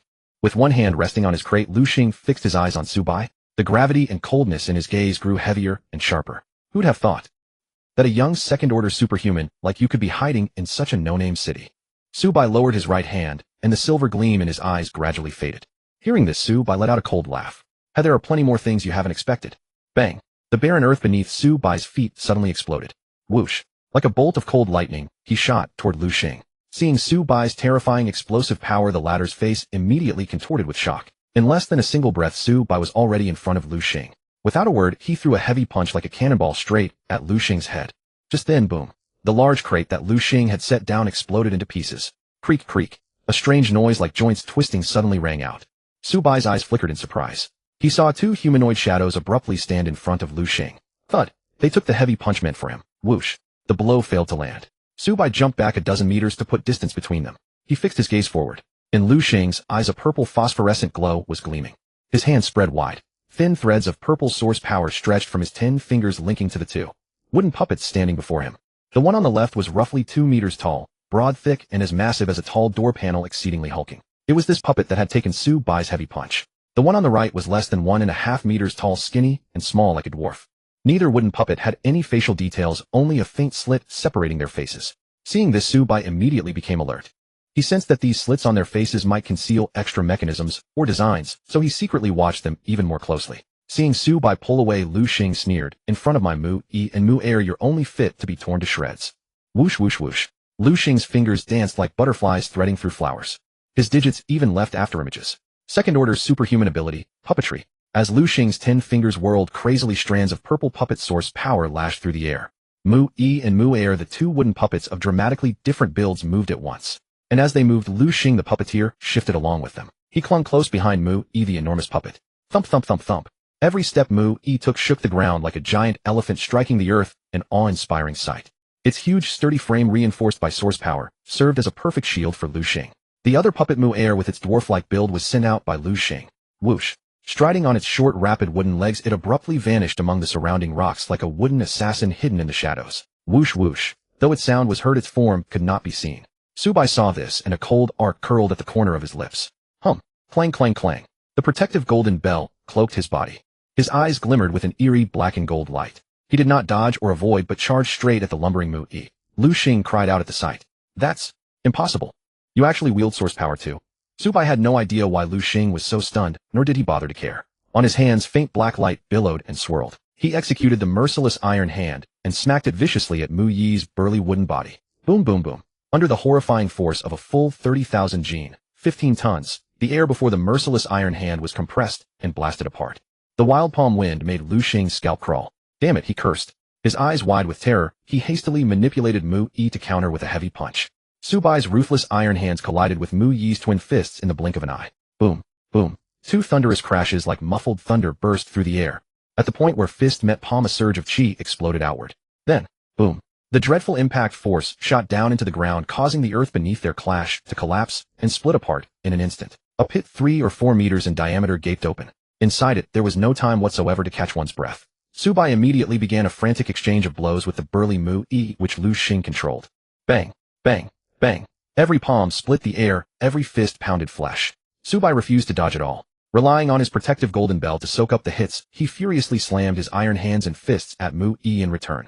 Thud, thud, thud. Every exchange of fists and palms unleashed rings of invisible force radiating outward. The pit beneath the two fighting figures and the puppet kept shattering and expanding. From the initial diameter of 3 or 4 meters, after a few clashes the pit had shattered and expanded to 6 or 7 meters. Its depth also increased with each exchange. In a flash it had grown about twice as deep. Gray dust and smoke kept blasting into the air with every collision. Bang! Subai threw another punch, smashing the pit wall to pieces. When he looked again, there was no sign of the enemy before him. Lu Xing and Mu Yi had evidently reached their limit and retreated to escape. Subai had no fear of such brutal head-on exchanges. But Lu Xing was afraid. He could clearly sense that many hair-thin cracks had already appeared on Mu Yi's fists. After all, although Mu Yi was a puppet made of wood, it had been built from iron birch, the hardest of woods. Lu Xing had carried it on his back every day, nourishing it around the clock with his source power. Its hardness was such that even machine gun bullets could not breach its defense. They could not even leave a dent. But now, after only a few collisions with Subai, cracks had actually appeared on the hardest section of Mu Yi, its fists. This so shocked Lu Xing that the skin on his face began to quiver. Without another word, he controlled Mu Yi to turn and flee. As he ran, he tried to send a distress call to Chang Feng and the others through his wireless headset. But he quickly discovered that because Subai had blown up the flying recon probe, the wireless headset linked to it had become useless scrap. Whoosh! With a bound, Subai vaulted out of the pit. He saw at once that Lu Xing had already run more than 10 meters away. Subai sneered, "Still want to run? Think you can get away, eh?" Bang! Subai stamped the ground and shot after him. Since he was still controlling the heavy, gigantic Mu Yi, Lu Xing simply couldn't pick up speed. Feeling the wind from Subai closing in behind him, and knowing the headset was dead, the fear in his heart grew ever thicker. Damn it! Damn it! Crap! Why is this happening? How could I run into such a monster in such a small, insignificant place? Lu Xing cursed angrily. In less than 5 seconds, Subai had caught up to him. Seeing there was no escape, Lu Xing steeled his heart and turned to face Subai. He knew that now his only recourse was to buy time by every possible means until Chang Feng and the others arrived. With that in mind, his 10 fingers danced wildly as he commanded Mu Air, who had been circling nearby, to stab towards Subai. The dwarf-like Mu Air's wooden arms suddenly split into 2 razor-sharp short blades. A faint green gleam flickered on them. Clearly they were smeared with deadly poison. Carrying the 2 poison blades, Mu Air darted behind Subai and thrust straight at the center of his back. Meanwhile, from the front, Lu Xing had Mu Yi swing both fists in a ferocious blow at the approaching Subai. In an instant, Subai had been caught in a pincer attack. Subai, charging close, saw that Lu Xing had stopped running and turned to face him instead, and he couldn't help but smile faintly. Whoosh! A gust of fierce wind suddenly came at him from behind. Subai narrowed his eyes and saw through Lu Xing's little scheme at once. Hum! Clang! Clang! Clang! As the protective golden bell radiated brilliant light, his steps grew even faster. With a whoosh, Subai charged straight to Mu Yi. Facing the fists hurtling toward him, he suddenly dropped low, dodging the blow. He planted his foot. Taking advantage of the opening, Subai closed in against the burly Mu Yi's front. He thrust his hip out, bent slightly forward, and pressed his shoulder right into the armpit beneath Mu Yi's wooden right arm. With textbook perfection, Subai executed a brutal over-the-shoulder throw. Under Lu Xing's gaze wide open to the extreme, the burly Mu Yi was grabbed and hurled into midair. Flung in an arc through the air, Mu-Yi came crashing down violently onto Mu-Air, who had been chasing right behind. Boom. Crash. With an explosive, earth-shaking roar, the small and frail Mu-Air shattered into pieces. Pieces of wood large and small, and the gears and parts inside its body were sent flying everywhere. They clattered and clanged down, scattering all over the ground. Seeing this, Lu Xing's eyes filled with thick fury and venom. Years of hard work destroyed in a single moment. That was exactly how he felt. Whoosh, whoosh, whoosh. His fingers flipped and danced. Mu-Yi stood back up. At the same time as its fist slammed savagely at Su Bai, its head suddenly split apart. A launcher was revealed. Whoosh, whoosh, whoosh. Rocket after rocket streaked out, trailing smoke behind them. Su Bai saw all of this without the slightest reaction. He charged straight through the rockets and the puppet's heavy punches, with the golden bell protecting him. Boom, boom, boom. The rockets exploded against his body, utterly unable to break through his defense. Su Bai's fists, however, were even harder, more violent, and heavier than Mu-Yi's. With a single fierce punch, he smashed the burly puppet's fist into pieces.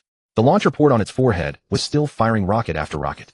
Without a word, Su Bai threw another punch, blowing up the launcher port and the puppet's head together. Sparks and billowing smoke burst out at once. Even missing its head and arms, Mu-Yi could still move. Su Bai smiled slightly and continued his assault. He kicked through the puppet's legs, then blasted its chest apart. Finally, one punch pierced straight through its heart. The puppet's hardcore power unit exploded violently. Only then did the burly Mu-Yi shatter into scraps of broken metal and went scattering down everywhere. Flames, smoke, filled the air around them. Like a war god returned from the battlefield, Su Bai stepped across the shattered remnants of Mu-Yi, now reduced to scrap and debris, and strode toward Lu Xing. His expression was cold and severe. His aura made the air tremble. The figure, advancing step by step, looked in Lu Xing's eyes like the king of hell himself, coming to claim his soul. Why you? Don't come any closer. Get back. Get away. If you kill me, you'll absolutely regret it. Brother Phone will definitely avenge me. And our organization, our leader, will never let you off. You?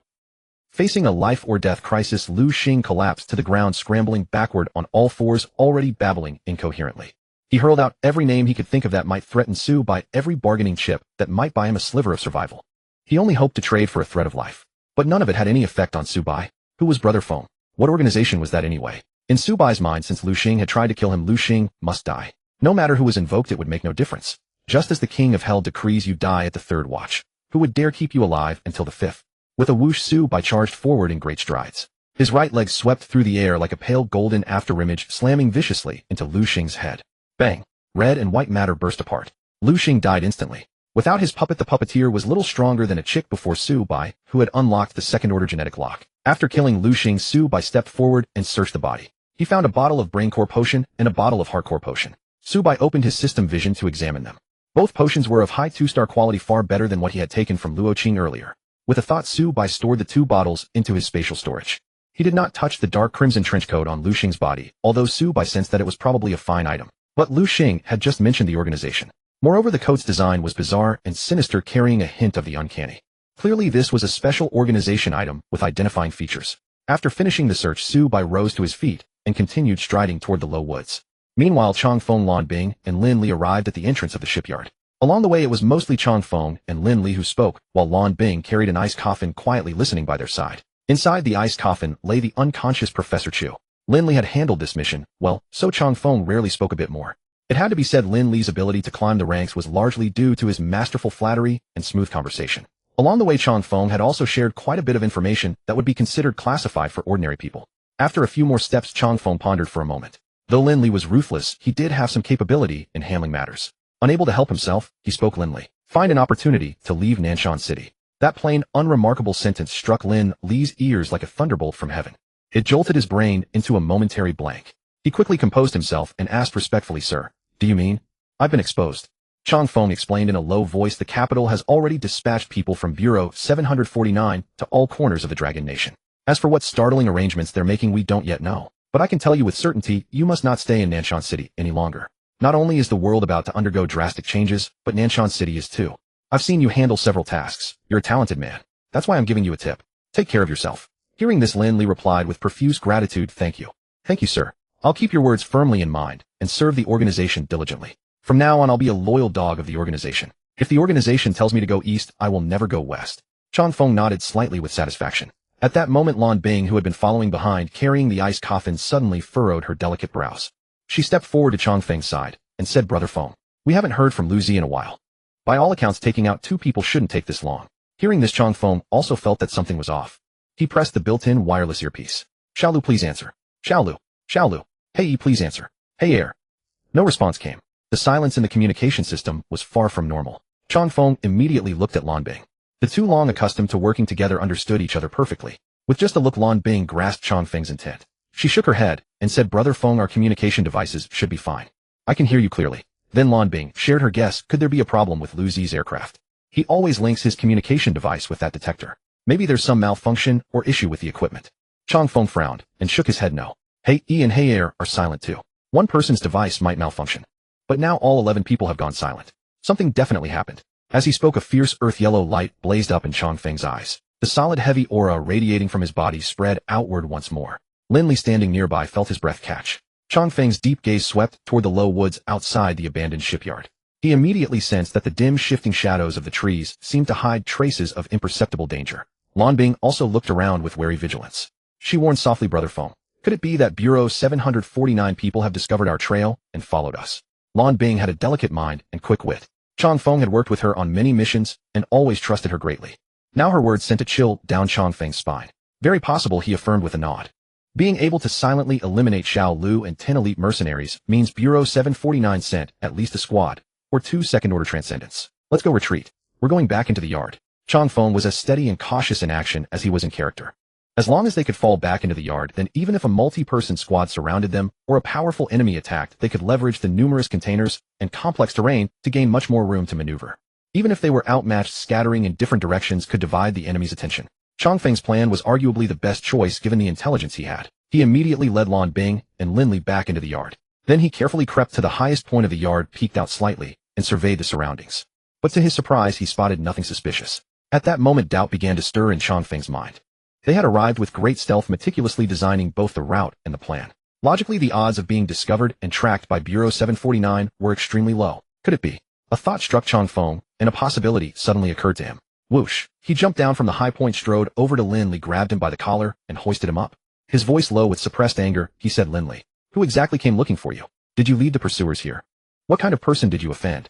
The Changfeng, who had just been amiable and sharing secrets, now underwent a sudden and drastic shift in attitude toward Lin Li. Yellow light churned in his eyes. His furious gaze seemed ready to devour Lin Li whole. This stunning 180-degree turn instantly filled Lin Li's heart with terror. Hearing Changfeng's 3 questions, he suddenly realized in the organization's assigned tasks, members and action squads were kept unaware of one another's missions. Now Changfeng and the others clearly knew nothing about the organization's order to Lin Li to kill Su Bai. Enduring the suffocating pain, Lin Li strained to explain, as sir, that's a person the organization ordered me to take out. The moment he said this, Changfeng and Lan Bing were both stunned. Changfeng set Lin Li down. Cough, cough, cough, huff, huff. Lin Li collapsed to the ground, coughing hurriedly and gasping for air. Keep talking. Changfeng looked down at Lin Li. At once Lin Li explained the matter in a few brief words.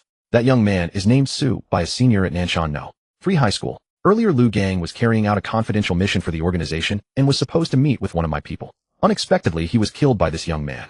When the organization learned of this, they issued me this kill order. In the evening, I arranged for the Lord Luo Qing, who had come from the north, to be taken by saying, go to kill Su Bai. Wait. At this point, Lin Li paused. Changfeng and Lan Bing both looked at him. The 3 exchanged glances and all realized something. They had just learned that it was Sango who had brought people here. That meant that originally tonight Sango was supposed to be bringing Luo Qing to kill Su Bai. But now Sango was not with Luo Qing. Instead, he had brought people to make trouble for Lin Li. The minds of all 3 shifted. Tap, tap, tap. Suddenly, the sound of footsteps came from the entrance of the abandoned shipyard. Changfeng and the other 2 turned as one toward the gate. A figure slowly appeared at the entrance. The figure had evidently overheard Lin Li's words just now. Gazing at Changfeng and the others, he revealed a faint, cold smile. You. Are you looking for me? Are you looking for me? Su Bai stared at Changfeng and the others, the curve of his mouth cold and sinister. He had heard every word Lin Li just said. Unexpectedly, Lu Gang, from that one to Mall Luo Qing, who tried to kill him in Onping Park, and Lin Li, together with these transcendent beings in dark blood-colored trench coats, all belonged to the same mysterious organization. Earlier, Su Bai had assumed that the mastermind behind it all, Lin Li, was simply powerful. Now he realized that behind Lin Li there existed another organization, one hidden even deeper with far more terrifying strength. A formidable organization whose dispatched operatives were all transcendent beings. And now this mysterious organization had ordered Lin Li to kill him. At that thought, Su Bai's gaze turned grim and icy. The killing intent radiating from him surged fiercely. Changfeng, sensing Su Bai's unconcealed murderous aura, actually felt his heart relax instead. As long as it wasn't Bureau 749 who had discovered them, nothing else mattered. Especially, Changfeng noticed that Su Bai had come alone. In his eyes, an earthy yellow radiance suddenly blazed forth. He stepped forward, halted before Su Bai, and let out a cold snort. So you're Su Bai? What audacity! You actually dared to come alone. Chang Feng probed cautiously. He wanted to find out whether Su Bai genuinely came by himself, or was trailed by Bureau 749. As Chang Feng spoke, Lan Bing moved to stand beside him. The two coordinated seamlessly, forming a pincer stance. They could support each other at any moment and unleash astonishingly devastating attacks. Trembling with fear, Lin Li swiftly grabbed the ice coffin containing Professor Chu and retreated. He hurriedly hid behind a shipping container and stole a glance at the battle. Su Bai coldly swept his gaze over Lin Li and then paid him no further heed. He knew very well that once he dealt with these two transcendent beings in dark blood-colored trench coats, killing Lin Li would be nothing more than a casual stroke of his hand. Whoosh, whoosh, whoosh. The sea breeze blew harder and more fiercely. Su Bai met Chang Feng's scrutinizing gaze. The little scheme hidden in the latter's words was clear to him. Su Bai made no effort to dodge the implication. He smiled faintly. My courage is not great, just barely enough to kill you all. Hearing this, a hint of barely restrained fury surged within Lan Bing's beautiful eyes. A blue glow instantly shimmered in her gaze. The temperature around her plummeted. Frost formed on the ground. Even the sea breeze sweeping toward Lan Bing transformed in an instant into misty white snow and frigid vapor. Lan Bing glanced at Chang Feng and saw that he had no immediate intention to launch an attack. Only then did she suppress the anger in her heart and fix Su Bai with a frosty stare. Su Bai swept a glance at Lan Bing and dismissed her entirely. In his perception, only Chang Feng, so grim and composed, posed a considerable threat. Directly ahead, Chang Feng did not rashly attack. He sized up Su Bai cautiously. So are you saying, Xiao Lu and my 10 subordinates, you were the one who killed them all? Su Bai split his attention, secretly releasing the King's Serpent clone from the monster space. He willed the Serpent clone to activate its LV7 camouflage skill and body shrinking skill. In the deep darkness of the night, a small serpentine form materialized on the ground behind Su Bai, and under his direct control slipped silently into the shadows.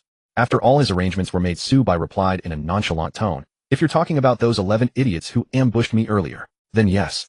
They're lying in the wasteland behind me. Without looking back, Su Bai jerked his thumb backward, then smirked coldly. Don't rush. Soon enough I'll have all of you lying together. Hearing this, Chang Feng finally confirmed that Su Bai was truly alone. He no longer held himself back. The earthy yellow source power radiance around him erupted instantly. Raging fury and murderous intent blazed in his eyes. You little brat, you're asking for death. With a boom, Chang Feng shattered the ground beneath his foot and charged ferociously. In the same breath, ice blue cold light gleamed within Lan Bing's eyes as she condensed razor-sharp ice spikes before her. In the blink of an eye, 10 3-meter-long ice spikes pierced through the air, streaking viciously towards Su Bai. Su Bai narrowed his eyes, taking in both attacks in a single glance. A faint smile touched his lips as gold and silver radiance blossomed together in his gaze. His two pupils shone like the sun and moon shining side by side. Exquisite and mysterious. The source power and mental energy within his body exploded forth fully in that instant. With a whoosh, Su Bai's entire body charged straight at Chang Feng without the slightest hesitation. Whoosh, whoosh, whoosh. Lan Bing's 10 ice spikes howled through the air in pursuit. Su Bai willed it with a single thought. Whoosh. A burst of fierce wind rose. A psychic barrier materialized. Instantly, all 10 ice spikes froze suspended in midair. Su Bai's left hand clenched. Crack, crack, crack, crack. All the ice spikes shattered into swirling crystalline snowflakes. Even as he continued his charge, Su Bai flicked his right hand, unleashing a translucent warped psychic shockwave. The invisible shockwave tore through the air and blasted straight toward Chang Feng in an instant. Chang Feng's eyes blazed with yellow light. Keenly he sensed the lethal crisis rushing toward him. He drove his right fist forward with overwhelming force. Boom. The psychic shockwave exploded apart. The earthy yellow source power radiance around Chang Feng's fist shattered as well. His body halted for a brief moment. Shock and amazement flooded his eyes. Chang Feng sharply perceived the extraordinary nature of Su Bai's attack. He recalled how those 10 ice spikes had burst apart near Su Bai moments ago. A chilling bolt of realization shot through his heart. Dual awakening. Chang Feng's eyes widened slightly, and an incredulous cry escaped his lips. How is that possible? In a flash, Su Bai ignored Chang Feng's exclamation and continued his relentless murderous advance. Enveloped in the golden bell shield, his momentum was overbearing and fearsome. Seizing the initiative with his psychic shockwave, he reached Chang Feng in the blink of an eye. He raised his right hand and threw a savage punch straight at Chang Feng. The fist wind exploded fiercely. In desperation, Chang Feng expelled a breath, braced himself in place, and channeled his source power surging forth. He crossed both arms before him in a defensive stance. Thud. Fist and arms collided. A heavy muffled sound of flesh meeting flesh rang out along with the bursting crackle of concentrated force. The ground itself split apart with a thunderous crack. With a whoosh, Chang Feng's towering frame, overwhelmed by the terrifying force packed into Su Bai's fist, was sent flying backward. Clang, clang. His burly body, blazing with earthy yellow light, punched straight through the steel wall of a shipping container behind him. And then, bang. His still-flying form left a deep human-shaped dent in the wall of a second container. Lindley, hiding behind the containers, watched this scene in sheer terror, his eyeballs almost popping out of their sockets. He glanced back at Chong Feng embedded deeply in the container, then at Su Bai, whose aura was absolutely terrifying. His Adam's apple bobbed with difficulty. He struggled to suppress the fear in his heart. "Brother Feng," Lan Bing cried out, slightly panicked. She anxiously turned her gaze toward Chong Feng. But at that very moment, a voice icy and sinister drifted over softly. "At a time like this, you still have room in your heart to worry about someone else. You'd better worry about yourself." Boom. Su Bai stamped the ground, shattering it beneath his foot, and surged violently toward Lan Bing. Lan Bing's delicate body trembled violently at Su Bai's words. She fixed her gaze on him. Su Bai was charging straight at her. His murderous gaze and aura had already locked firmly onto her. Sensing the overwhelming, killing intent, shock and fear instantly flooded Lan Bing's beautiful, icy-cold face. She bit her red lips and furiously gathered every bit of psychic energy in her brain core space, erupting with it all at once. Condensed. Her soft, cold voice had just fallen when the wind howled and the snowy mist began to coalesce. In the blink of an eye, 23-meter-long ice spikes and a 1-meter-thick dark blue ice crystal barrier appeared before Lan Bing. Her heart steadied slightly. She flicked her right hand, and the 20 ice spikes instantly tore through the air with piercing screams. Whistling towards Su Bai, they sought to nail him to the ground. Facing the ice spikes, Su Bai did not even pause his charge. He simply unleashed a psychic shockwave, meeting attack with attack. The invisible psychic wave rolled forward. Bang, bang, bang. Amid a burst of crisp cracking sounds, all 20 ice spikes exploded into pieces. Ice crystals and snow mist scattered across a wide area. Whoosh. Su Bai, shielded by his golden belt, tore through the ice mist and faced the final ice barrier head-on. Su Bai stared at the 1-meter-thick ice wall, his eyes turning sharp. The golden source power over his entire body suddenly transformed into a dense pitch-black darkness like spilled ink. Roar. A majestic dragon's cry suddenly thundered from within Su Bai's body. Behind the ice barrier, Lan Bing watched how effortlessly Su Bai had shattered her ice spikes, and now a dragon's roar was bizarrely resounding from him. Her heart trembled instantly. Thick fear surged uncontrollably. Lan Bing raised her head and looked at Su Bai by instinct. What she saw was the dark source power glow on his body, condensing in an instant into a hazy, cloud-like black dragon, baring its fangs and brandishing its claws. Although its silhouette was vague like cloud and mist, Lan Bing could clearly sense the terrifying, killing aura emanating from that source power black dragon. Her body could not help shivering.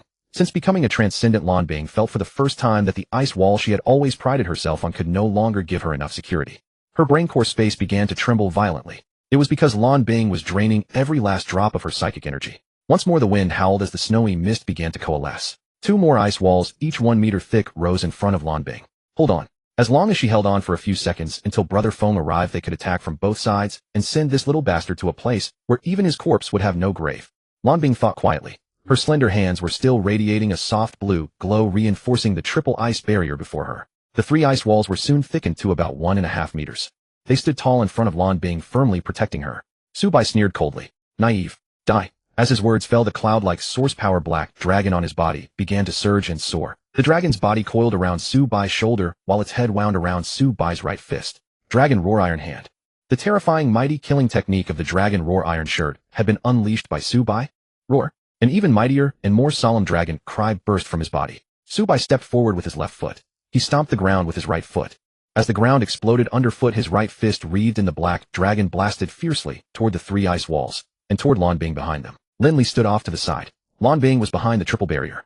Not far away, Chong Feng had just struggled out of the shipping container wall. At this moment, all 3 of them stared wide-eyed. In their eyes were panic, terror, shock, and thick dread. They all saw that as Su Bai's fist blasted out, the ferocious black dragon suddenly soared into the air. It charged at the ice barrier with a roaring howl. Bang, bang, bang. The 3 hard ice walls, each 1.5 meters thick, were no different from paper in front of the cloud-like source power black dragon. The dragon's shadow flashed by. Every wall was pierced and shattered. The black dragon did not stop its charge. Under Lan Bing's horrified and despairing gaze, it struck straight through her chest. Bang! Splat! A blood-curdling sound of flesh exploding suddenly rang out. Everyone stared. Lan Bing's entire chest and heart, together with her internal organs, were pulverized into bone and flesh powder by that overbearing source power black dragon.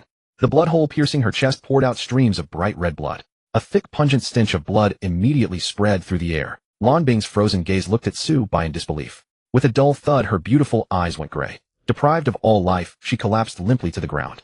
Beneath her, blood gushed out and quickly pooled into a lake of blood. Su Bai turned around.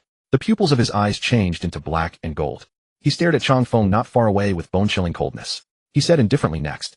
It's your turn." Chong Feng took a deep look at Lan Bing's corpse. Blazing, boiling rage ignited like a torch and burned fiercely. Little bastard, you're dead today. I'll kill you. I swear I'll kill you. Chang Feng roared furiously and charged madly at Su Bai with huge strides. Su Bai sneered, full of contempt. Your organization is truly strange. Every one of you says the same thing. The last one who told me that is lying in the wasteland outside, and the one before him is lying in the ruins of Anping Park. Don't worry. I said it. You're next. Kill. Su Bai roared and charged toward Chang Feng without dodging. Boom, boom, boom. With every step Chang Feng took, he stamped a crater into the ground beneath him. A pit at least 1 or 2 meters in diameter, covered with spiderweb-like cracks. With each step his whole body blasted forward more than 10 meters like a cannonball. After just 3 steps the burly and towering Chang Feng had closed to within 5 meters of Su Bai. His hardcore space pounded. Rolling earth and yellow source power flooded his entire body. From Chang Feng's pupils burst 2 centimeters of earthy yellow light. With a strange hum, Su Bai suddenly saw a hazy earthen yellow leather armor condense on Chang Feng's body. Although the source power armor seemed faint and hazy, it gave Su Bai an extremely solid and tenacious feeling. He keenly sensed that even a hand grenade probably could not blast apart the defense of that earthen yellow source power armor. Boom. Chang Feng stamped down his final step. This step carried exceptional force. The rock-hard ground actually caved in, forming a broken pit, 0.5 meter deep and 3 meters in diameter. Countless broken stones and dirt were shaken and hurled into the air. Under Su Bai's grave gaze, those earth and rocks all converged onto Chang Feng's body. The next moment, as Chang Feng rushed in front of Su Bai, he had already become a towering giant over 2 meters tall, his entire body covered in a suit of rock-earth armor. Su Bai faced the imposing earth and rock giant before him, radiating fury. Not a hint of panic stirred within his heart. Instead, he pressed harder against the ground, increasing his speed, charging forward relentlessly, without dodging or yielding. Finally, the two collided with devastating force. Bang, bang, bang, bang. Each exchange of punches and kicks erupted concentric rings of fierce golden energy, approximately 1 meter in diameter, interwoven with pale yellow hues. The ground beneath the impact zone was so fragile, it resembled thin, brittle biscuits. 3 meters in diameter, 4 meters in diameter. Spiderweb cracks and earthen pits of all sizes erupted simultaneously across every corner of the abandoned ship repair yard. Hiding cautiously behind a shipping container, Lin Li's body trembled, and his legs shook as he witnessed the battle unfolding before his eyes. With 30 or 40 years of relatively rich life experience, he simply could not believe that human strength could reach such terrifying extremes.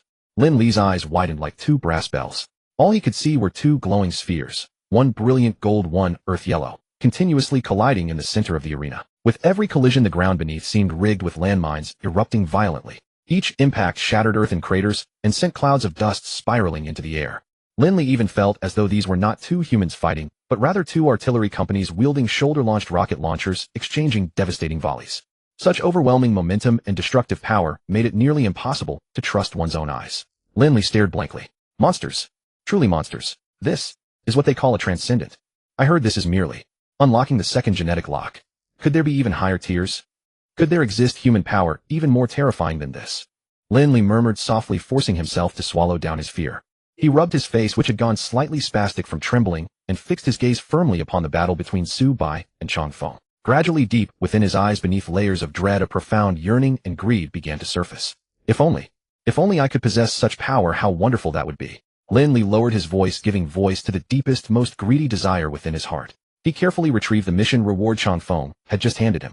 It too was a vial of gene-synthesized forbidden elixir. Lin Li opened the box and gazed deeply at the blood-red liquid within the test tube, his teeth clenched tight. After a moment, he discarded the box, attached the elixir to a portable injector, and slid it back into his inner garment pocket. Lin Li still had not made up his mind. After all, he had long known that although this precious elixir could awaken transcendent abilities, the likelihood was exceedingly painfully low. Lin Li still recalled when he first completed a mission and chose the forbidden elixir as his reward. Back then, the man in the dark crimson trench coat had handed him the vial and briefly explained its effects. In the end, the man had flashed a smile dripping with mockery and scorn. Lin Li still remembered how that man had looked at him as though regarding a mere ant. That gaze seemed to say, an ant actually hoping to awaken transcendent abilities. Perhaps for many transcendent beings, ordinary people truly were nothing more than ants. Watching the battle between Su Bai and Chang Feng, Lin Li could not help but think. Yet the more he saw, the more ardent his desire to become a transcendent grew. Just as he had never let any opportunity slip by climbing upward by any means necessary. Lin Li pressed his hand against the forbidden elixir in his inner pocket, struggling to suppress the longing within. He knew he should only gamble on that sliver of hope at the final moment, otherwise consuming the elixir would be no different from seeking death. Wait a little longer. If today truly is a hopeless situation, I can still drink it then. Lin Li calmed his restless, itching heart. He continued to watch the fierce battle. Boom. An explosively devastating roar suddenly erupted. Lin Li heard yet another dragon's roar. Immediately after he saw the towering and burly Chong Feng being violently blasted backward by the black dragon unleashed by Su Bai. Still airborne, the earthen armor covering Chong Feng's body shattered and rained down in pieces. Whoosh! Su Bai's extraordinarily swift form leaped upward chasing after Chong Feng's recoiling body. Another savage kick struck Chong Feng squarely in the chest. Bang! The chi energy exploded. Chong Feng's burly frame flew outward like a rubber ball. Boom! Yet another thunderous crash. Chong Feng sent flying backward crashed through and collapsed the dilapidated wall of the repair yard. Su Bai did not give Chong Feng time to recover before charging forward again. 3 telekinetic impacts streaked into the wall ruins. Boom boom boom. The explosions echoed like rocket barges ringing out continuously. Large and small fragments of wall stone and earth were instantly pulverized into rubble and debris. Chong Feng flipped over and rose to his feet. The hazy earth-yellow leather armor upon his body had already faded to near invisibility. Upon his burly frame were numerous fractures, dents, and streams of blood. Blood trickled from the corners of his mouth. His tiger-like eyes stared fiercely at the charging Su Bai. A look of steely resolve flashed across his gaze. Thump thump thump. The sound of Chong Feng's heart pounding violently suddenly resonated through the air. The earth-yellow radiance of his source force suddenly intensified and surged wildly. The hazy source force leather armor solidified before their very eyes. Within a single breath, earth-yellow aura gloves condensed upon Chong Feng's doubled fists. He was about to risk his life. Seeing this, a sharp glint flashed across Su Bai's eyes. This is exactly what I've been waiting for. He chuckled lightly and divided his focus. Controlling the king snake clone that had lain concealed nearby, he launched the decisive strike. Golden pupil gaze level 7 activate. Swish swish. 2 brilliant golden beams erupted from the shadows beside them. They enveloped Chong Feng. At that moment, Chong Feng, who was unleashing his source force secret technique, suddenly froze rigid. To his utter horror, he discovered that not only had his body movements been immobilized, the flow of blood within his veins, the beating of his heart, the circulation of his source force, all physiological functions had been arrested by an unfathomably mysterious power. Su Bai's face also suddenly grew pale. He could feel that the king snake clone had expended an enormous amount of vital energy releasing the golden pupil gaze skill. The serpent body was nearly devoid of any remaining strength to move. Not daring to slacken, Su Bai immediately seized the tactical opportunity. The very first second that Chong Feng was frozen, Su Bai stirred the last reserves of his golden source force and unleashed the tiger roar golden bell technique. Hum hum hum, ding ding ding, the golden bell materialized, held aloft in Su Bai's hands. Unlike last time, the tiger roar Su Bai unleashed this time was far more domineering, far more ferocious, far more menacing. Empowered by the massive golden bell before Su Bai, the tiger roar sound waves clearly condensed into a hazy colossal tiger head. The second that Chong Feng remained frozen, the giant tiger opened its maw and roared. With a rolling pale golden ripples of sound surged forth like tidal waves. The overwhelmingly surging sound wave ripples instantly engulfed Chong Feng. A massive burst of dark red blood blossomed and splattered across his body. His bones shattered and sinews ruptured on the spot. Every layer of skin, every bone, every blood vessel, every muscle throughout his entire body was torn to powder by the tiger roar sound waves. After the sound waves passed, he was nothing but a walking corpse drenched in blood. Thud! He collapsed listlessly and powerless into the wall ruins. The battle finally came to an end. Su Bai let out a long breath, his heart easing slightly. Tonight, from the moment he stepped onto Nanshan Wharf, he had fought successive life and death battles against 3 second-rank superhumans. Even for him, the source power within his heart core space and the mental power within his brain core space were almost completely depleted. All that remained was a thin, meager layer. As for the king snake clone, the highly draining golden pupil gaze technique had left its blood energy completely dried up. Its serpentine body could no longer move. Of course, it was fortunate that he had brought the clone along tonight. At the critical moment, its gaze control allowed him to end the battle quickly. Otherwise, it was truly hard to say how the battle might have turned out. Su Bai felt somewhat fortunate, but he also keenly realized that his strength was still far from sufficient. Whether it was combat experience or technical skills, everything was still rather crude. When fighting, he often relied on overwhelming domineering power to crush his opponents. There were still many areas that needed improvement, and he required systematic learning. Su Bai reflected inwardly. Cough cough cough. The sound of coughing blood came. Su Bai immediately collected his thoughts and withdrew the king snake clone back into the monster space.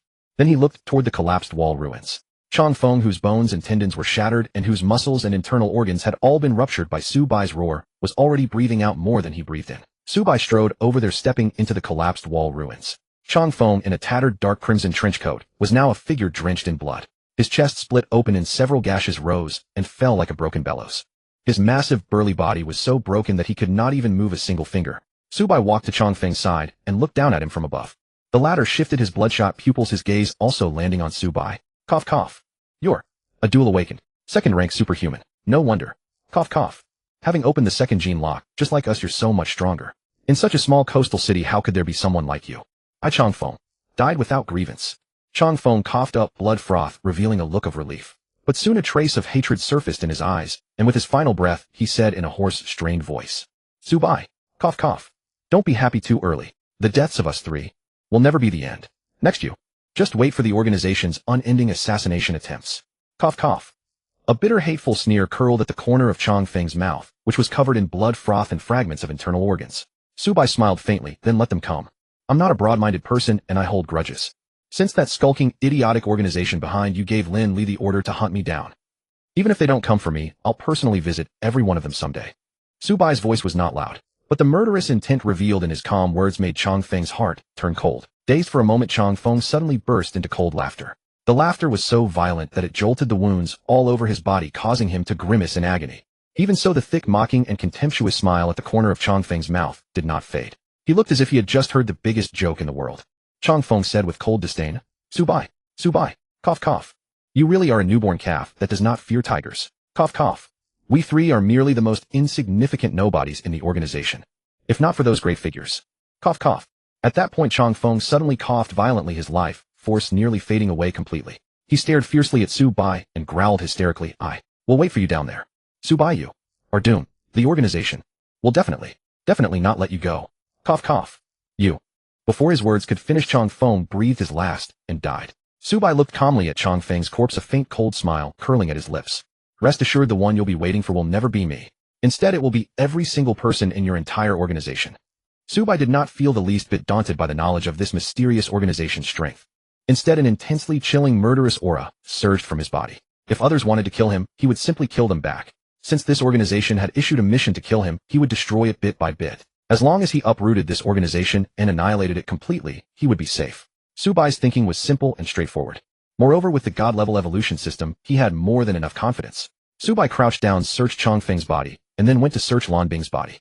In total, he obtained 4 vials of heart core potions and brain core potions. He stored them all in his storage space. Then Su Bai strode toward Lin Li, whose body was trembling like a leaf. He also saw that the ice coffin beside Lin Li had melted away. The old man lying inside, dressed in a gray Zhongshan suit, was slowly waking up. At this moment, Lin Li was overwhelmed with regret. He had never expected that 2 second-rank superhumans, Chang Feng and Lan Bing, could not even kill Su Bai. Even more unexpected was how quickly this life-and-death battle concluded. It ended even before Lin Li, upon sensing trouble, had the chance to flee. Damn it. If he had known earlier, he would have retreated from the start. That brainless big oaf and that ice-cold beauty were truly fucking useless. The two of them together couldn't even take down this little brat. And they were supposed to be superhumans. They had even unlocked the second gene lock. Damn it all. Now it's all over. What should he do? How could he break free? Lin Li's face was deathly pale, his body shaking uncontrollably as he stared at the approaching Su Bai, his mind racing wildly. Cough cough. You.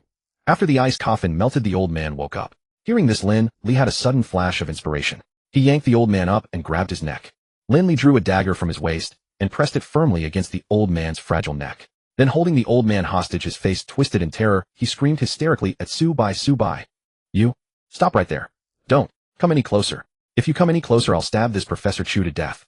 As he spoke, Lin Li pressed the sharp dagger even closer to Professor Chu. The ruthless movement caused trickles of blood to seep from the old man's neck. A deranged smile spread across Lin Li's face. Su Bai. He's an extremely important figure. As long as you let me leave here safely, I'll release this old man. Otherwise, I'll make this old bastard die with me. Oomph. Lin Li let out a furious snort, looking as if he had already got Su Bai exactly where he wanted him. The frenzied smile on his face grew more arrogant. Su Bai, if this old man dies, you're finished. Lin Li sneered arrogantly. Professor Chu, held in his grasp, had just regained consciousness and was yet to understand the situation. The old man swept his gaze across the battlefield. When he saw the countless cratered pits and the corpses of Chang Feng and Lan Bing amidst the ruins, shock clearly reflected in his eyes. Chu had witnessed Lan Bing's prowess firsthand. Those ice spikes proved lethal at the slightest contact, making kills as effortless as slaughtering a chicken. Moreover, Lan Bing had shown complete deference to Chang Feng, indicating the burly man was even more formidable. Yet both these powerful individuals lay dead. Professor Chu, hearing Lin Li's terrified words, suddenly realized that Chang Feng and Lan Bing had both been killed by the young man before him, a youth whose face seemed almost too youthful. This realization sent waves of shock churning within Professor Chu. Suddenly, a slicing pain lanced through his neck, making him shudder. The terror of facing death straight on crashed over him. Su Bai. Lin Li's voice rose with frantic intensity, his eyes streaked with blood vessels. You really shouldn't push me to this. I'm actually going to act now. Professor Chu gazed at Su Bai's youthful face and urgently shouted, Child, don't worry about me. You kill him. Kill this scumbag. Upon hearing this, Lin Li was consumed by rage and tightened his grip, leaving Professor Chu gasping for air. He pressed against Chu's ear with malice and spat, "Old man, if you speak again I'll carve a bloody wound into you." Lin Li's death stare locked onto Subai, who had closed the distance to merely 10 meters away, and he shouted again, "Subai, you." But Subai cut him off mid-sentence, "Go ahead and do it." Lin Li fell silent, as did Professor Chu. Something felt fundamentally wrong here. Lin Li, stunned and disbelieving what he'd just heard, thought he must have misunderstood, and pressed on, "Subai, I'm really going to stab this old man to death. Don't come any closer. This is my final warning." Subai let out a derisive laugh. "Even if you repeat it 100 times it won't make any difference. I came here to kill you, not to save anyone. Besides, I don't even know this old man. What does it matter who he is? Whether he lives or dies has nothing to do with me. I only need to kill you." Subai's casual words struck Lin Li like thunderclaps from the heavens. The impact of those words left Lin Li dazed and disoriented. His mind reeled at the horrifying logic. Subai had come specifically to kill him. It was over. Even holding the old man hostage wouldn't save him now. He should have fled earlier. Now there was truly no escape. Despair washed over Lin Li as Subai's advancing figure loomed like an executioner's warrant, delivering the terrible weight of impending death. Suddenly inspiration struck Lin Li. The genetic composite drug. His jaw clenched, eyes hardening with desperate resolve. He shoved Professor Chu towards Subai, then reached into his inner pocket and withdrew the genetic composite drug. Lin Li gripped the portable injector and drove it into his neck, where the major artery would rapidly distribute the drug throughout his system. As long as he could seize even the smallest chance of survival, he might not only escape, but also achieve sudden and extraordinary fortune. These thoughts flashed through Lin Li's mind in an instant. His eyes gleamed with the madness of desperation and an overwhelming greedy longing. Just as the injector's needle hovered above Lin Li's neck, a pale golden light flashed forward. Like a gentle breeze. In the next instant, something grasped his arm, with iron force pinning the injector in place. His entire arm was held as though clamped in steel vices, utterly immobilized. No chance of administering the drug. His eyes widened in terror as he slowly turned his head. He met Subai's cold, impassive gaze. Subai hadn't bothered to help the professor up. Instead, he'd immediately moved to intercept Lin Li's next move. Subai glanced at the drug in Lin Li's hand and spoke calmly, "Another vial of genetic compound. You've been preparing for contingencies, haven't you? Still attempting to gamble with your life before me. How naive." A sharp crack echoed as bones shattered. Lin Li screamed. Subai crushed Lin Li's wrist, palm, and forearm bones in one grip. The searing agony forced the injector from Lin Li's grasp. Subai caught the device midair and stored it away. All hope of escape had been severed. Lin Li collapsed to his knees, prostrating himself and begging for mercy. "Subai, no, Lord Su, have mercy." His forehead struck the ground repeatedly as he pleaded, "I can gather intelligence on the organization for you. Since you killed Chang Feng and the others, they'll undoubtedly send new orders to eliminate you. With me as your informant inside, you'll receive all their movements and plans. You'll be ready for anything and survive unscathed." Subai's lips curved in mockery. "Lin Li, I won't even grant you the slimmest chance this drug offers. Why would I let you serve me?" Lin Li froze mid-bow, his eyes widening in shock. "Subai, you bastard." Realizing his fate was sealed, he opened his mouth to curse, but suddenly a pale golden palm pressed against his head. With a sharp crack, Lin Li's skull shattered, and he collapsed dead. Subai turned and strode toward the factory exit. Meanwhile, Professor Chu had managed to get back on his feet. He glanced at the three bodies, his expression a mixture of horror and awe. After a moment's thought, the old man hurried after Subai. "Hello, Subai. I'm Chu Hongchang, a biology professor at Binjiang University. Thank you for saving my life." As he spoke, Chu prepared to bow in gratitude. A biology professor at Binjiang University. Subai paused slightly. Binjiang University was a prestigious 985 institution in Binjiang City, one of the major urban centers near Nanshan. While a biology professor held considerable standing among ordinary people, it meant nothing to someone like him. That was precisely the puzzle. The mysterious organization capable of commanding supernatural beings had gone to such lengths to abduct an ordinary man like Professor Chu. Subai felt a number of questions welling up in his mind. He lifted up Chu Hongchang, who was bowing in gratitude, and asked with some puzzlement, "Why did these people kidnap you?" Upon hearing this, Chu Hongchang's brows knitted tightly. After a long while, seeming to have hit upon the key point, he sighed and said it might be because it's the biological research report I published a few days ago. A biological research report. Subai's gaze narrowed slightly. He keenly perceived that if, as Professor Chu had said, the mysterious organization had kidnapped him because of this report, then this biological research report was by no means trivial. Wait, could it be? Professor Chu pushed up his heavy black-rimmed glasses. Beneath the lenses, those aged eyes, though murky and world-weary, were filled with wisdom. As if seeing through Subai's thoughts, he nodded firmly. "Exactly. That biological research report of mine was on anomalous organisms. However, for you supernaturals, it should be called extraordinary creatures." At those words, Subai couldn't help but feel a slight surprise. Professor Chu Hongchang was clearly an ordinary man, yet he seemed to have a deep understanding of supernaturals and extraordinary creatures. Even more, he had the audacity to publish a research report on extraordinary creatures. This stirred a flicker of interest in Subai's heart.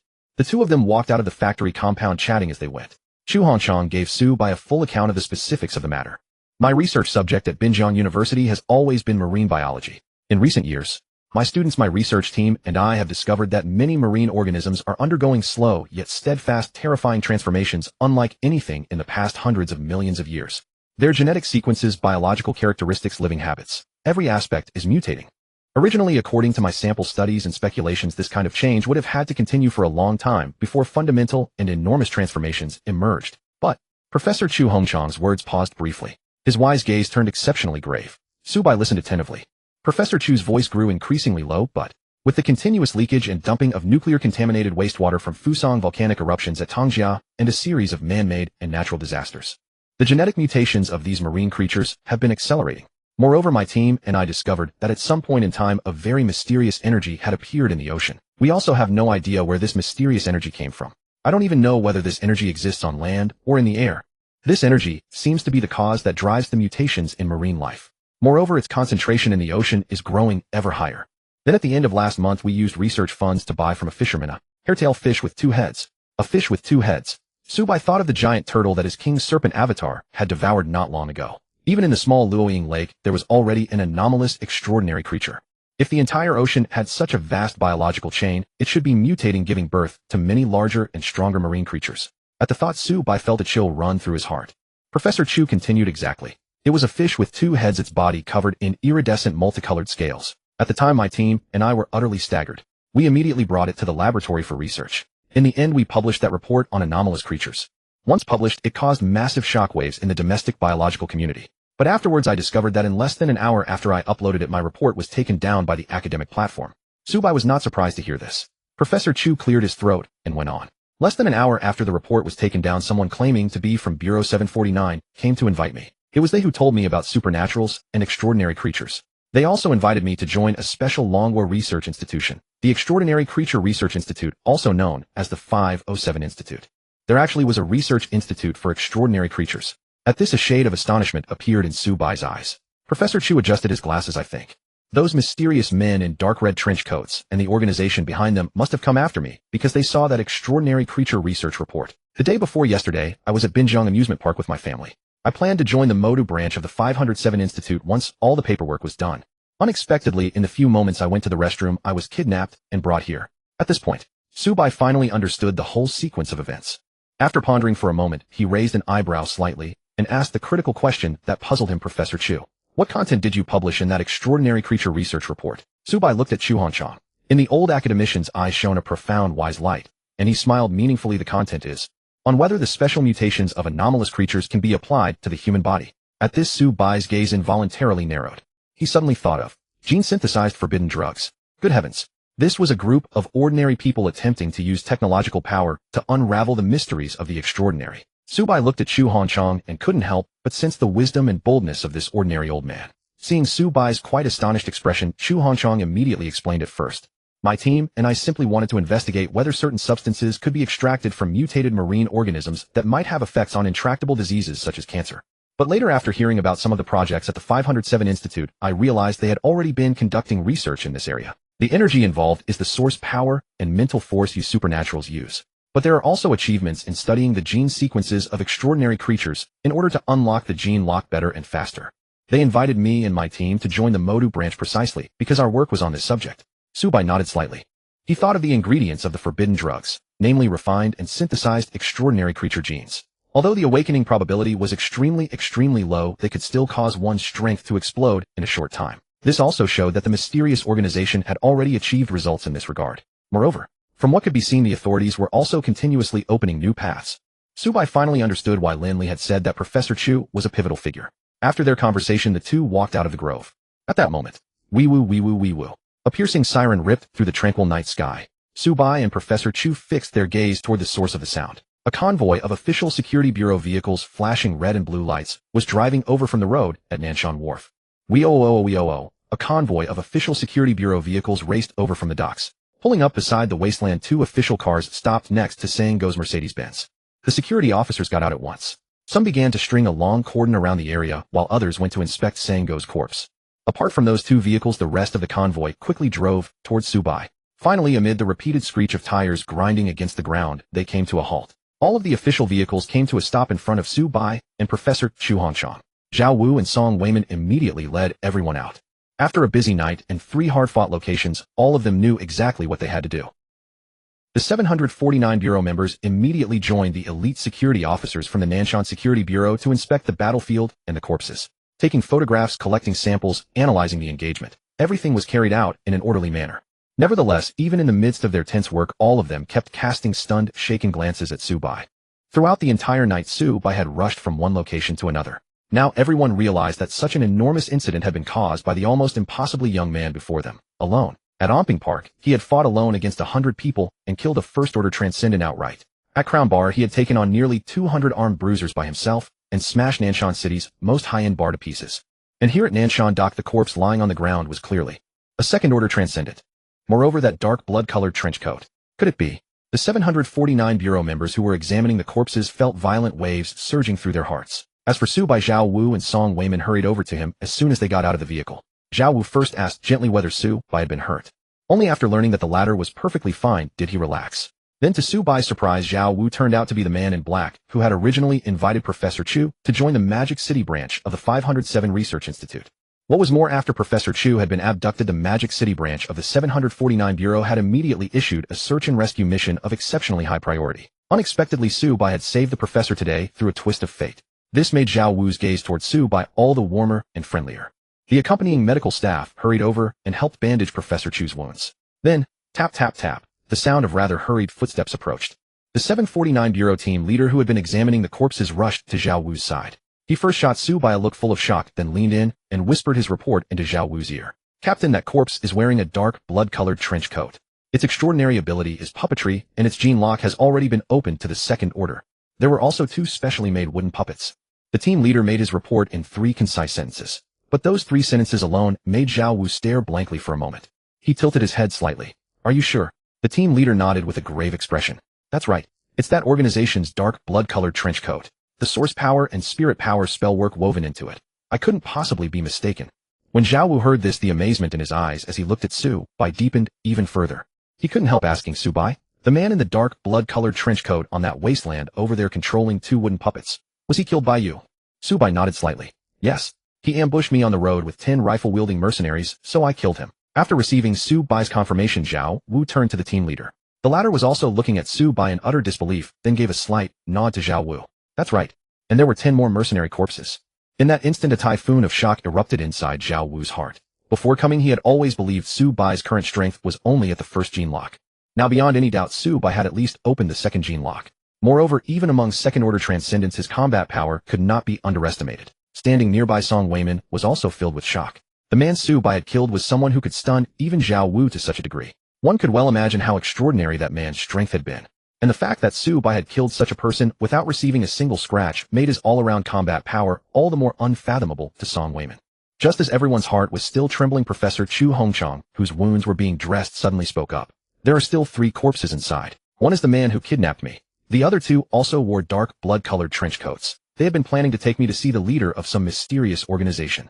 If not for Su Bai arriving in time to rescue me, these old bones of mine would probably have been left here to rot. Professor Chu said this with deep gratitude. Zhao Wu, Song Weiman, and the others stood frozen in astonishment after hearing his words. Especially Zhao Wu and the team leader, who knew exactly how ruthless and powerful those mysterious people in dark blood-colored trench coats could be. Unexpectedly, Su Bai had killed 3 of them without a scratch. Zhao Wu reacted first. Let's go. We'll go inside and take a look.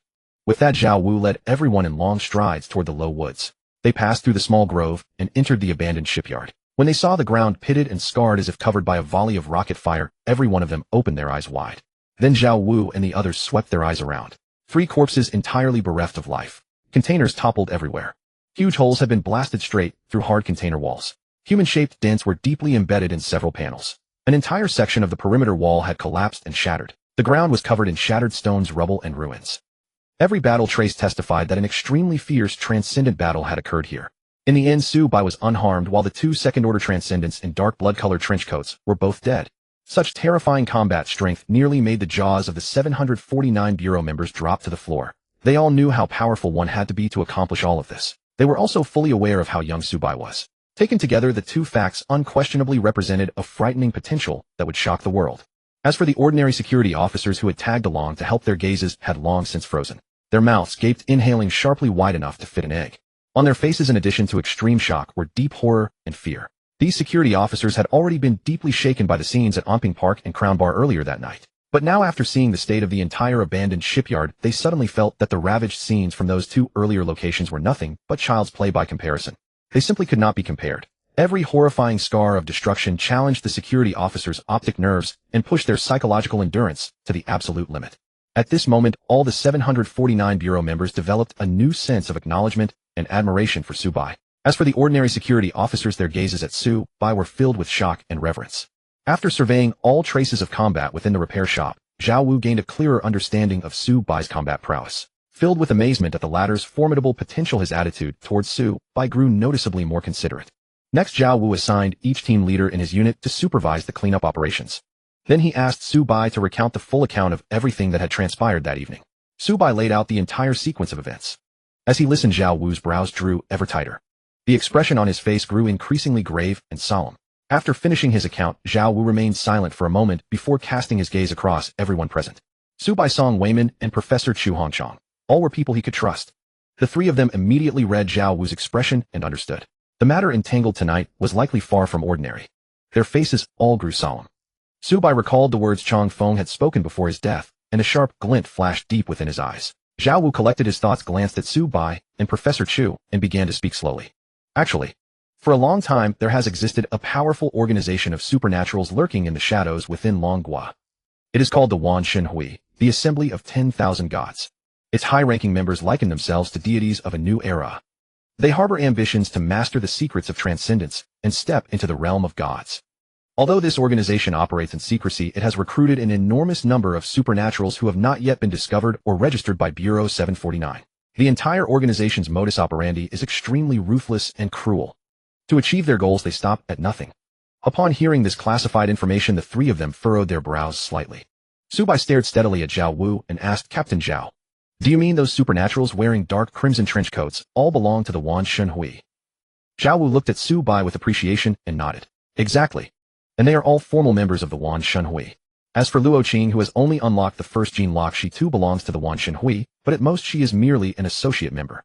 Someone like Lin Li, a mere ordinary person, doesn't even qualify as an associate. He's nothing more than a pawn used to gather intelligence and run errands." After hearing this, Su Bai formed a rough impression of the Wan Shen Hui in his mind. He also felt a deep sense of this organization's mystery and power. If the authorities were aware of their existence, and they could still continue to expand, and if even a first-stage supernatural could only become an associate member, it was easy to imagine. This was undoubtedly a colossal entity hidden within the shadows. Su Bai let out a cold smile. The sharpness in his eyes only grew more intense. Song Weiman and Professor Chu Hongchang both realized that the Wan Shen Hui was no ordinary organization. Their brows drew tighter still. Zhao Wu looked at the three of them and continued, "Su Bai, Professor Chu, you two are now certainly on the Wan Shen Hui's radar. However, the good news is that the vast majority of the Wan Shen Hui's forces are currently tied up by something extremely important. For at least the next 3 months, they won't be able to make any moves against either of you. This is precisely why only 3 second-stage supernaturals came to abduct Professor Chu this time. Otherwise, someone who has unlocked at least the 3rd, if not the 4th gene lock, a truly formidable supernatural, would have handled this matter personally."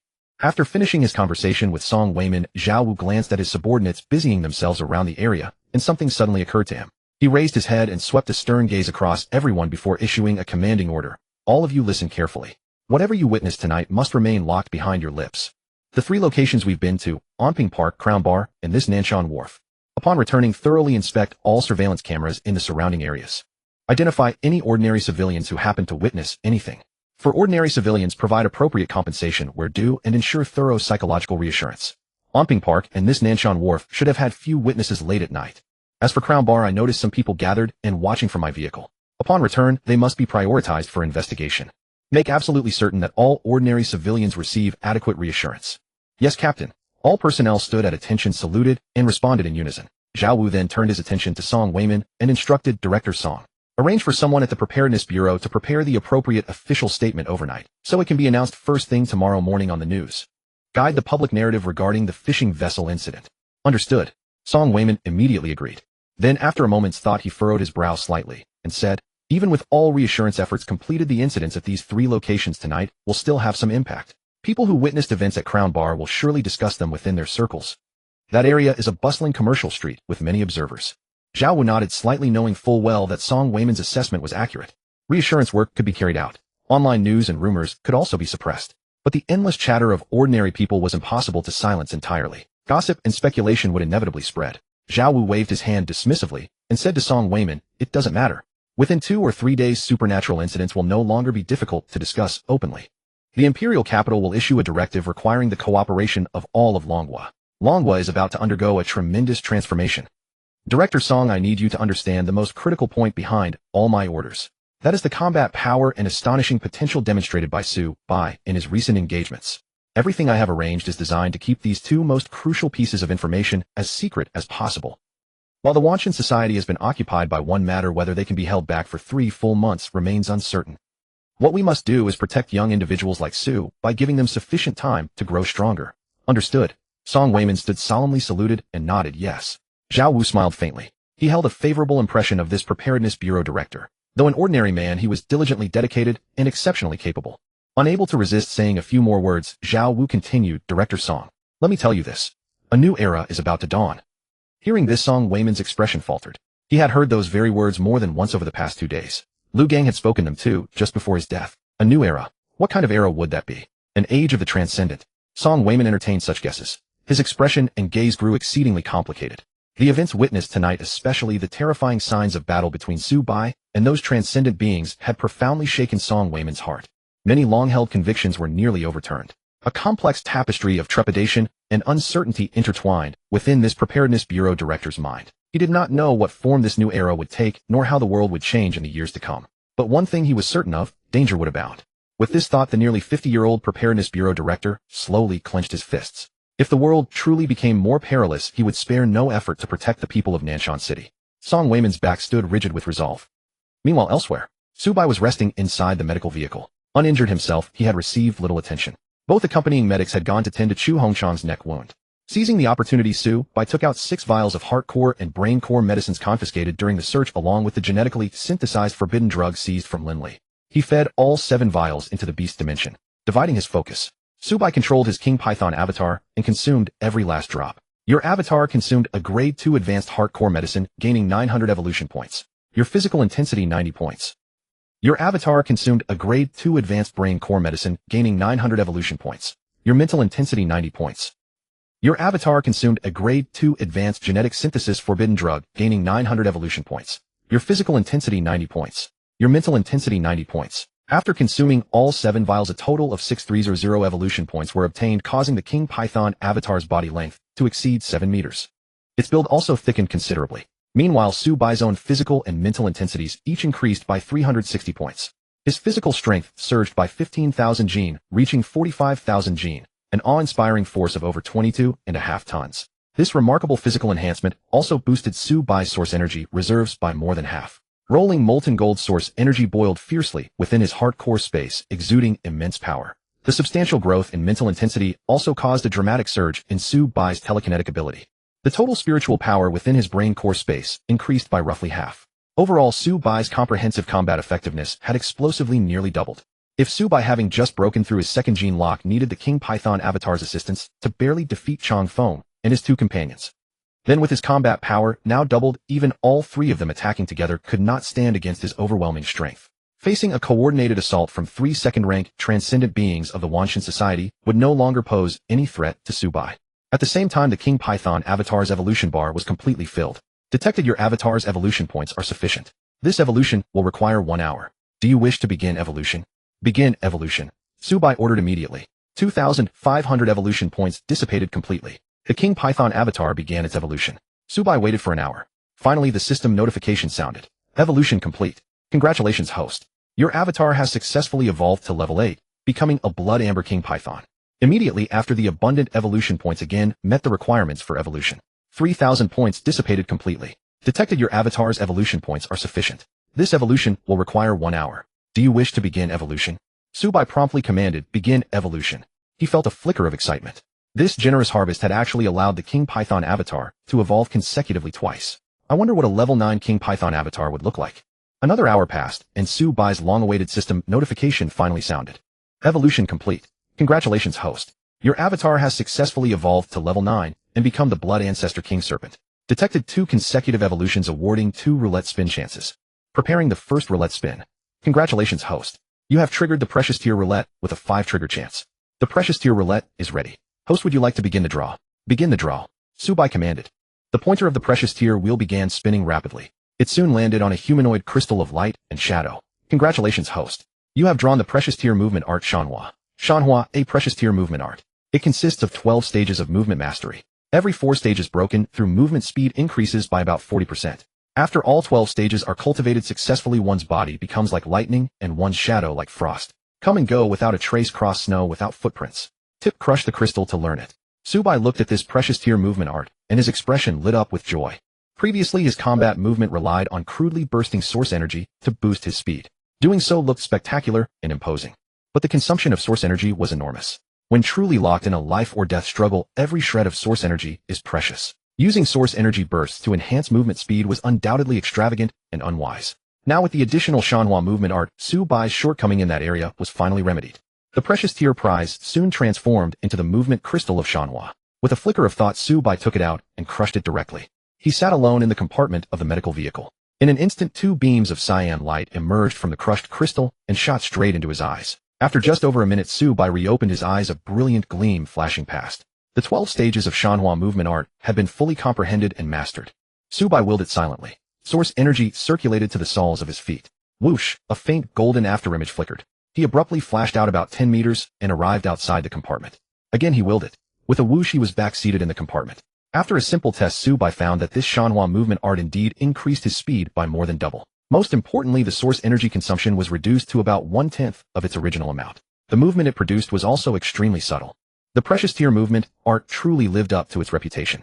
Subai nodded inwardly with satisfaction. He looked at the system panel. There was still one more spin chance. Might as well take the opportunity and spin again. Preparing the second roulette spin. Congratulations, host. You have triggered the rare tier roulette with a 3 trigger chance. The rare tier roulette is ready. Host, would you like to begin the draw? Yes, my luck is exploding. I actually drew a rare tier wheel. Subai's face lit up with delight, and he immediately commanded, start the draw. The rare tier wheel glowed with rich, resplendent golden light. The scarlet pointer spun round and round. Finally, it landed on a palm seal grid radiating awe-inspiring force. Congratulations, host. You have drawn the rare tier killing art, Remnant of the Heaven-Overturning Seal. Remnant of the Heaven-Overturning Seal, a rare tier killing art containing the first 2 hand seals of the Heaven-Overturning Seal. The first move, River Overturn. This move has 6 stages. Once all 6 are passed, the seal unleashes like an overturned river with astonishing power. The second move, Sea Overturn. This move has 12 stages. After all 12 are cultivated, the seal unleashes like an overturned sea, overwhelmingly domineering. Tip, crush the crystal to learn it. When Subai saw the description of the remnant of the Heaven-Overturning Seal, a burning eagerness flared in his eyes. Even a remnant with only the first 2 moves was a rare tier killing art. How powerful would the complete version be then? While his mind wandered in awe, Subai immediately crushed the crystal formed from the rare tier wheel, the remnant of the Heaven-Overturning Seal, to learn it. 2 beams of mysterious, profound golden light shot into his eyes. In an instant, Subai's entire body began to tremble slightly. After another minute or so, he opened his eyes. In the depths of his pupils, rivers and seas seemed to churn and surge. Subai brought his right hand together into a palm. Golden light immediately gathered. In his palm, a stretch of surging waves materialized, condensed from source energy. Though it was hazy and faint, barely discernible, the waves within surged violently. The splashing crash of billows against the shore rang unceasingly. Subai could feel with absolute clarity the terrifying power of these 2 moves from the remnant of the Heaven-Overturning Seal. He felt that if he were now facing Changfeng, he would not need to dodge at all. He could just charge forward with a river overturn or sea overturn and directly slay him on the spot. Such was the terrifying power of a rare tier killing art. After learning both arts, Subai opened the information panel of his King Serpent avatar and began to review the avatar's changes in combat power. Avatar Blood, Ancestor King Serpent. Level 9. Skills. Blood Chi Shockwave LV9 consumes blood chi in the body to condense a shockwave of astonishing power, attacking a single enemy target within 5 meters. Upon impact, it inflicts various blood poison negative effects such as laceration, continuous bleeding, and nerve-searing pain caused by the blood poison. Golden Pupil Gaze LV9 consumes blood chi, releasing 2 beams of light from the golden pupils. Gazing at a single enemy target within 5 meters can immobilize it for 2 seconds. The same target will be immune to a second golden pupil gaze within 50 minutes. Blood Chi Fangs LV9 consumes blood chi to condense multiple pairs of blood chi fangs and launch them at enemy targets within 5 meters. It can also manipulate multiple pairs of blood chi fangs to drag an enemy target close. Body Shrink LV9 consumes blood chi to shrink the body size. It can shrink the avatar's body to 1/5 of its original size. The avatar's agility increases by 2 times. The duration of the body shrinking effect is 1 hour. Constricting strangulation LV9 omitted. See earlier text for details. Blood fang bite LV9 after biting an enemy target, it can inflict powerful blood poison damage, laceration damage, nerve searing pain from blood poison, and continuous bleeding damage. Camouflage LV9 omitted. See earlier text for details. Holographic sense LV9 consumes a certain amount of mental energy. Through the eyes, tongue, and sensory tentacles, it can sense the threat level of all living beings within a radius of 55 meters, forming a photothermal image and specific biological information. Talents. Amphibious LV9 can survive in both water and on land and fully exert its combat power. Bloodscale armor LV9. The body surface is covered with blood red scales, providing considerable defense. Combat power 999. Evolution points 258110000. It gained a long-range single-target attack skill, Blood Chi Shockwave. All skill levels have also increased by 2, and their power has grown considerably. Moreover, after the avatar deals damage, the extra blood poison effects are also excellent. Subai murmured softly while looking at the avatar's information panel. Suddenly his eyes lit up. The evolution points needed for the next level actually amount to 10,000. It seems that with the next evolution, the avatar will once again break through the racial shackles and enhance its racial origin. Subai felt a flicker of joy and grew even more expectant. All the gains were finally fully digested. Subai and his avatar's combat power had nearly multiplied exponentially. As for Zhao Wu and Song Weiman, they had finally finished their work as well. The two returned to the convoy. Zhao Wu arranged for someone to send Professor Chu Hongchong directly to Modu. Song Weiman personally drove Subai home. Subai followed Song Weiman to their vehicle. What surprised him was that the director of the security bureau drove a domestically made Geely sedan. It was a sedan model. The car seemed quite old. Subai noticed that the black paint on the car body edges and doors had faded or peeled off significantly. Open the car door. Subai paused for a moment. He saw that the back seat was completely stuffed with 2 rather large toys. One was a brown plush teddy bear nearly half his height. The other was a pink princess doll in costume. Song Weiman hurried forward to catch up with them. While placing both toys into the trunk, he explained to Subai, "The day before yesterday was my daughter's birthday. I bought these to bring home after work. I didn't expect things to get so busy. I worked through the night for 2 or 3 evenings straight overtime until now. But it's over now. Finally done with everything. I can finally breathe easy. Get in, let's head home." When Song Weiman mentioned his daughter, his weathered, exhausted face instantly softened, a broad smile of happiness spreading across his features. The two of them got into the car. Song Weiman drove quite smoothly. Before long, they were on the main highway heading back to the city. He glanced at Subai in the rearview mirror and asked warmly, "Subai, where do you live? Let me drop you off first." Subai turned his gaze from the window and replied, "Baiwa Residential Quarter on Xingfu Road." Hearing this, Song Weiman's hand on the steering wheel trembled slightly. A look of surprise crossed his resolute face. "You also live in Baiwa Residential Quarter? What a coincidence, My place is building 23, the last one. Which building do you live in, eh?" Subai also felt somewhat surprised. He hadn't expected that a security bureau director would drive an old domestic car and also live in the oldest residential compound in Nanshan City, Baiwa Residential Quarter. "I live in Building 1. Subai replied. Song Weiman paused slightly upon hearing this. He immediately recalled what he'd heard earlier in the compound. There was a child in Building 1 whose parents had disappeared 6 years ago, living alone ever since as an orphan. And this year he was in his 3rd year of senior high. His name sounded like Subai. At this thought, Song Weiman couldn't help but sigh in his heart. His gaze grew ever so much gentler. Looking at Subai in the rearview mirror, Song Weiman smiled. "It's already past 2 o'clock. Late at night, and my stomach is rumbling terribly. Are you hungry? Since we're so close by, why don't you come to my place and taste my wife's cooking?" Song Weiman invited with a smile. "No need. Rumble, rumble, rumble." Subai instinctively wanted to decline, but at that moment his stomach betrayed him with an untimely growl. After becoming an enhanced, his appetite had grown considerably. After several fierce battles that night, he had long been starving. He had planned to just make himself some instant noodles at home and get by, but unexpectedly Song Weiman's words had awakened his appetite all the more. Seeing Subai's slightly embarrassed expression, Song Weiman offered a kind smile. "Don't be a stranger with me, It's troublesome for you to cook alone too. I'm going home to eat anyway. It's just one more pair of chopsticks. It's settled, then let's go." Subai could only nod and agree. Song Weiman smiled, and soon took the exit back to the city main road, heading toward Xingfu Road at the urban-rural fringe. In the late night hours, just before 3 o'clock, a black Geely sedan slowly made its way into Baiwa Residential Quarter. Song Weiman pulled up to Building 23 and parked. He cut the engine, but didn't rush to get out. Subai looked at him with some confusion. He saw Song Weiman take out a breath freshener from the center console, open his mouth, and spray it. Then from the glove compartment on the passenger seat, he pulled out a bottle of remarkably refreshing domestic perfume and sprayed it on himself as well. As if noticing Subai's puzzled expression, Song Weiman turned his head and smiled. "Too much smoke smell on me, just masking it a bit. My daughter is still young at home, and my wife always nags about it." Though Song Weiman complained, the smile on his lips revealed pure happiness. Along the way, Subai and the security bureau director had chatted a bit and gotten to know each other better. This director, nearing 50 years old, was a workaholic through and through. He didn't settle down until past 40. Fortunately, fate was kind. He found a wife 10 years his junior with a wonderful personality. They also had a daughter born in their later years. Though Subai didn't know why a security bureau director would live so frugally, after chatting, he felt their family life was genuinely warm and harmonious. The two got out of the car. Besides the two toys, Song Wayman was also carrying a briefcase and a stack of documents stamped with the Nanshan Security Bureau logo. Subai helped carry some of the belongings. Walking to the building entrance, Song Wayman pointed to the apartment on the right side of the third floor and said to Subai, "See, my place is on the third floor. Since you're so close by, feel free to come over anytime you want a meal. It's just the three of us at home, and we all enjoy having lively company. Let's go. Let's head upstairs," Song Wayman called out. As Subai followed along, he cast a glance toward the third floor. It was past 3 in the morning. Yet Song Wayman's home still had warm amber light glowing softly through the small balcony window. Subai followed Song Wayman upstairs. The latter's footsteps were very light, careful not to disturb the neighbors. Opening the door, the scene that greeted them was incredibly cozy.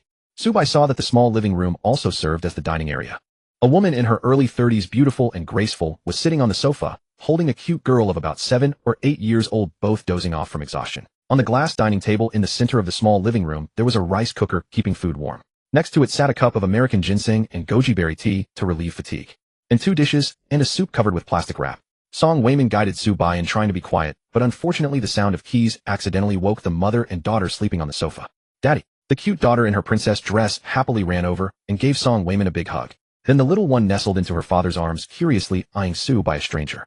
Her graceful wife came over to take the toys and belongings from Song Wayman. She then handed him the prepared American ginseng and goji berry tea. Song Wayman took the tea and briefly introduced Su by saying he was a colleague's child who lived in Building 1. His parents were both on a business trip and he had run into him tonight without having eaten, so they brought him along for a meal. Song Wayman's wife, Su Jing, didn't suspect or question anything, warmly inviting Subai to sit anywhere. She set an extra pair of chopsticks for him. As they took their seats, Song Wayman placed a chicken leg on Subai's plate and smiled. "Eat up. You're at an age where your body is still growing. Back when I was in the armed forces, I'd eat 3 big bowls of rice every meal." Song Wayman laughed as he reminisced. Su Jing also served Subai a bowl of steaming hot tomato and egg soup. The bright red tomatoes and golden scrambled eggs created a rich, appetizing broth. The flavor was slightly light, but it brought out the sweetness of the tomatoes and the freshness of the eggs perfectly. The steaming warmth warmed Subai's heart. He gratefully accepted it. Taking a sip, he felt a warm current spread through his entire body instantly. This was the taste of home, Subai thought to himself. He felt all the hostility and coldness from that evening melt away with this bowl of soup. He felt warm and utterly comfortable. A smile unconsciously appeared on his face. At this moment, Su Jing suddenly spoke to Song Wayman. After serving soup to Subai and Song Wayman, Su Jing hesitated before speaking. Finally, she gathered her courage and said, "Old Song, surely our family will get the housing allocation quota from the work unit this year." Subai was in the middle of his meal and paused upon hearing this. Government institutions such as the Nanshan Garrison Bureau allocated housing quotas at heavily subsidized prices to their garrison officers each year. This was a benefit, an arrangement specifically made by the work unit to ease the housing purchase pressure on their garrison officers. What puzzled Subai was that from Su Jing's tone, it seemed Song Wayman, as a Garrison Bureau director, had not yet qualified for this housing allocation quota. Though puzzled, Subai kept his questions to himself and listened quietly. At that moment, Song Wayman held his daughter in his left arm while eating with his right. Beside his rice bowl sat a stack of documents which he was reading while eating. Hearing Su Jing's words, he paused and replied, "The unit only received 2 housing quotas this year. Little Lou from the 1st Brigade is about to get engaged and needs a wedding house. Old Song from the 2nd Brigade has a son graduating from university soon and will also need to consider buying a house for matchmaking. We already have a place to live, so we are not in a rush. We will give this year's quota to them. We can fight for another one next year."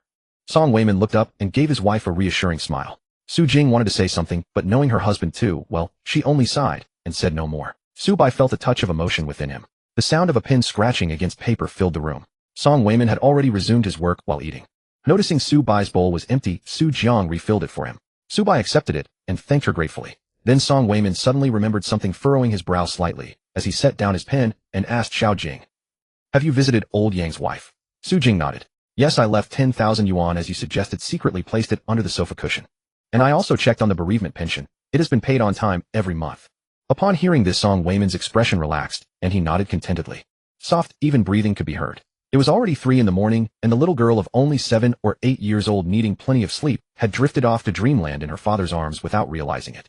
Song Wayman carried his daughter back to the bedroom and placed a newly bought toy bear on her bedside. When he came back out, Subai noticed a hint of guilt on the Garrison Bureau director's face. He said to his wife, "Next year when the quota comes down, I will definitely apply for one. By then we will definitely move into a bigger new home."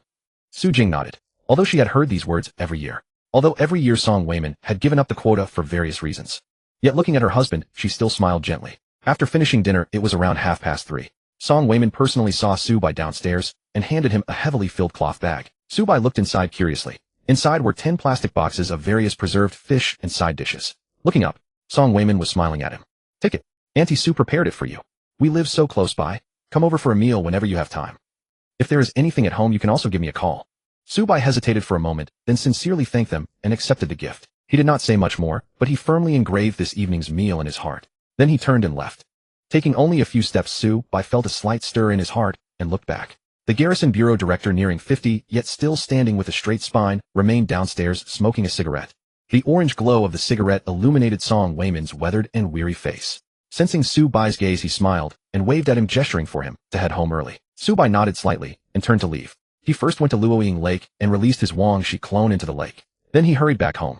Su-bai put away the side dishes. When he took them out of the cloth bag, he noticed that each box of preserved vegetables had a small sticky note attached to it. The handwriting on them should have belonged to Auntie Su. Neat and clear, they contained caring instructions and expiration dates recommending consumption within a few days. A warmth spread through Su-bai's heart. He opened his refrigerator, which he almost never used, and placed the 10 boxes of side dishes inside. Then Su-bai washed up, sat cross-legged on his bed, and entered deep meditation, circulating the heart core source power through 81 complete cycles. Just half an hour later, he opened his eyes again. The fatigue from a sleepless night was entirely swept away, far more effective than 7 or 8 hours of deep sleep for an ordinary person. Full of energy, Su-bai sensed the status of his clone. There are still 3 months left before the Wanshan Association will be free to move. I must quickly improve my strength. Su-bai murmured softly, lay down on his bed, and transferred all his consciousness to the Wang-Shi clone.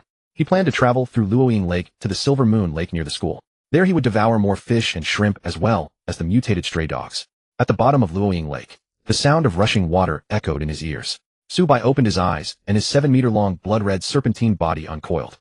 It radiated an intensely foul, bloodthirsty aura. As it swam across the lake's surface, its thick and long serpentine body cast a heavy shadow. On its snake head, a crown-like fleshy protrusion glowed with thick crimson luminescence, while emanating an overwhelming supernatural creature's pressure. All the fish and shrimp in Luoying Lake, seeing this shadow, and sensing Su-bai's presence, trembled with fear. They hid at the lake bottom, daring not to move in the slightest. Su-bai did not bother with these small fry. Previously, he had already nearly consumed everything in Luoying Lake. Without stopping at all, he directly twisted his thick serpentine body, followed the source of Luoying Lake, and entered the Nanshan River. As soon as Su-bai entered the Nanshan River, he felt the surroundings suddenly open up. This was a midstream section of the Nanshan River. Su-bai swept his magnificent golden-eyed gaze around. The vast riverbed environment came into view. Various fish and shrimp, both in size and quantity, were more than half again as large as those in Luoying Lake. The rich and diverse species were far beyond what the small Luoying Lake could compare to. Large Qing fish, large grass carp, silver carp. Schools of fish swam in every corner of the river, making Su-bai's eyes sparkle with excitement. Holographic sensing LV9 activated. All biological light spots within a radius of 55 meters immediately appeared before his eyes. The dense green food signals made Su-bai extremely joyful. Good heavens! So many fish and shrimp. This time I will eat my fill in one go. Huh. Su-bai was invigorated. His serpent tail gave a mighty flick, and he immediately shot toward the school of fish. It was not yet 4 o'clock on Sunday morning. The night was still pitch black. In the vast Nanshan River that wound through the entire Nanshan city, a thick streak of blood-red light suddenly tore across the riverbed with a splash. Su-bai uncoiled his serpentine body, his heart brimming with boundless delight. A 7-meter-long body could no longer move freely within the tiny Luoying Lake. But here on the broad riverbed of the Nanshan River, he could come and go as he pleased, swimming with incomparable joy. Su-bai plunged headfirst into a school of fish. Opening his bloody maw lined with sharp teeth, he began to gorge himself with wanton pleasure. Your avatar devoured 10 big black carps, gaining 20 evolution points. Your body strength 2 points. Your mental strength 2 points. Your avatar devoured 10 big carps, gaining 20 evolution points. Your body strength 2 points. Your mental strength 2 points. After a bout of voracious feeding, Su-bai suddenly noticed something amiss. These fresh plump fish, if judged by the standards at Luoying Lake, would have given him at least 20 evolution points each. But now, after his king snake avatar had evolved multiple times, even a big black carp could only yield 2 evolution points. This left him feeling rather helpless. It seems that to evolve quickly, I must devour more mutated supernatural creatures. Su-bai muttered to himself. He planned to feast his way all the way to the entrance of Inwe Lake beside the school. Splash! The river churned, and fish and shrimp fled in terror. The surrounding fish all sensed the arrival of Su-bai, the colossal, ferocious existence. After dozens of their kind had been devoured, they all scrambled to flee. Su-bai bared his teeth in a grin, feeling that mere feeding was still not satisfying enough. So he simply activated his skill, Blood Chi Fang's LV9 Unleash. Buzz. In front of Su Bai's enormous blood-red serpent head, 6 huge hazy barbed fangs suddenly materialized, each 3 meters long, condensed entirely from blood chi. Though the massive blood chi fangs were hazy in form, the bloody murderous aura radiating from them was extremely dense. Su Bai turned his gaze to the fleeing fish, and his mind stirred. The 6 fangs shot out violently, disemboweling more than 200 live fish on the spot. An intensely crimson stain dyed the riverbed in an instant. As the thick stench of blood spread, Su Bai's mind stirred once more. He manipulated the 6 blood chi fangs to drag every one of the shredded fish, over 200 of them, before him. His bloody serpentine maw opened wide. What a supremely satisfying feast. In an instant, all 200+ live fish were swallowed into his snake belly. Your avatar devoured 240 big carps, gaining 480 evolution points. Your body strength 48 points. Your mental strength 48 points. Now this is what I call satisfying. Su Bai's eyes gleamed with golden light. With a flick of his tail, he swiftly chased after the fish. Before his thick, long serpentine body, patches of cold blood fang light continuously shot outward. Every sweeping strike stirred up a bloody storm on the riverbed of the Nanshan River. Each time the fangs retracted, they brought Su Bai back 200+ live tender fish and shrimp. Your avatar devoured 210 big green shrimps, gaining 420 evolution points. Your body strength 42 points. Your mental strength 42 points. Your avatar devoured 250 big grass shrimps, gaining 500 evolution points. Your body strength 50 points. Your mental strength 50 points. Su Bai gorged himself ecstatically for over a dozen waves, sending thousands of fish and shrimp down his serpentine maw. He devoured this entire midstream stretch of the Nanshan River clean. Only a few small fish and shrimp remained, still darting about in panic. After this round of wild feasting, Su Bai harvested 5200 evolution points in total. His serpentine body immediately grew to more than 8.5 meters, roughly the length of a classroom that could hold 40 students. His blood-red serpent form also swelled to the thickness of a child's waist. From every inch of his body radiated a startling, bloodthirsty aura. The main body's physical strength increased by 520 points as well. His physical might surged by 20,000 gene, reaching 65,000 gene, an overwhelming 32.5 tons. His mental strength likewise swelled by 520 points, boosting the destructive power of his telekinetic ability by nearly half. Meanwhile, Su Bai, having devoured everything in the midstream of the Nanshan River, finally arrived at the tributary entrance of Immortal Lake outside the school. He swept his golden pupils across the area. Activating his holographic sensing, he probed the tributary entrance and found no danger, then immediately prepared to charge straight in. Just then, Su Bai suddenly sensed a terrifying, baleful aura surging from the downstream area. A supernatural creature. Su Bai's heart jolted, and his golden serpent pupils gazed toward the downstream. Splash. From afar he could make it out. The water downstream was churning and raging in an eerie manner. The astonishing, baleful energy emanating from the river made Su Bai feel as if needles were prickling his back. He immediately realized what had happened. It must be the bloodied water from his slaughter of fish and shrimp in the midstream that had drifted downstream and caught that supernatural creature's attention. Su Bai's holographic sensing range couldn't extend that far, but he could clearly sense that the unknown supernatural creature downstream exuded an aura considerably stronger than his own. He would need to evolve once or twice more before he could defeat that downstream creature. Su Bai thought to himself. Splash, splash. The water in this midstream stretch suddenly began to tremble faintly. Su Bai's heart leaped. His serpentine pupils shifted toward the upstream area. There too rose a dense and blazingly fierce aura of murderousness. There's actually a supernatural creature upstream as well. Su Bai was somewhat astonished. Immediately after, he noticed that the supernatural creature upstream was releasing a surge of baleful energy. That baleful energy spread down along the river. Like a message being passed, it sent a warning filled with chill and ferocity toward the downstream. It seems the upstream supernatural creature was provoked by the aura that suddenly burst out from the downstream creature. Su Bai watched this scene and silently guessed. He felt that the two supernatural creatures, one upstream and one downstream, were like lords, each dominating their own stretch of the river, splitting their territories at the midstream boundary. If either side made the slightest move, it would trigger the other's vigilance. Before long, Su Bai sensed that the upstream creature's baleful message had been transmitted to the downstream.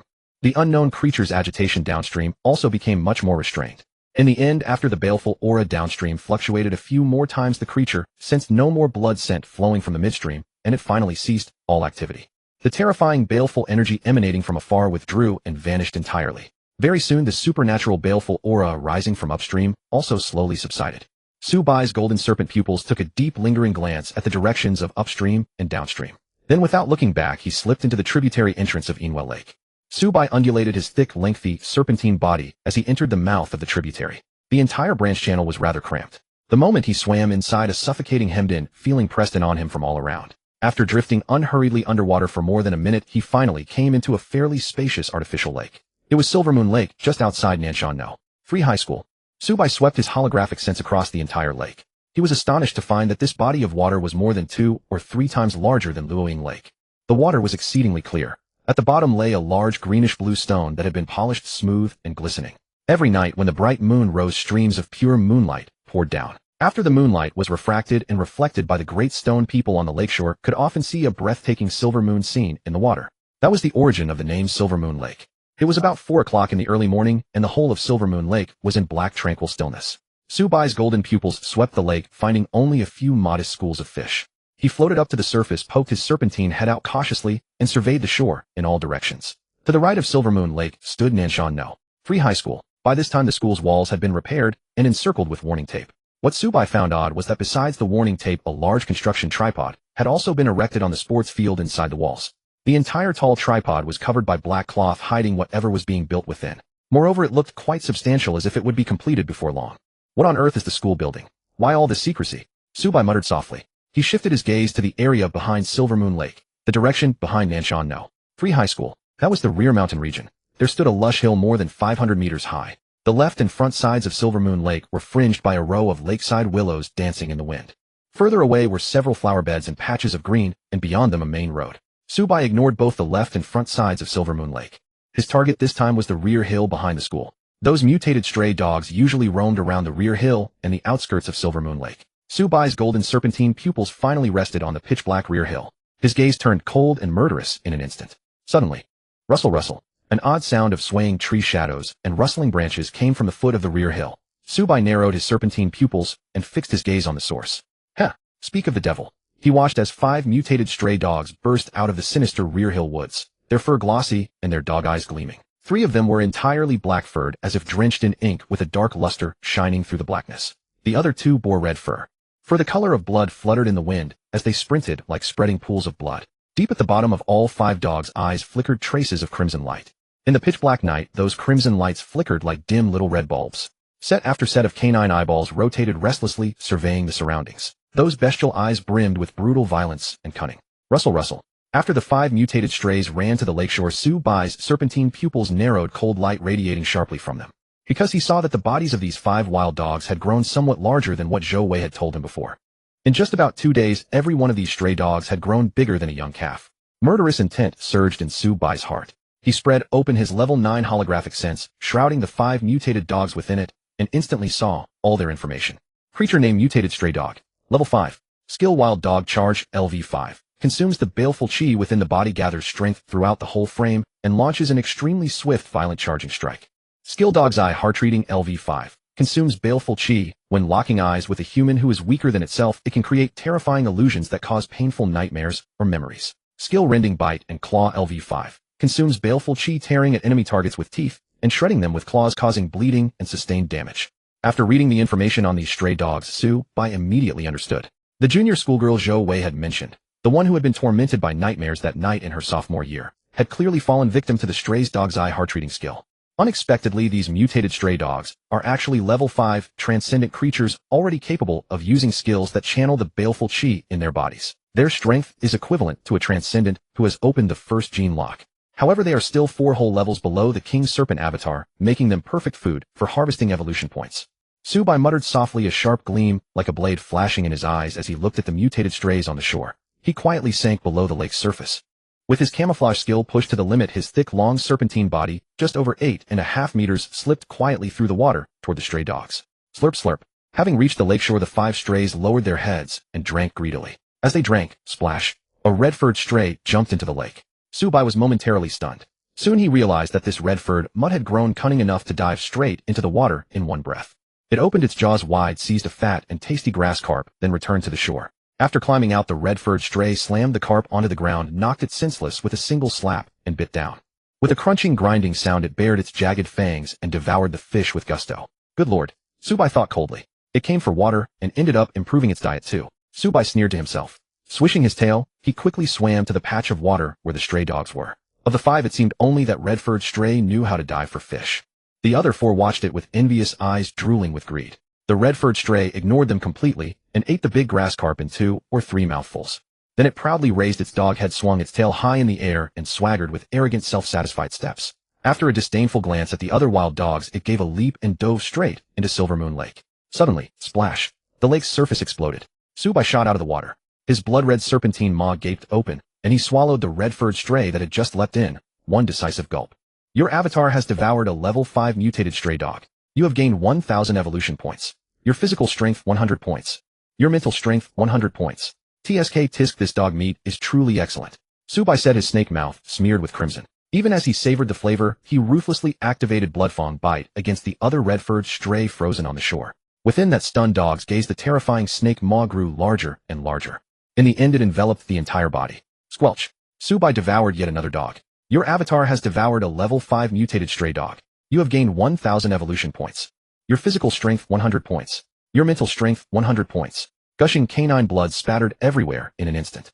The thick, rank smell of blood instantly spread in all directions. The remaining 3 black-furred strays were so frightened that they burst into terrified barking. Their legs clawed wildly at the ground as they fled without looking back into the rear hill forest. Subai sneered coldly, his serpentine body undulating. He gave close pursuit. However, what he failed to notice was that on the summit of the rear hill, among the soaring tree canopies, the leaves suddenly shook violently several times. A sinister dark figure dense with baleful chi was revealed. On this rear hilltop, there was unexpectedly another transcendent creature. Subai chased the wild dogs, intently plunging into the mountain forest. The terrified howls of 3 black-furred strays shattered the tranquility and serenity of the school's back hill beneath the pitch-black night sky. The 3 wild dogs darted through thickets in a matter of seconds, fleeing over 100 meters. They dared not waste a single moment. Because the colossal shadow and the bloody death-bringing aura had already closed in behind them, Subai slithered forward with his 8.5-meter crimson serpent body winding through the mountain terrain. Empowered by his amphibious talents, his pursuit was as swift and relentless as water. Soon Subai closed in behind the 3 mutated strays, his golden serpentine pupils fixed upon the 3 terrified wild dogs. The coldness and sharpness emanating from his gaze blazed with intense ferocity. Bloodthirsty fangs level 9, activate. 6 3-meter barbed blood fangs shot through the air instantly. They caught up with the 3 wild dogs in an instant. Heavy sounds of flesh tearing echoed. All 6 blood fangs plunged viciously into the bellies of the wild dogs. Dog blood splattered everywhere. The 3 wild dogs, torn open by the blood fangs, writhed on the ground in excruciating pain, howling. Subai's thought shifted. The 6 blood fangs dragged the 3 grievously wounded wild dogs, carving a long trail of blood across the mountain terrain, then immediately retracted. His massive serpent maw opened wide. Subai swallowed all 3 mutated strays in one gulp. The tender yet firm dog meat had a satisfying chewiness. 3 at once only filled his serpent mouth with an overwhelming fragrance of meat. Your clone consumed 3 level 5 mutated stray dogs, gaining 3,000 evolution points. Your physical strength has increased by 300 points. Your mental strength has increased by 300 points. As the system prompts echoed, evolution points continuously poured into the evolution meter. Subai's body size expanded slightly once more. He surveyed his surroundings. In the pitch-black mountain forest, his holographic sensing detected wild sparrows, pheasants, hares, mountain mice, dwarf deer, wild goats, and other small animals everywhere.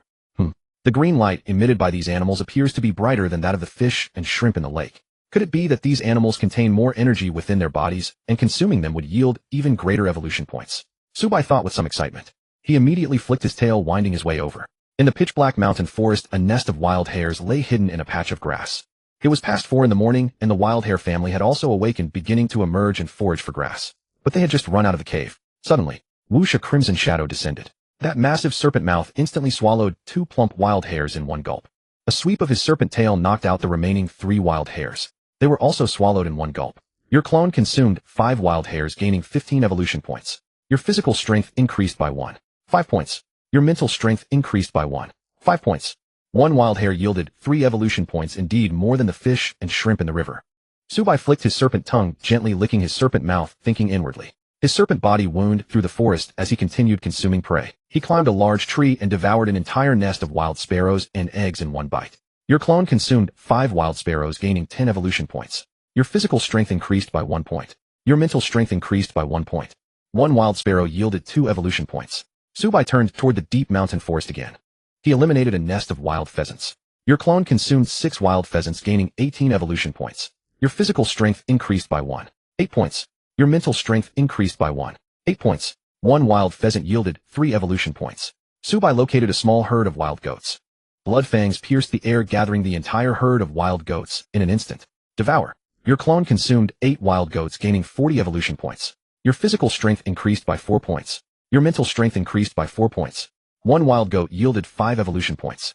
It seems that when dealing with ordinary animals or fish and shrimp, the larger the body size, the more energy it contains, and the more evolution points are gained upon consumption. Subai thought inwardly. Gazing at the mountainside teeming with wildlife, his serpent mouth immediately revealed a bloodthirsty grin. Subai twisted his thick, elongated serpent body, winding into the deep mountain forest.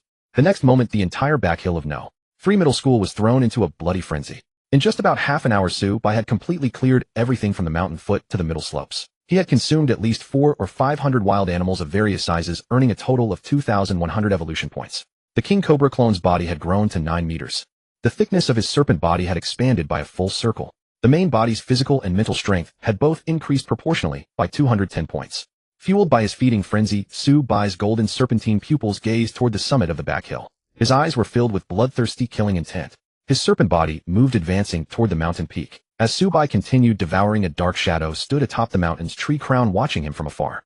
Upon seeing Subai finish consuming all the animals from the mountain foot to the middle slopes and now advance toward the peak, the dark shadow could no longer remain stationary. It descended with incredible speed. Flesh tore, beast blood splashed. After Subai had just swallowed another nest of mountain hares, suddenly he sensed a surge of danger rising sharply in his heart. A supernatural creature was approaching. Subai immediately grew alert. His 9-meter serpent body coiled into a defensive posture, scanning his surroundings with extreme vigilance. This was the darkest moment before dawn broke. The dense forest was pitch black. With all the wildlife from the mountain foot and middle slopes consumed by Subai, the entire forest was now eerily silent. Suddenly, a whistling sound of cutting through the air rang out. A swift dark shadow swept across the sky from the left front. It was descending from the forest at the mountain summit. Subai's golden serpentine pupils narrowed, keenly capturing a trace of that dark shadow's form. Wings. Could it be a supernatural bird? Subai speculated inwardly. His holographic sensing skill expanded to its maximum range of 55 meters. Soon he spotted a rather dazzling crimson light point that darted into his holographic vision. Whoosh, rustle. Another sound of cutting through the air and swaying branches passed by. This time it sounded directly above Subai's head. That supernatural dark shadow was circling above his head in flight. At the same time, a piercing and shrill cry suddenly echoed through the mountain forest. This is a warning. Subai understood the warning cries of that transcendent dark shadow. The mountain peak is my territory. Get lost or die. Such was the meaning conveyed by those sharp, piercing cries. However, Subai not only showed no sign of backing down, but was instead ignited with a fierce bloodlust. Coiled like a snake disc, he raised his serpent head, gazed at the dark shadow, and suddenly opened his jaws in rage, revealing a long crimson forked tongue. Roar. Subai let out a towering roar, shaking the mountainside. From his 9-meter-long serpentine body, a faint crimson aura began to rise. A dense mixture of blood, aura, and fierce, killing intent spread outward, awe-inspiring, to all directions. Ready for battle at any moment. Rustle, rustle. The transcendent dark shadow circling overhead was provoked into fury. It landed on the treetop to Subai's front left. Subai's serpent pupils scanned. There it was, a mutated wild pheasant with brilliantly vivid, lustrous feathers. Its originally petite frame had grown to the size of a red-crowned crane. Its plumage throughout was resplendent in 5 colors, exceptionally beautiful. The tail feathers of a wild pheasant were normally, but a handful, not particularly long. But this mutant pheasant's tail possessed at least 40-plus feathers, each extending 4 or 5 meters in length. They hung down upon the treetops beside its body, vivid and crimson like a fountain of blood. 2 chicken talons curved like hooks, flashing with chilling cold glints. Gripping the thick tree trunk, they sank deep as though it were tofu. Upon the pheasant's head, no larger than an adult's fist, there was no comb, but instead a pair of proud beast eyes shimmering with faint blood-red light. Looking down from above upon Subai, it revealed a cold, grim bloodlust. Subai's holographic perception skill swept over, and information about this mutated wild pheasant immediately appeared before his eyes. Organism name mutant wild pheasant. Level 9. Skill tail feather barrage LV9. Consumes internal killing aura, charges power, then violently flings its elongated blood-colored tail, shooting forth a portion of its tail feathers to inflict massive area of effect damage upon enemy targets. Aerial dive strike LV9. Consumes internal killing aura, charges the entire body, then dives from the sky, and delivers an extraordinarily swift and devastating charging attack. Beak pierce claw tear LV9. Consumes internal killing aura, causing blood-red radiance to erupt from its pointed beak and claws, piercing or slashing enemy targets, inflicting penetration, bleeding, and sustained damage. A 9th tier, transcendent organism. Excellent. If I kill and devour this wild pheasant, my evolution meter will be full. After viewing all the mutated pheasant's trump cards, Subai's serpent mouth revealed a chilling smile. Roar. He defiantly roared toward the treetop. What a fool standing so high. Don't you fear falling to your death? Come straight into your snake grandpa's mouth. Subai's roaring words were clearly heard by the mutated pheasant. The pheasant, having issued its warning, was now observing this uninvited guest for weaknesses. Suddenly hearing such provocative words, the mutated pheasant was enraged. Every feather on its body stood rigidly upright. Scream, I see you, dead snake, are seeking your demise. The 9th level wild pheasant's wings beat once, and it immediately dove downward from the sky. Whoosh whoosh whoosh. A fierce wind erupted carrying a sickly stench. Rustle rustle rustle rustle.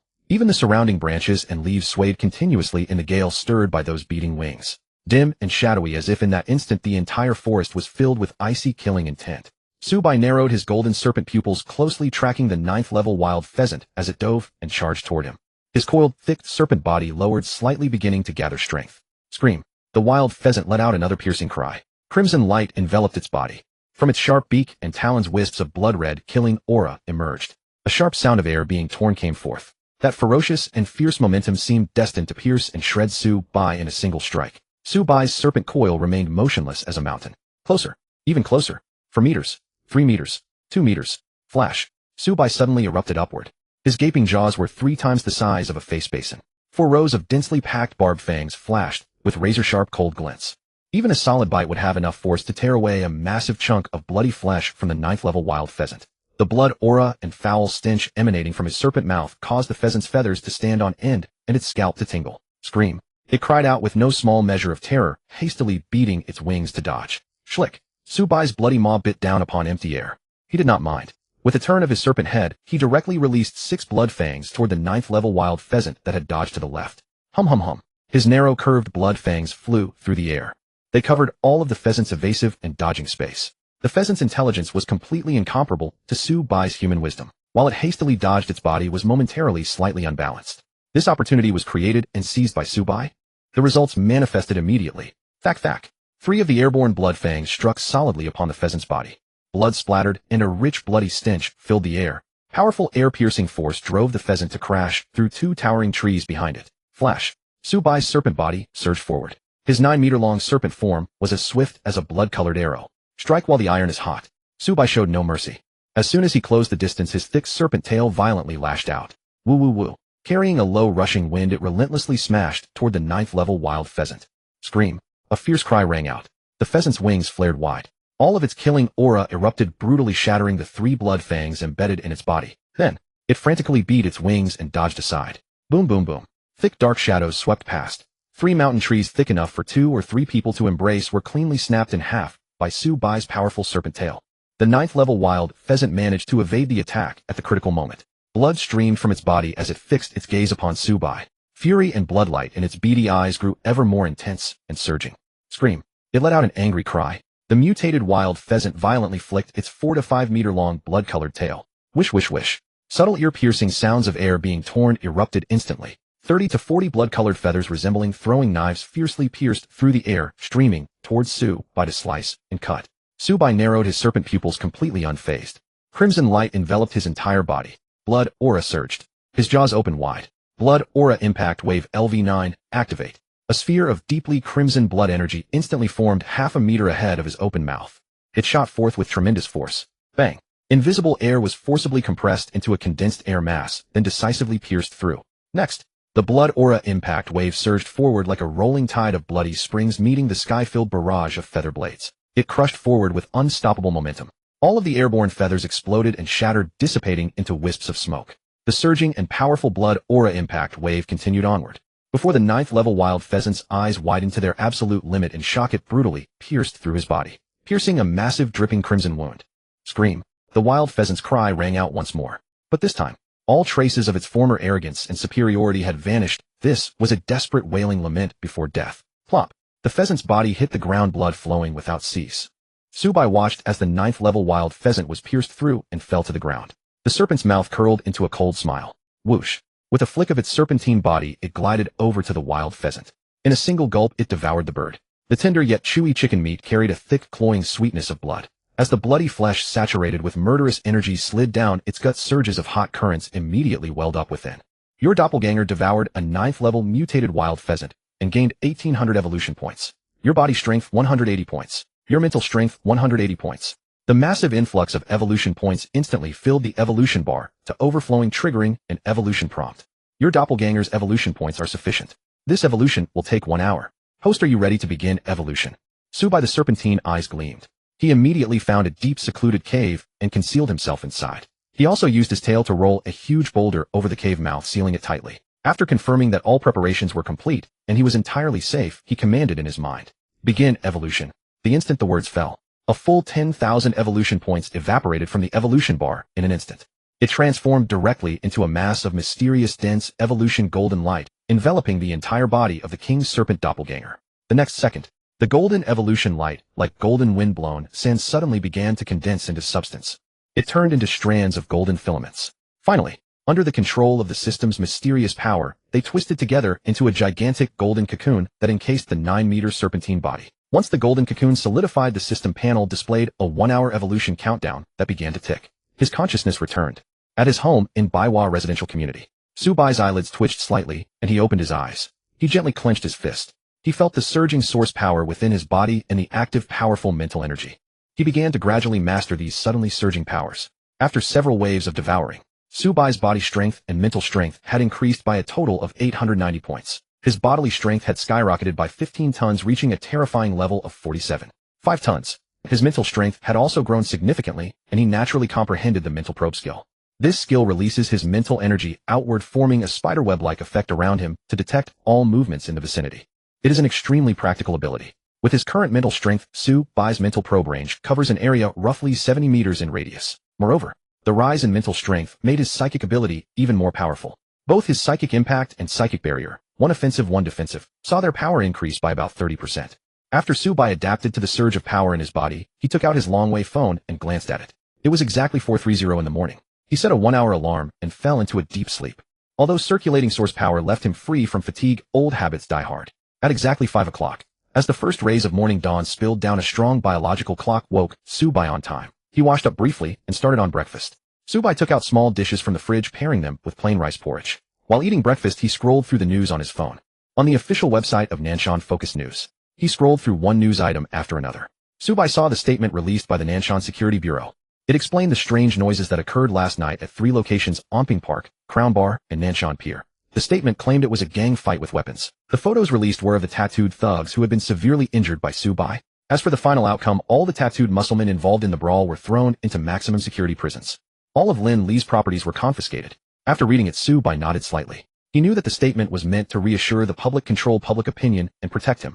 He returned to the main interface and continued scrolling. Suddenly, a subcolumn under Nanshan Focus News caught Subai's eye. It was an ordinary morning news interview program. What made it unusual was that the interview's title and content were actually about the recent anomalous incidents, deciphering the mysteries of recent anomalous incidents from a biological perspective. Upon seeing this headline, Subai immediately thought of Professor Chu, who had researched supernatural marine creatures. At the same time, what puzzled him even more was that all news about anomalous incidents on the internet had been blocked recently. So why could this subcolumn under Nanshan Focus News still go live? Moreover, it could openly conduct interviews on such a sensitive topic. The most crucial part was that the official website homepage had even passed the review. The program's cover interface showed that it was currently being broadcast. Usually this type of morning news was pre-recorded a day in advance. This meant that the program had been produced as early as yesterday. Subai clicked into it. He dragged the progress bar to the very beginning. Subai had met the host of this program once before. It was none other than Ran Yue, who had interviewed him outside Wanda Mall earlier. The invited guest was a biology professor from Moda University. He looked around 50, stern and unsmiling, dressed in formal attire. At a glance, one could sense the professor's diligent academic aura. The interview location in the background also seemed to be at Moda University. Hello, Professor Sun. I'm Ran Yue, host of the Nanshan Focus News interview program. Nice to meet you. Hello. Subai increased the playback speed to 1.5x. Soon, the two got down to business. Professor Sun, recently there have been an endless stream of incidents nationwide involving anomalous people and anomalous animals on the internet. What is your view on this matter? A faint glint hardened in Subai's eyes. Here came the main event. Then, the stern Professor Sun paused for a moment, as if choosing his words before continuing. Biological evolution is an inevitable trend. However, there may indeed be some anomalous phenomena recently that require our attention and vigilance. I hope everyone can view such phenomena from an objective perspective. For example, as Subai listened to Professor Sun's words, surprise gradually emerged in his eyes. Because from beginning to end, Professor Sun had been using ambiguous terms like possible, high probability, and there's a chance to interpret these anomalous incidents. Even in his subsequent conversation with Ran Yue, Professor Sun never denied the supernatural phenomena that had emerged from the various anomalous incidents. Moreover, they later discussed what would happen if one day humans with supernatural abilities were to appear. When this viewpoint was raised, Professor Sun's response remained, "We cannot rule out that possibility. We need to face some changes objectively and fairly." These words made Subai sense a crucial piece of information. That was, the direction of public opinion controlled by the government was undergoing a fundamental and enormous shift. Subai continued watching the talk show hosted by Ranyu. He could not help recalling the interview program he had heard earlier on 128. 7 City Voice while riding in a taxi to the Qingxiang night market. At that time the host had pursued the same topic and the specially invited guest had also been a biology expert. Back then that expert had insisted on refuting everything thoroughly and decisively with hard data. He sought to prove from every angle and every aspect that these anomalous phenomena and anomalous videos were unscientific and untrue. But now Professor Sun, interviewed by Ranyu, could be said to be overturning that very standpoint. In Subai's view, this was almost equivalent to declaring if these anomalous phenomena had truly occurred, then they most likely did exist. We must face them objectively and fairly. After watching the entire program at 1.5x speed, Subai's astonishment had not diminished in the slightest. He combined that with the information he had previously obtained from Zhao Wu, Lu Gangchong Feng, and others. His heart stirred involuntarily. Could it be that the authorities were about to announce and make public information about supernatural individuals, supernatural creatures, and supernatural phenomena? The more Subai thought about it, the more likely it seemed. This kind of talk show could be seen as the authorities through a semi-official news platform laying the groundwork step by step. It was meant to let people naturally accept all kinds of supernatural phenomena. Morning news programs had never had much traffic to begin with. This was both a probe and a preparation for gauging public reaction. No major event ever erupts overnight. Imagine suddenly telling the world, or the ordinary people of the whole country, that amid their peaceful lives there are people capable of destroying cities and lands and monsters capable of overturning rivers and seas. Many people would not be able to accept that, and even peaceful life would fall into chaos. Only by continuously building up the groundwork, gradually weaving it into ordinary life, and establishing widespread awareness, could it finally be announced in a natural and logical way. This was also necessary work for maintaining stability. The more Subai thought about it, the more he felt that the program Ranyu had produced was anything but ordinary. He scrolled down to the comment section below the program, and saw that it had not been disabled. However, at just past 5 in the morning, not many people had seen it yet. There were no comments at all. Subai tapped the star icon in the upper right corner to bookmark the program for the time being, planning to check back on the situation at night. Subai looked through the other news, but found nothing noteworthy. He then opened the forum interface of Nanshan Focus News, and began scrolling down through one post after another. Suddenly, Subai's gaze was drawn to a post: livestock disappearances reported upstream and downstream of the Nanshan River. Supernatural creatures exist in both the upper and lower reaches. Could it be the work of those 2 supernatural creatures? Subai murmured softly in puzzlement. He clicked into the post and carefully browsed through it. Subai found that this was a post from the Nanshan City Livestock and Aquaculture Administration. It was meant to warn farmers along the upper and lower reaches of the Nanshan River to stay vigilant and keep a close watch over their livestock and aquaculture assets. It disclosed 2 reports of bizarre livestock disappearances received by the administration. The first report concerned the night of May 5th, which was the night before last Thursday. In the upper reaches of the Nanshan River, near the Qingshan toll station, a pig transport truck from a neighboring city parked at the toll station overnight to rest and sleep. When the driver got up the next morning, he found that all 400 pigs on the entire truck had disappeared completely. He had heard no strange noises during the night. At the scene, there was only a little blood by the bank of the Nanshan River. There was not a trace anywhere else. The second report also concerned an incident that occurred on May 5th.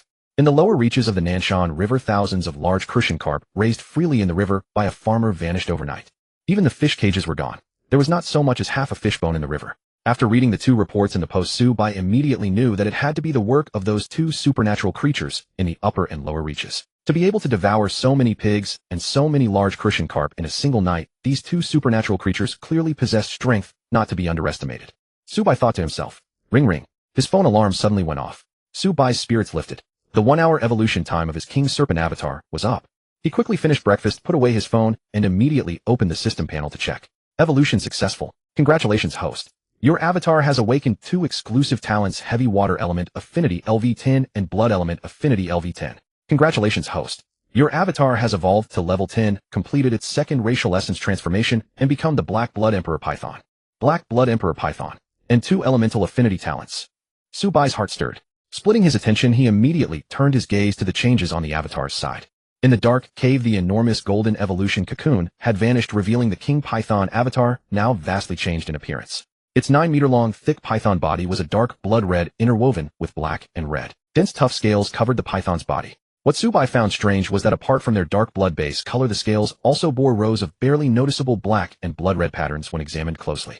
These patterns were not only inscribed on the scales, but also deeply embedded inside the python's body. Subai even discovered that they extended to the central python bones. Just as doubt arose in his mind, the system immediately produced an answer. Talent patterns, innate inscriptions carved onto the surface of a supernatural creature's body, as well as within its body and upon its bones. They are used to activate and strengthen the effects of innate talents, achieving elemental affinity and further enhancing the power of related elemental techniques. After reading the information about the talent patterns, Su-Bai immediately understood. It seemed that the black patterns on the King Python avatar's body surface represented the heavy water element talent. The red ones were the blood element talent. Su-Bai continued to inspect the avatar's python body. On the long, thick serpentine body besides the talent patterns, he also noticed that 4 distinct bulges had appeared on its lower abdomen. It seemed that something was gestating inside those 4 bulges. He then looked at the python's head. Its golden vertically slit pupils were cold and merciless. The crown-like fleshy lump on its head had become even more conspicuous. Its 2 sensory tentacles swayed gently. All over its body, apart from a hazy blood-colored radiance, there was also a dark glow of heavy water. The King Python avatar simply coiled in the cave, yet Su-Bai could feel a majestic, domineering, icy blood aura swiftly radiating outward and flooding the surrounding space. Moreover, within that aura was concealed a trace of astonishing pressure. Although Su-Bai could not yet tell what that trace of pressure was, it did not stop him from beginning to feel expectant. He looked at the 4 bulges on the King Python avatar's lower abdomen and the fleshy crown-like bump on its head. Suddenly his heart stirred. This was the phenomenon of transforming into a flood dragon. Could it be that after a few more metamorphoses the King Python avatar would transform into the legendary flood dragon? Joy welled up in Su-Bai's heart, and the more he looked the more satisfied he became. The system notification sounded again. Commencing the lottery draw. Congratulations, host. Your avatar has successfully evolved to level 10, and you have been rewarded with 1 roulette draw chance. The system has detected that this evolution has unlocked the racial shackles and enhanced the racial essence. Next, when the draw is finished, the quality of the prize drawn from the wheel will automatically be upgraded by 1 tier. After reading the system notification, Su-Bai nodded slightly. Every 5 evolutions, the avatar's racial essence undergoes a transformation, breaking through the racial shackles. During draws, the prize quality can also be upgraded by 1 tier. Su-Bai summarized inwardly, gradually discovering the pattern of avatar evolution. Roulette preparing. Congratulations, host. You have triggered the intermediate grade roulette with a 30 trigger chance. The intermediate grade roulette is ready. Host, would you like to begin the draw? Begin the draw. Su-Bai commanded. The whirling crimson pointer soon came to rest on the intermediate wheel. It was a compartment containing a golden crystal. Congratulations, host. You have drawn the intermediate grade prize. Draw chance refresh crystal. Draw chance refresh crystal, an intermediate grade prize. After the host draws a prize, if you are unsatisfied, you can crush this refresh crystal and draw again. Note 1. After using the refresh crystal, the previously drawn prize disappears. Note 2. After using the refresh crystal, you can only refresh the number of draws on the current wheel. You cannot draw a new roulette wheel. Oh, this refresh crystal is actually pretty useful. If I ever draw a prize I'm not satisfied with, I can actually draw again. Su-Bai murmured in surprise. The system notification in his mind sounded again. Prize quality has been automatically upgraded by 1 tier. Congratulations, host. The intermediate grade prize has been upgraded to an advanced grade prize. The draw chance refresh crystal has been upgraded to the draw chance double amplification crystal. As the system notification sounded, Su-Bai saw the golden refresh crystal vanish in an instant and turn into an even more magnificent and mysterious purple crystal. Draw chance double amplification crystal advanced grade prize. After the host crushes it, you can obtain 2 new system draw chances. Note the 2 new system draw chances will also draw 2 new roulette wheels. What a great item. It can actually give 2 draws. After reading the system notification, Su-Bai's heart immediately leaped with joy. Whoosh. The wheel turned into golden light wrapped around the crystal and carried it into the storage space. With a thought, Su-Bai summoned the golden draw chance double amplification crystal into his hand. Crack. After he crushed it, the draw chances on the system panel visibly became 2. Su-Bai began to draw. First draw. Congratulations, host. You have triggered a normal grade roulette. Congratulations, host. You have drawn the normal grade skill prize Phantom Skin. Phantom Skin normal grade prize. After the avatar uses it, a transparent layer forms on its body surface, and the avatar automatically comprehends the skill Phantom Skin. Phantom Skin, after use of phantom layer, forms on the body surface. It causes creatures that see it to habitually ignore the avatar's presence. Note how the avatar swallow the crystal to use it. Another stealth skill. It feels about the same as the camouflage skill. Su-Bai thought to himself. With a thought whoosh, the Phantom Skin skill crystal appeared in the cave where the avatar was. Su-Bai controlled the Emperor Python avatar and swallowed the crystal in 1 gulp. Light and shadow rippled across the python's body. Its thick, long, ferocious form and the powerful aura covering its entire body instantly became difficult to detect. Su-Bai nodded slightly and looked at the system panel again. 1 draw chance remained. Second draw. Congratulations, host. You have triggered the Precious Grade Roulette with a 5 trigger chance. Congratulations, host. You have drawn the Precious Grade Prize Precious Grade Skill Fusion Essence. Precious Grade Skill Fusion Essence. It can fuse 2 skills with compatible attributes LV10-LV14 into 1 more powerful fusion skill. Note: open the main bodies or the avatar's information panel. Once a pending fusion prompt appears, you can crush the essence to use it. Not bad luck. I actually drew a vial of Precious Grade Skill Fusion Essence. A delighted look appeared on Su-Bai's face. He took out the purple reagent vial and held it in his hand.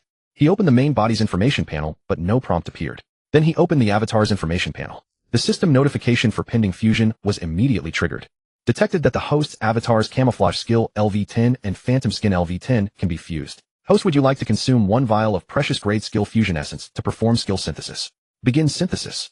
Su-Bai's spirits lifted, and he immediately commanded.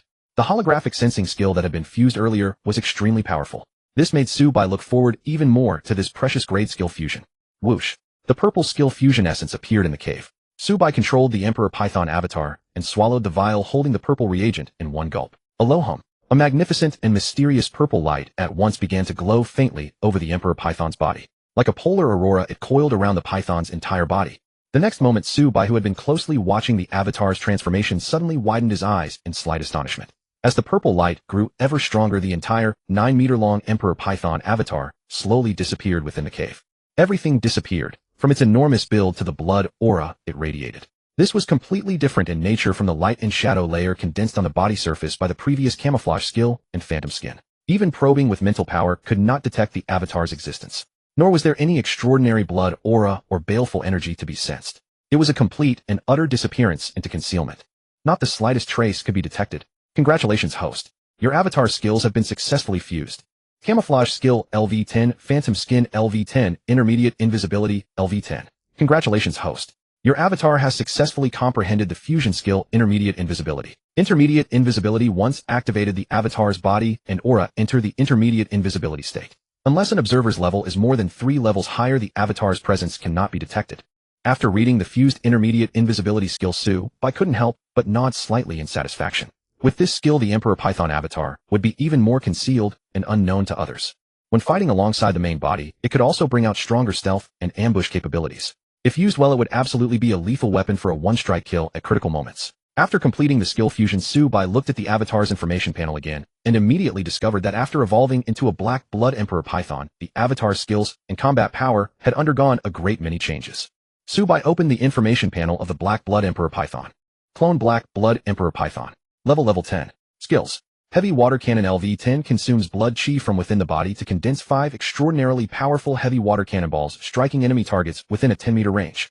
Heavy water jet LV10 consumes blood chi from within the body to condense an extraordinarily powerful column of heavy water striking enemy targets within a 10-meter range.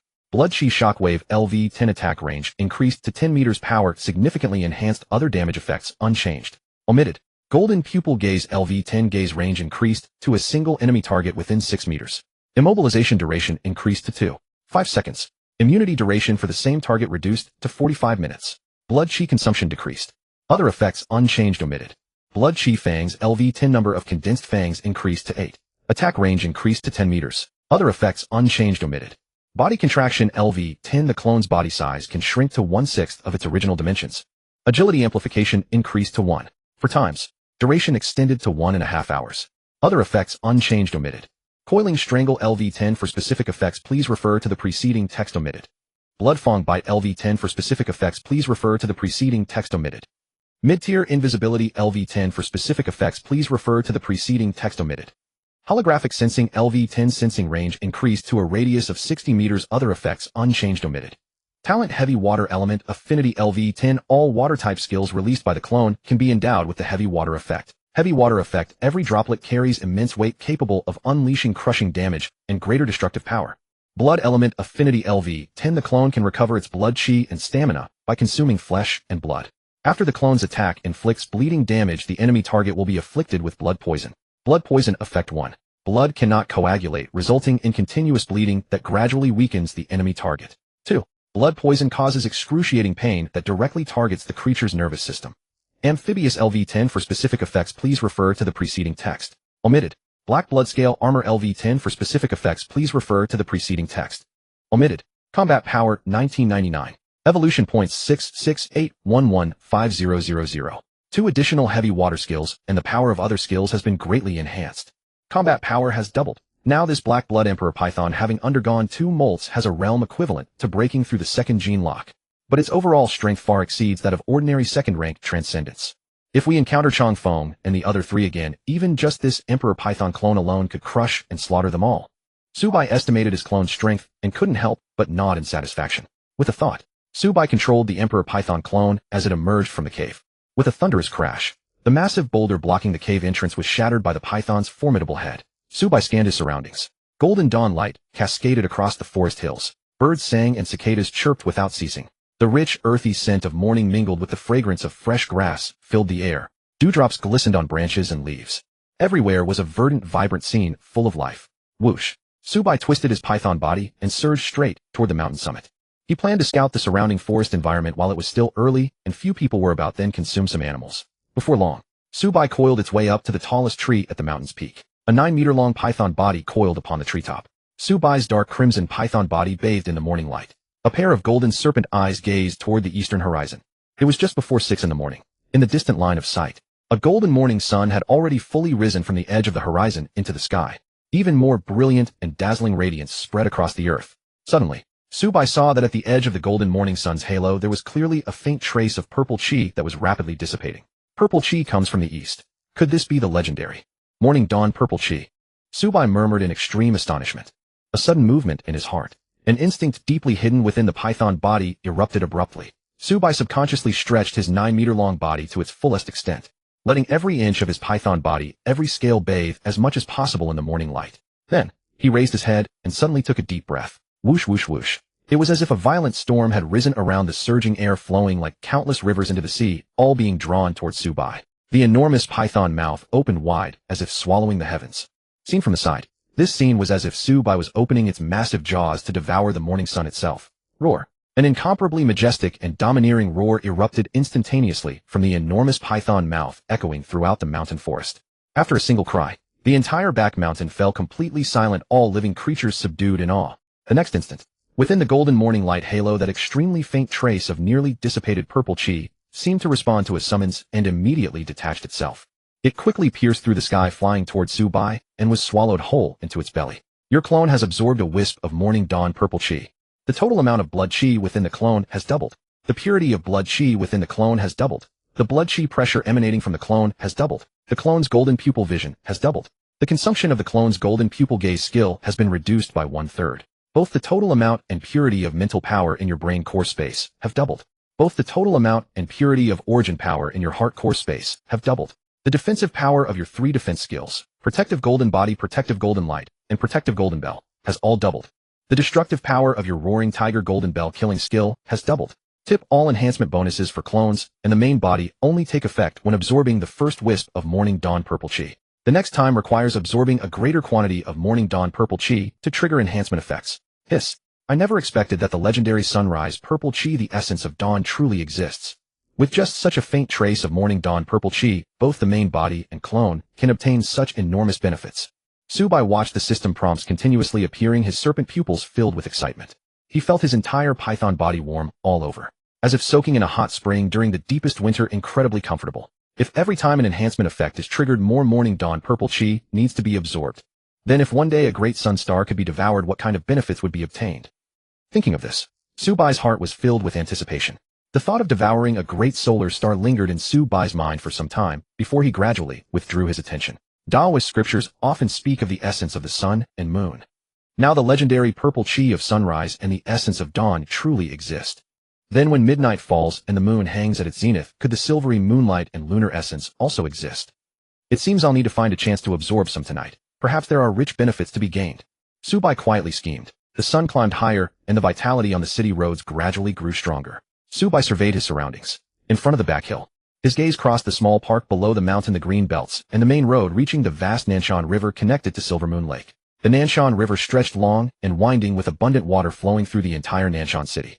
Yet beneath the seemingly beautiful and serene lake surface, only Subai knew that immense danger lurked.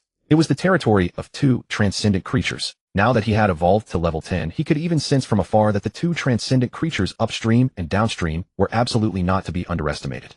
They were most likely mutated existences of level 11 or 12. Subai twisted his python body and looked deeper into the back hill. There stretched endless mountains and forests that extended beyond the visible horizon. Though this back hill of No. 3 Middle School was only 500 meters tall, it connected to the southern hills. That verdant expansive mountain forest was the Nanling region. The entire southern hills were very vast, although each peak stood below 1,000 meters, incomparable to famous mountains or towering ranges. Their area was exceedingly broad. The hills and forests stretched all the way beyond Nanshan City, radiating to several neighboring cities and counties. They were the largest mountain region beside Nanshan City. The Nanling Branch Peak, right next to the back hill, was over 1,000 meters tall. The summit resembled a reclining old ox, so it was called Wonia Mountain. At this moment Subai looked toward Wonia Mountain. After being tempered and empowered by the purple chi of sunrise, his golden serpent pupils possessed exceptional vision, able to see far into the distance.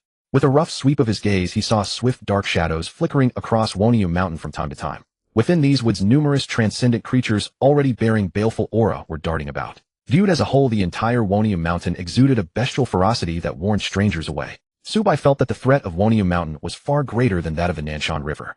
Within it, there were definitely at least 2 or more highly ranked mutated animals. A chill ran through his heart. Subai withdrew his gaze and slithered down from the tree crown. He began swiftly sweeping across the top of the back hill. While devouring all kinds of animals, he mulled over his arrangements for the days ahead. Wonia Mountain was too great a threat, so he would set it aside for now. Tonight he needed to find a way to sweep through both Silver Moon Lake and the Nanshan River. What about those 2 transcendent creatures upstream and downstream? As he thought it over, a plan gradually formed in Subai's mind. Half an hour later, all the animals on the mountaintop had been devoured by Subai, earning him 110 evolution points. His physical strength and mental strength each increased by 110 points. At the same time, Subai also conceived a brilliant plan to sweep through the Nanshan River. Now that dawn had broken, acting now would make him too conspicuous. He first found a hidden cave to stow away his python body. Then, with his full consciousness returning to his main body, he prepared to execute the plan when night arrived. Subai left home and headed straight to Aunt Lin's place. Today was the second day of the fried skewer shop's opening, so a busy day was inevitable. Subai helped buy vegetables at the market, prepare them, skewer them, and set up the stall, working all the way until 9 o'clock in the evening. It was only because business was so good that everything was sold out, so they closed the shop and packed up early. Subai together with Zhou Wei rode the electric tricycle, carrying Aunt Lin, cheerfully heading home for dinner.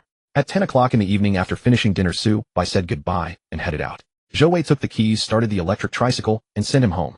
Along the way, the night breeze blew gently. Subai glanced at the honest, burly young man beside him. On his resolute and square-jawed face, his brows were slightly furrowed. Having known each other for so many years, Subai could tell at a glance that Zhou Wei was holding something back. He spoke up and asked Wei, "Is there something you want to ask me?" Zhou Wei's expression shifted slightly. He thought for a moment, then said in a deep voice, "Lao Bai, I feel my body has been a little strange lately." Subai was taken aback. What happened? Zhou Wei never concealed anything from Subai, so he immediately told him everything about his condition. After coming back from the Qingxiang night market that night, I felt my heart beating really fast. I didn't think much of it then. After waking up, I found that my whole body had become much stronger. My hearing, eyesight, and the like had all become extremely good. I was really happy about it at the time. After school on Friday, I even mentioned it to you. Do you remember? Subai nodded slightly. He remembered that Zhou Wei had told him then that if Sang Go and the others came looking for trouble again, he could knock them all down by himself. That day Subai thought Zhou Wei was just boasting and didn't take it seriously. Now thinking back, this close friend of his indeed never spoke idly. That day he had also mentioned that when he woke up in the morning his strength had suddenly become much greater. Subai narrowed his gaze slightly and continued, "Keep going. How do you feel now?" With a screech, Zhou Wei stepped on the brake and pulled the electric tricycle over to the roadside. Then he rolled up his right sleeve a little and held it out for Subai to see. Subai took a closer look. His gaze suddenly froze. What he saw was that on Zhou Wei's right forearm near the elbow, the skin had actually turned a grayish-white color like rock. Subai hooked his finger around it and gave it a pinch. This was no human arm at all. The grayish-white arm had actually turned into rock. Wait, this was a transcendent ability. Zhou Wei was about to awaken a transcendent ability. Subai reacted instantly. Joy rose in his heart. He immediately asked, "When did it start? Has it only appeared on your arm?" Seeing the bright expression on Subai's face and the delight in his eyes, Zhou Wei's tense heart immediately relaxed. He promptly replied, "Yesterday while washing up I saw it in the area near my heart. I thought it was lime that had gotten on me somewhere, so I scrubbed it hard with a bath towel for a long time." Haha. Zhou Wei rubbed the back of his head, grinning honestly. Then when I woke up this morning and checked, it had already spread to my shoulder. I didn't expect it to reach my arm by the afternoon too. Subai nodded slightly. He wondered whether ordinary people would face any danger when awakening a transcendent ability. After thinking for a moment, he looked left and right. It was late at night and there was no one around. Subai got out of the vehicle, picked up a few stones, and shattered all the nearby surveillance cameras. Then he stood beside Zhou Wei, raised his right hand, and gathered source power. A faint golden light flickered to life in the center of his palm. Zhou Wei's eyes flew wide open at the golden light blazing in Subai's hand. His gaze was filled with shock and astonishment. Without a word of explanation, Subai pressed a palm lightly against Zhou Wei's chest. Buzz, buzz, buzz. A faint golden glow flickered over the latter's burly frame, then vanished in an instant like a short-circuited light bulb. Zhou Wei looked down at himself blankly, then raised his head, bewildered and amazed. On his honest, simple face, his eyes were as wide as brass bells. Astonishment and awe filled his expression. He hurriedly asked Lao Bai, "How did that golden light in your hand get onto me?" Subai smiled faintly and patted Zhou Wei on the shoulder, reassuring him that rock arm of yours is probably about to awaken an extraordinary ability. I'll send a strand of source power into you to give you a hand. Subai did not tell Zhou Wei the truth. He did not know whether awakening an extraordinary ability might bring danger. He kept it to himself to avoid adding to Zhou Wei's psychological burden. That strand of source power Subai had sent into him was safeguarding Zhou Wei's heart and the vitality of his entire body. If Zhou Wei encountered any danger during his awakening, the strand of Tiger Roar Golden Bell Shield source power would spontaneously form a golden body protective technique and keep Zhou Wei safe until it was fully consumed. Subai thought for a moment, then added, by the way, if anything comes up, call me immediately. Zhou Wei hastily nodded. He was clearly captivated by the series of terms coming from Subai's words. Extraordinary ability. Lao Bai, what is an extraordinary ability? Am I going to turn into the Hulk? You have an extraordinary ability too, Lao Bai. Lao Bai, how powerful is my rock arm? Is it a formidable ability? Full of curiosity, Zhou Wei's questions burst out of his mouth like rapid-fire firecrackers. The two restarted the electric tricycle and drove toward Baihua residential community. Along the way, Subai briefly explained to Zhou Wei the basics about extraordinary individuals and extraordinary abilities. As they were driving onto Happiness Bridge, which stood beside Luoying Lake and connected to the Nanshan River, Subai suddenly fell silent. He saw many people gathered around Happiness Bridge ahead. It was already past 10 at night. Something fell off. Away, get off, and let's go take a look, Subai said. Without a word, Zhou Wei parked by the roadside and hurried over with Subai. The moment they approached, Subai heard heart-rending wails from the crowd along with words of comfort from the people around. Ah, boo-hoo-hoo, my poor Schwer. How could you fall in, Schwer? If you're gone, what will your mother do for the rest of her life? Mommy can't live without you, Schwer. My Schwer. Boo-hoo-hoo. Aunt Xiang, don't be upset. Those young guards didn't say there's no hope of saving Schwer. Maybe they'll bring her up in a little while. Look, there are still people going down over there. Yes, Aunt Xiang, there's still hope. Subai looked into the crowd and recognized Aunt Xiang. She was the single mother who sold eggs at the nearby Baihua vegetable market. She had an adorable daughter, Schwer, around 10 years old, whom she kept by her side after school to help out. Subai used to work part-time for their family and had taught Schwer her schoolwork, so he knew the mother and daughter very well. Now, as he listened to the crowd's murmurs, he pieced together in his mind what had happened. Today, as always, Schwer had followed Aunt Xiang to the market to sell eggs. In the afternoon, the mother and daughter had eaten dinner. Schwer happily ran off to buy some plum blossom cake. Unexpectedly, she still hadn't returned after an hour or two. Aunt Xiang and the neighbors from the market all came out to help search. In the end, they found Schwer's shoe lying at the head of Happiness Bridge. Subai knitted his brows slightly. His gaze passed over the crowd and looked further inside. The entire stretch of Happiness Bridge along with the road behind it had been sealed off. Beside the cordon stood many guards comforting and persuading the onlookers. He looked still farther in. Subai immediately saw members of Bureau 749 under Zhao Wu busying themselves on the riverside road in the distance. Dressed in black trench coats, they stood in the middle of the sealed-off road preparing some kind of equipment. Before long, the crowd suddenly burst into commotion. Subai saw a guard carrying over a set of children's clothes. The white dress was covered with jagged holes torn open by something sharp. Crimson blood had stained the dress. This was Schwer's favorite dress. It was highly likely that Schwer had already been killed.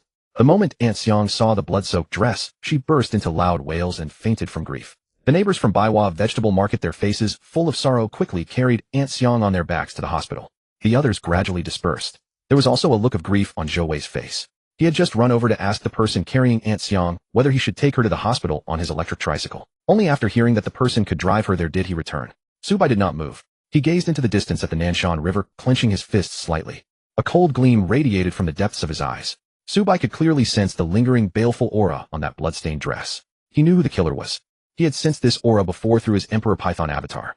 It was that extraordinary creature downstream. Clearly, that extraordinary creature was no longer content with its territory in the lower reaches. Nor was it satisfied with the fish farmer's stock. It had come to the middle reaches to harm people. You're courting death. Subai stared at the lower reaches of the Nanshan River. The words he murmured were colder and more sinister than the dead of a frozen winter. Zhou Wei, who had come back, suddenly froze in place. He sensed the murderous intent radiating from Subai. That murderous intent made his heart tremble uncontrollably.